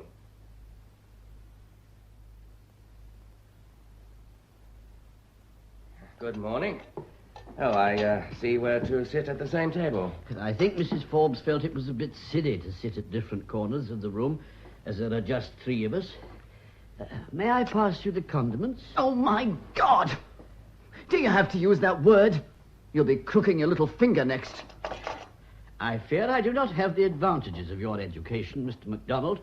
I'm sorry if my way of expressing myself displeases you. I'm afraid Mr. MacDonald's education doesn't extend to his manners. Pay no attention, Mr. Curtis, and I should like the condiments very much. This angry young man's simply showing off. I'm not staying here to be insulted. Well, well. So silly to sit at different corners of the room. Or is it? Oh, dear me, dear me. I'm afraid we'll have to ask his parents to remove that boy. Have you had a lot of this? Well, he's an artist, of course. I believe all artists are a little nervy. Now, forgive me, but that's just baloney. Why do you put up with it? I endeavor not to judge my fellow men. Only I do think animals are more agreeable than humans. By the way, Mr. Shawfield. Of course. My memory. I was just going to say that you can always use my car when you need it. You need never hesitate to ask. Oh, how kind of you. I'll probably take advantage of that one day. Well, you're very welcome. I always say it'd be a sad world if we didn't help each other. Yes, I suppose it would. I gather you're a great friend of Huey's. Oh, we're the greatest friends. Such a human animal. And I fear he's a little greedy. The local farmers have to lock their guests against him at night. Unfortunately, once Mrs. Stewart, she owns the Etty farm near Dalnes. I know. A very sweet lady. She locked her gates once, only she made a mistake. She didn't lock Huey out, she locked him in. Oh. And he ate a whole sack of oats. Oh, good heavens. But it was serious, you see, because if he'd drunk water after that, he'd have burst. Oh, it wasn't funny, I assure you. Fortunately, the dear old chap couldn't find anything to drink. Well, why does Mrs. Forbes let him wander about like that? Oh, he likes his freedom. You know, Mr. Shawfield, I sometimes wonder if the soul of the MacDonald chieftain MacEwan inhabits dear Huey's body. There's certainly plenty of room. Well, when one watches him walking the pass night after night, one really gets the impression he's still brooding on the massacre. If one only knew the thoughts in his wise old head. Apples, biscuits, oats, I should imagine. Oh, no. No, you don't understand. Oh, I'm sorry. I didn't mean to make fun of him. Well, I think I'll take my little constitutional. I've not been very well, you know. I've not been well at all. Well, it's bitterly cold out. And I need fresh air. I don't like being cooped up. I wonder if this coffee is still hot. Oh, yes. Oh, was that Mr. Curtis going out? Yes. He's braver than I am. I'm just going to sit by your lovely fire. I see old Huey's just outside. I bet he'd come in here if you gave him half a chance. Oh, him. He'll stay there in the hopes of an apple. Mr. Curtis always feeds him, so he's come to expect it. Oh, Kate feeds him, too, when she's over. Kate Stewart, you know, from Etty farm. Oh, but of course you met her mother on the train. I did, indeed. Oh, well, she's a bit of a talker, but the lassie's a nice wee thing. Though I do wish she wasn't so much under her mother's thumb. Mrs. Stewart was a great beauty in her day, you know, and poor Katie gets depressed because she thinks she's so plain. Oh, she's got magnificent red hair. Ah, if she'd only do it properly. She's a capable lassie, anyway. It's a pity she's not in charge of the farm. I'm afraid they'll end by being evicted. Uh-huh. They never got the hay in at all last year, and 3 of their cattle starved to death. Mr. Curtis was very upset about it. But I mustn't stand here blethering. You'll be wanting to get on with your book. Oh, what is the subject, or shouldn't I ask? Oh, I just write novels. Oh, I do so like a good tale. I must read one of them. Oh, if you want something to read, there are some magazines and papers over there. And perhaps Mr. MacDonald would lend you something. He's a good boy, but very highly strung. He lets the massacre prey on his mind. as if it wasn't bad enough to have this terrible murderer so near us. Of course, I bolt the doors and windows every night. You better be careful you don't lock him in by mistake, like Huey and the Oats. Oh, my goodness me. Don't say things like that, Mr. Shawfield. This isn't really important, but has it struck you that one of us almost certainly has met the murderer? What do you mean? Our friend outside, Huey. Aye. Well, I must get on with my work.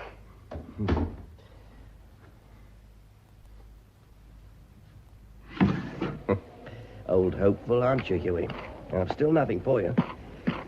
What's the murderer like? Did he ever tell you why he murdered? So that's your considerable is it? But I'll tell you something you don't know. I nearly killed my own wife once. Only somehow I didn't quite make it. But he did, Lionel Merritt. That's his name. Married to Violet Merritt. They seemed a happy couple. They even had a cat. But no children. We had no children either. Sylvia wouldn't. Oh, am I boring you, Huey? This isn't really the stuff for a nice, respectable horse. You go for your walk. I think I'll do the same. Oh, I'm glad I've caught you. I want to apologize. Apologize for what? To think that I tried to shut the poor creature up. What on earth are you talking about? Tell me, how are you describing him? Who? The little man from Surbiton. Oh, I can just see it. And to think that I, a fellow writer, did my best to spoil it for you. What a good thing Mrs. Forbes told me you write novels. I don't know if I'm following all this, but I gather I'm supposed to be putting Mr. Curtis in a book. Pass the condiments. Marvelous, marvelous. You seem to think my manners are worse than your own. Do you imagine I pull the strings to make a person dance for me? How dare you? You better get back to your thieving Highland reavers. Though God knows they'd probably chuck you into Loch Etive for the lousy little southern that you are. I'm a Scot! Where were you cradled, Sandy? In the collies of the Charing Cross Road? Of course, with your name, you don't dare believe I'm descended from MacDonald of Artrioch. The only pity is you ever descended at all. Oh, I'm going out for a walk. And I warn you, if you make fun of Mr. Curtis again, I'll throw the condiments in your face.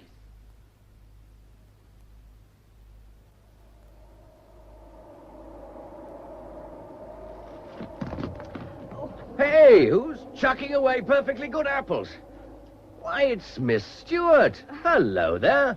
You're a long way from home, aren't you? Oh, hello, Mr. Shawfield. I was on my way to Tyndrum. Nice to see you again, Tibby Fowler. Tibby Fowler was rich. That's why the men came after her. We haven't got any money at all. We're going to be evicted. Oh, in that case, it seems a pity to waste good apples. Let me pick them up for you. Mrs. Forbes promised me these. I biked up here with a message for her, then I dropped my bag. I see. Well, I suppose I'd better be getting along. Oh, why? I should be glad to talk to a civilized person. Since I've been here, nobody mentions anything but murder and the devil. Oh, when I was a little girl, I had to read the Bible to my grandfather, and he'd never allow me to mention the devil. So I had to read out things like the world, the flesh, and the word I'm not supposed to say. I should imagine there are a great many words that you're not supposed to say. Well, I don't know why you should think that. Why don't you sit down? Oh, is it too cold? We could go back to the hotel if you'd rather and have a drink. Oh, no. Why not? Well, Mummy wouldn't like it. Oh, I hadn't realized I was making an immoral proposition. Well, in Scotland, ladies don't go into public houses. Of course, it's different in your part of the world. Ladies there can go wherever they like. So you, too, read your papers? Well, I must be getting along. Mummy... I should never have come here. So you've read all about me, Miss Stewart. It must have greatly improved your knowledge of all the words you're not supposed to say. Why are you talking to me like this? Well, of course I read the papers. And of course I recognized you. You were front page news, and you're very good looking. Thank you. Oh, I'm sorry. I didn't mean to be impertinent. When you see... Well, I'd read all your books, and I liked them. And they're not the kind to go with all that sort of beastliness. Your last one was wonderful. Oh, wouldn't you like an autograph copy, straight, as it were, from Gehenna? Oh, no, thank you. I get them from the library, where you don't want to go squandering your royalties on me. Good heavens. And besides, you're so angry with me. I'm afraid I'm a clumsy person. I biked out specially to meet you. You know, before my mummy arrived. I dropped the apples on purpose. Expecting you're finding this funny. You could put it into a book sometime. Would you, like a cigarette, Kate? No. Why not? After all, Mummy can't smell it from here. Oh, come on. Let me light it for you. I'm sorry I jumped down your throat like that. Of course you read the newspapers. And I'm an odd face and an odd name, too. It's a Campbell name. So everybody makes a point of telling me. Oh, never mind. What about our contemporary murderer? What's the latest news? Oh, he shot you off the front pages, Mr. Shawfield. You impertinent baggage. If you're going to be so cheeky, you better call me John, or even, as my friends do, Johnny. I'm beginning to feel pushed into the elderly gentleman class. Of course. John. It comes easier after the first 10 years. So our murderer has replaced me, has he? Oh, Mr. Shawfield. John, the poor creature. They're so certain he's here. Do you think he can really be hiding in these hills? God help him if he is. Oh, to be on the run like that.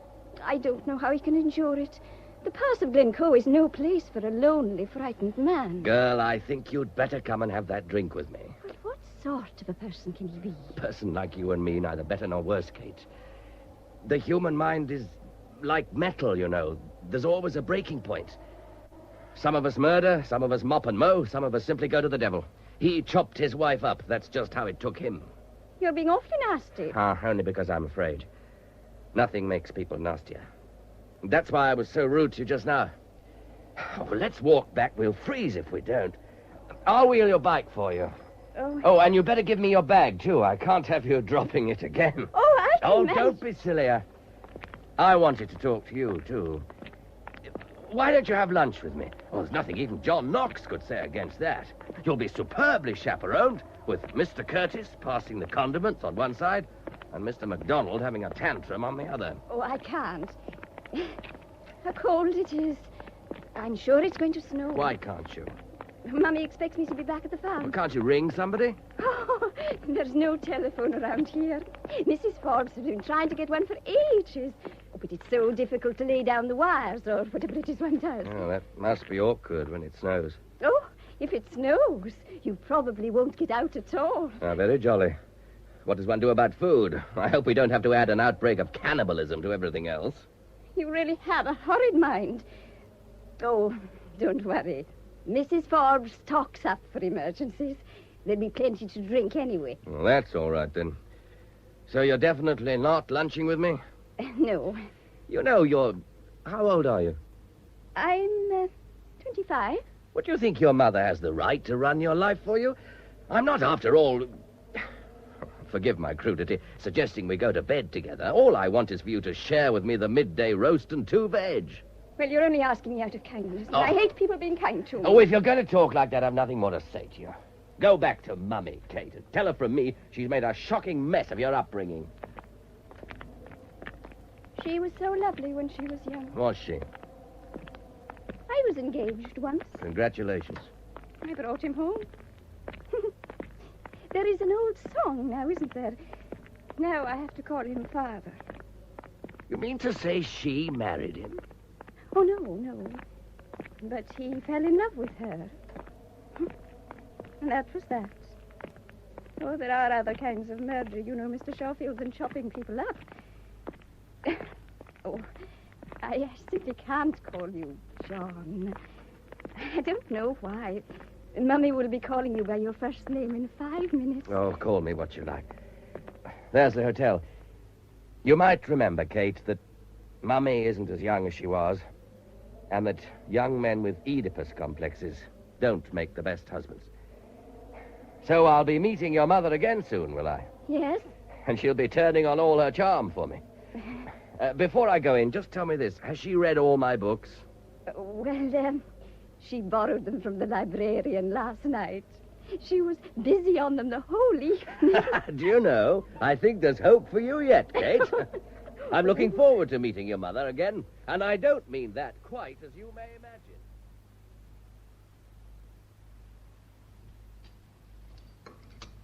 Oh, there's Mrs. Stewart asking for you, Mr. Shawfield. Oh. I did say you were all at dinner, but... Oh, I'm disturbing you, and Mr. Curtis just about to carve to you, isn't it a shame? Katie said you'd be eating, didn't you, Kate? And I just didn't listen. Now, you're just to go on eating, you poor hungry creatures, as if I wasn't here. I'll be away in a minute. I want a wee word with Mr. Shawfield. I'm sure we're all delighted to see you. We hadn't really started. Do sit down. Oh, the hell, there's the pepper. Confound it. Hello, Kate. Damn. You see, Mrs. Stewart, the effect you have on us all. Hello, Kate. Hello, Mr. Shawfield. Oh, so we're back in square one, are we? I don't know what you mean. I just came to ask you to tea tomorrow afternoon, Mr. Shawfield. And I'm not asking you, Ian. You've caught a cold, you poor boy. It's the pepper. Anyway, I'm not asking you because I know what you writers are. You'll be talking shop all the time, and poor Katie and I'll not understand a word of it. As for you, Mr. Curtis, dear, I want you all to myself when you come. Oh, you've no idea how he helps us, Mr. Shawfield. He knows so much about animals. Oh, how kind of you. Actually, I once studied to be a vet, but I fear my knowledge is sadly rusty. Of course it isn't, you silly man. But now, Mr. Shawfield, so fascinating our meeting like this. I don't think these things are coincidences, do you? I think they're meant. After all, I've been a fan of yours for ages. Indeed. I must say it's interesting to meet people who've really read one's books. Most of them just flip over the pages so that they can say the right things. You must have noticed this, Kate. Oh, no, I can't say I have. Haven't you? Once or twice I nearly wrote to you, but I didn't quite have the nerve. That second book of yours, A Lion Among the Ladies, haunted me for a long time. Do you remember, Kate? Oh, but I'm afraid my little daughter prefers thrillers. Oh, come, Kate. Surely you remember. I didn't realize I was saying anything funny, Kate. Oh, of course not, Mummy. Oh, well, never mind. If you want to laugh at your poor old mother, why not? But now, Mr. Shawfield, you'll come tomorrow, won't you? I will indeed. I shall look forward to it. Well, then, that's settled. Oh, Mr. Curtis, dear, do go on with the carving. You all look so hungry. Well, if you're sure you don't mind. How clever of you to know how to carve. He's definitely here, you know. Oh, Mummy, please. The murderer, I mean. He's been seen in the glen, actually seen. Please don't let me disturb your meal, only I thought you'd like to know. I'm not hungry. They have a description of him, you know. Apparently, he's got a scar. A scar? Yes. Oh, it's so terrible. A creature like that is no better than a wild beast. Oh, he's mad, of course. No sane person could cut up his wife. Well, I've disturbed you more than enough. Come on, Kate, darling. We must tidy up our little home before the famous Mr. Shawfield sees it, mustn't we? Would you think me very forward if I called you John? It would be a privilege. I hope, Kate, you will do the same. It sounds so much more friendly. Oh, I don't think she'd dare. Kate is very shy, aren't you, darling? Well, we must go. Bye just now. Tomorrow at 4, Johnny. Goodbye. Bye. Oh, Mr. Curtis, anything wrong? I'm sorry. I'm afraid I'm not feeling very well. Oh, can I do anything? No, I'll go upstairs and rest a little. That woman's a damn show-off. Is she? Oh, you wait till tomorrow. You'll get a magnificent tea and you'll see your books in the case at the far end.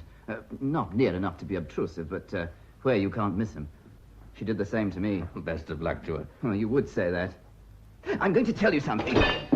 Every time you tell me something, you create an earthquake. What is it now? I've decided I'm going to marry her daughter.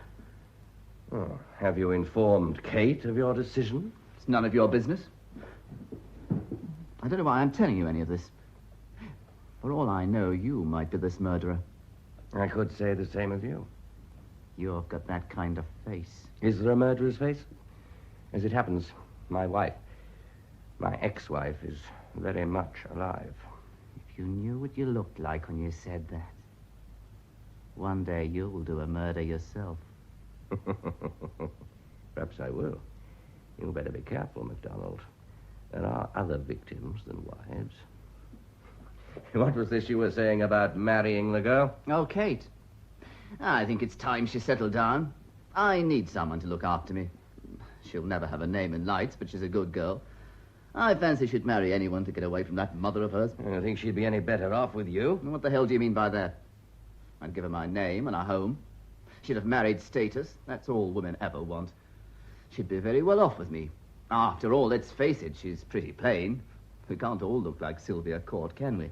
I warn you, if you hit me, I'll summons you. Oh, for pity's sake, I was merely going to light a cigarette. But I do find it a bit distasteful that you should speak like this of your prospective wife. After all, she's a person in her own right. I'll tell you something. I'll hold on to the tablecloth. We're all together, aren't we? Getting on each other's nerves like fun. And now it's going to snow. So your intended warned me. And when it does, anything might happen. Anything. How jolly. The murderer will have to come out for one thing. He'd freeze to death in Ossian's cave. And the Glen's a queer place, you know. Ghosts aren't the only kind of haunting. And you, being what you are... What the hell am I? I'm going to show you something. Wait a minute. Oh, what now? Look. How do you like that, Mr. Shawfield? What's the point of all this drama? All right, it's a pistol. Am I to take this as a challenge to a duel or something? I see you handle it as to the manner born. It looks very old. 300 years old. A real Highland pistol. They call it over and under because one barrel is laid over the other. There's only one lock and hammer required because the second barrel can be turned round by hand. Here, after the first has been fired. It's a nice job. I should go easy with it if I were you. It's loaded, both barrels. Do you mean to tell me that you leave a loaded weapon lying around like that in a drawer which isn't even locked? This thing would go off at the slightest pressure. You must be out of your mind. It's mine. I do what I like with it. I'm not being dictated to by you. For all you write bestsellers. Oh, damn my bestsellers. Anyone would think they were a crime. Mr. Curtis, are you feeling better? What's that? Oh, it's all right. We've decided to use swords instead. This is something that has killed. It has indeed. Ask Mr. Shawfield. Oh, do please put it away. I can't bear to look at it. It's wicked. It's done murder. Put it away, you imbecile. Oh, all right. Nowadays, they laugh at killing.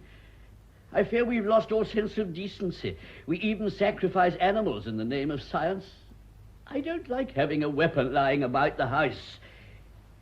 It puts ideas into people's heads. It's all right, sir. Don't distress yourself. MacDonald isn't going to leave it here. I am. Why shouldn't I? I tell you what we're going to do, MacDonald. We're going to take a nice walk together. I think we both need some fresh air. I don't need any fresh air. Oh, yes, you do. Before it snows. We're going to leave you in peace, Mr. Curtis. You can take a nice little nap.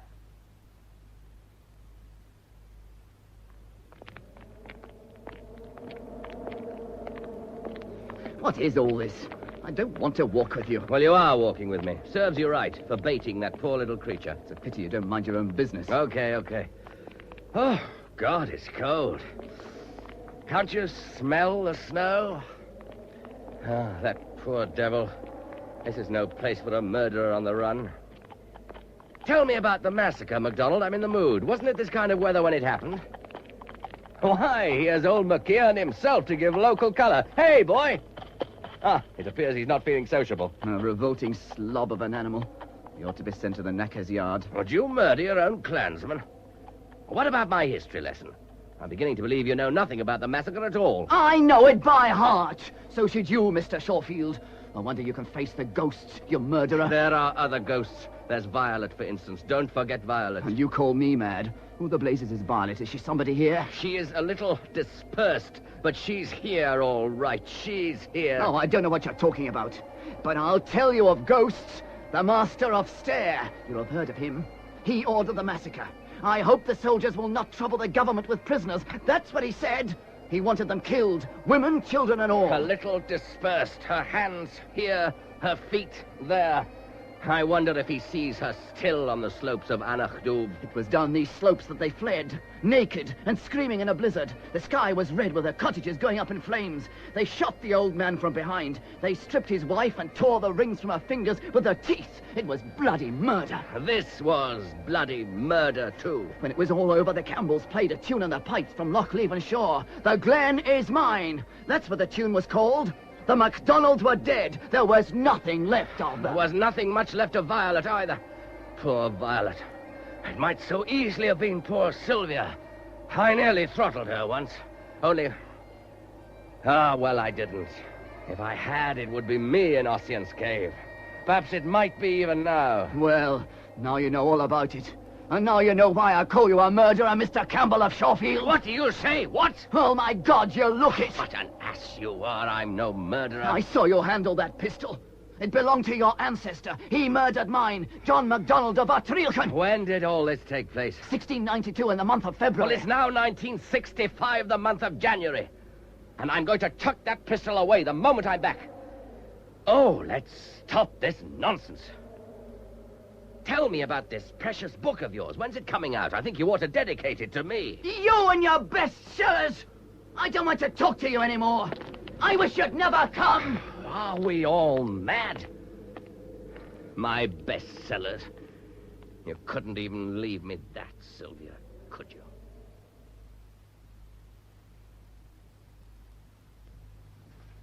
Well, now, I hope you had a nice walk, Mr. Shawfield. Oh, are you looking for something in that drawer? There's nothing there. It's empty. Yes, it's empty. Oh, is anything wrong? You look quite strange. No, nothing's wrong. Well, you must give me some idea of my route. Tomorrow I go to Etive Farm.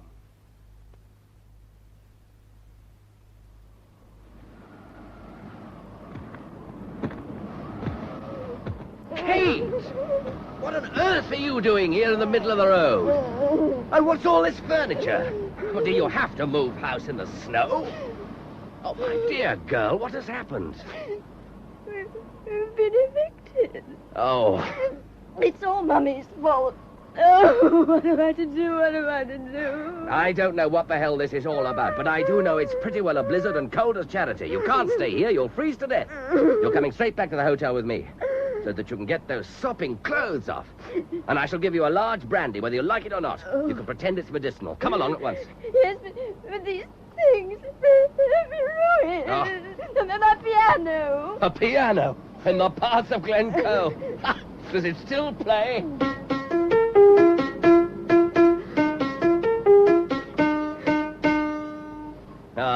Never mind. Clandiarmid's dead, and Clandonald, too.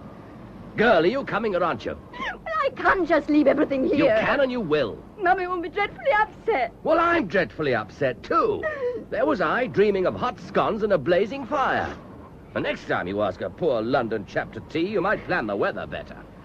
Oh, Kate, come on, for pity's sake. You're the most idiotic, pig-headed girl I've ever met. I trouble you not to speak to me like that, Mr. Shawfield. Bah! Oh, really? Mr. Shawfield! Mr. Shawfield! Put me down this instant. I won't be casted around like a baby. In a moment, I'll sling you over my shoulders like a sack of potatoes. In fact, if you go on like this, Miss Stewart, I shall smack you, which will be very undignified, and create a certain amount of tension at our future meeting. There is not the least need to shout at me, Mr. Shawfield. I do not like it. I am quite prepared to go to the hotel if you kindly put me down like this instant. It's a pleasure, Miss Stewart. Do ask me again, won't you? You must both have tea with me sometime in Ossian's cave. Oh, that's better. Here, I'll take that case. Now, for God's sake, walk as fast as you can. This is as bad as the night of the massacre. Oh, it was worse than this. Anyway, the massacre is something I should prefer to forget. It's nothing to do with me.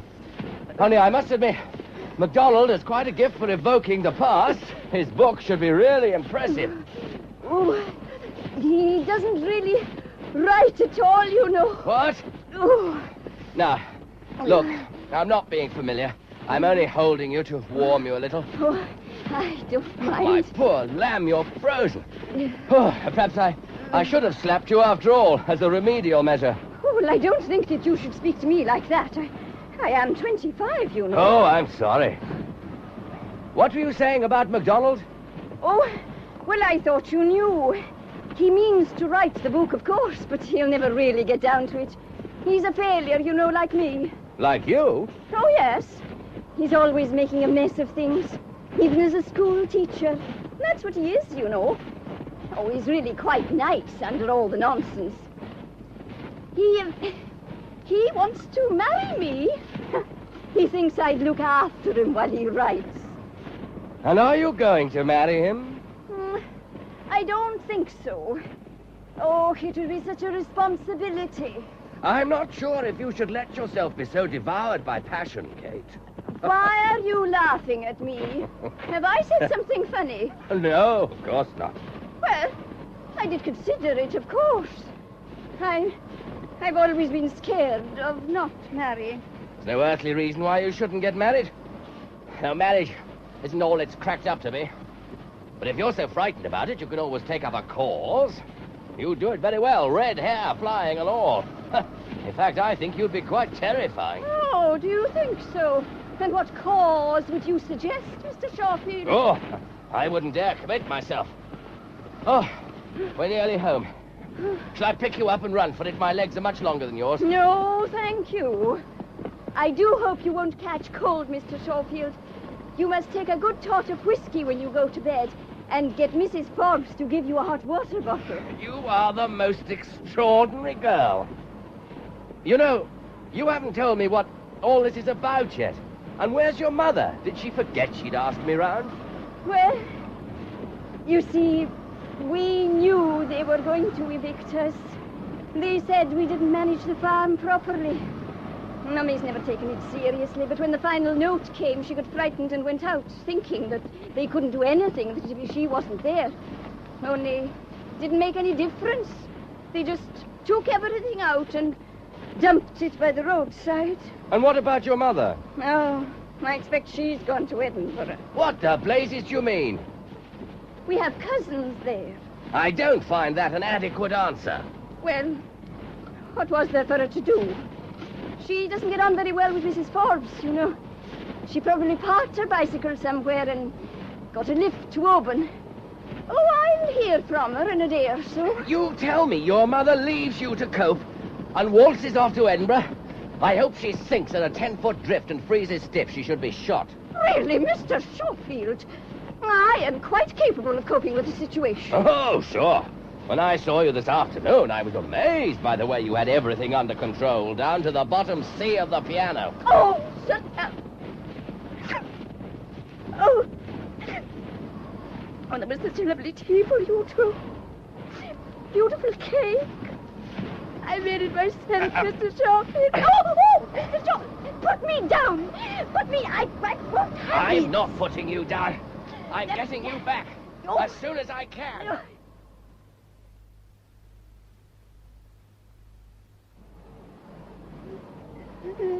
Look, we're home. Stop crying, my darling, silly girl. Ian is watching you from the doorway. Huh? He looks like a new massacre. You should speak more respectfully of the Glen. Shouldn't she, MacDonald? Shouldn't she, boy? Shouldn't she what?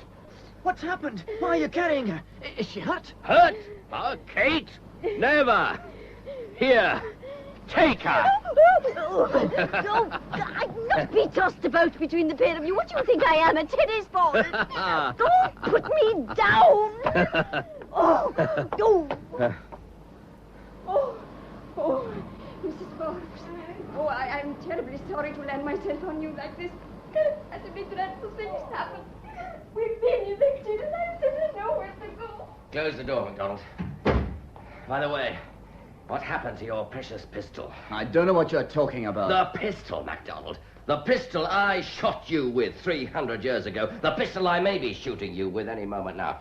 Look, all I want to know is, did you take that pistol away yesterday? I don't see what business is it of yours, but I took it up to my room half an hour ago. What were you carrying Kate in your arms for? Oh, having just sacked the farm, I thought I might as well do things properly, so I ravished her as well. Will you let me pass, please? You may enjoy chatting in an icy hallway, but I want to go into the sitting room and warm up a bit. Oh, may I join you, Mr. Curtis? Mrs. Forbes says we won't be able to get out at all. Oh, you don't think the snow's as bad as that, do you? Gosh, I'm cold. Oh, bless Mrs. Forbes for this glorious fire. What? Oh, I don't know. It's really coming down with a vengeance now. But I must get out tomorrow. I simply can't stay in all day. It's bad for me. I've not been well, you know. The doctor said it was essential I should have fresh air. Oh, Lord knows it's fresh enough. My dear chap, I don't like being cooped up any more than you do. In any case, I want to get down to Ballahoolish tomorrow, see about Kate's belongings. She's been evicted into the snow, you know. And frankly, I don't think any of us will get out if it goes on like this. But I must... Mind you, I do understand how you feel. We're not exactly a coordinated group. If you feel you simply can't stand us, why don't you stay in your room? I'm sure Mrs. Forbes wouldn't mind.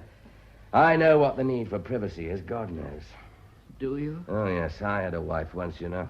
And wouldn't she leave you alone? Not for a minute. Not even to write. I don't know why I'm telling you all this.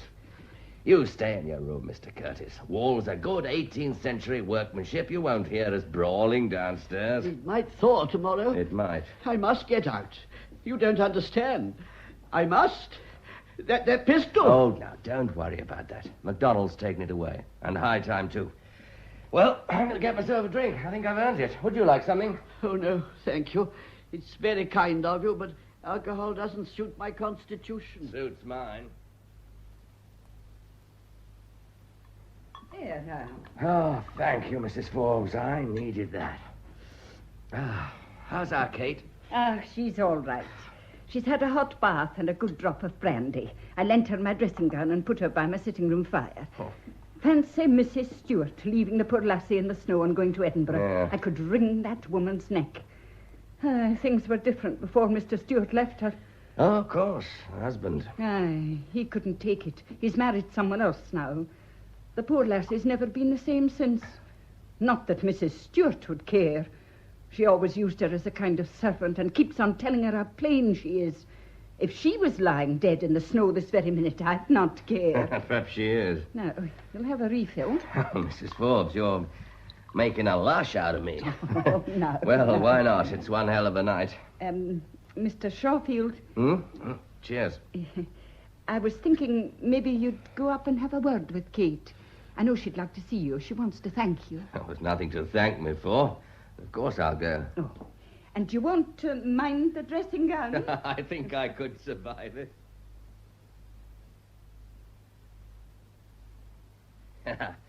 I was warned about your dressing gown, Kate. You look rather sweet in it, actually. Well, just a bit on the large side. How are you feeling? I made a horrid scene, didn't I? Oh, poor Mr. Shawfield. Have you had a drink? Yeah, I have indeed. I believe I'm a little drunk. It'll do you good. Oh, Kate, I don't think you should look after everyone like this. Simply means that people take advantage of you. I take advantage of you myself. Yes. You ravish me, don't you? I heard you say that. Oh, Kate, I'm most sincerely sorry. I think MacDonald brings out the worst in me. Well, that doesn't make it any better. Please, try to forgive me. Oh, I don't really mind. I was a little surprised, that's all. Oh, what a nice girl you are. Thank God you're here. Looks as if we're going to be snowbound. It's just as well there'll be one civilized person among us. No, I'm not as civilized as all that. What do you mean? It doesn't matter. You'd better go. You should have a good hot meal. Well, there you go again. Only I wonder if you would kiss me good night before you go. Yeah, of course. Well, I know I shouldn't ask you. Oh, I was going to do it in any case, whether you asked me or not. Oh, no, you weren't. It's nice of you to say so, though. But, I know I'm embarrassing you. Oh, for God's sake, come here. Come here, you idiotic girl. Mr. Shawfield. Mr. Shawfield. Kate. Silly, nice little Kate. Why don't you relax now? You're hurting me. Well, you asked for it, didn't you? Yes. Yes, I did, didn't I?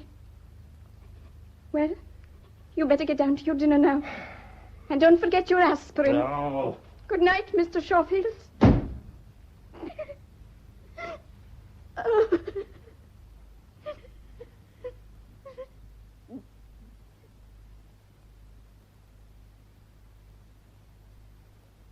Well, you'll not be going far this morning, gentlemen.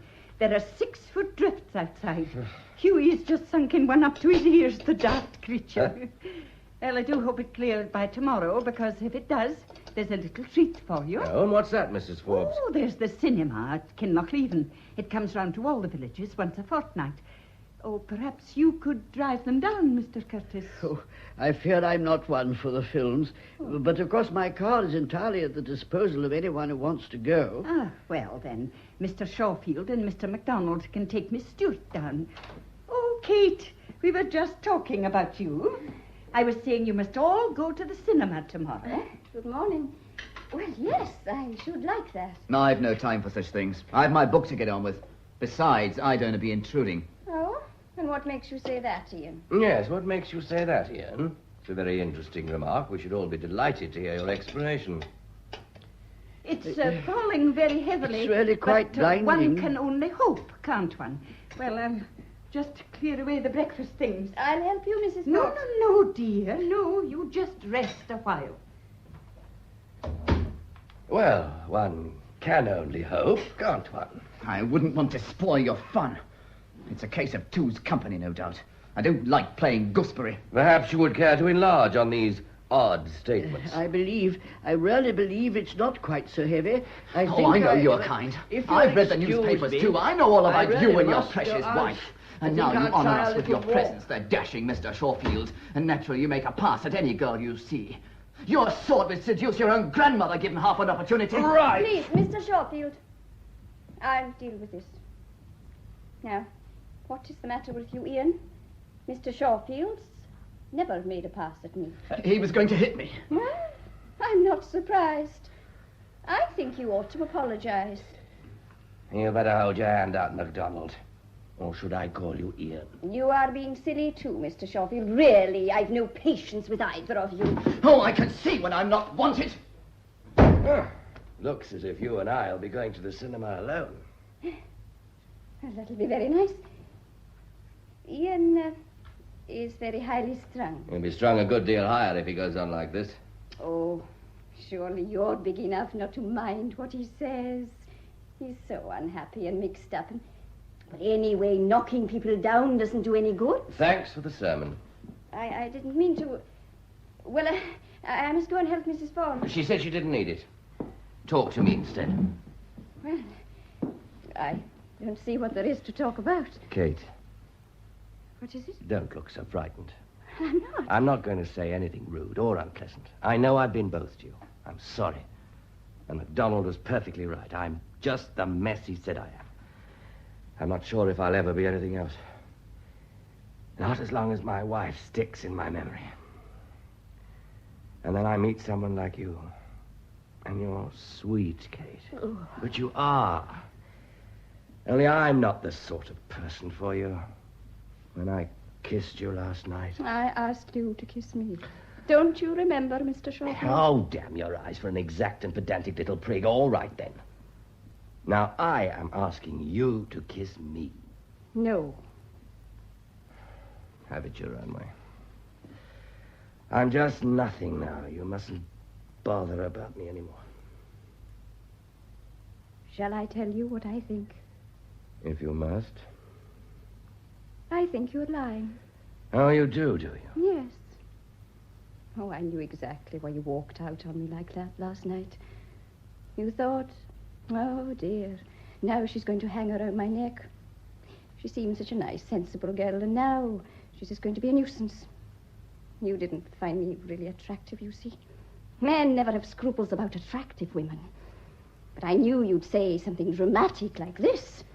All writers like drama. It would serve you damn well right if I took hold of you this very instant and gave you a practical demonstration of the facts of life. I suppose it would. But it would be rather awkward for you, now wouldn't it, if I fell into your arms? Would you care to try? Anyway, I'm not as ignorant as you always seem to think. Would you like to come here a moment? No, I wouldn't. Oh, I'm sorry. I spoiled all your grand scene. Only... Oh, I wish I hadn't come here.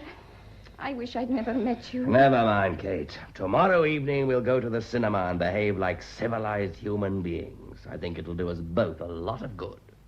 I suppose it will take our mind off things. What things? Well, Kate? Do you, play cards, Mr. Shawfield? Why? Are you suggesting we settle down to a nice, quiet game of cutthroat? And perhaps it's not a very good idea. No, I don't think it is, really. But it's no reason for me to go on cutting your throat. I apologize, Kate, for being an absolute so-and-so. Why are you frightened? I keep thinking of the murderer. So do I. It's as if he's forcing his thoughts on us, making us all think of dreadful things. Yes, yes. We're all ordinary people, aren't we? Ian's really quite sensible when you get him on his own, and, well, Mr. Curtis is just a nice, respectable little man who probably goes to work every day in a bowler hat with a rolled umbrella. That should certainly liven up the city. Ah, you're laughing at me again. You should be glad. It means you're exercising my demons for me. Of course, you're perfectly right, as you always are. It is frightening, my darling. And we are all behaving like lunatics. Well, where are you going? Are you leaving me? Don't go. Oh, I must go and help Mrs. Forbes with the dinner.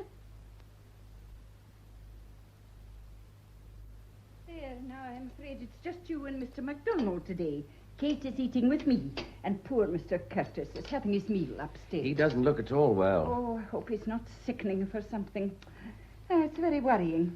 However, I must leave you two gentlemen to your meal.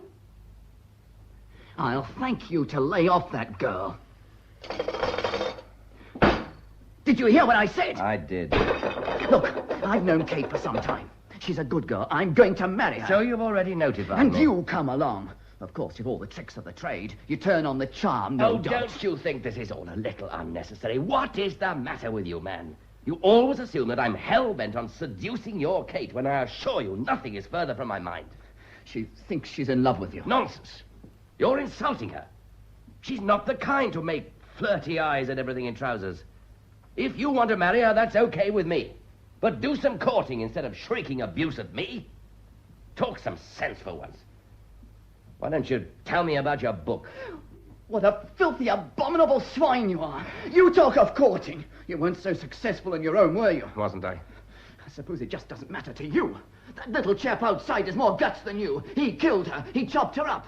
But I don't suppose you even mind all that muck in the papers. It's just more material for your cheap jack novels. Suppose it is. Well, I'm going for a walk. I'll leave you to do your courting. I must admit that the thought of you as a wooer seems rather like Huey in tights doing a tap dance. But Kate is a very compassionate girl. Pretentious swine. Kate? Kate? Come here a moment. I want to talk to you.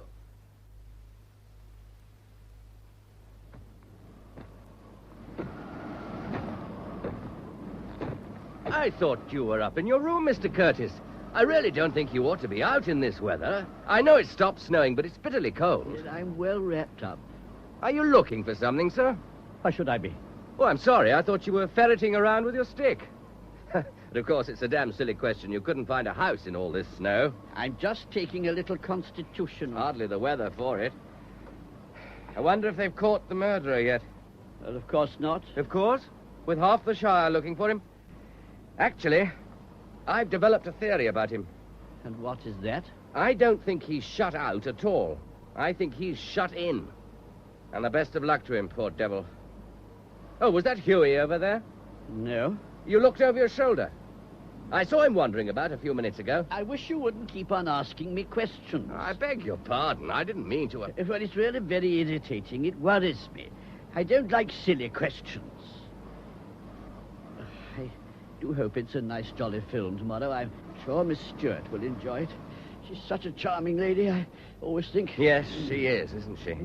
She's kind. It's a quality one doesn't often meet in the modern generation. I've often watched her with Huey. I always feel the way people behave with animals is very revealing. I can't abide cruelty to animals. Shouldn't you come in now, sir? I'm sure Mrs. Forbes has a good fire waiting for us. Do stop bothering me. I like the fresh air, I tell you. All right, all right. I don't. Not when it's as fresh as this.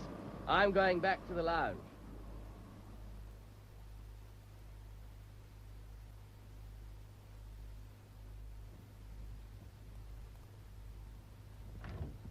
Ian, do stop pawing me about like this. I don't want to kiss you. I've already said a dozen times that I'm not going to marry you. Thank you very much. I suppose you want to remain an old maid. I do wish you'd be sensible. Why don't you listen? You just go on from where you left off without paying the faintest attention to what I've been saying. I've said no, and I mean no, and... Oh. I'm so sorry. Am I intruding? This is too much. You did this on purpose. You're spying on us. Oh, dear. I didn't mean to gate-crash a crisis. I'm honestly sorry. I'm afraid I ruined his kiss. Do you think I'd let a great big Jessie like that kiss me? Let me help you pick up those magazines. MacDonald seems to do his courting as he does everything else. Like a car with the steering gone. Why are you always so beastly about him? He said you'd been terribly rude to him. We all come to you for comfort, you see. I'm here for comfort myself. Comfort. A shoulder to weep on, I know. No, it always makes me laugh when I read those magazine stories about strong, silent heroes taking the little woman into their manly arms. The poor creature ought to know that in a wee while she'll be reeling under the full 16 stone of him patting his shoulder and drying his tears. I don't know why you're complaining. Before you know where you are, Mr. Curtis will be asking you to partake of his couch and condiments. I don't find that in the least bit funny. Oh, I don't seem to be very popular this evening. Come and have a drink with me. Let's go to pieces.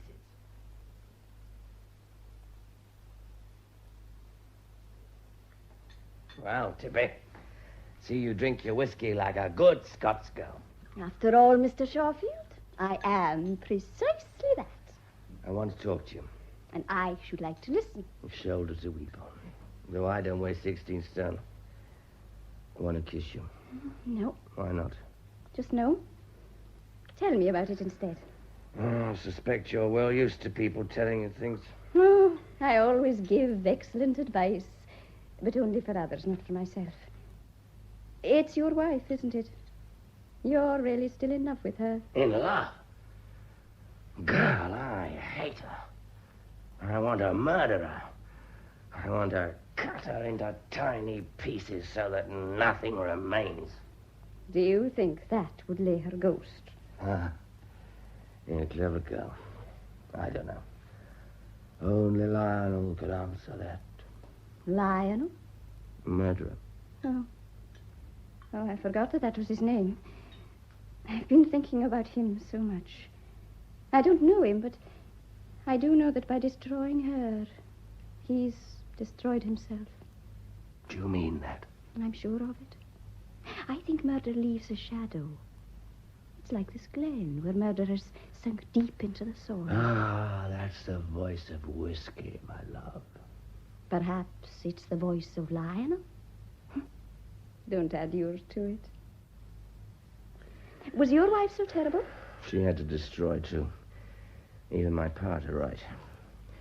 And if I can't write Kate, I'm lost and damned. But you, my darling, you'd never understand this. I don't suppose you've ever hated in your kind little life. Oh, yes, I have. I love my father very much, Mr. Shawfield. She drove him away. No man could endure the life she led him. I think if he'd stayed, I should be different. I shouldn't be such a thrawn, cravat-old mate. Oh, I'm talking too much. I'm being silly again. You're all right, girl. Now, don't go away. Let me hold you. I really must go up to bed. I do believe I'm a little tipsy. Whatever will Mrs. Forbes think? Kate. Oh, I've bothered you quite enough for one night. You needn't worry. I won't hang about your neck, I promise. Good night, Mr. Shawfield. Kate. Oh. I want someone to talk to. I must have someone to talk to. Huey! My boy, Huey! Where are you, huh? Ah, damn the horse. He's never there when he's wanted. My God, what's that? Lionel.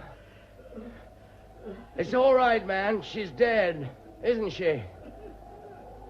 Come in and talk to me. After all, we're all of us murderers. Lionel. Lionel! Lionel!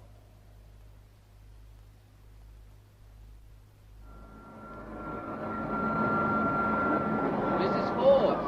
Oh, I can't hear a thing through this. There, now, what did you say, Mr. Shawfield? I just wondered, did you hear anything last night? What do you mean? Like someone crying? Oh, I sleep very heavily. He's still in the papers, but they don't think he's hiding out now. They think he's in a hotel. Someone saw him at Ballahoolish. It's that scar, you know. It's on his wrist. They think it may be where the knife slipped. They never found the weapon, you know. London has a deep and wide river, Mrs. Forbes. Oh, well, it's nothing to do with us, is it? Oh, I hear Mr. Curtis is lending you his car. Mm. Oh, what a blessing it is it's thawing. You'll need to start about 6 tonight.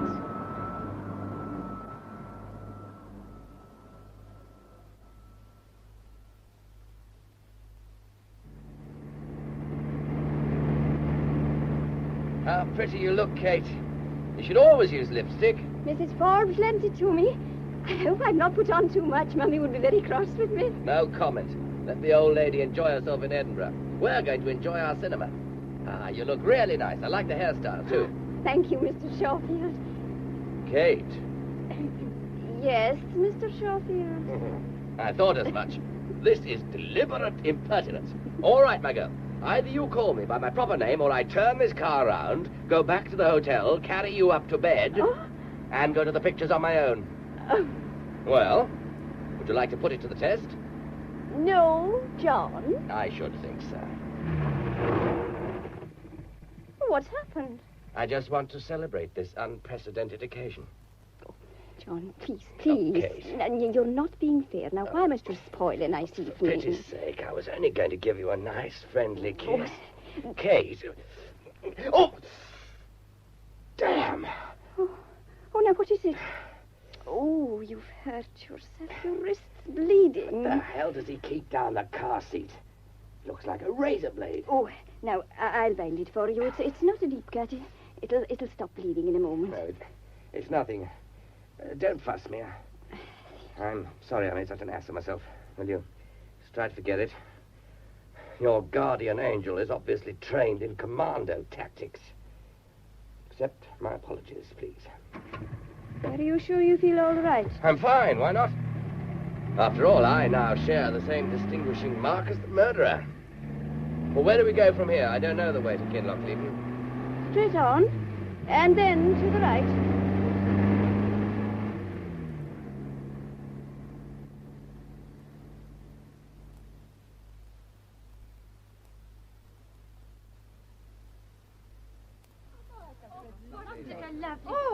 Here you are. I didn't think we'd get that one. I think Sylvia Cook's so lovely, don't you? Can you get it? Quite a coincidence, wasn't it? That it should have been one of Sylvia's films.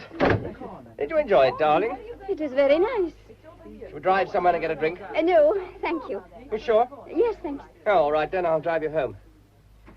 What did you think of my wife? Oh, she's very lovely. It's all rather amusing, actually. Well, it is funny, don't you think so? Oh, for God's sake, I must say you're not the most enlivening of companions. You better have the radio on, perhaps it'll wake you up a bit. What the hell do you think you're doing? Did Mummy never tell you not to grab at a driver's arm, especially on a slippery mountain road? You might have killed the pair of us. Johnny, I know you hated her. I know she's hurt you dreadfully, but leave her be now. She doesn't matter. She can't touch you anymore. She'll get what she deserves in the end. She will indeed. Please, Johnny, listen. Please, you must listen. It was wicked that it should be that film, and I wish I'd known, but does it really matter so much to you? That part of your life is over and done with. You need never see her again. I have to see her again. No, please.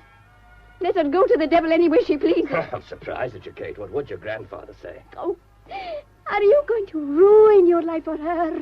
You fool. Can't you see that is what she wants you to do? What do you mean by that, Kate? I should like an answer. We're not moving till I get one. All right. I'll answer. I think you're planning to kill her. You're going tonight, Johnny. I know you are. All right. If you have to know, I am going tonight. I had a letter this morning from my solicitors. Oh, there's been no postman today. I put a call through this morning. There is no telephone. And you said it was a letter. Oh, you're driving me mad with all this insanity. It'd serve you right if I put you out of the car and made you walk home. You are going to kill her. I know it. You win. I'm going to see her anyway. Only I don't know if I'm going to kill her. Oh, don't be frightened, Kate. There's no need. I'll try not to do anything silly. Johnny. Johnny, you're not to go. I have to. I'll go for you. I'll give her any message you want. Oh, my darling idiot. She'd eat you alive. Oh, I'm not afraid of her. I can sort her, all right. You don't know me, Johnny. You don't know me at all. I'm beginning to see that. But I have to go, Kate. I can't explain exactly why, even to myself. It's as if there's something in this confounded Glen that's pushing me on. It's your novels, Johnny. I know you'll write again. I'll make you write again. Oh, Johnny, if it would help you, I'll do anything you want, Johnny. Anything. I love you. I'd give up the whole wide world to stop you going. I'm not as silly as I used to be. If you want me to. What? Oh, Kate. Oh, my dear, dear girl. Thank you, Kate. I'll never forget that. But I wouldn't want it to be like that for you. You deserve better. Dear Kate, I'll be honest with you. I have to go to London. But what'll happen when I get there, I don't know. I don't know anything anymore. Come, darling. We must go.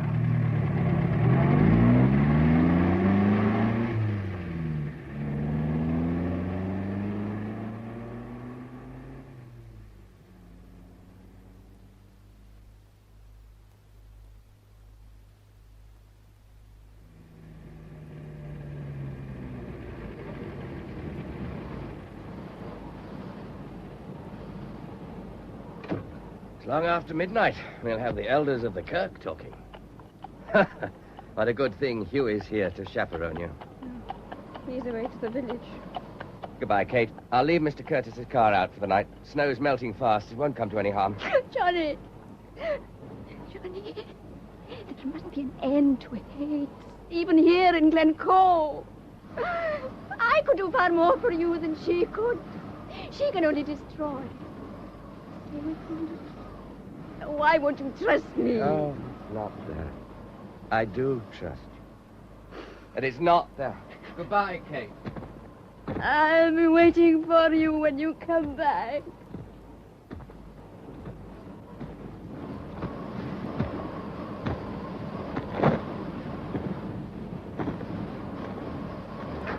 Damnation, what's that? Oh, this is just about the last straw. What the hell are you doing out of this hour in the morning, MacDonald? And is this confounded bicycle yours? Left, presumably, to trip me up? I've been waiting for you. Oh, go back to bed, you confounded idiot, and take your bike with you. Oh, no, you don't get away with it like that. You murderous Campbell. Look here, MacDonald. I've had just as much as I can take.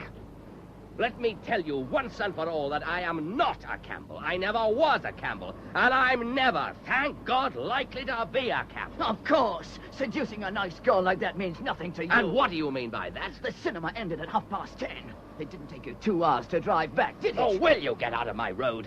I've got to get to Ballachulish. You neurotic little moonshiner, you're mad. You've got Campbells on the brain. You're not going to get away with this. I heard her go to her room and cry her heart out for what you'd done to her. She was still crying when I left. Oh, but you wouldn't care. You just take what you want and the hell with it. You're muddling up your times a bit, aren't you? I am not one of your wenching gallants of 3 centuries. What's that in your pocket? Put that away, you idiot. You want to commit a murder? It's a hair trigger. Oh, for God's sake, you are mad. Don't you like my pistol, Schofield?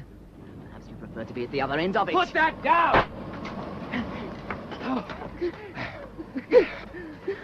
Get up, you damn fool. Well, you don't expect me to help you, do you? I must say, I never thought I'd owe my life to a bicycle. I'll take that pistol from you, thank you very much. So both barrels have been fired. Oh, stop that stupid noise, you infernal lunatic. Whose bicycle is this? Mrs. Stewart's. I might have guessed. So the murderer was locked in after all. Come on. Get up, you nutcase. You're going to help me. I want to shove away some of this snow. I can't. If you don't, I'll bury you in it, so help me. Oh, come on, man. Pull yourself together.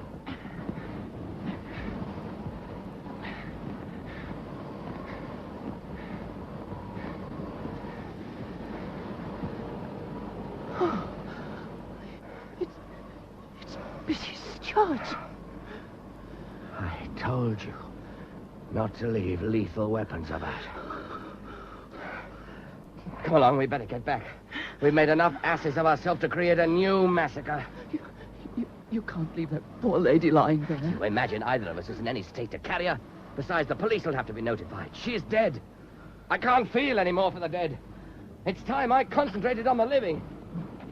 Only, I want to tell you this, MacDonald. You keep on calling me Campbell of Shorefield. Well, as it happens, my grandfather was a Jew. He came from Hamburg, and his name was Schoenfeld. He changed it to Shorefield. He thought it sounded prettier. We've never shouted Kruachen. Our war chant is, oi vai, oi vai. Oh, all right. Oh, stop dragging at me. This is the hotel, isn't it? Oh, I want to go to bed. Leave me alone. I have every intention of leaving you alone. Ah, just one more thing. You are not to say a word of this to Kate. She'll know in the morning. It's soon enough. There's something I've got to do. But when I've finished, I'm going in to say goodnight to Kate. Any objection? Oh, have it your own way. What are you rummaging in Curtis's car for? Death. Suppose you think that makes sense. Where are you going? I'm going to see Mr. Curtis.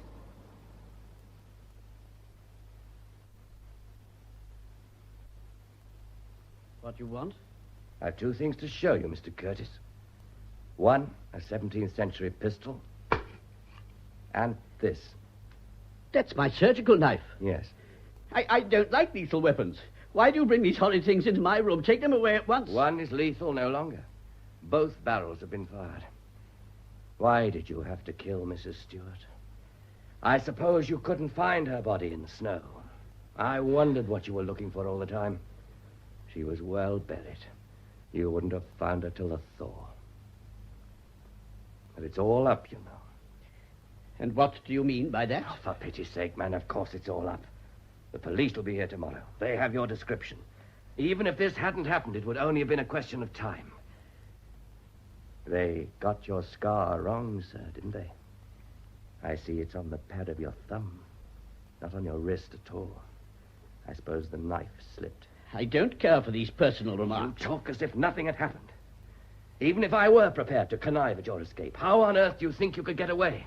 I fear you underestimate my intelligence. You haven't answered me. Why did you kill her? Why? Didn't you see it took away your last chance of escape? And of course I killed her. She knew about my scar. I couldn't possibly let her live. She was cycling down the road and I shot her. She was cruel. She let her cattle die of starvation. I've no patience with people who ill-use dumb animals. It's wicked, vile. We had such a lovely cat. He was called Ricky. After Kipling's mongoose, you know, he was the dearest little fellow. Don't you ever think of humans? Humans? Oh, humans. No, Mr. Shorefield. Why should I? They've never thought of me. Give me Huey any day. But he's only an animal. That's what Violet said. He was such a dear little fellow. He used to run and meet me when I came back from work. He talked to me, you know. I've always loved animals. I believe I told you that I trained to be a vet. Oh, of course. That's why you have a surgical knife. Why didn't you throw it away? It wasn't very clever of you to keep it in the car. I still keep my instruments. I wish you'd seen little Ricky. He understood everything I said. And she waited until my back was turned. And then Had him destroyed. My lovely cat. Oh, she must have had her reasons. Reasons? What possible reasons could there be for such a dreadful thing? She said he was dirty. After all, he was an old gentleman, 15 years old. It wasn't his fault if he occasionally made a mistake. But she couldn't bear anything dirty in her home. She took him round to the vet while I was at work and had him put to sleep. So I killed her. I suppose you are going to repeat all this to the police? What else can I do? You litter the place with corpses like a battlefield. Mr. Curtis, I want you to tell me something. Pardon? You killed your wife. I don't know why you keep on asking me that. I've never attempted to deny it. Of course I did. I was very clever about it. All right, you were clever. But tell me this. Why do you always look over your shoulder? What on earth do you mean? Why are you always turning, as if there's someone behind you? She's still there, isn't she, Lionel? Violet is always there. Maybe there's a jigsaw pattern across her, but she's still there. No! I'm sorry, dear. I won't keep you waiting long. I just have to speak to this gentleman. Well, don't be angry, dear. I'm just coming. Mr. Curtis, you're not well. Oh, yes, I am. And I'm clever, too. I'm cleverer than you. They'll never catch someone as clever as me. You're not going to the police. I shall make my getaway as I always have.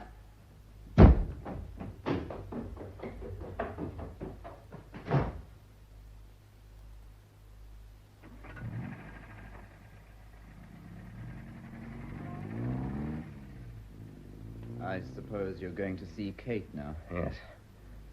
The only person I could bear to talk to. I don't really mind. I'm leaving here. I'm going back to teaching. That sounds about the most sensible thing I've ever heard you say. I can do my book in my spare time. Yeah, expect you can. What's the matter with Curtis? I saw him tearing down the stairs just now, as if all the devils in hell were after him. I imagine they were. I'm not driving fast, dear. Yes, dear, I did signal I was going right. Of course, dear. Just as you say, dear. But after all, dear, we have to get away, don't we? Huey! Oh, do go away! There's a good old chap! Huey! I can't stop here! What am I going to do? Huey! Huey!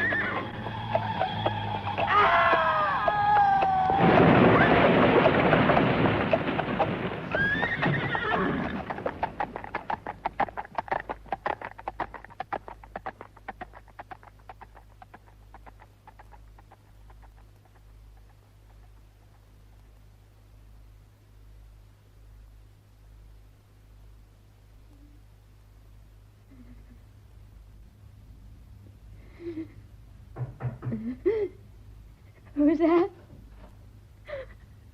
Johnny? I just thought you might like to know I'm back. I'm not going out again.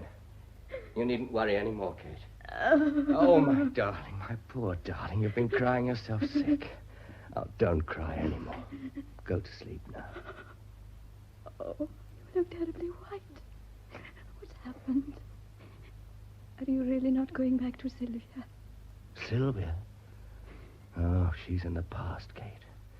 She's nothing to do with me anymore. I should have had the sense to know it a long time ago. Oh, my dear darling, you're worth a dozen of her. And I'm sorry I frightened you so. Listen to me, Kate. The shadow of murder is gone. And we're alive. We're going to stay alive and be happy. And, oh, my darling Kate, I love you very much. Johnny.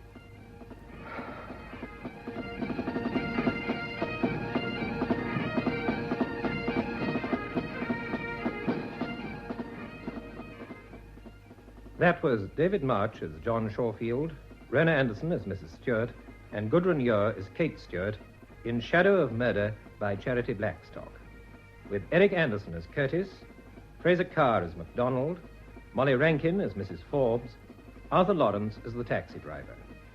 The production, which was recorded, was by Audrey Cameron.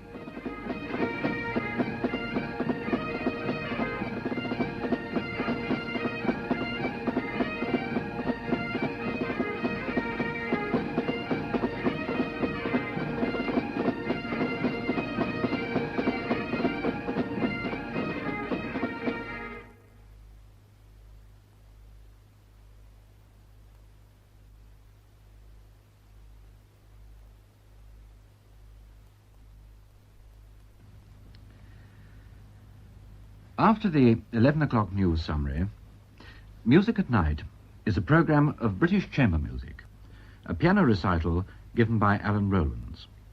And he'll be playing works by E.J. Moran and Arnold Bax, and the main work is the sonata by John Ireland. That's Music at Night at approximately 2 minutes past 11 in the home service. Now, in just a few seconds, the chimes of Big Ben and the 10 o'clock news.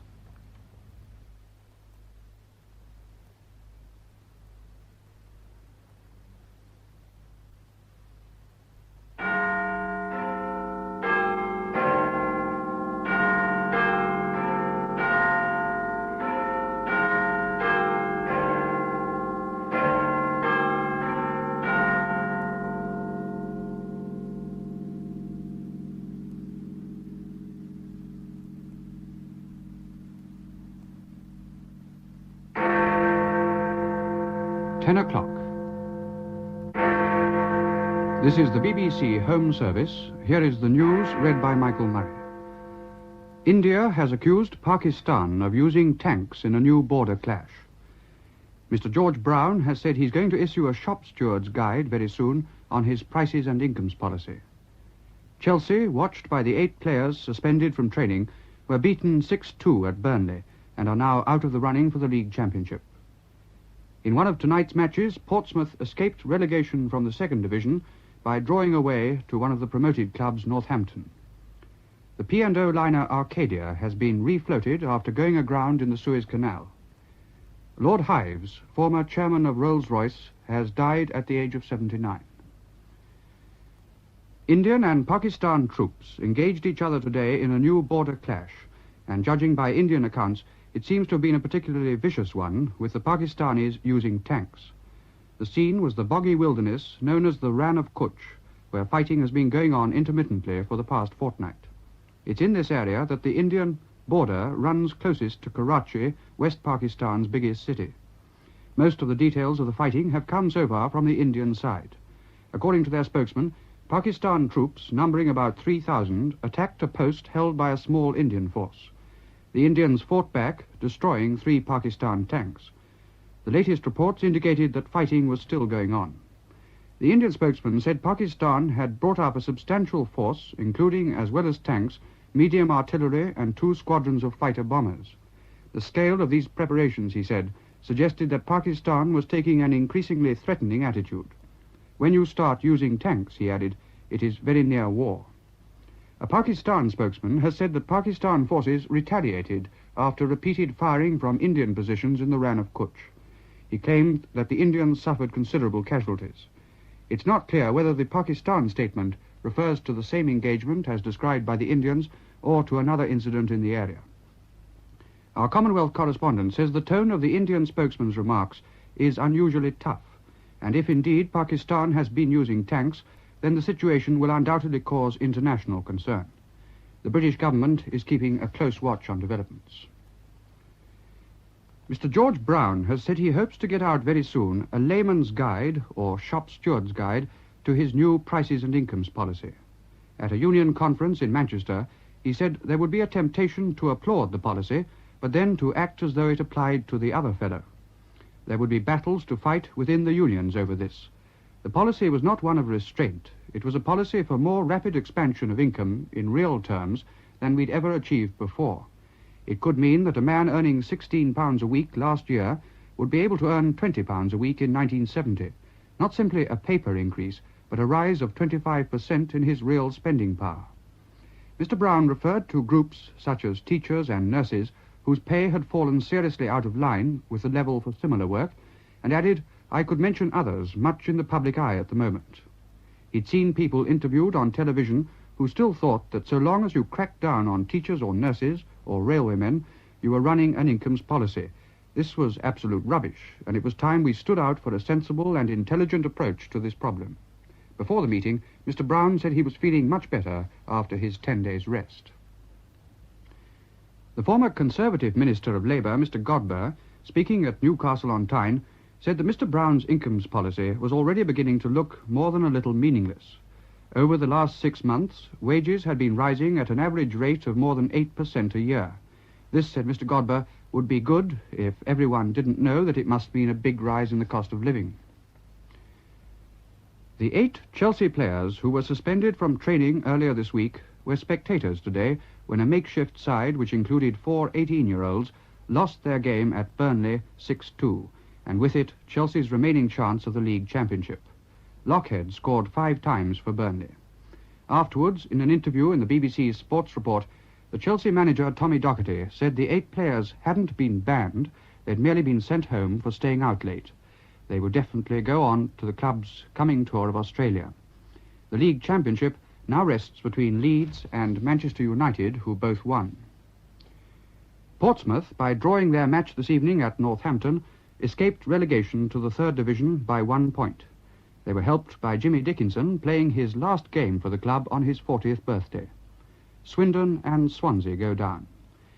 In this afternoon's soccer, the Scottish Cup was won by Celtic, who beat Dunfermline 3-2 at Hampden Park, equalling Rangers' record of 18 wins.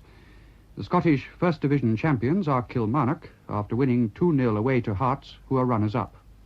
At Wembley, Hendon won the FA Amateur Cup, beating Whitby Town 3-1. In the 3rd Division, Bristol City won promotion with Carlisle, and Luton, beaten 8-1 at Scunthorpe, will go down. The 30,000-ton P&O liner Arcadia went aground today in the Suez Canal, but has since been refloated and has anchored in Port Said. It's not thought that the ship has been damaged. The Arcadia, on a voyage from Britain to Australia, is carrying nearly 1,200 passengers. Southern Region electric train crews have called off their threat to go slow from Monday. This was decided at a meeting in London today of representatives from about 30 depots in the South Eastern Division. After an appeal by Mr. Griffiths, General Secretary of the Drivers' Union, ASLEF, the men agreed to wait next week's meeting of the Union Executive. Some 600 motormen had said they'd work to rule because of continued delay in settling their claim for a productivity bonus. Lord Hives, a former chairman of Rolls-Royce, died today in the National Hospital for Nervous Diseases in London. He was 79 and had been in a coma since he went there more than 2 years ago after a stroke. Lord Hives joined the staff of Rolls-Royce as a mechanic at the age of 22 and became managing director in 1946. He was made a Companion of Honour in 1943. The Minister of Land and Natural Resources, Mr. Fred Willey, today attended the official opening of the Pennine Way, Britain's first statutory long-distance footpath that stretches 250 miles from Edale in Derbyshire to just over the Scottish border at Kirk Yetholm. At the ceremony at Malham Lings in Yorkshire, he said he was making an urgent and comprehensive review of a policy for the countryside. This would have the backing of all the necessary powers to ensure that people could enjoy the countryside in all its aspects. The American government has published the results of a 6-month experiment to find out how people and property react to the bangs made by the supersonic aircraft over a long period. Oklahoma City was chosen for the test, and American Air Force planes made over 1,200 bangs at the rate of about 7 or 8 a day. Our Washington correspondent says it was found that damage to property was fairly slight. Windows seemed to have broken only where they were damaged or badly installed in the first place, and much the same was the case with plaster. More interesting was the reaction of people. At first, over 90% of those questioned said they thought they could learn to accept the bangs, but halfway through the test, only 80% thought they could get used to it, and by the end of 6 months, a quarter of those asked said no. They thought they could never learn to live with the bangs. Socialist leaders from 13 countries have been entertained at Chequers today at a meeting of the Socialist International. Informal talks, which went on throughout the day and into the evening, were concentrated on the problems of European economic cooperation, Southeast Asia and Africa. After the full conference, a special after-dinner session between the Prime Ministers of Norway and Sweden, the Vice-Chancellor of Austria, and Mr. Harold Wilson, discussed means of bringing the countries of EFTA and the common market closer together. The expenses of the conference, it is said, are being met by Mr. Wilson, as this was not a government but a party occasion. 74 of the 77 riders in the Vintage Motorcycling Club's Coventry to Brighton run arrived in Brighton tonight. The other 3 broke down on the way. The 6 oldest machines, all built more than 50 years ago, completed the 150-mile run. So did the only woman competitor, Mrs. Margaret McMahon of Coventry, who rode a 35-year-old machine. The Soviet Foreign Minister, Mr. Gromyko, according to the New York Times, is to have an executive type of American limousine costing about £6,000. It is equipped with a bar and a television, and the report says it is already being shipped to Russia. The car, a Lincoln, will take 8 people. The weather. Tomorrow is expected to be dry for much of the day, with some sunshine in eastern areas. Rain will later spread from the west. That's the end of the news.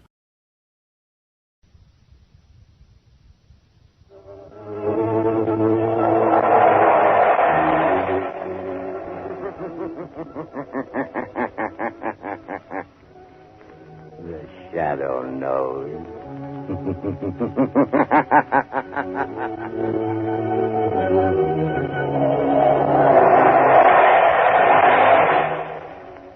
Again, Blue Coal Dealers present radio's strangest adventurer, The Shadow, mystery man who strikes terror into the very hearts of shopsters, lawbreakers, and criminals. Today, Blue Coal brings you The Shadow's latest adventure, The Bride of Death. The Shadow begins his exciting adventure in just a moment. Meanwhile, I'd like to make a suggestion to all you homeowners. To protect your family's health and save real money in the bargain, burn blue coal. For blue coal gives you uniform, helpful, economical heat all winter long. Its harmless blue coloring is your guarantee of better heat at less cost. So when you're buying fuel, insist on blue coal. It's Pennsylvania's finest hard coal. Order a trial ton from your nearest blue coal dealer tomorrow.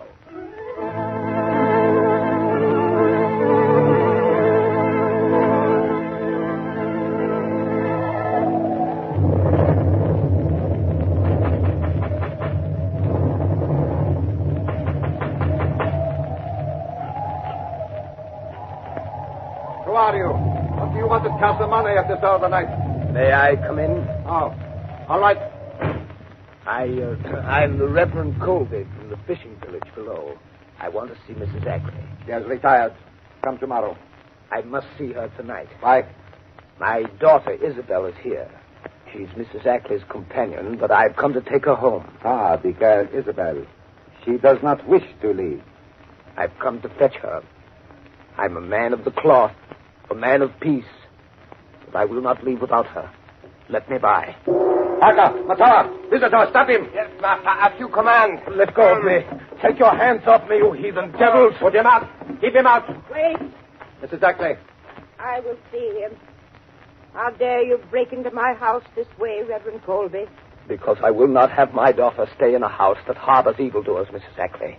There's talk in the village of heathen rites performed by this man who calls himself Prophet of the Ancient One. This man you've brought to a Christian place from some Asiatic sinkhole of the godless. Be careful how you speak in the presence of the prophet. You mean that man there? Yes, Minister. I am the prophet. Prophet, where is my daughter Isabel? She is leaving this house on the cliff tonight. Tell Reverend Colby she does not wish to go. I... Tell him, Mrs. Ackley. Your daughter Isabel does not wish to go. Good night, Reverend Colby. I do not believe you. Let me see her. Let her tell me herself. She does not wish to see you. Get beyond the iron gates quickly, for in 5 minutes my servants will release my trained guardians. I'm not afraid of that unholy pack of Black Panthers of yours. They are dangerous, Minister. Trained in my native land. Trained to hunt and kill animals or men. Go now. Very well. I'm going, but I'll be back. I'll be back. Prophet, why do the panthers scream? It is an omen of death. Whose death? Tell me. The future is so plain to you. Tell me who is going to die.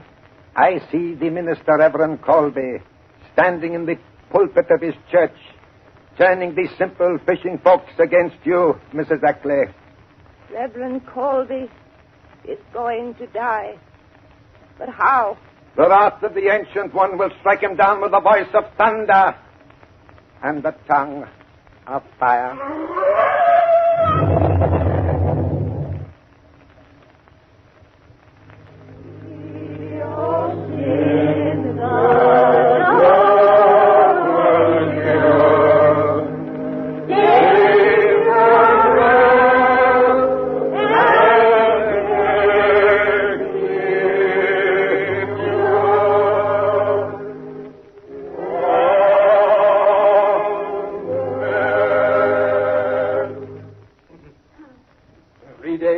This night, I went to Mrs. Ackley's house on the cliff to bring my own daughter, Isabel Colby, home.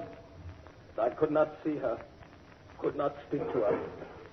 She is lost to me, and therefore let my own sorrow be a warning to those of you in this village whose sons and daughters may go to that house of the devil, to this man who dares desecrate the name of prophet. Now, let us offer a prayer for the mistress of Casamane. So rich in worldly goods and worldly knowledge, and so long one of us, kindly and generous until of late, and now ailing in mind and spirit, who hath turned from God to follow the pathway of a disciple of Satan. Let us pray. We beseech thee, have mercy on this poor lost one who has strayed from the fold.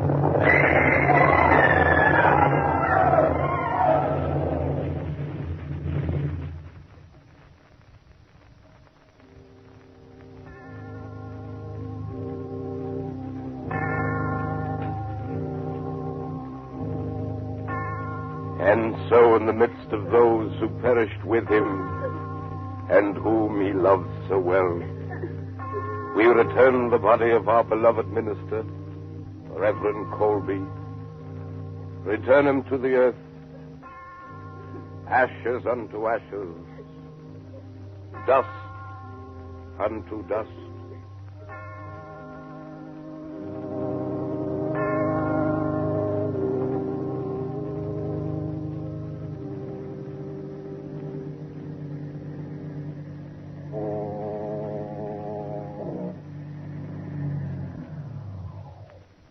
Here we are, Margot. Yes, but where, Lamont? The fog's so thick I can't see a thing. This is the little village where the Reverend Colby and 10 of his parishioners were killed by a mysterious explosion in his church. Oh, that was horrible.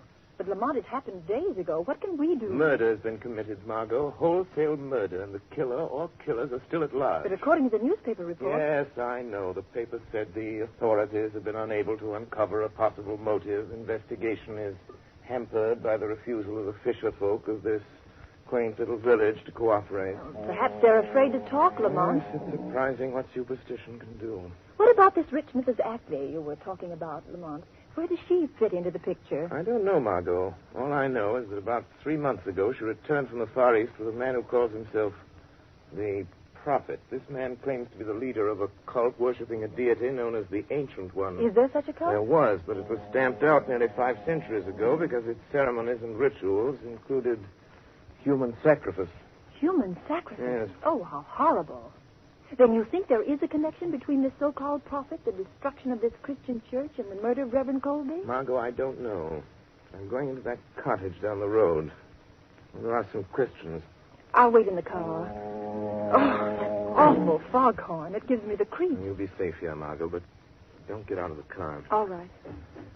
Now, Lamont Cranston and the Shadow are going to find out something more about this mystery of the house on the cliff.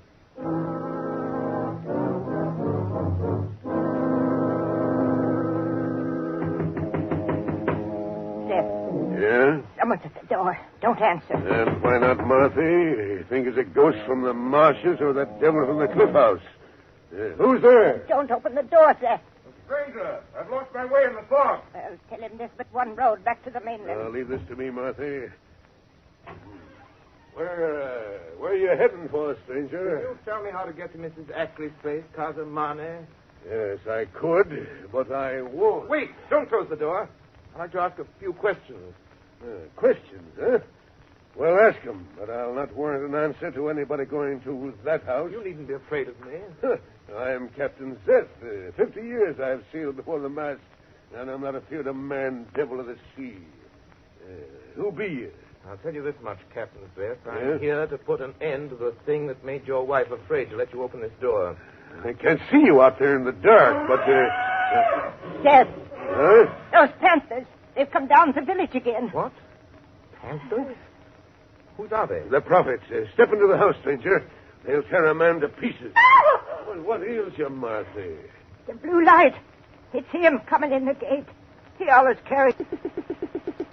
Well, let him come. Get in the house, stranger. Well, Marthy, there's nobody here. Where is that fellow gone? He was here a second ago. Oh, I don't know. Maybe he run for it. Seth, what do you suppose that prophet fella wants of us? Get away from the door, Marthy. I'll deal with him. Good evening, my good captain. Stop where you be.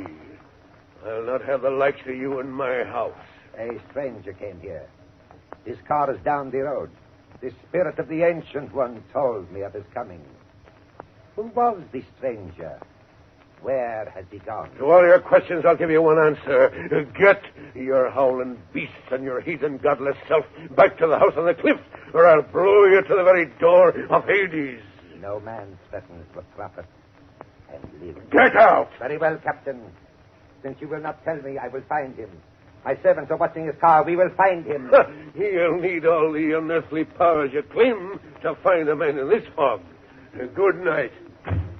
I'll find him. He can't be far away. No.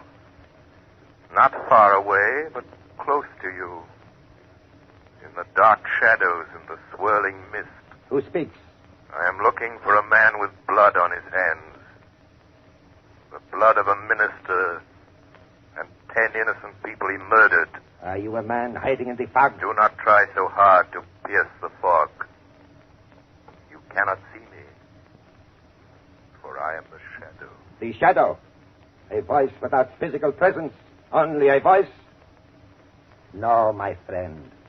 In my native India, such things are known. But not here. The powers of mesmerism have spread beyond the gray monastic walls of the yogi priests. Modern science has advanced their ancient art. Perhaps. But I am still stronger than you. Strong enough to do what I have set out to do. And what is that? I will not tell you, Shadow. And no one, not even you with your borrowed powers, shall stand in my way, for I am the prophet. Prophet of the Ancient One. Master, the stranger, he does not return to the automobile, but a young woman is there waiting for him. So, could it be, Shadow, that you are the stranger we seek, that your companion waits for you? Aka. Yes, master. Go quickly, I will follow. Seize the girl. She will be useful to us, very useful. If I cannot reach the Shadow, I can reach his companion. Yes, master. Matau and the Panthers watch her. She will not escape. Do you hear, Shadow? Yes, I hear. Save her if you can. You say you are a man. If that is true, then my Panthers will smell you out whether they can see you or not. There's the car. Aka, seize the girl. Matau, the girl. Matana low. Cover him up, you fools. Take her to the house on the cliff. We will keep her with Isabel Colby. She shall be tortured until she tells us what she knows.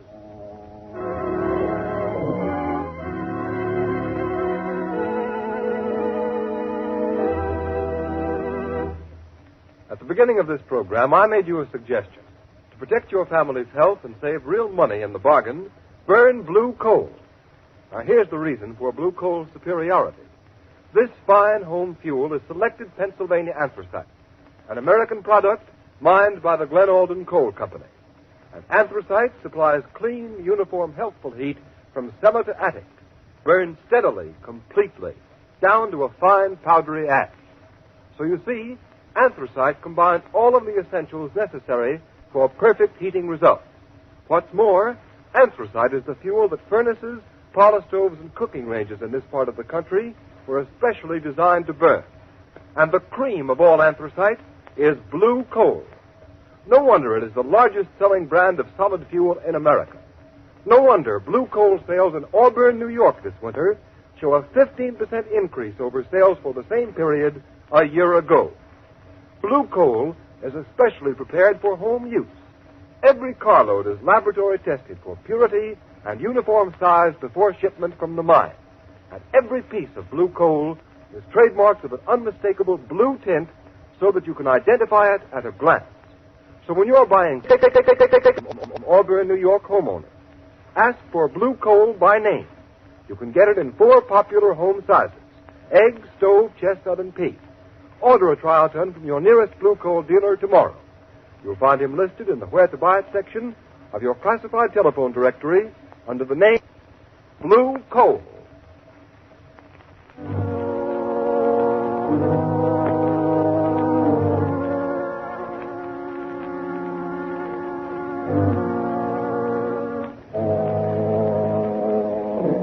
Why did the prophet's servants bring you here to Mrs. Ashley's house? I don't know. But who are you, and why are they keeping you locked up in this room? Oh, I'm Isabel Colby. My father was Reverend Colby, the minister of the little fishing village down the cove. He's dead. They've murdered him. Yes, I know. But why are you here? I used to be Mrs. Ashley's companion and secretary before she brought this man, the prophet, to the house. But now, that Hindu has some sort of hold over her mind. He calls her a high priestess, and she let him lock me up in here. Oh, how terrible, Miss Colby. What is happening in this house to Mrs. Ashley and to you? I don't know. It has something to do with a ceremony that the prophet says he and Mrs. Ashley must perform. The climax of some strange religious ritual they go through day after day in Mrs. Ashley's private chapel. He's changed it into a place he calls the Temple of the Ancient One. This morning, he came here and said, I'm to be what he calls the bride of death. They're going to take me to that temple tonight. Do you know why? Yes. To kill me. Oh, no. Mrs. Ashley, as the high priestess, is going to sacrifice me to that horrible deity they worship. Don't give up hope, Isabel. There's still a chance we'll get out of this place, both of us. Oh, Lamont, why don't you come before it's too late?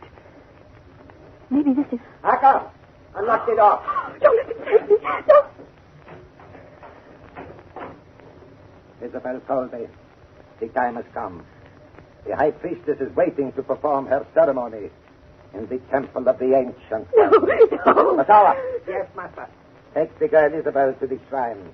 Tell the high priestess to prepare the girl and herself for the wedding of death. Come. My master commands. No. Oh, get your hands off Colby. Master, see the strange girl. Don't me. Yes, master.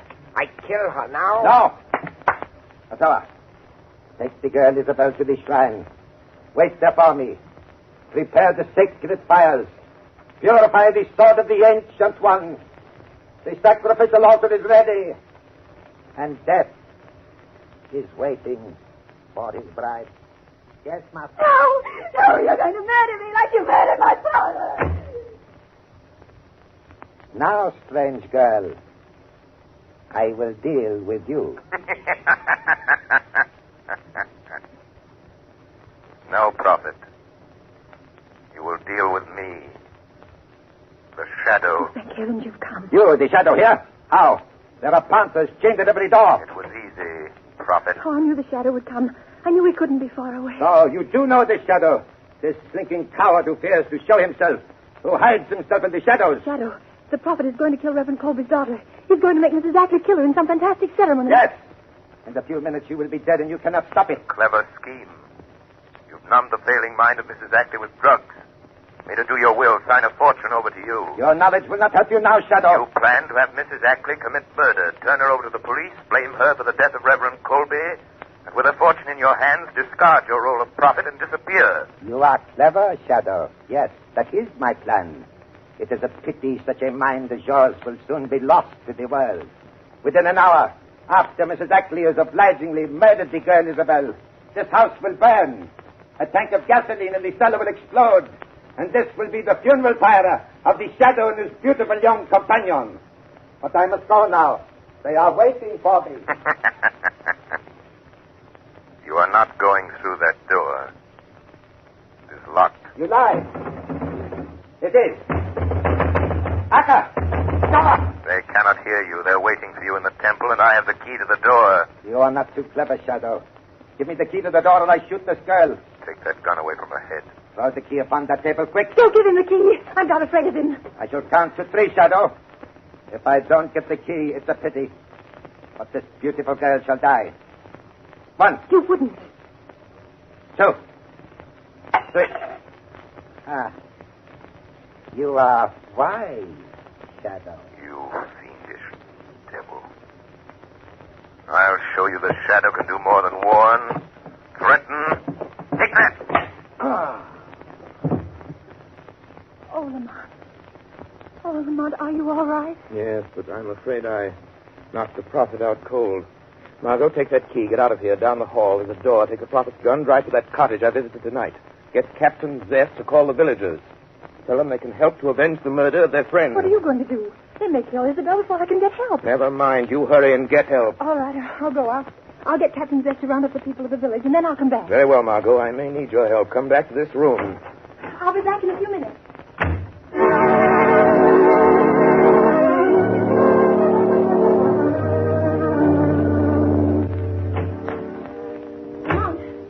Lamont. Yes, Margot? I saw Captain Zest.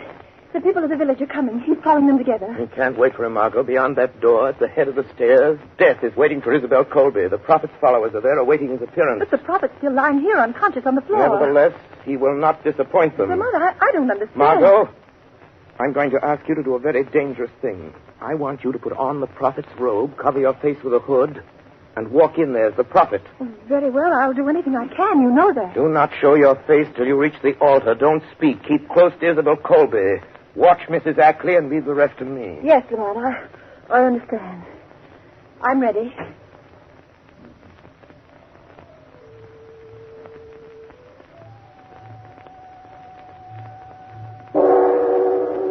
Metanalo, etilasi calavera, calavera, metanalo, sadamos. O ancient one, vision of eternal life, before thy altar the youthful maiden waits. Thy ancient sword, her spirit, to release unto thine own. Her blood is pledged, her soul is thine. Metanalo etilasi, calavera sadamor. All is in readiness, master. Metawa, look. The hood covers the master's face. The hour has come for the ritual to begin. See, master. The girl Isabel is lashed to the altar of the Ancient One. The sacred fires burn in the jeweled torches. All is in readiness, master. All as you have commanded. Metawa, bring Mrs. Ackley. Prepare her to make the sacrifice. I am ready. Ready to do the will of the prophet. To plunge this sword into the girl's heart. But I am afraid. Take the drug to give me strength. The will to do the things you have told me I must do. If I am to be high priest to the ancient one. Look, Matawa. It is strange. The master does not speak. Does not answer us. He goes to the shrine alone. Wait. He turns. He is lifting the hood of his robes. Akka, look. It is not the prophet. It is a beautiful girl. It is the strange girl. The one the master stayed below to... What has happened to our master? Why do you wear the robes of the prophet? McHour, you have been tricked. The man you serve as a god is a rogue, a charlatan, a fake. The voice, McHour. That is not the voice of the prophet. It is not the strange girl speaking. See, her lips have not moved. No. It is the voice of the shadow. The shadow. The master warned us to beware of the shadow, McHour. The master must be dead. The shadow has killed him. Prophet, the time has come. I must drive this sword into the heart of the bride of death. I will not fail. Don't do it. They're tricking you, making you murder me. Then they'll kill you. No. They'll kill you. No, I shall be a high priestess. I shall live forever like the prophet, like the ancient one. Mrs. Agnes! Mrs. Agnes! Drop that sword. Drop that sword, Mrs. Ackley. Drop it, I say. Drop the sword. Yes, drop the sword. Oh, Aka, look. This shadow has broken the master's power over this woman. I am free now. Free of the spell. Oh, what have I done? He is stronger than the master. We must escape. We must get away. You will never get away. Never leave this house. The tower. The prophet. That girl wearing my robes. Throw your knives. Kill her. Kill her, I command you. No. No, prophet. We obey you no more. Obey me. You trick us. Make us kill. For you are the true prophet of the ancient one. You defy me. Don't. Drop the knife. See? The blood runs in his veins. He tells us he cannot die. Now we shall see. You fools. Now the shadow will destroy you. He is dead. The shadow spoke the truth in the tower. He was not the true prophet. The true prophet of the ancient one was blessed with life. Everlasting. You are right, Aka. Quick, we must get away. Away from this shadow. You cannot escape for long. Your sins will find you out. Oh, Isabel! Oh, Will be your you're fate. safe. Oh, thank you. But won't you tell me who you are? I'm sorry, but I'm afraid I must remain anonymous until my work is finished. I will have to continue being known only as the shadow.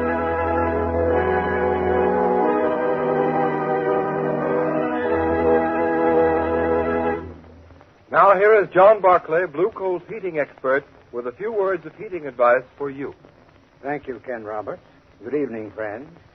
During the month of March, when the weather is very changeable, a cold spell and a warm spell, some homeowners get the impression that they're economizing on fuel by putting only a little coal on the furnace fire during milder days.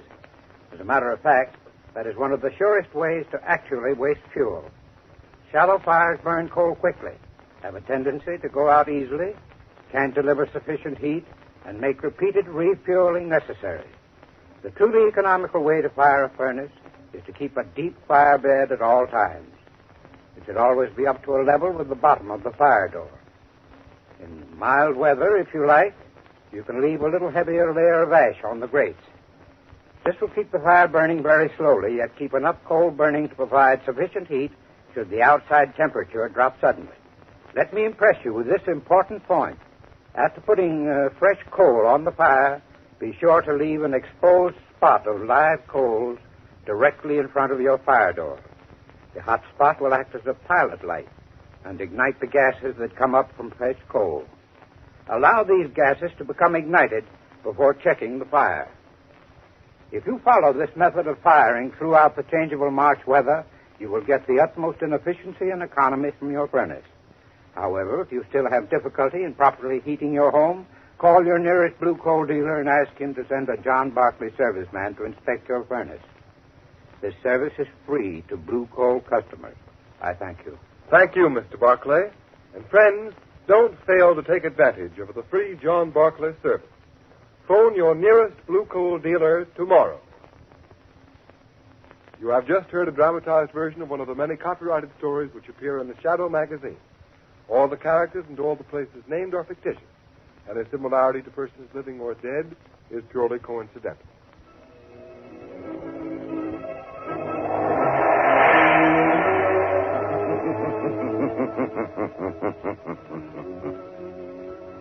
As you sow evil, so shall you reap evil. Crime does not pay. The Shadow knows. Next week, same time, same station, Blue Coal, America's finest anthracite, will again present another thrilling adventure of the Shadow. Be sure to listen, and be sure to burn Blue Coal, the solid fuel for solid comfort.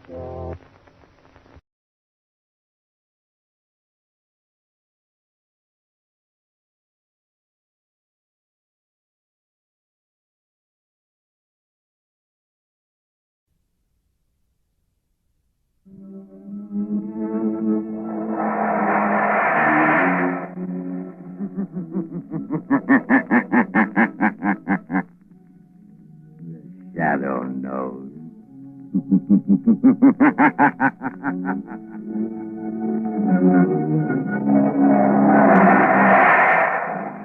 Again, Blue Coal Dealers present radio's strangest adventurer, the Shadow, mystery man who strikes terror into the very hearts of shopsters, lawbreakers, and criminals. Today, Blue Coal brings you the Shadow's latest adventure, The Plot Murder. In just a moment, the Shadow's exciting adventure will begin. Meanwhile, I have something important to tell all you homeowners. During this treacherous winter season, you can protect your family's health by burning Blue Coal. For Blue Coal's harmless blue coloring is your guarantee of clean, uniform, healthful heat all winter long. Blue Coal saves you money, too, for it burns steadily, completely, down to a fine, powdery ash. So next time you're buying fuel, ask for Blue Coal by name. It's Pennsylvania's finest anthracite. Order a trial ton from your nearest Blue Coal dealer tomorrow.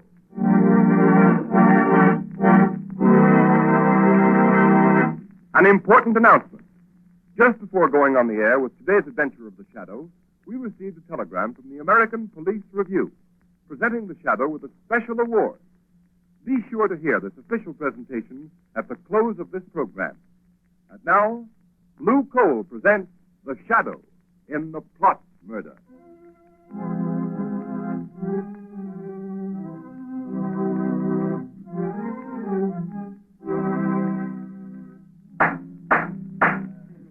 Captain Hines, read the findings of this court-martial.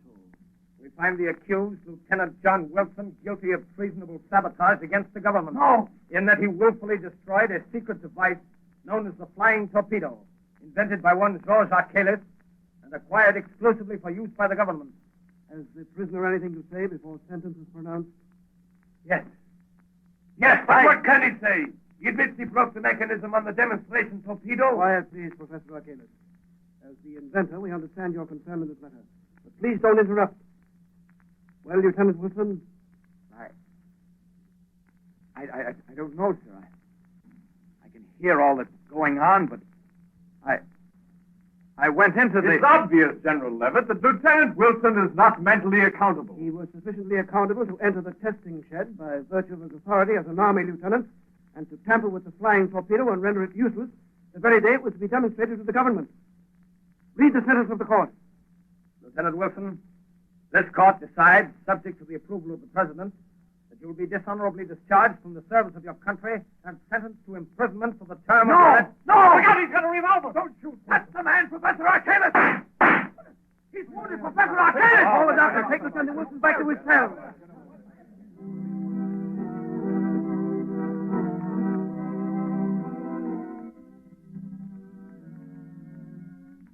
Cranston, I tell you, John Wilson can't be guilty. He just can't. Why not, Margot? After all, traitorous army officers are not unknown to history. Yes, but the peculiar way John Wilson talked on the stand makes me think there's something strange about the whole thing.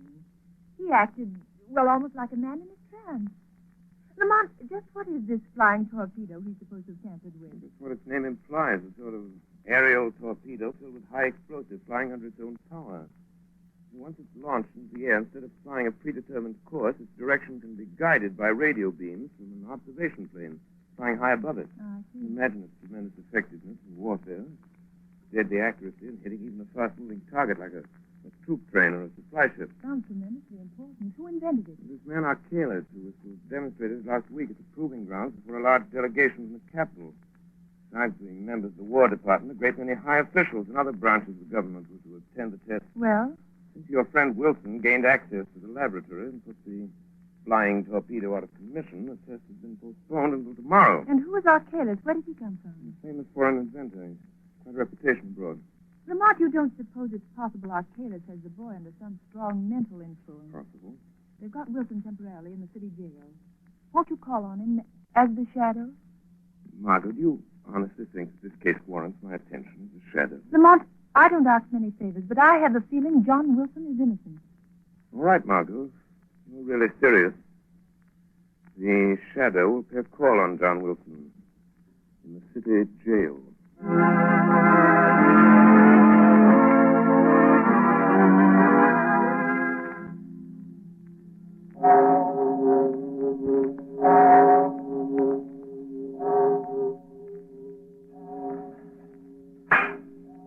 Lieutenant Wilson is in that last cell, Professor Archelaus. Thank you, God. This pass that General Levitt gave me. Do you take it or do I keep it? And you better keep it, sir, in case you want to use it again. Yes, that's right. You'll have to talk to Wilson through the bars. No one's allowed in his cell. Thank you. I have no desire to go in. I already have one arm in a sling due to the young man's temper. There's only one or two questions I want to ask him, then I'll leave. Very well.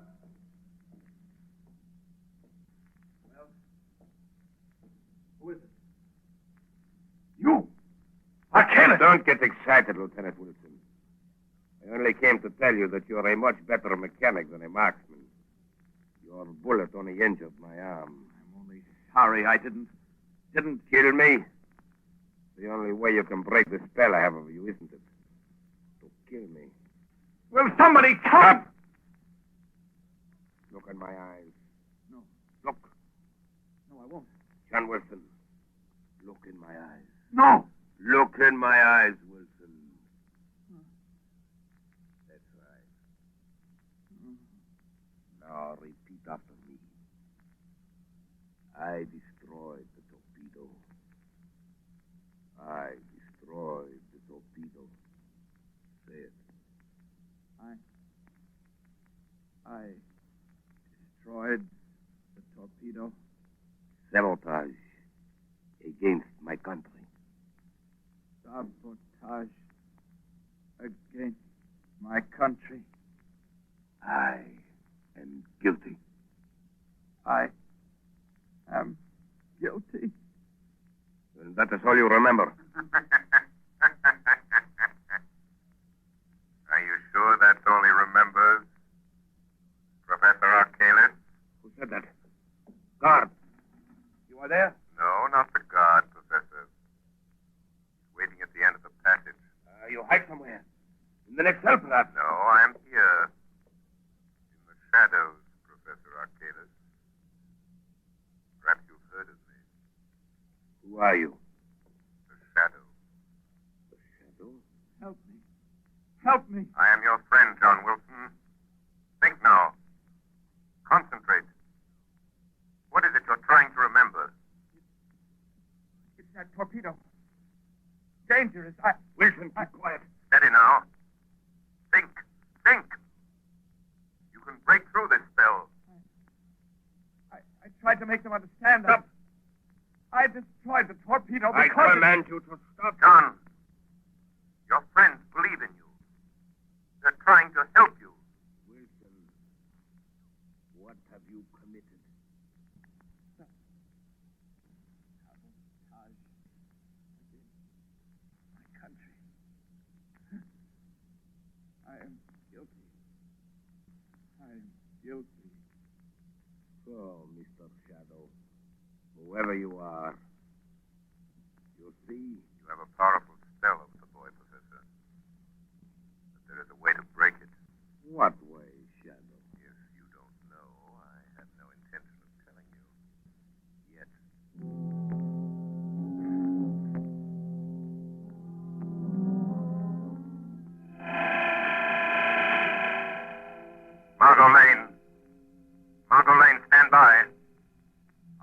had put Wilson under some strong mental influence, a sort of hypnotic telepathy.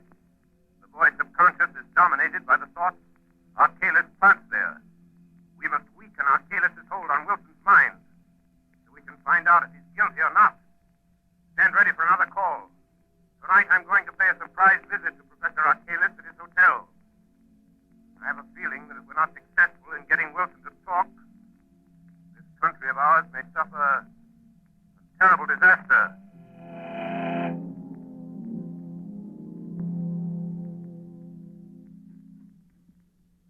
Lara, lock the door. All right.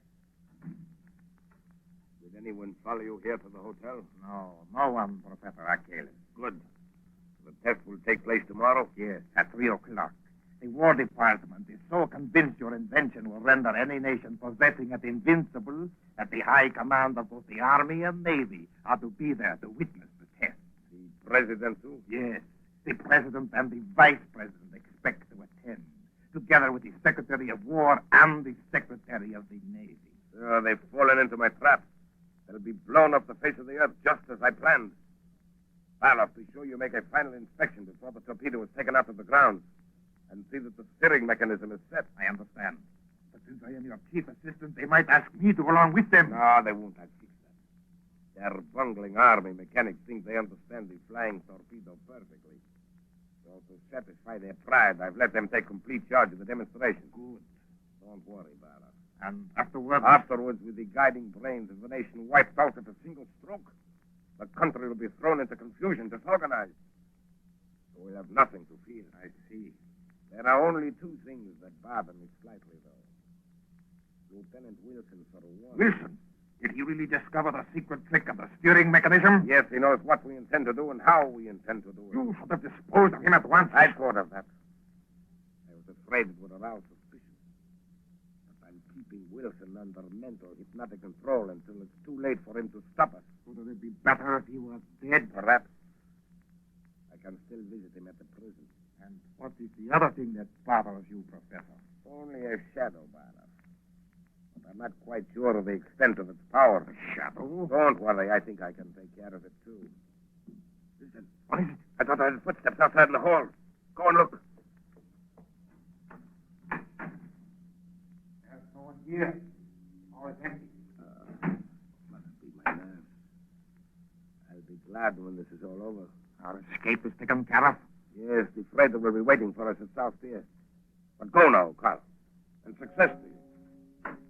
Good night, Professor. Good night, Blyth.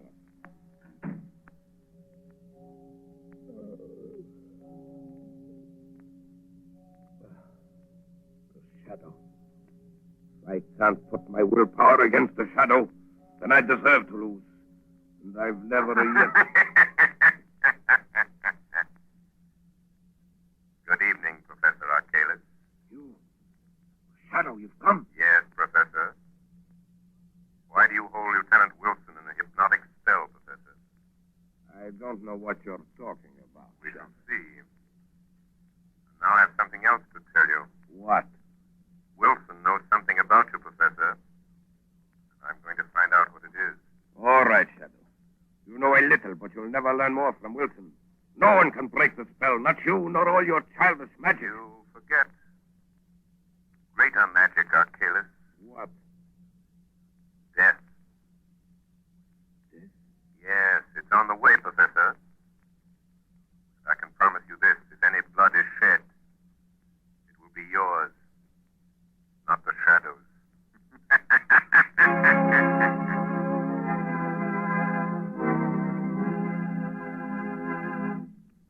The second part of the Shadow's adventure will continue in just a moment.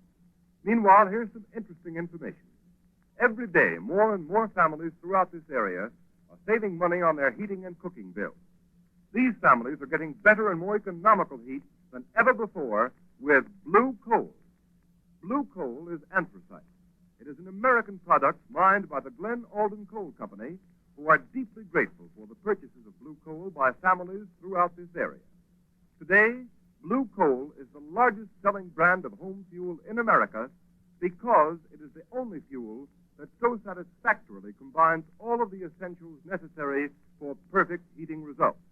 It is superior in quality, cleaner than most fuels and economical because it burns long and steadily down to a fine powdery ash.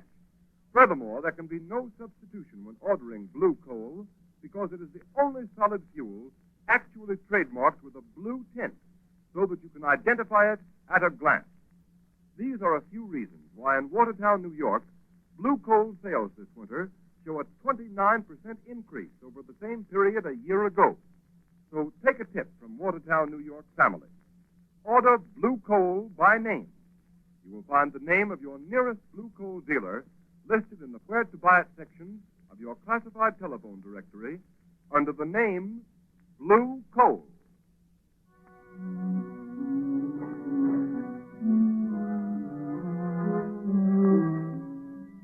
But I tell you, General Levitt. Excuse me, Constable. Go right ahead, General. Hello? General Levitt speaking. Oh, yes. Good morning, Captain Hines. That's fine. You have the flying torpedo loaded and ready for the demonstration? Good. I'll expect a report. Sorry I can't be with you. Goodbye.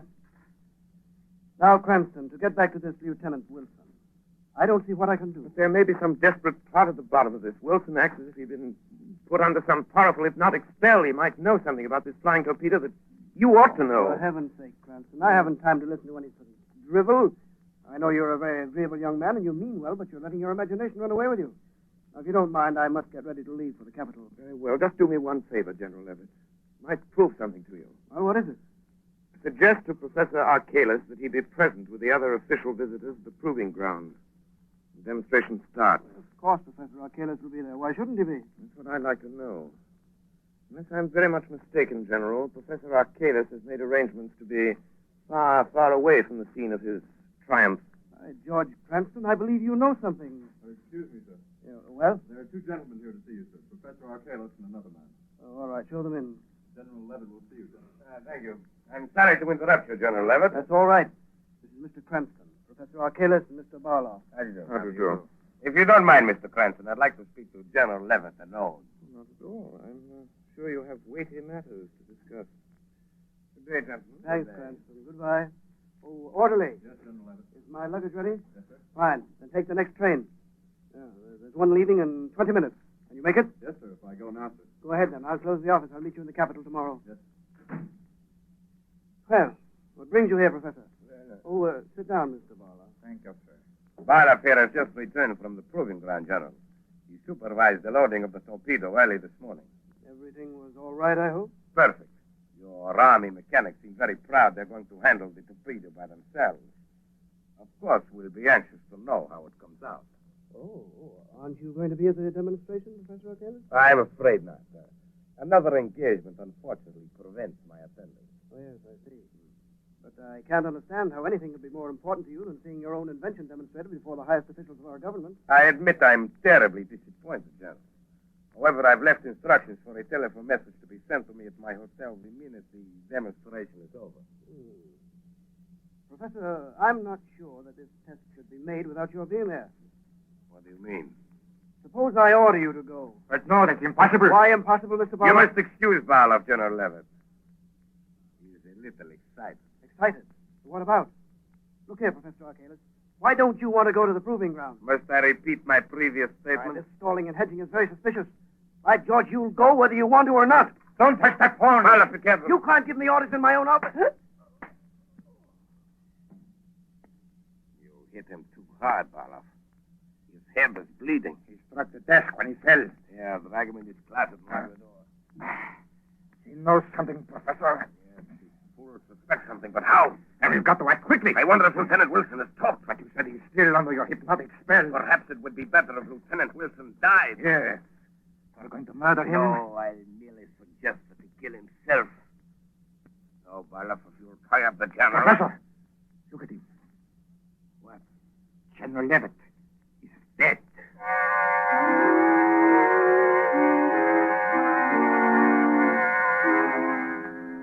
Well, here's General Levitt's office, Margot. No one seems to be here, Lamont. Well, that's odd. General was here less than an hour ago. General! General Levitt. Look, here on the corner of the desk. Blood. Word to Commissioner Weston at once. Tell him something has happened to General Levitt. Yes, anything else? Yes, tell him to send a squad of men to South Pier. I overheard Professor Arkalis and Barloff talking about meeting on a freighter there. Where are you going? I'm going to the jail. I'm going to make one more desperate attempt to get John Wilson to talk. We've got to find out what this is all about before it's too late.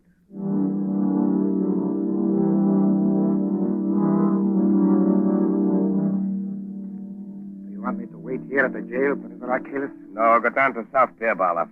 I want to be alone with Lieutenant Wilson. I'll follow after I've taken care of him. All right. But first, I'll collect the baggage.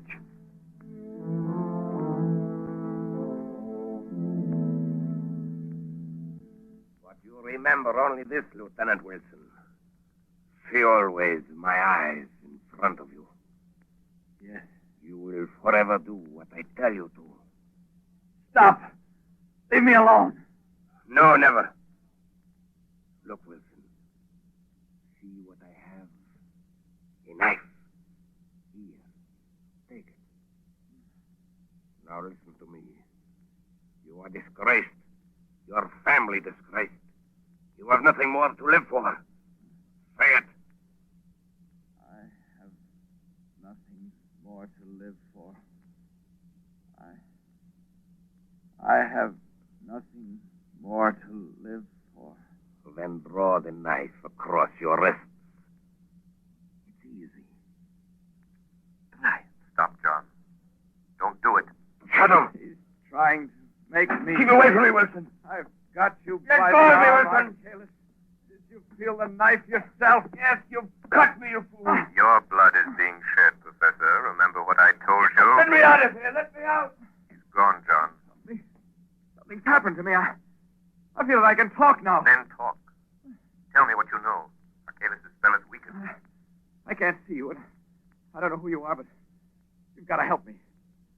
I first suspected Arkalis and his crowd when I saw that the steering mechanism of the flying torpedo had an extra attachment. An extra attachment? Yes, you see, the flying torpedo is supposed to be steered by radio beams from an accompanying plane. But this extra attachment I'm talking about would render the radio beams ineffective.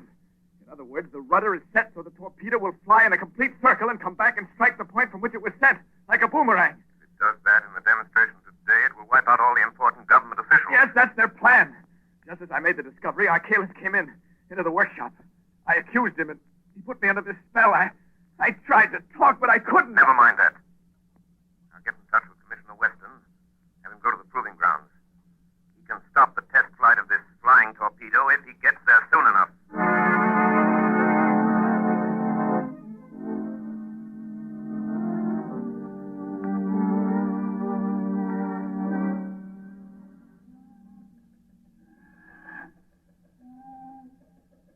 The idea of having us wait around here at the South Pier. There don't seem to be anything stirring. Who are the guys we're supposed to pick up? Two birds with the name of Professor Arkalis and Barloff. Foreigners, huh? Yeah. What are they going to do, make a getaway? I don't know. Commissioner Weston just said to make sure we got them, that's all. If it had been that important, don't you think the commissioner would have come down here himself? Well, he was coming, but he got a last-minute call to go over the place where they're trying out that new flying torpedo. Oh, yeah, I read about that. All these inventions. Now, wait a minute. Somebody coming down the dock. Hey, you. Hey, stop where you are, I'll shoot. What's this all about? Nothing. Where are you going? That is my business. What's your name? Come on, what's your name? Are you Barloff? What is it to you? Answer me, are you Barloff? Yes. Well, that's all we wanted to know. Come on. Where are you taking? I have done nothing. He's got a gun, Sergeant. What? I'm sorry, Sergeant. I had to do it. That's okay. This Arkalis will probably be along in a minute. Put this bird behind those bushes. We don't want Arkalis. Hey, look out. Here comes another guy down the dock. All right, quick. Behind this piling here. Come on. Must be Arkalis. Yeah, I guess. Professor Arkalis? Who are you? The police. We want to ask you what... Well, you can't get me to talk. You'll never make Look me out, do look that. out, Sergeant. He's got a gun there. Drop that gun, You Arkalis. can't take me. The police can touch me. You asked for it. Oh, you nailed him, Sergeant. He get you? Oh, I'm okay. Here comes the parole. Must have heard the shot. Well, they didn't have time. Oh, Commissioner Weston? Yes, Sergeant. You got our man. Yep. Is he dead? I don't think so, sir. Well, Arkalis, maybe you'll talk. I'll never talk. Commissioner Weston. Shadow, what are you doing here? can't waste time, Commissioner. Did you stop the test of the flying torpedo? Yes, but... Good. Commissioner, you've saved the lives of thousands of spectators. To say nothing of some of our highest government officials. Then it was you. Yes. Yes, I had a friend of mine call you. And now, Professor Arcalis, let's have the story. You haven't much time. I know. I'm dying, Shadow. It was a plot against our national defense, wasn't it? It was. Who employed you to do it? That I won't tell you. But Lieutenant Wilson is innocent. Yes. Wilson is innocent. Commissioner, you're a witness. Lieutenant Wilson is cleared. Yes, Shadow. What about General Levitt? Barloff killed him. Where is Barloff? We got him behind these boxes. How did you know about General Levitt, Shadow? We found blood on his desk. But this time the blood is yours, Arcalis. Yes. Mine. Well, Shadow, Arcalis is dead. Yes, Commissioner. And you've been instrumental in averting a national calamity. Arcalis is dead. The innocence of Lieutenant Wilson has been proved. And the integrity of the men who protect our liberty is again vindicated.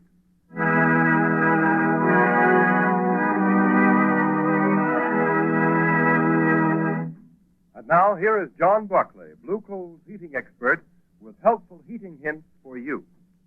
Thank you, Ken Roberts. Good evening, friends. I've received numerous letters from homeowners asking what they can do to prevent chimney loss, wasted heat that goes up the chimney instead of through the pipes of your heating system. It's really a simple matter to prevent this, and you will save money on your fuel bills, too. The next time you refuel the fire, move the handle of the turn damper, that plate-like damper inside the smoke pipe, 1/16 of an inch toward the closed upright position.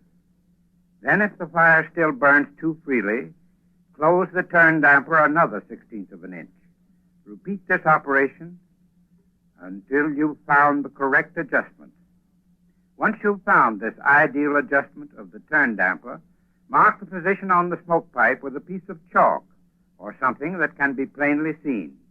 Then leave the damper set at that mark. Remember, the nearer the turn damper is set to a closed position, the smaller the chimney loss and the greater the volume of useful heat. If you follow suggestions that I give you every Sunday on this program, they should enable you to heat your home with the utmost efficiency and economy. However, if you're experiencing trouble with your heating plant, call your nearest Blue Coal dealer and ask him to send a John Barclay trained serviceman to your home to inspect your furnace. This service is free to all Blue Coal customers. I thank you.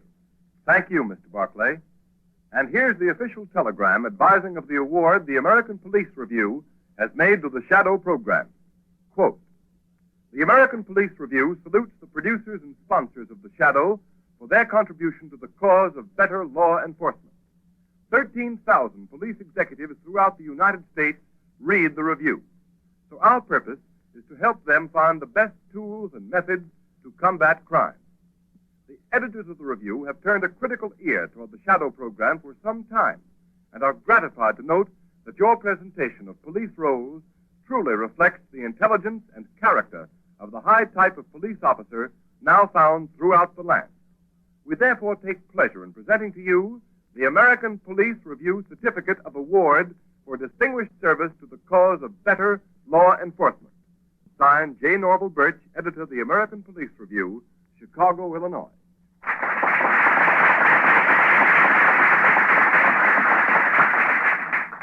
And so, on behalf of Blue Coal dealers and of all those who assist in the weekly programs of the Shadow, we tender our thanks and appreciation to editor J. Norval Birch and the American Police Review for their splendid testimonial.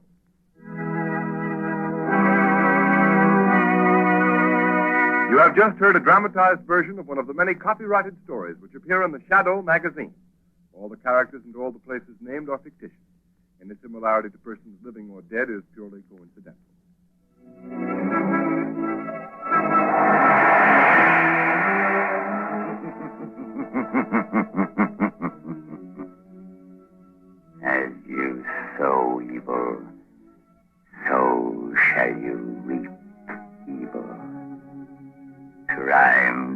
not pay. The shadow knows.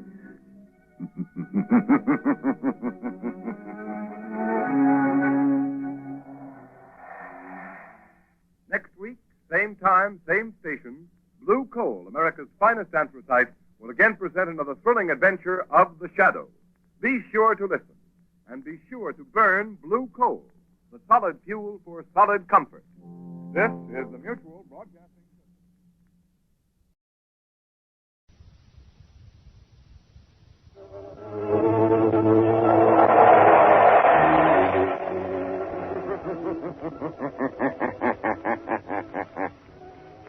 The shadow knows.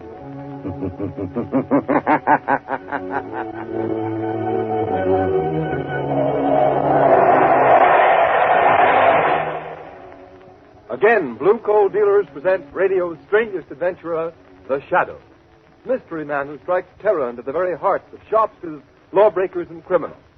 Today, Blue Coal brings you The Shadow's latest adventure, The Bride of Death. The Shadow begins his exciting adventure in just a moment. Meanwhile, I'd like to make a suggestion to all you homeowners. To protect your family's health and save real money in the bargain, burn blue coal. For blue coal gives you uniform, helpful, economical heat all winter long. Its harmless blue coloring is your guarantee of better heat at less cost. So when you're buying fuel, insist on blue coal. It's Pennsylvania's finest hard coal. Order a trial ton from your nearest blue coal dealer tomorrow.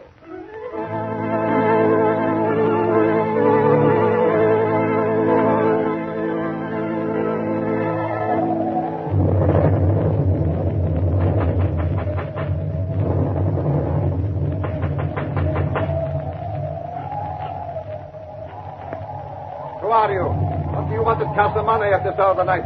May I come in? Oh, all right. I'm the Reverend Colby from the fishing village below. I want to see Mrs. Ackley. She has retired. Come tomorrow. I must see her tonight. Why? My daughter Isabel is here. She's Mrs. Ackley's companion, but I've come to take her home. Ah, because Isabel, she does not wish to leave. I've come to fetch her. I'm a man of the cloth, a man of peace, but I will not leave without her. Let me by. Agnes, Matar, visitor, stop him. Yes, master, as you command. Let go of me. Take your hands off me, you heathen devils. Put him out. Keep him out. Wait. Mrs. Ackley. I will see him. How dare you break into my house this way, Reverend Colby? Because I will not have my daughter stay in a house that harbors evildoers, Mrs. Ackley. There's talk in the village of heathen rites performed by this man who calls himself Prophet of the Ancient One. This man you've brought to a Christian place from some Asiatic sinkhole of the godless. Be careful how you speak in the presence of the prophet. You mean that man there? Yes, Minister. I am the prophet. Prophet? Where is my daughter Isabel? She is leaving this house on the cliff tonight. Tell Reverend Colby she does not wish to go. I... Tell him, Mrs. Ackley. Your daughter Isabel does not wish to go. Good night, Reverend Colby. I do not believe you. Let me see her. Let her tell me herself. She does not wish to see you. Get beyond the iron gates quickly, for in 5 minutes my servants will release my trained guardians. I'm not afraid of that unholy pack of Black Panthers of yours. They are dangerous, Minister. Trained in my native land. Trained to hunt and kill animals or men. Go now. Very well. I'm going, but I'll be back. I'll be back. Prophet, why do the panthers scream? It is an omen of death. Whose death? Tell me. The future is so plain to you. Tell me who is going to die. I see the minister, Reverend Colby, standing in the pulpit of his church, turning the simple fishing folks against you, Mrs. Ackley. Reverend Colby is going to die. But how? The wrath of the Ancient One will strike him down with the voice of thunder and the tongue of fire.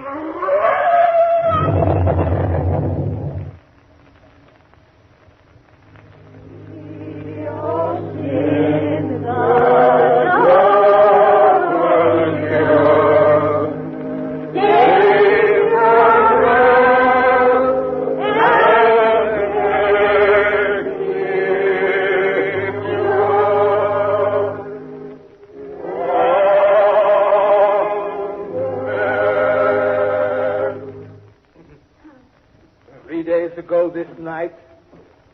to Mrs. Ackley's house on the cliff to bring my own daughter Isabel Colby home.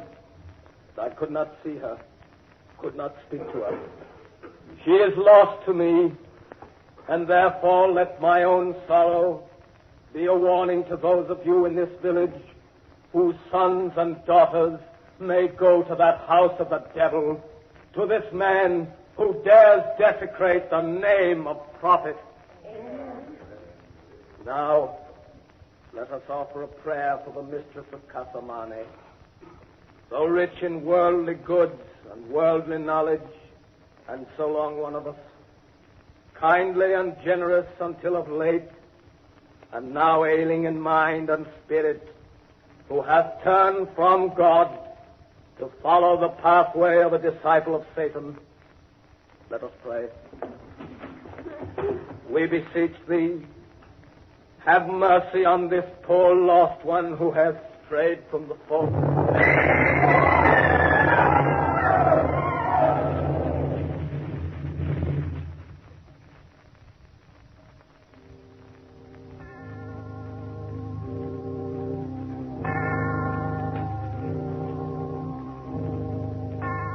And so in the midst of those who perished with him, and whom he loved so well, we return the body of our beloved minister, Reverend Colby. Return him to the earth, ashes unto ashes, dust unto dust.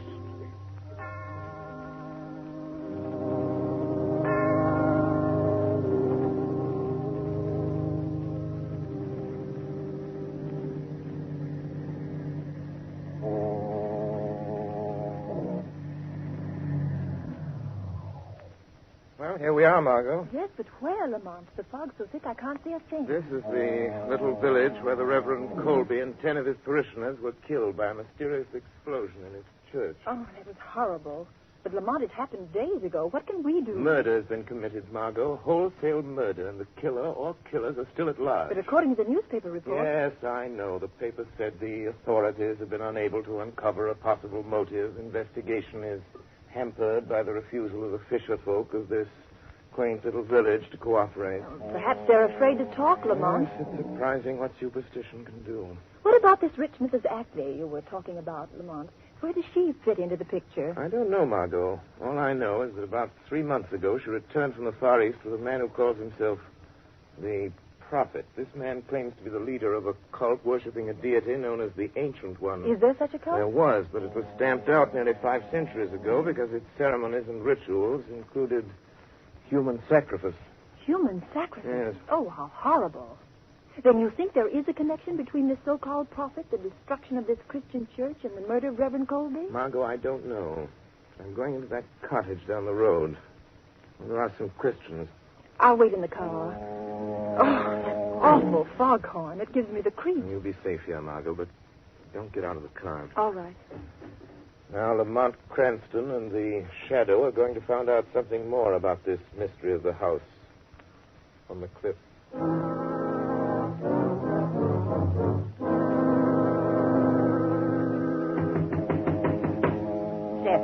Yeah? Someone's at the door. Don't answer. And why not, Martha? You think it's a ghost from the marshes or that devil from the cliff house? Who's there? Don't open the door, Seth. Stranger, I've lost my way in the fog. Well, tell him there's but one road back to the mainland. Leave this to me, Martha. Where are you heading for, stranger? Can you tell me how to get to Mrs. Ackley's place, Casamane? Yes, I could, but I won't. Wait, don't close the door. I'd like to ask a few questions. Questions, huh? Well, ask them, but I'll not warrant an answer to anybody going to that house. You needn't be afraid of me. I'm Captain Seth. 50 years I've sailed before the mast, and I'm not afeard of man, devil of the sea. Who be you? I'll tell you this much, Captain Seth. I'm here to put an end to the thing that made your wife afraid to let you open this door. I can't see you out there in the dark, but... Seth! Huh? Those panthers. They've come down the village again. What? Panthers? Whose are they? The prophets. Step into the house, stranger.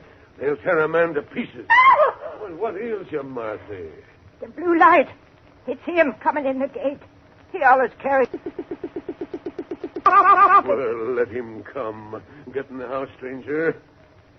Well, Martha, there's nobody here. Where is that fellow gone? He was here a second ago. Oh, I don't know. Maybe he run for it. Death. What do you suppose that prophet feller wants of us? Get away from the door, Martha. I'll deal with him. Good evening, my good captain. Stop where you be. I'll not have the likes of you in my house. A stranger came here. His car is down the road. The spirit of the Ancient One told me of his coming. Who was the stranger? Where has he gone? To all your questions, I'll give you one answer. Get your howling beasts and your heathen godless self back to the house on the cliff, or I'll blow you to the very door of Hades. No man threatens the prophet and lives. Get out! Very well, Captain. Since you will not tell me, I will find him. My servants are watching his car. We will find him. He'll need all the unearthly powers you claim to find a man in this fog. Good night. I'll find him. He can't be far away. No. Not far away, but close to you. In the dark shadows and the swirling mist. Who speaks? I am looking for a man with blood on his hands. The blood of a minister and 10 innocent people he murdered. Are you a man hiding in the fog? Do not try so hard to pierce the fog. You cannot see me, for I am the shadow. The shadow. A voice without physical presence. Only a voice. No, my friend. In my native India, such things are known.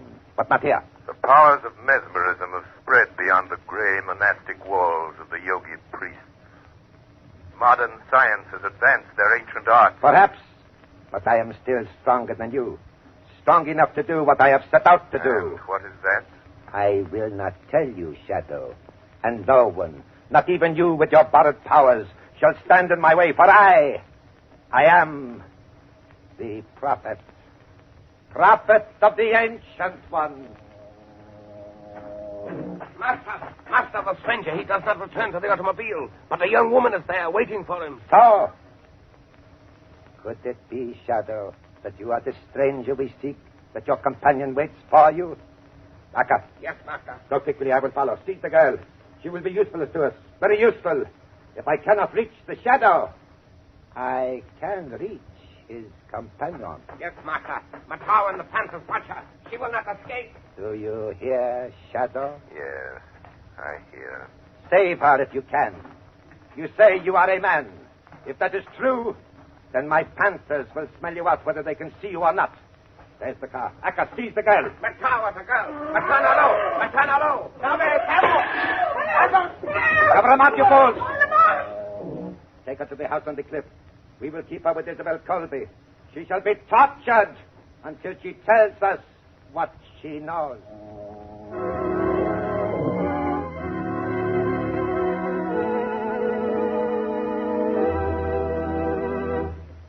At the beginning of this program, I made you a suggestion. To protect your family's health and save real money in the bargain, burn blue coal. Now, here's the reason for blue coal's superiority. This fine home fuel is selected Pennsylvania anthracite, an American product mined by the Glen Alden Coal Company. And anthracite supplies clean, uniform, healthful heat from cellar to attic, burned steadily, completely, down to a fine, powdery ash. So you see, anthracite combines all of the essentials necessary for perfect heating results. What's more, anthracite is the fuel that furnaces, parlor stoves, and cooking ranges in this part of the country were especially designed to burn. And the cream of all anthracite is blue coal. No wonder it is the largest selling brand of solid fuel in America. No wonder blue coal sales in Auburn, New York this winter show a 15% increase over sales for the same period a year ago. Blue coal is especially prepared for home use. Every carload is laboratory tested for purity and uniform size before shipment from the mine. And every piece of blue coal is trademarked with an unmistakable blue tint so that you can identify it at a glance. So when you're buying from Auburn, New York homeowners, ask for blue coal by name. You can get it in 4 popular home sizes: egg, stove, chestnut, and pea. Order a trial ton from your nearest Blue Coal dealer tomorrow. You'll find him listed in the Where to Buy It section of your classified telephone directory under the name Blue Coal.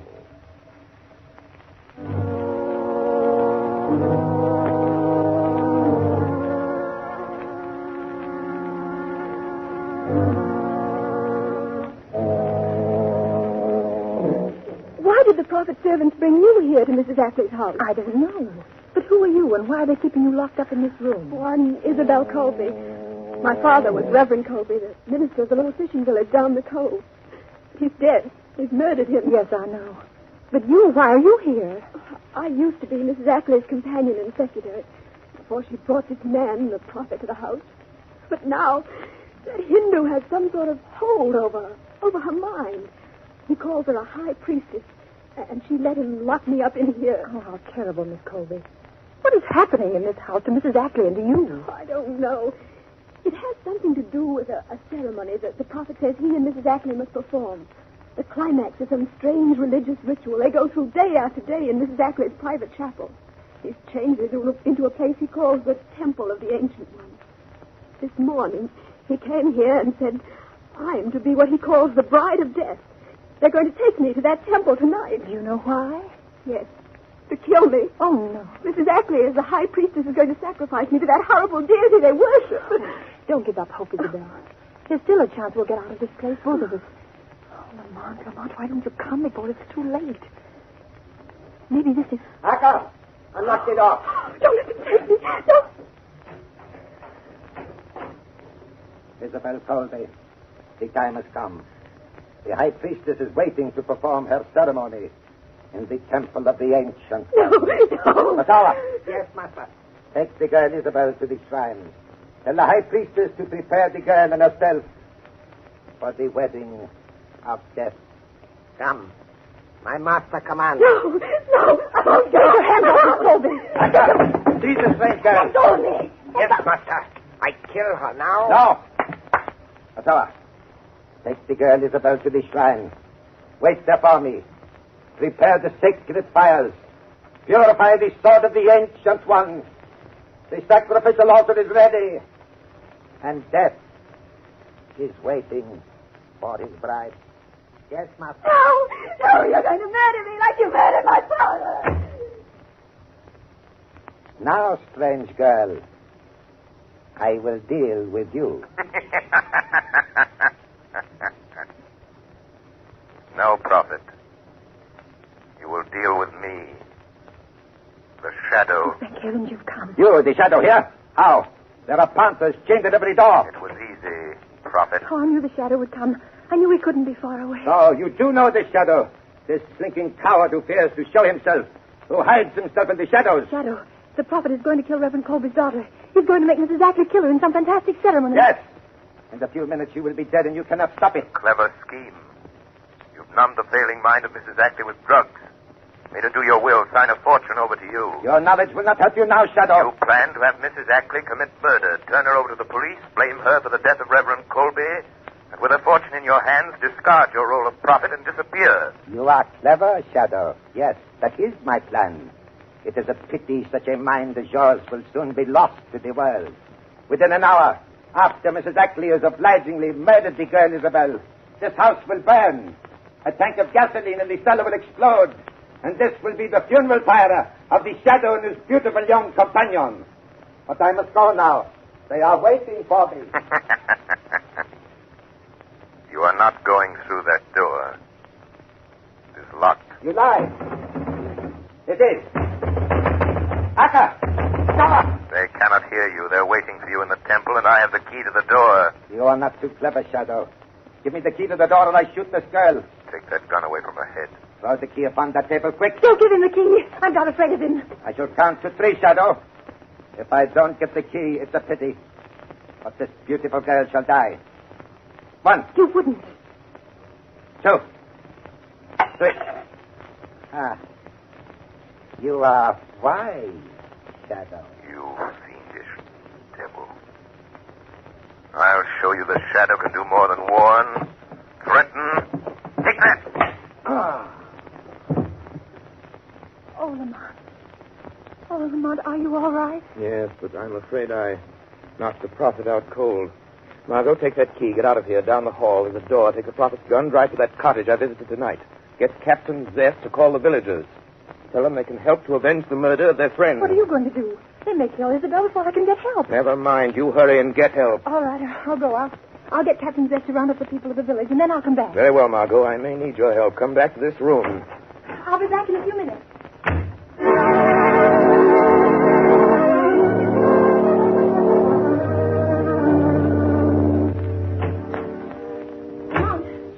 Lamont. Yes, Margot? I saw Captain Zest. The people of the village are coming. He's calling them together. You can't wait for him, Margot. Beyond that door, at the head of the stairs, Death is waiting for Isabel Colby. The prophet's followers are there awaiting his appearance. But the prophet's still lying here unconscious on the floor. Nevertheless, he will not disappoint them. Lamont, I don't understand. Margot, I'm going to ask you to do a very dangerous thing. I want you to put on the prophet's robe, cover your face with a hood, and walk in there as the prophet. Oh, very well. I'll do anything I can. You know that. Do not show your face till you reach the altar. Don't speak. Keep close to Isabel Colby. Watch Mrs. Ackley and leave the rest to me. Yes, Lamont, I understand. I'm ready.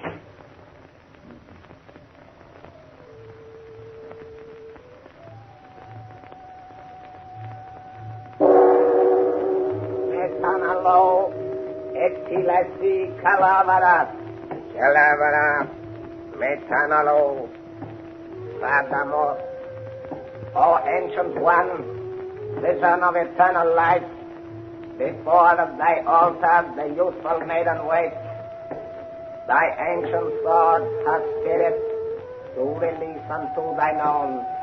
Her blood is pledged, her soul is thine.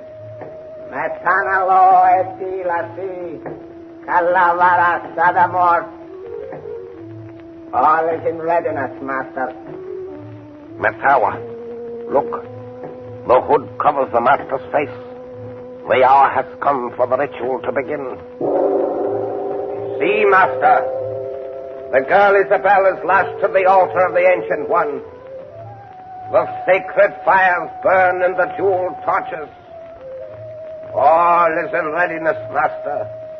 All as you have commanded. Metawa, bring Mrs. Ackley. Prepare her to make the sacrifice. I am ready. Ready to do the will of the prophet. To plunge this sword into the girl's heart. But I am afraid. Take the drug to give me strength. The will to do the things you have told me I must do. If I am to be high priest to the Ancient One. Look, Matawa. It is plain. The master does not speak, does not answer us. He goes to the shrine alone. Wait. He turns. He is lifting the hood of his robes. Akka, look. It is not the prophet. It is a beautiful girl. It is the strange girl. The one the master stayed below to... What has happened to our master? Why do you wear the robes of the prophet? Metawa, you have been tricked. The man you serve as a god is a rogue, a charlatan, a pagan. That voice, Metawa. That is not the voice of the prophet. It is not the strange girl speaking. See, her lips have not moved. No. It is the voice of the shadow. The shadow. The master warned us to beware of the shadow, Akka. Matawa, the master must be dead. The shadow has killed him. Prophet, the time has come. I must drive this sword into the heart of the bride of death. I will not fail. Don't do it. They're tricking you, making you murder me. Then they'll kill you. No. They'll kill you. No, I shall be a high priestess. I shall live forever like the prophet, like the Ancient One. Mrs. Ackley! Mrs. Ackley! Drop that sword. Drop that sword, Mrs. Ackley. Drop it, I say. Drop the sword. Yes, drop the sword. Oh, Akka, look! This shadow has broken the master's power over this woman. I am free now. Please, it's spell. Oh, what have I done? He is stronger than the master. We must escape.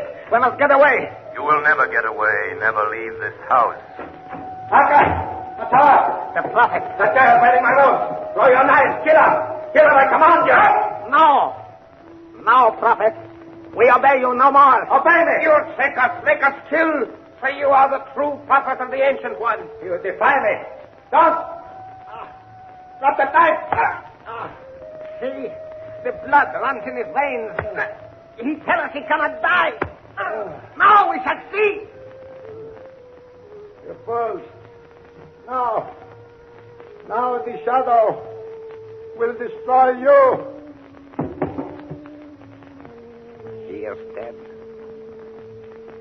The shadow spoke the truth in the tower. He was not the true prophet. The true prophet of the Ancient One was blessed with life. Everlasting. You were right, Arca. Quick, we must get away. Away from this shadow. You cannot escape for long. Your sins will find you out. Oh, yes. Isabel! Oh, It will be your you're fate. safe. Oh, thank you. But won't you tell me who you are? I'm sorry, but I'm afraid I must remain anonymous until my work is finished. I will have to continue being known only as the Shadow.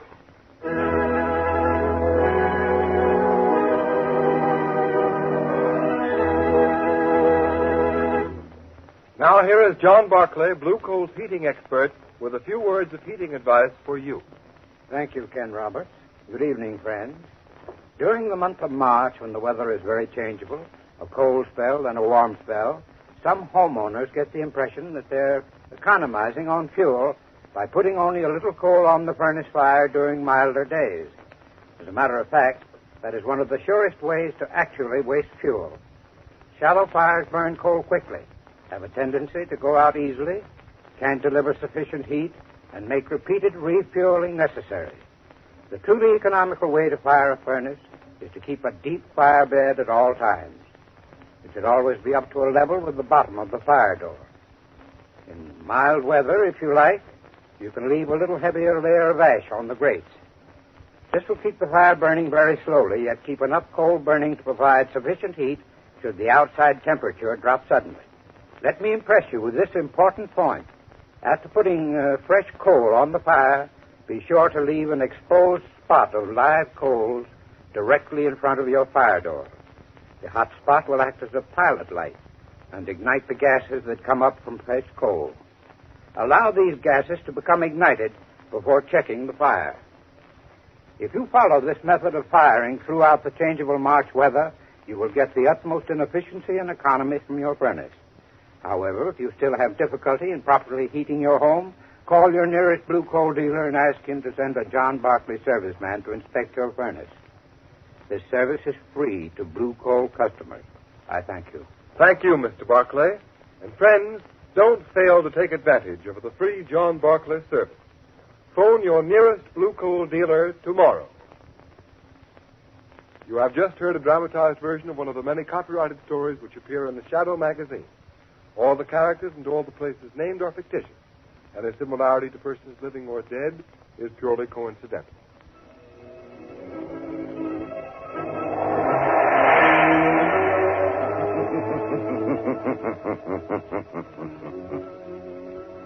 As you sow evil, so shall you reap evil. Crime does not pay. The Shadow knows. Next week, same time, same station, Blue Coal, America's finest anthracite, will again present another thrilling adventure of the Shadow. Be sure to listen, and be sure to burn Blue Coal, the solid fuel for solid comfort.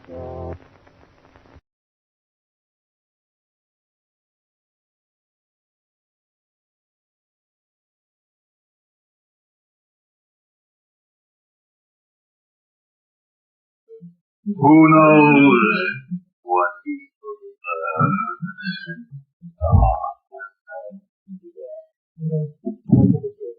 Shadow knows.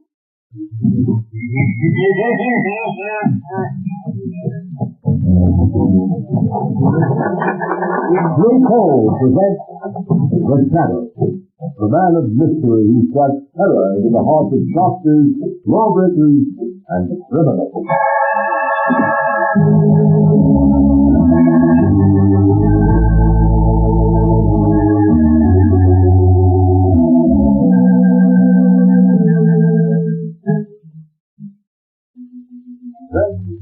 If you haven't yet tried Blue Coal, by all means order your first ton tomorrow. You'll like this excellent Pennsylvania hard coal. It's America's finest anthracite and can be depended upon to keep your home comfortable and healthfully warm all winter long. But be sure you get this finest anthracite. Ask for it by name. Ask for Blue Coal, the coal that is colored a harmless blue at the mines for your protection.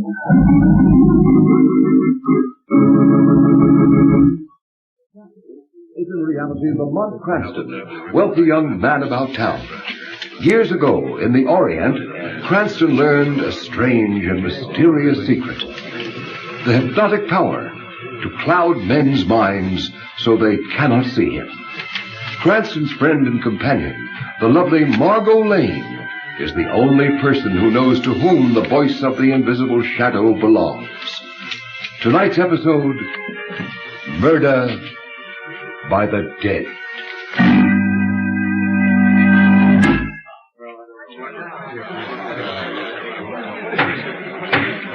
The court will come to order. The court will come to order.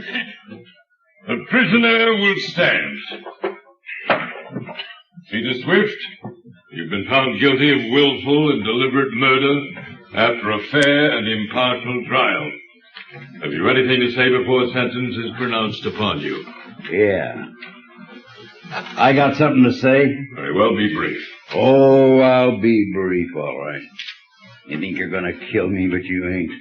I'll get you, yes, you up on the bench there, and I'll get that district attorney, too. And just for good luck, I'll get the foreman of that crooked jury that railroaded me. Do you understand? Perfectly. Your threats against the district attorney and the foreman of the jury will, I am sure, go as unnoticed as your threat against myself. Peter Swift, I hereby sentence you to be taken from here to the place from whence you came, and that there you be executed in the manner provided by the law. And may God have mercy on your soul. You will hang me, will you, you old fool? I'll get you, all three. And if I can't get you living, I'll get you dead. Take him away.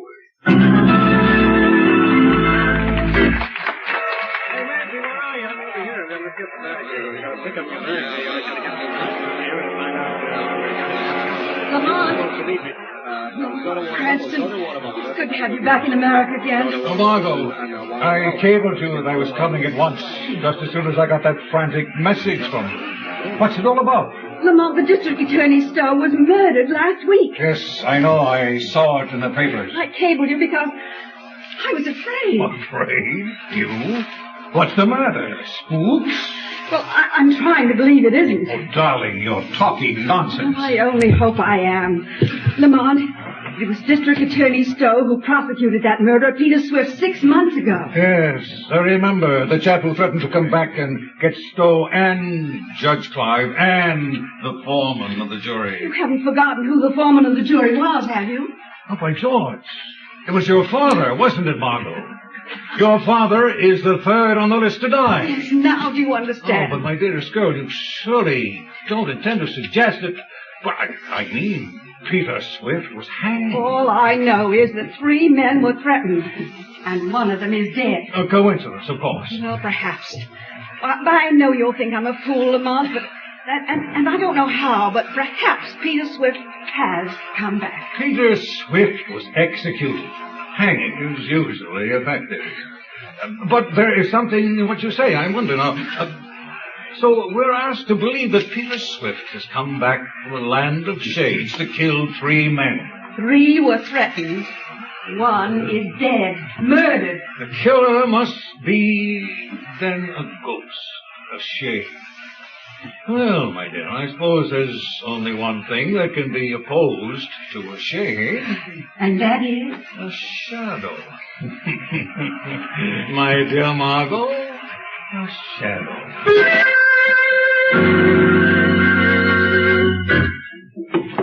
Will there be anything else, Judge Clyde? No, that's all, Taylor. You might as well go to bed. I've got some work to do here in the library. May keep me up for quite a while. Yes, sir. Good night, sir. Poor Stowe. I wish I could forget him. What's that? What's that? Who opened that window? You! Oh, yes. You see me, Judge? Peter Swift? But this is impossible. Oh, the dead has come back to keep my promise. You're mad. Or I am. Ghosts ain't never bad, Your Honor. Ghosts? But that can't be. Don't say it, Bill. Oh, you would you?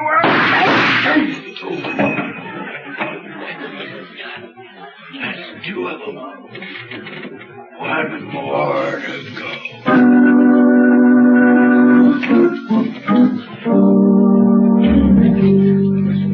Cardona, you got that Clive housekeeper outside? Yes, Commissioner. Well, shoot her in. I'll get to the bottom of Judge Clive's murder if it's the last thing I ever do.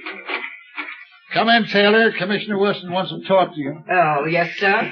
Mrs. Taylor? Yes, sir. I want to check your story. You told Sergeant Riley you left Judge Clive in his library about 11 o'clock? Yes, that's right, sir. Then what did you do? I locked the front door, and then I started to go up to bed. Go on.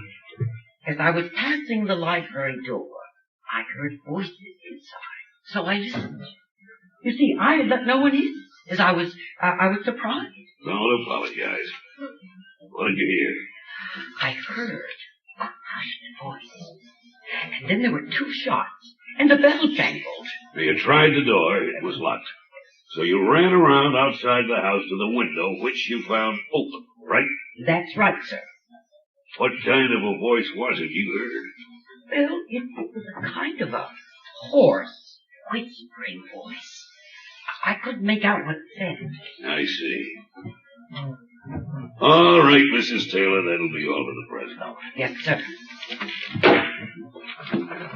Commissioner Weston. Yeah. You think the shadow murdered Judge Clive? I don't know. Commissioner Weston speaking. You.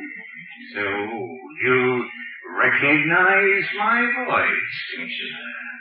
I'm flattered. I wish I could get my hands on you.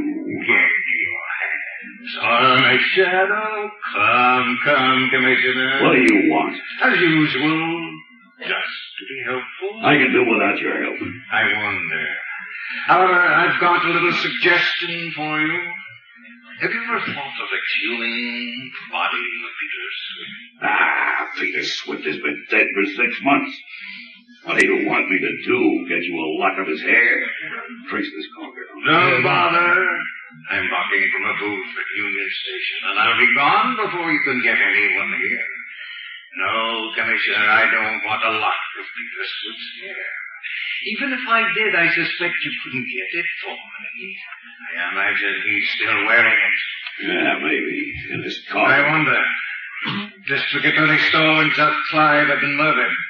There's only Mr. Lane left. I don't believe in ghosts. No. But you believe in shadow, don't you? Hello. He's gone.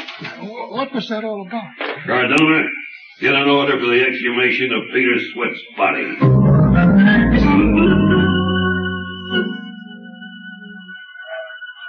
Margot Lane, stand by for orders. The police are on the right track, but they may be too late. Go to the Warden State Prison. Pose as a newspaper reporter. Find out what disposition was made of Peter Swift's body following his execution. Hurry. Every second counts.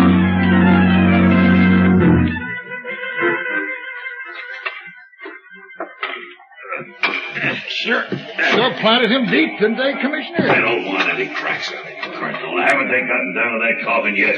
How you coming, boys? Just hit the coffin, sir. We'll have it out soon now. Well, snap into it and get the ropes on. I don't care much about this job, Colonel. The digging of murderers in the middle of the night isn't my style. I'll have to take charge, sir. I know, but this is more or less of a personal matter between myself and that fiend who calls himself the Shadow. Get on those ropes. All right, boys. Pull those ropes. All right, hold that rope short. We don't want it slipping back on us. Now pull. Here she comes, sir. All right. Get busy with those screwdrivers and get the lid off. It's just nailed on, Commissioner. Then pry it off. That does it. She's open, Commissioner. Well, let me look. Now we'll know. What's this? Looks to me like bricks. The coffin's filled with bricks. But where's the body? Where's Peter Swift? Ask the Shadow. Shadow, no.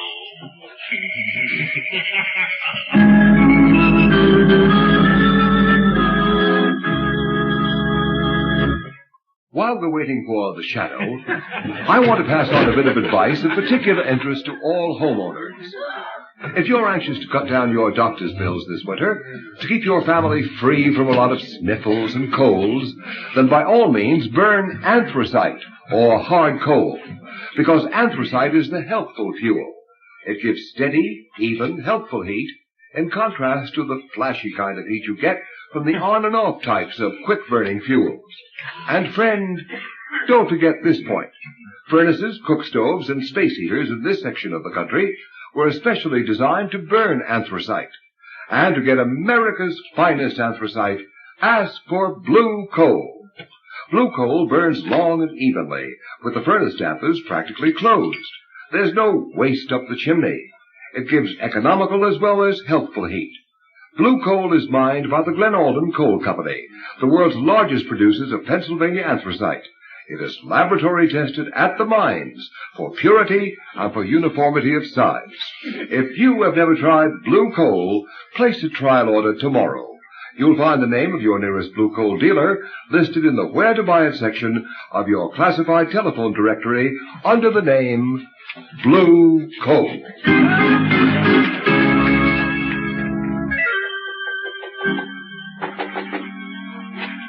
Oh, Lamont. Thank heavens you're back. Well, come in, Margot. Lamont, I was right about Peter Swift. I was right. Yes, I know you were. I found out from another source. My darling, you're trembling. What's the matter? Oh, I'm all right. I've just come from the prison now. I guess all that talk about bodies and executions has unnerved me a little. Well, I'm terribly sorry I had to ask you to do it, but time is so short, and I had to be somewhere else. Oh, I understand. No, calm down, and tell me just what happened from the beginning. Well, I went to see the warden, said I was a newspaper reporter, as you told me to, and asked him what happened to the bodies of executed men. Yes? Well, he told me if the relatives don't claim the body, it's turned over to the state medical college. So I asked him about Peter Swift. Go on. The warden said that according to the record, Peter Swift's family called for his remains. However, he said as long as I was interested, he'd send for the guard at the south gate. He'd know all about it. Pretty soon, the guard came up from the warden's office. Come in. You want to see me, Warden? Come in, Sloan. This is Miss Lane. She's a newspaper reporter. Oh, pleased to meet you, miss. She wants to ask you about the removal of bodies. Oh, I can tell you about every stick that's left here in the past 15 years. Well, you see, I just wanted to ask... The first one I ever saw was Grimes. He was strung up for murdering his mother with an axe. Well, ma'am, when they come for him, they... Just a minute, Sloan. There's one in particular Miss Lane is interested in. Swift. Oh, Peter Swift, huh? That's right. Remember him? Oh, certainly. His family was supposed to come for him, but they didn't come after all. No? Nah. A croaker named Cragg came for the body in an old truck. A croaker? He means a doctor, Miss Lane. Oh. That's the rather unflattering prison term for a medico. Oh. Yeah. I reckon this croaker Cragg bought the body. Anyways, he took it away quick. He was in a great hurry, too. The stiff wasn't even cold yet. Do you know where this, Dr. Cragg came from? Sure, from the city. I got his address on the register down at the gate. You want it? Oh, yes, please. Thank you very much, Thornton. A doctor named Cragg, Margot? Do you have his address? Yes, here it is. Oh, thank you. Now, listen, Margot, I've got to go out now. Lamont, I'm going with you. No, you're not. You're going home to be sure that your father doesn't leave the house until this thing is cleared up. I don't think it'll be for long, but I don't want to take chances on his safety. But where are you going? Shadow is going to pay a visit to a certain Dr. Cragg.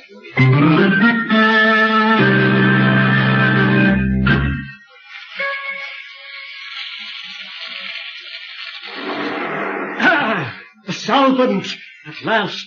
I've got it! Dr. Cragg? Huh? Who was that?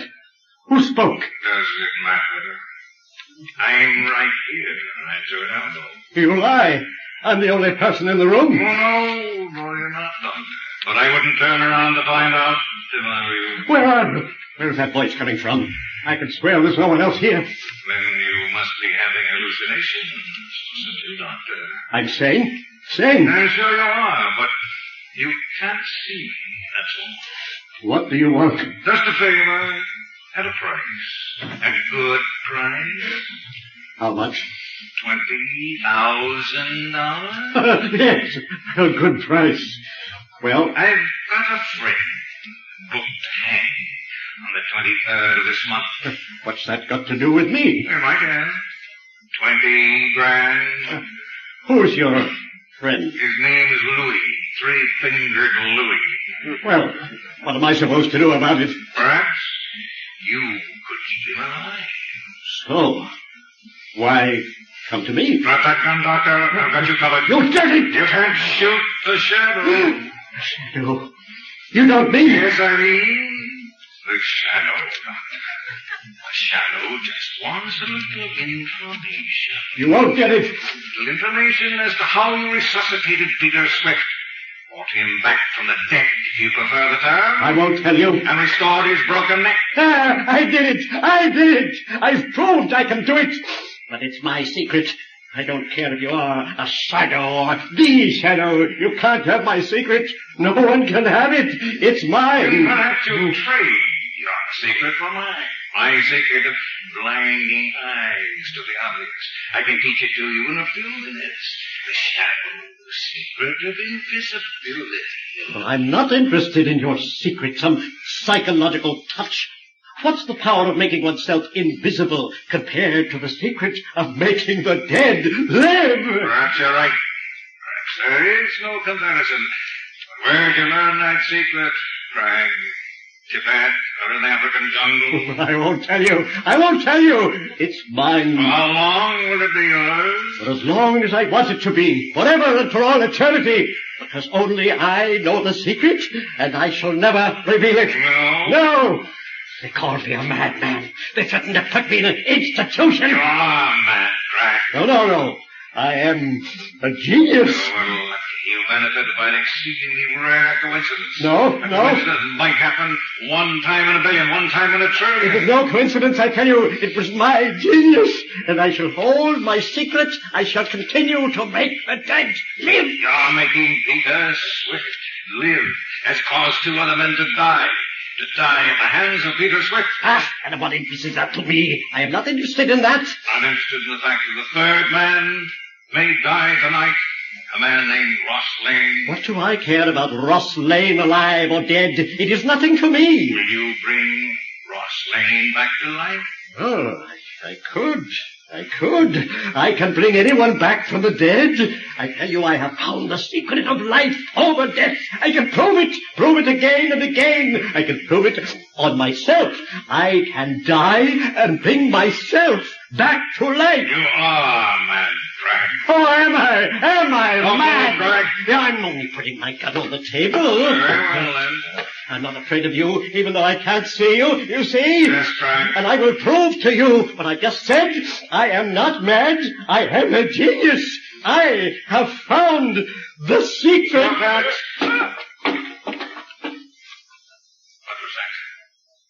Why did you put that fountain pen in your mouth? Oh, so that's it. Potassium cyanide in that pen, huh? And you think you'll bring yourself back to life, huh? Right, you were a fool. You were a madman.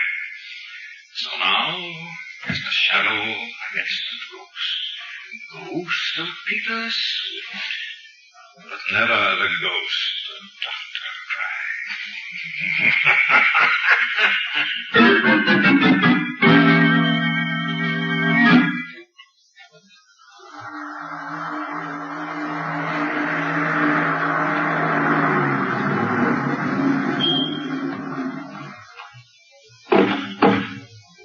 That you, Jenkins?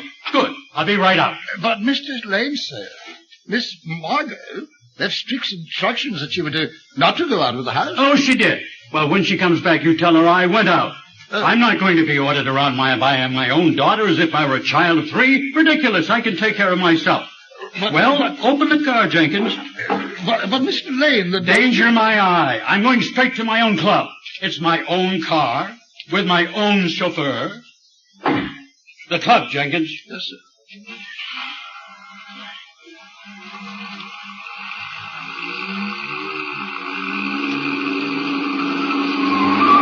Jenkins, be careful. You turn that corner on 2 wheels. Remember, I have a weak heart. Drive carefully. Jenkins, did you hear me? Jenkins, what's the matter with you? Stop the car this instant. Jenkins, why, you're not Jenkins. Why, you're Peter Swift. I don't care who you are. Stop this car. Let me out. Let me out.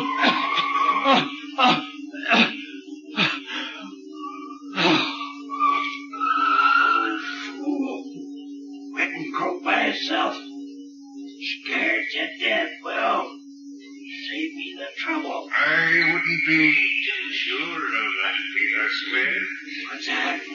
Ross Lane is unharmed. He's only thinking he has a weak heart. Who's that? Where are you? Don't tell me you didn't know you had the shadow as a passenger, too, Peter.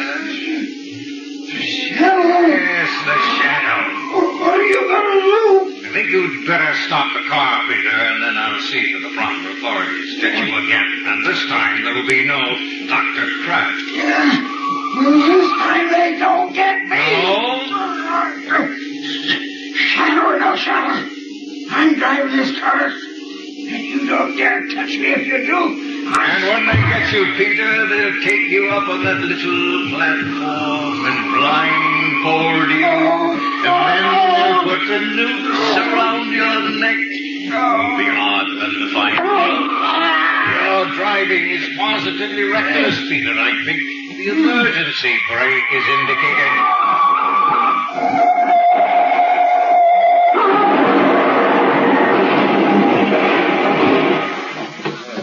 Did you see that crash? That truck inside us. That car's a total wreck. We have got 3 head-ons. There's 2 men in there. Please let me in. I'm a doctor. How about it, Doc? The old man in the back is all right. He's just fainted. Shock probably. And the other? Well, I'm afraid the shock he is not for broken neck. No, this is funny. What's that, Doc? The sofa has a metal brace on his neck now. He must have broken it once before.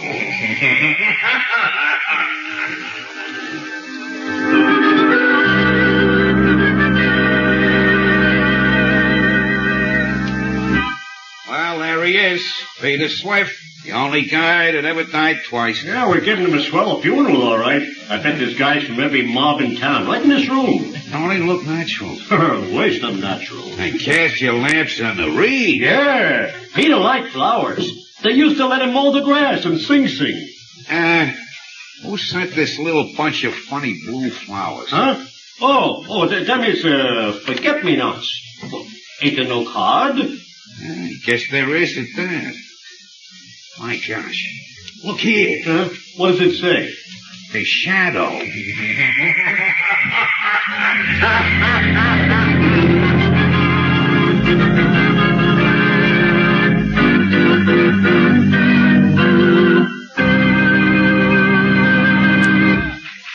Ladies and gentlemen, before today's thrilling episode in the life of the shadow comes to a close, we have an announcement that I'm sure will be of interest to everybody. Beginning today, Mr. John Barclay, our blue coal heating expert, will give a series of practical talks on the subject of automatic heating. Ladies and gentlemen, Mr. Barclay. Good evening, friends.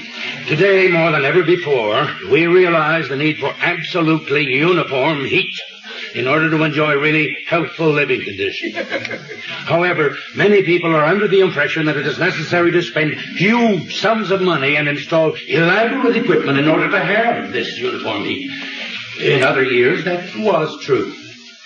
But today, you can have uniform heat 24 hours a day for as little as $18.95. That's the price of a blue coal automatic heat regulator. Is this a simple device which can be installed on any kind of heating equipment? Oh, yes. It works equally well. Hot air, hot water, steam or vapor, heating plants, even on space heaters, which you probably know of as parlor stoves. Not only is the blue coal heat regulator so inexpensive that anyone can afford one, but its operation is simplicity itself. It consists of a thermostat located right upstairs, where it's always handy, or you can have it in your living room, your dining room, your kitchen, anywhere at all. This thermostat is then installed to connected to a silent motor located in the basement near the furnace. Is it easy to install? Why, yes. Yes, the installation of the blue coal heat regulator is such a simple matter that it requires but an hour or two. In fact, you don't even have to let the fire in your furnace go out. And the charge for installation is very low, averaging around $5. Why not drop in to see your nearest blue coal dealer and let him tell you more about this remarkable new heat regulator? You'll find he's the outstanding heating authority in your community. And take advantage of his John Barclay trained serviceman, who is qualified to give you expert counsel on any heating problem at no charge whatever. I thank you.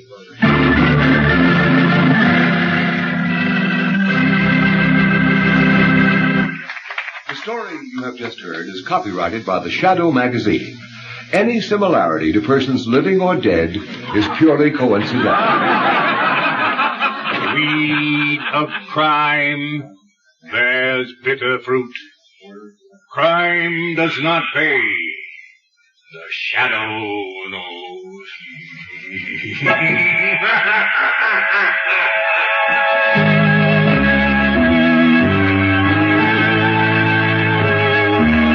Extra, hear all about the shadow. Next week, same station, same time, the shadow returns. His latest adventure, same time, same station. Extra, don't miss it, extra.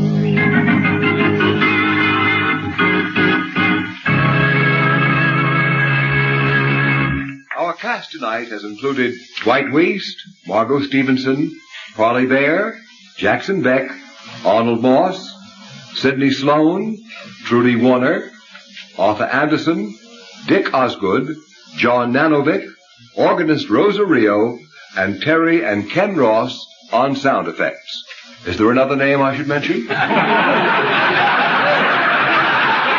And of course, Carl Weber as John Barclay.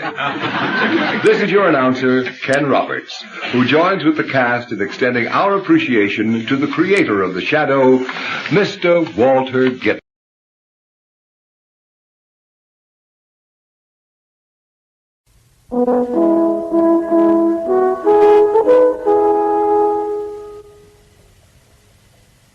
We present Saturday Night Theatre.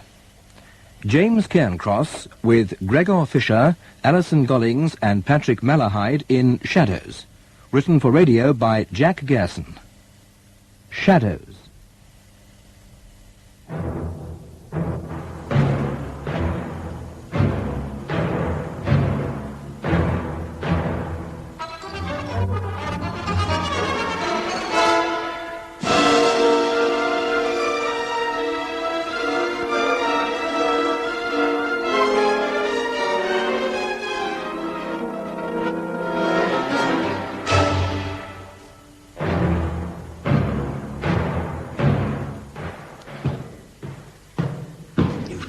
not time. I brought you some food.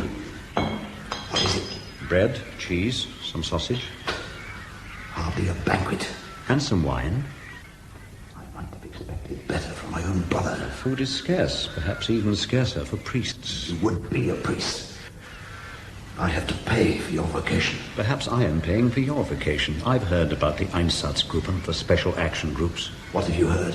We've had fugitives before, you know. Those who escaped the camps and the special action groups. Jews. You gave assistance to Jews. Of course. Jews, Gypsies, Poles, Russians. But you're a German. I am a priest.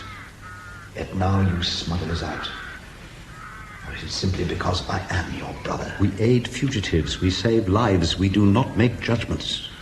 The Jews to Palestine and us to where? I don't know your eventual destination. I merely pass you on to the next link in the chain. Your own people will settle your destination. Perhaps Spain or South America. And if I do not wish to go to South America? You could, of course, surrender yourself to the armies of occupation. Or are you afraid of what you did in the camps? I'm not afraid. Orders were given. They had to be carried out. As things were done.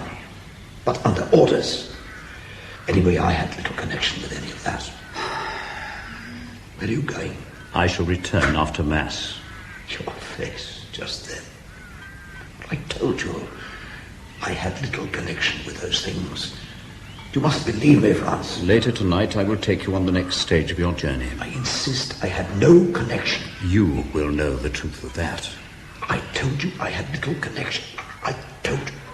Damn it, I told you. You have to believe me. You have to believe your own brother.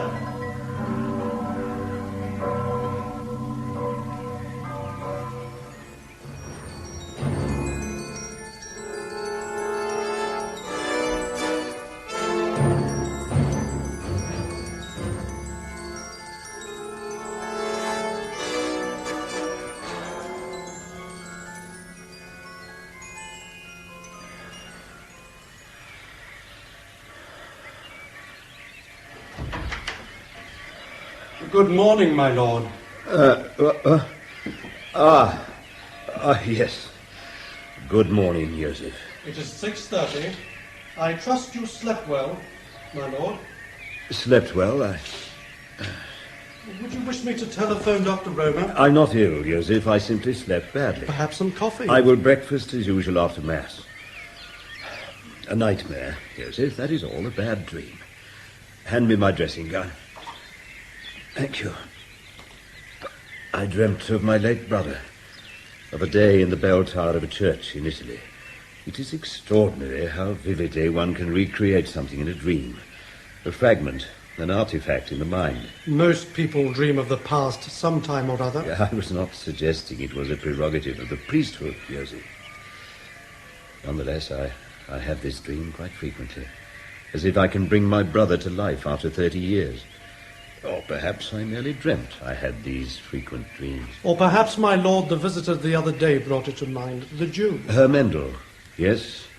Reuben Mendel may have brought it to mind, but then that is his vocation. Never to let us forget, after all this time, it's not right. We had nothing to do with all that. But you are wrong, Joseph. We have responsibility. We allowed it to happen. We must always be reminded that is Herr Mendel's task. And it is necessary. Herr Mendel makes it so by his very existence, his very survival. Sometimes I wish we had rid Germany of... Oh, you suffered enough, sir, because of your brother. No, not enough. My brother was an SS officer. I have to live with that. Anyway, that is not why Mendel came to see me. Oh, Joseph, curiosity shines from your eyes like lamps in a frosted window. Mendel came to me for further information on those we helped escape in 1945. So long ago, it is stupid. He wants to know if I can still remember faces and names. Oh, they still surface, he tells me, those survivors of the SS. They know about the Bormans and the Mengeles, but still there are others. Some of them Mendel believes are among us again today in this city. You hid them 30 years ago. Why should he expect you to betray them today? 30 years ago, I hid my brother and a number of others. Not very effectively, since my brother was caught by Italian partisans and shot. But then I was a young priest, motivated only by charity. Today, I am a bishop. I should be subtle, diplomatic, wise in the interests of Mother Church. Yet God knows, I do not know whether I was right to help them then or whether I was wrong. Anyway, I was unable to help Herr Mendel. They might have been the same people. Hartmann, Sturmbannführer SS, Haller, Hauptmann SS. He gave me names when 30 years ago I only knew faces, and they were younger then. The trouble is, I fear for Herr Mendel. If these men are alive and know he is seeking them, he will be in some danger. Yet how can I help him? He is a Jew. You have no need to feel the slightest... He is a man, and I must feel for his safety. At least he is in contact with the police. Come, Joseph, the cross, please. It's time for Mass.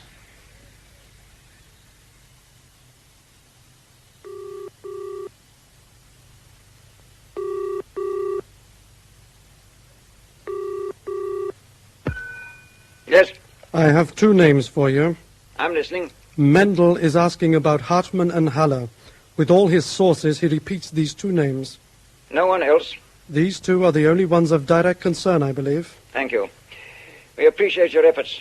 Measures will be taken. You will be informed of these in due course.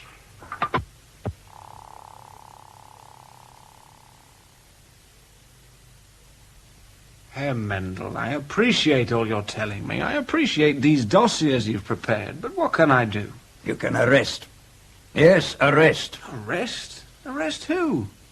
Bruno Kempner, a respected merchant of this city? Georg Weiss, himself a lawyer with a large practice? On what charges? Kempner is Wolf Hartmann, who was a Sturmbannführer in the SS. He served first at Dachau and then at Mauthausen. In that dossier are details of his duties, eyewitness reports by survivors of his personal involvement. I've read the dossier. George Weiss is Konrad Haller, who served under his command. You'll have read the documentation, Inspector Horner. Mendel, I know, and I believe it. But the proof, after 30 years, what proof can you give me? There are identifications. 2 identifications. Kempner and Weiss will produce many others who will testify that they served in the Wehrmacht as ordinary soldiers, or they worked in factories. Well, at least you will submit them to higher authority. Of course. But Mendel is higher authority interested. These men are murderers. They served in a death squad under Hans-Georg Marek. And do you think my higher authority wants to bring all that back? Anyway, there are limitations to these crimes. They can be revoked. They have been revoked in many cases. People are still brought to trial. I know, but with increasing reluctance. Perhaps you too, Inspector, are reluctant. No, you cannot accuse me of that, Herr Mendel. Now, all these things happened when I was a child. I've grown up abhorring everything that was done. And I've worked to put many of these people in prison. I know. I'm sorry, Horner. But they still must be sought out, still be hunted. How? When some of the men above me, some of that higher authority, cannot themselves look back with a clear conscience? People are tired of revenge. The older people. And the young, well, they begin to doubt it ever happened. Is that not reason enough for going on? It's not revenge I care about now. At first, yes. Among the ruins and the corpses, there was only revenge left to many of us. But now, it is because those same young people you talk of, they have stopped believing it ever happened. They must not be allowed to forget. I'll put your dossiers forward. It's all I can do, at least on this evidence. Oh, thank you, Inspector. And again, my apologies. You've done a great deal. You'll forgive a tired old man. Of course. And if we can find further, more concrete evidence, I shall put it forward to the state prosecutor. But come, it's lunchtime. I'll walk you to the Oswald restaurant and you'll lunch with me. My secretary expects me back, but thank you nonetheless. Of course, there is something else you may not know, Johnny. Well, Hartman and Haller, they were part of an SS Special Action Group. A death squad, that's correct. Now, that death squad was commanded by Hans-Georg Marek. Now, Marek had a brother who was a priest, Franz August Marek. And that priest is now bishop of this city. You knew? I'm an information bureau, my dear owner. Also, I had an audience with Bishop Marek a few days ago. You had an audience? Oh, sometimes it's easier, Inspector, for an old Jew to see him than perhaps yourself, one of his flock. Anyway, here's a man who carries not only his brother's conscience on his shoulders, but perhaps our whole country's conscience. People do not wish to embarrass the bishop with his brother's past, despite his own feelings. Another reason for higher authority to put obstacles in front of us. Perhaps their own consciences are not so clear. Anyway, the bishop puts no obstacles. Of course, it's not easy with him. And we understand one another. Two old men with consciences, eh? We have one other thing in common. And that is? As a young man, I was destined to be a rabbi. Unfortunately, the National Socialist Party created obstacles. So, you see, Franz August Marek and Reuben Mendel were both religious young men. Well, the bishop helped a number of SS men to escape at the end of the war. Indeed, yes. And before he helped them, he aided Jews, gypsies, many fugitives. On both sides. I'd hoped he might even have helped Hartman and Haller. He doesn't know the names, only faces. And those of 30 years ago. I will never understand how our priest could help those murderers to escape. Without their help, the Odessa route could never have operated. My dear Horner, you must respect the religious position. They're not setting themselves up as judges, as we do. Mendel, my friend, how can you be so naive? There were pro-Nazi priests. Oh, a few, I know. Bishop Hudal. Oh, the poor man tried to reconcile Catholic philosophy with National Socialism. One can only feel sympathy with the contortions of thought involved. But our Bishop Marek was in those days only a young priest who helped refugees in danger. Anyway, Hona, those days are long gone. And they'll not return if they are not forgotten. Bishop Marek and I agree on the necessity to keep those memories alive. And that's the aim and essence of your mission, eh, Mendel? Well, I'm on your side. You sure you won't have lunch with me? Oh, I have a great deal of work to do, and perhaps little time. I'll say goodbye. There's my bus across the road. We'll keep in touch. Goodbye, Herr Mendel. Give my regards to your... Mendel, look out!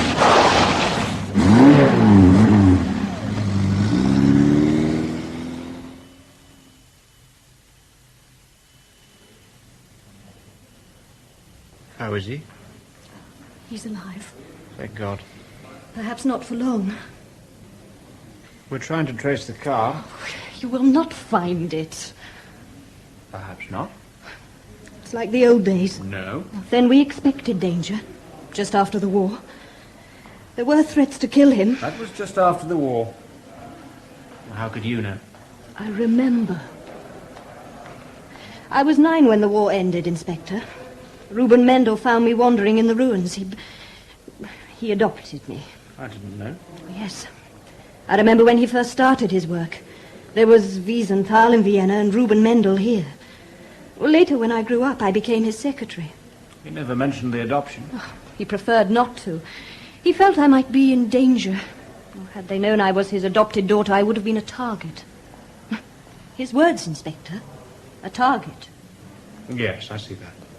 But now there's been little danger for some time. You can say that now. The car didn't stop. Do you really think this was some grotesque accident? It's possible. Or perhaps you prefer to believe it was. I prefer the truth, Fräulein Walter. I'm glad. If he dies, his work must not die with him. You're not Jewish, Fräulein? No, I'm not a Jew. Why do you ask? It's simply your determination. Does one have to be a Jew to hate them? That man in the bed saved me from death. from many things. No one else cared. There were organizations, assistance. There was also rape, starvation, death. The child wasn't safe from those things. Surely. I learned all about them. You learn quickly in dark alleys and ruined buildings. The rats come out. Two-legged rats. Foraging rats. Animals in the shadows. He saved me from all that. The rats are still with us, Inspector.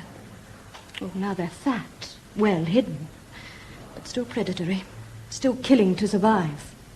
That's why he's lying there. You believe that? They've struck out at him. I believe that.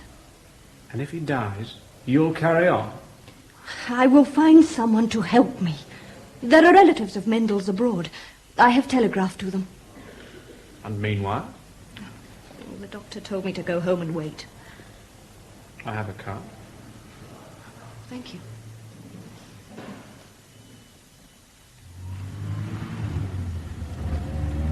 Mendel had a brother, Moshe, or Morris as he called himself later.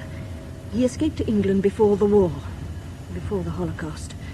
He settled in Scotland. And he'll come over here? Oh, he died in 1963. But there is a son. I have telegraphed him. He is flying from Glasgow tomorrow. Oh, a young man. He's never been in Germany, never met his uncle. Oh, he speaks the language very well, so he wrote Mendel once. Mendel said, you can say the words, but can you understand the feelings if you have never been in a country? If you wish, I can have a car at the airport. Meet him myself. I'm sure he would appreciate that. I wonder if he will understand. The feelings of his uncle? The need to carry on the work, at least for a time.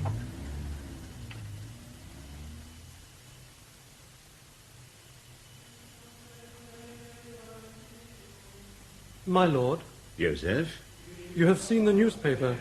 Reuben Mendel was hit by an automobile yesterday. He's dead? He is not expected to live. Poor Mendel. I was... The car did not stop. They do not waste time, then, Hartmann and Haller. You think they might be behind this? For them, it will be a matter of survival. You forget, Joseph. I once knew one of them very well. Your brother? My brother. So determined to survive. Like animals. Frightened animals. Do they deserve to survive? They would be concerned that Mendel was interfering. Perhaps if he had left them alone... No, Mendel was right. They have to be shown, brought into the daylight, so that we will not forget, must not forget. It is not retribution, Joseph, but the need never to forget. But these creatures, they kill to survive. Send in my secretary. I will write to Mendel. Perhaps he will cheat them and live. And Joseph... My lord? I will say Mass for his recovery. A Jew? A man. A friend.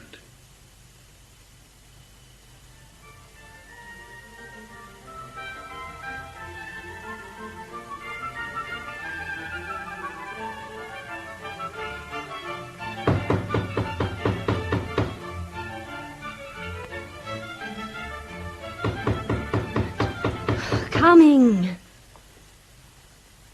Coming. Fräulein Walther. I'm she. Ah, I'm Benny Mendel. Oh, yes. Do come in. And welcome. I have prepared a room for you. Thank you. A police car met me at the airport. A man called Horner. He said he would do so. Why the police?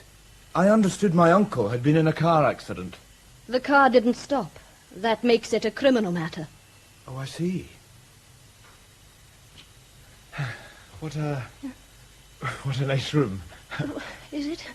Oh, yes, I suppose it is. Would you like some food? As a matter of fact, I'm pretty hungry. I can't eat on airplanes. I will prepare you something. You're my uncle's secretary. Yes. And you live here too? Yes. I see. Do you? Fräulein Walther. You may call me Sarah. Yes, well, Sarah. My mother wanted me to tell you something. Tell me. It was... Well, if anything happens to my uncle... It has already happened to him. Yes, of course, but... If he should... If he should die? If he should die... And since you have lived with... Well, the family feels that under the circumstances we would have no claim on his estate. Under the circumstances? Yes. I see. You, of course, are aware of those circumstances. Well, you do live here. As Reuben Mendel's adopted daughter. Oh, I see. I'm sorry. Yes. Oh, one thing you haven't asked. How your uncle is. No, I haven't. I'm sorry, but you see, I don't know him. Neither my mother or I have ever met him. Of course, we've heard a great deal about him from my father when he was alive, and of course, from the newspapers about his work. Of course, you couldn't know him. Anyway, how is he? The hospital telephoned before you arrived. Reuben Mendel died half an hour ago. Therefore, gentlemen, we must consider Reuben Mendel to have been murdered. Accordingly, an investigation will be set up. Excuse me, Inspector. Muller, you wish us to carry out this investigation in the usual fashion? Is there any reason we should do otherwise? No, of course not, Inspector, But what, Muller? Speak out, man. The victim is Mendel.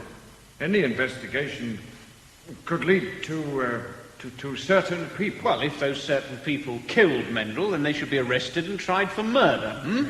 Now, listen to me, all of you.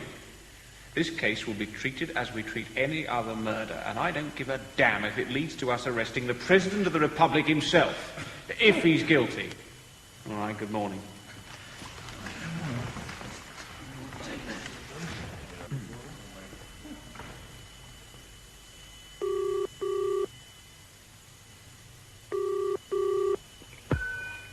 Yes? I have it on good authority that the police are treating the death of Mendel as a criminal matter.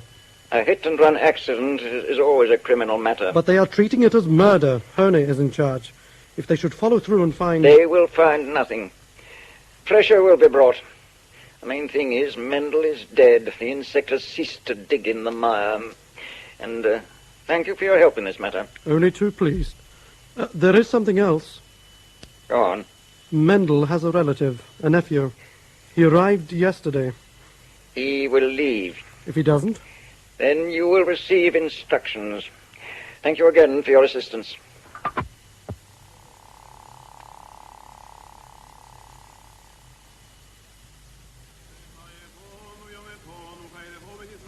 Thank you for coming to the funeral, Inspector.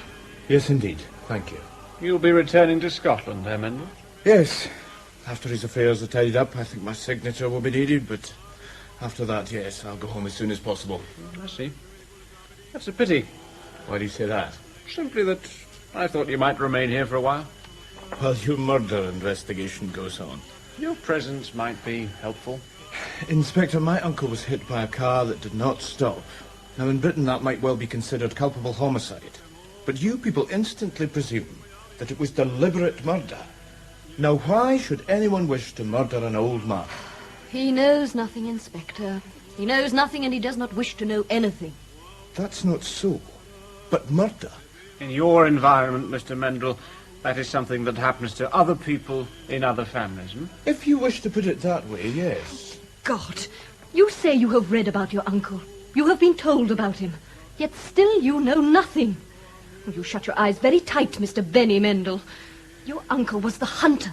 The man who never stopped in 30 years from searching for those Germans who were responsible I wasn't born 30 years ago. How very fortunate for you. Otherwise you might not have survived. You see, Herr Mendel, for us, it has not ended. Your uncle had recently identified 2 former SS officers alive and prospering in this city. And there are others. So, after 30 years, why still hound them? Old men... You have read at least of the Holocaust. 6 million people were murdered. 6 million Jews. I know it. And it was terrible. But now it's history. So my uncle traced a few old men who were in the SS. Can it even be proved that they were the guilty ones? Yes. What purpose would it serve? Revenge? Anyway, it's nothing to do with me. Not simply revenge. The need to prevent it being forgotten. But perhaps we're too hard on you, Herr Mendel. As you say, you were not yet born when these things happened. Perhaps, Fräulein Walter, Herr Mendel should be shown his uncle's files, the records of his work. Might help you to understand. If I have time. Make time. One day. Tomorrow. Read and learn. Fräulein Walter will show you. Very well. Though I shall wonder at the value of it. Wonder at the enormity of the crime. I'll say good night, Fräulein. Herr Mendel. Good night, Inspector.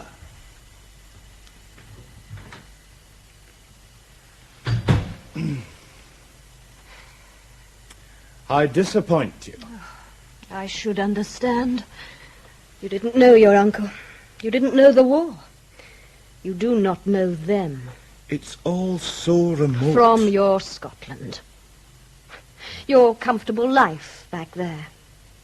What do you do in Scotland, Benjamin? What's your profession? Look, first of all, I'm called Benny. I can't get used to Benjamin. Benny. No, I don't like that. I shall call you Ben. And you may call me Sarah. Sarah, yes. Well, Sarah, I'm an estate agent. It was my father's business. And you inherited it? Yes, I did. And expanded it. Just in case you think I'm the rich boy who never had to work for anything. I didn't say that. You thought it. And you, when you arrived here last night, you thought I was your uncle's mistress. I'm sorry. If you say I was mistaken, then I was mistaken. You were mistaken. Are you married, Ben? No. But you are, 29? Perhaps you're homosexual. No, I'm not. Just because I'm not married yet doesn't mean... Damn it, you're not married and you're... 41, to be exact. And I'm not married. I like men. There have been friendships, but never permanent. What should I say? It is a trauma, a psychological scar. You see, when I was 9, 10, just before your uncle found me in the ruins, you understand, beside the debris of broken buildings and broken bodies. Before that, let's say, there were creatures among those ruins who did not think a child of 9 was too young to be used. I'm sorry. No need. Wounds heal. A few scars remain. But it was over 30 years ago. But that kind of thing, I do understand. It could spoil everything for the rest of your life. Not in the way you think, Benny. I am not the child turned into the ice princess, the cold spinster. I'm quite the opposite. That surprises you? Oh, yes. I enjoy sex. Perhaps too much. Too much to see any kind of permanence. Too much for the fidelity, the trust of marriage. Look, there's no One thing your uncle taught me, to respect trust. So, I never married. Had I done so, I would have broken any such trust. But that is not why I asked you if you were married. Why, then? Because tomorrow, after you've looked at your uncle's files, I wish you to stay on for a time. I'm sorry, but that's not possible. I've got my business. It can look after itself. And you have no wife. Oh, you have to stay, you see. Someone must carry on your uncle's work. Someone must? Now, look, that is insane. I don't know anything about my uncle's work, and anyway, it's nothing to do with me. You are a Jew. It is to do with you. Oh, come on. There must be plenty of others who know more about it than me. There's Hona. Hona is Catholic. Anyway, why me? Because your name is Mendel. And what difference does that make? These men your uncle hunted, they are frightened men. And they are superstitious. Oh, yes, superstitious. The entire myth of the Third Reich was built on superstition. The legend of the master race, of supermen, the mysteries of the Ring of Nibelungen. All that and more. Now their superstition has turned to fear, and they are afraid of the name of Mendel. Ah, yes, Inspector Hona. Come in, come in. You asked to see me, Herr Minister. Yes, I did, yes. Sit down, my boy. Thank you. Cigar? If I may smoke a cigarette? Yes, of course. I've been looking at your record, Hona. Very impressive. You seem to be a good policeman. Thank you.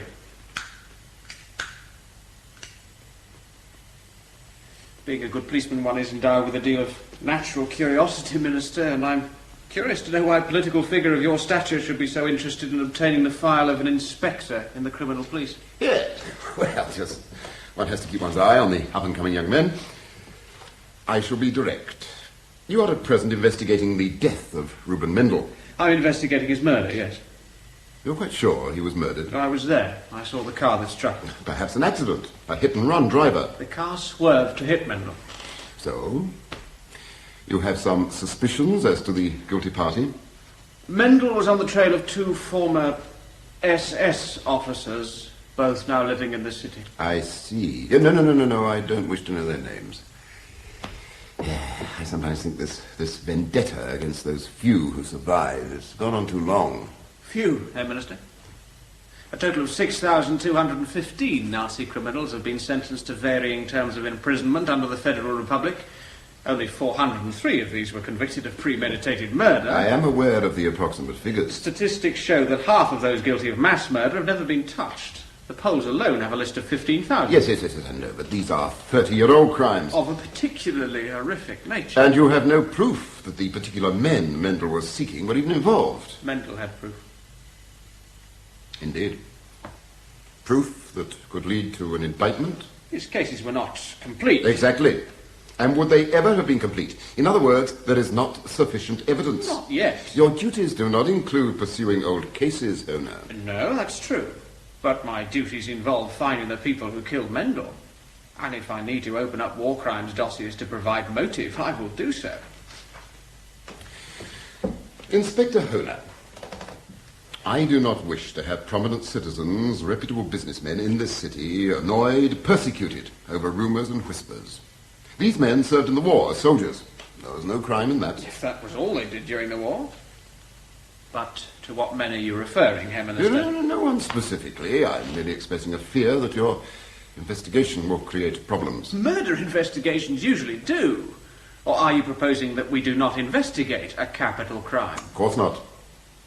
But the head of your department and myself, we do not feel that an investigation of an affair which may turn out to be a simple hit-and-run accident merits extensive use of time and men. I see. My resources will be limited. You may not even be in charge of the case. If I'm taken off this case, I will resign. And my reasons for resigning will be conveyed to the press. There will be no necessity to bring in the press. I was merely stating a remote possibility. Nevertheless, the press might bring up your own war service. Honer, you presume too much. My war record is known. Member of the National Socialist Party, organizer of factory labour. A position in industry. The allocation of slave labour. That will be all, Inspector. Yes, I hope it will be. Morning, Herr Minister.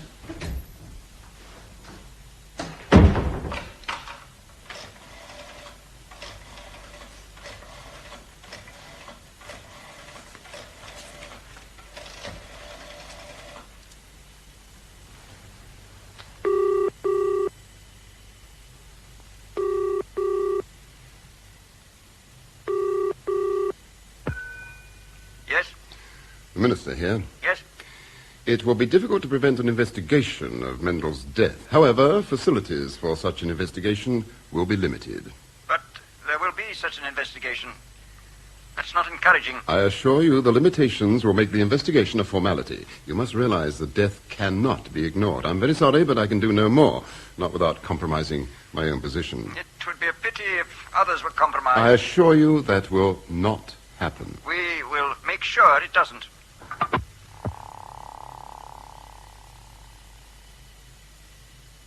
I've brought you some coffee. Thanks. You've been reading the files? Yes. Is that the time? It's nearly 8 o'clock. Well?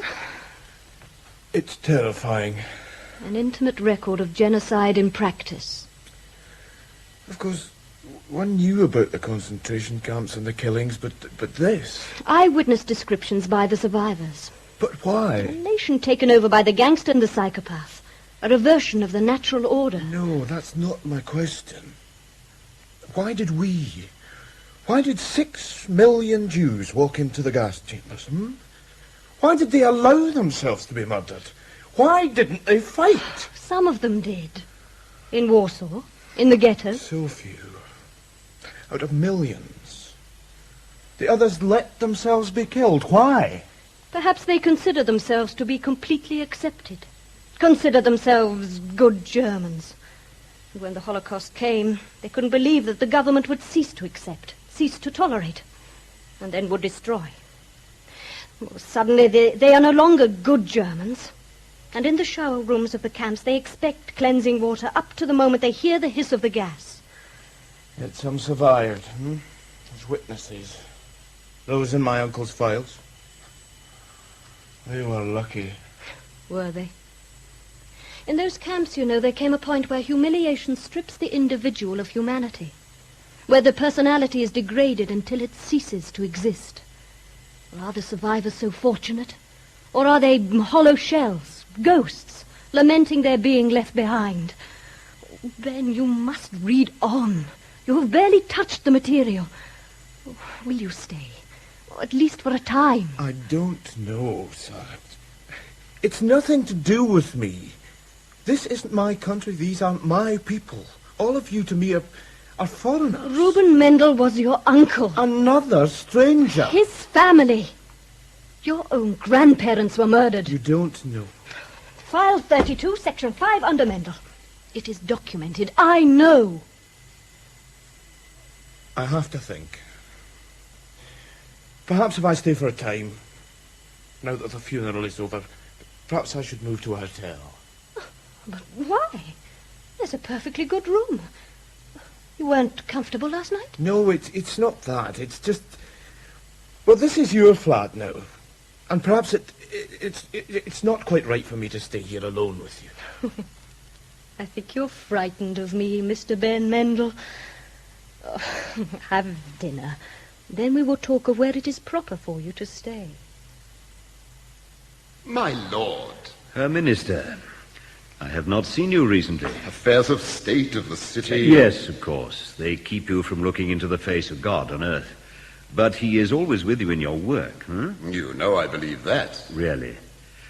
I think you expressed the sentiment in your last election speech, not usually the context in which to express a humble belief. Oh, please sit. No, thank you. There is something about marble palaces like this. They drain the energy. Cold, very cold. I've always wondered why we talk of hellfire, never heaven fire. The devil always usurps the more comfortable aspects of life.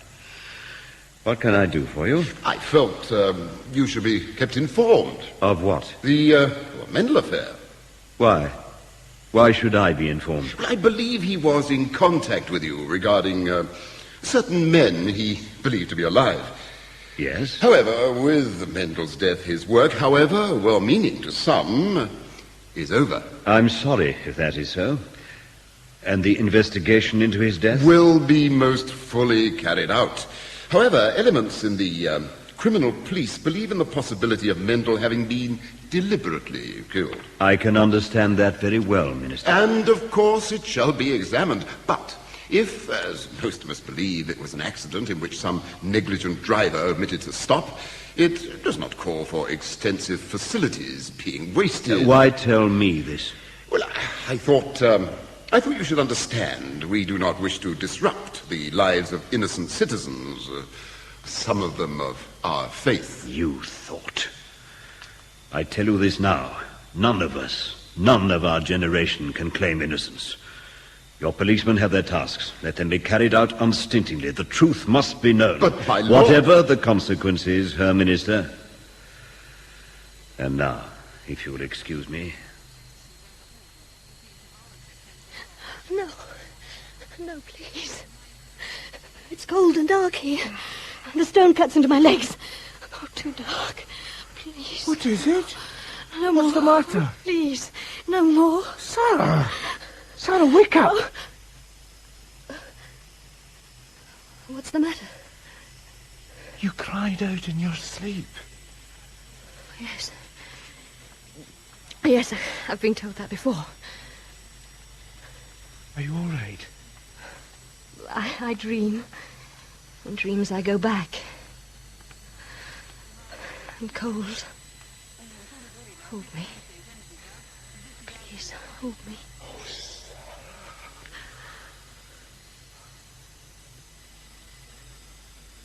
Sarah? Yes?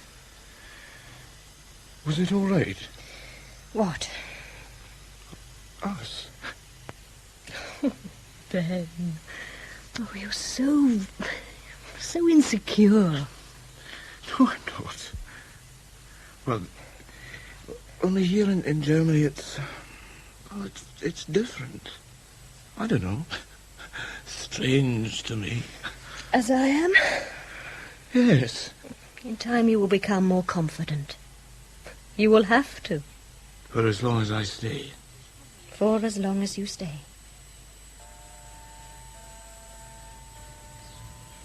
More coffee? No, thanks. You're very silent this morning. About last night. Tell me. You did it deliberately. Let me make love to you, to make me stay. Yes. I also enjoyed it.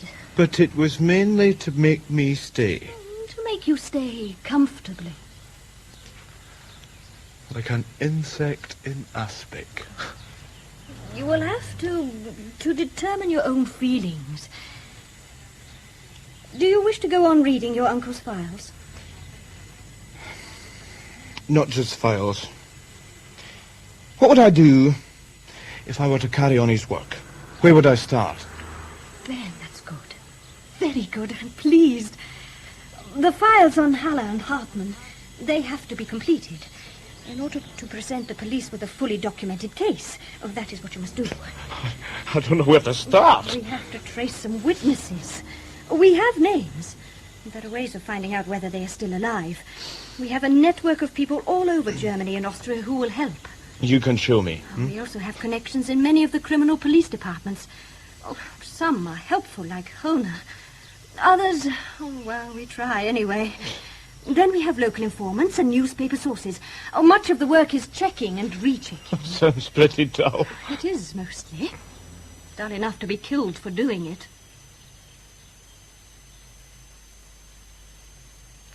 They were the ones who come to the house. They say Special Action Group 3, and of course I remember them. When will I ever forget? They shot Professor Morgenstern when he tried to reason with them, and then they shot my husband. These photographs. Do you recognize the men in these photographs? All as if it happened yesterday. Yes, as if it happened yesterday. In my head. The photographs, Frau Bernstein. We believe these could be the men in charge of Special Action Group 3. These were taken recently? A month ago, in the street. The men didn't know they were being photographed. But it was young men that did these things to me and my family. That was over 30 years ago. Now, could any of these men be the ones who did these things? I don't know. How can I say? How can I recognize young men from photographs of old men? Thank you anyway, Frau Bernstein. We have your deposition anyway. Thank you, Fräulein. You will try and find these men? We will try. But remember, they were young, yes, young men. Goodbye, Herr Mender. Goodbye. Young men, remember. Goodbye, Frau Bernstein.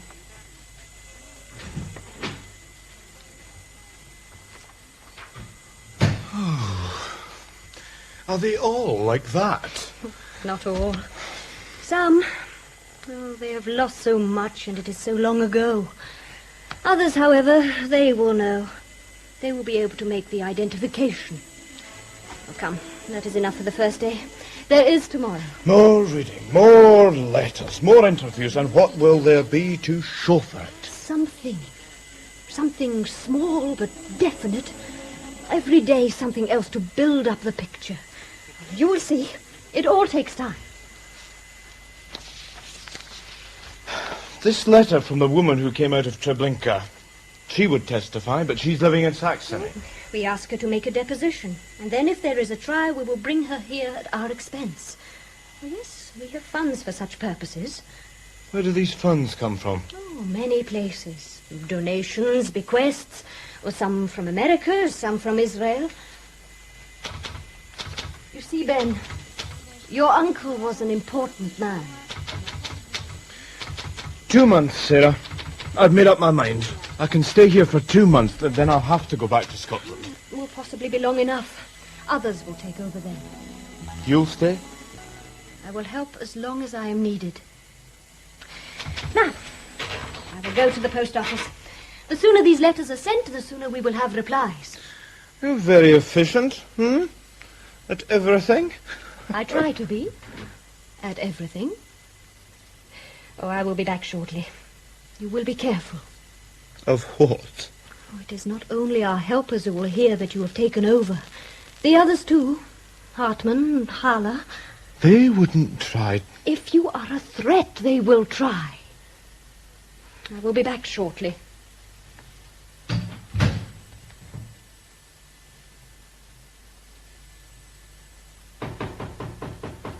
Yes, I'm coming. Like my mother, she forgets the key. Yet not like my mother. Okay. Good afternoon. Good afternoon. Won't you come in? I am in. You are he? The one? Mendel's son? I'm his nephew. Son, nephew, what's the difference? You've taken over? For the time being, yes. Everything is for the time being. Nothing is forever. Look, what do you want, and who are you? Who am I? You know, there are times I hardly remember myself who I am. I say, who am I to myself? Am I who I think I am? Am I who everybody else thinks I am? Or am I someone entirely different? That's the human situation. I will tell you this. I'm not the man I was. Who were you then? I'm sorry. Philosophy takes precedent over manners. I am Sigmund Erich von Zu Meyerhoff. Well, it sounds impressive, eh? Sigmund Meyerhoff is almost a nothing. Everybody calls me Ziggy. Ziggy? Yes. All right, Ziggy, what can I do for you? It's I who do for you, and for what I do, I get paid. I'm sorry, but I don't understand. It's simple. I come here, I tell your uncle things he wishes to know, he pays me for them. I see.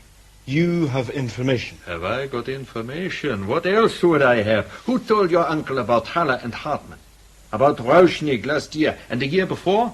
And before that? Who knew where Eichmann was even before he got there? Well, I don't know exactly what my uncle paid you, but... I should cheat you? You can check with Fräulein Walter. 80 marks if the information is good, 40 if it's not so good, 20 if it's only so-so. Today I give you the best. In that case, I'll be glad to hear anything you can tell me, Herr Meyerhoff. Ziggy is easier. So, I tell you, there is Haller and Hartmann, former SS group officers under the command of Hans-Georg Marek. I've read the files. Haller and Hartmann are back in the city under the names of Kempner and Weiss. Like a cabaret act. Kempner and Weiss, indeed. Fat, dangerous men. But there's more.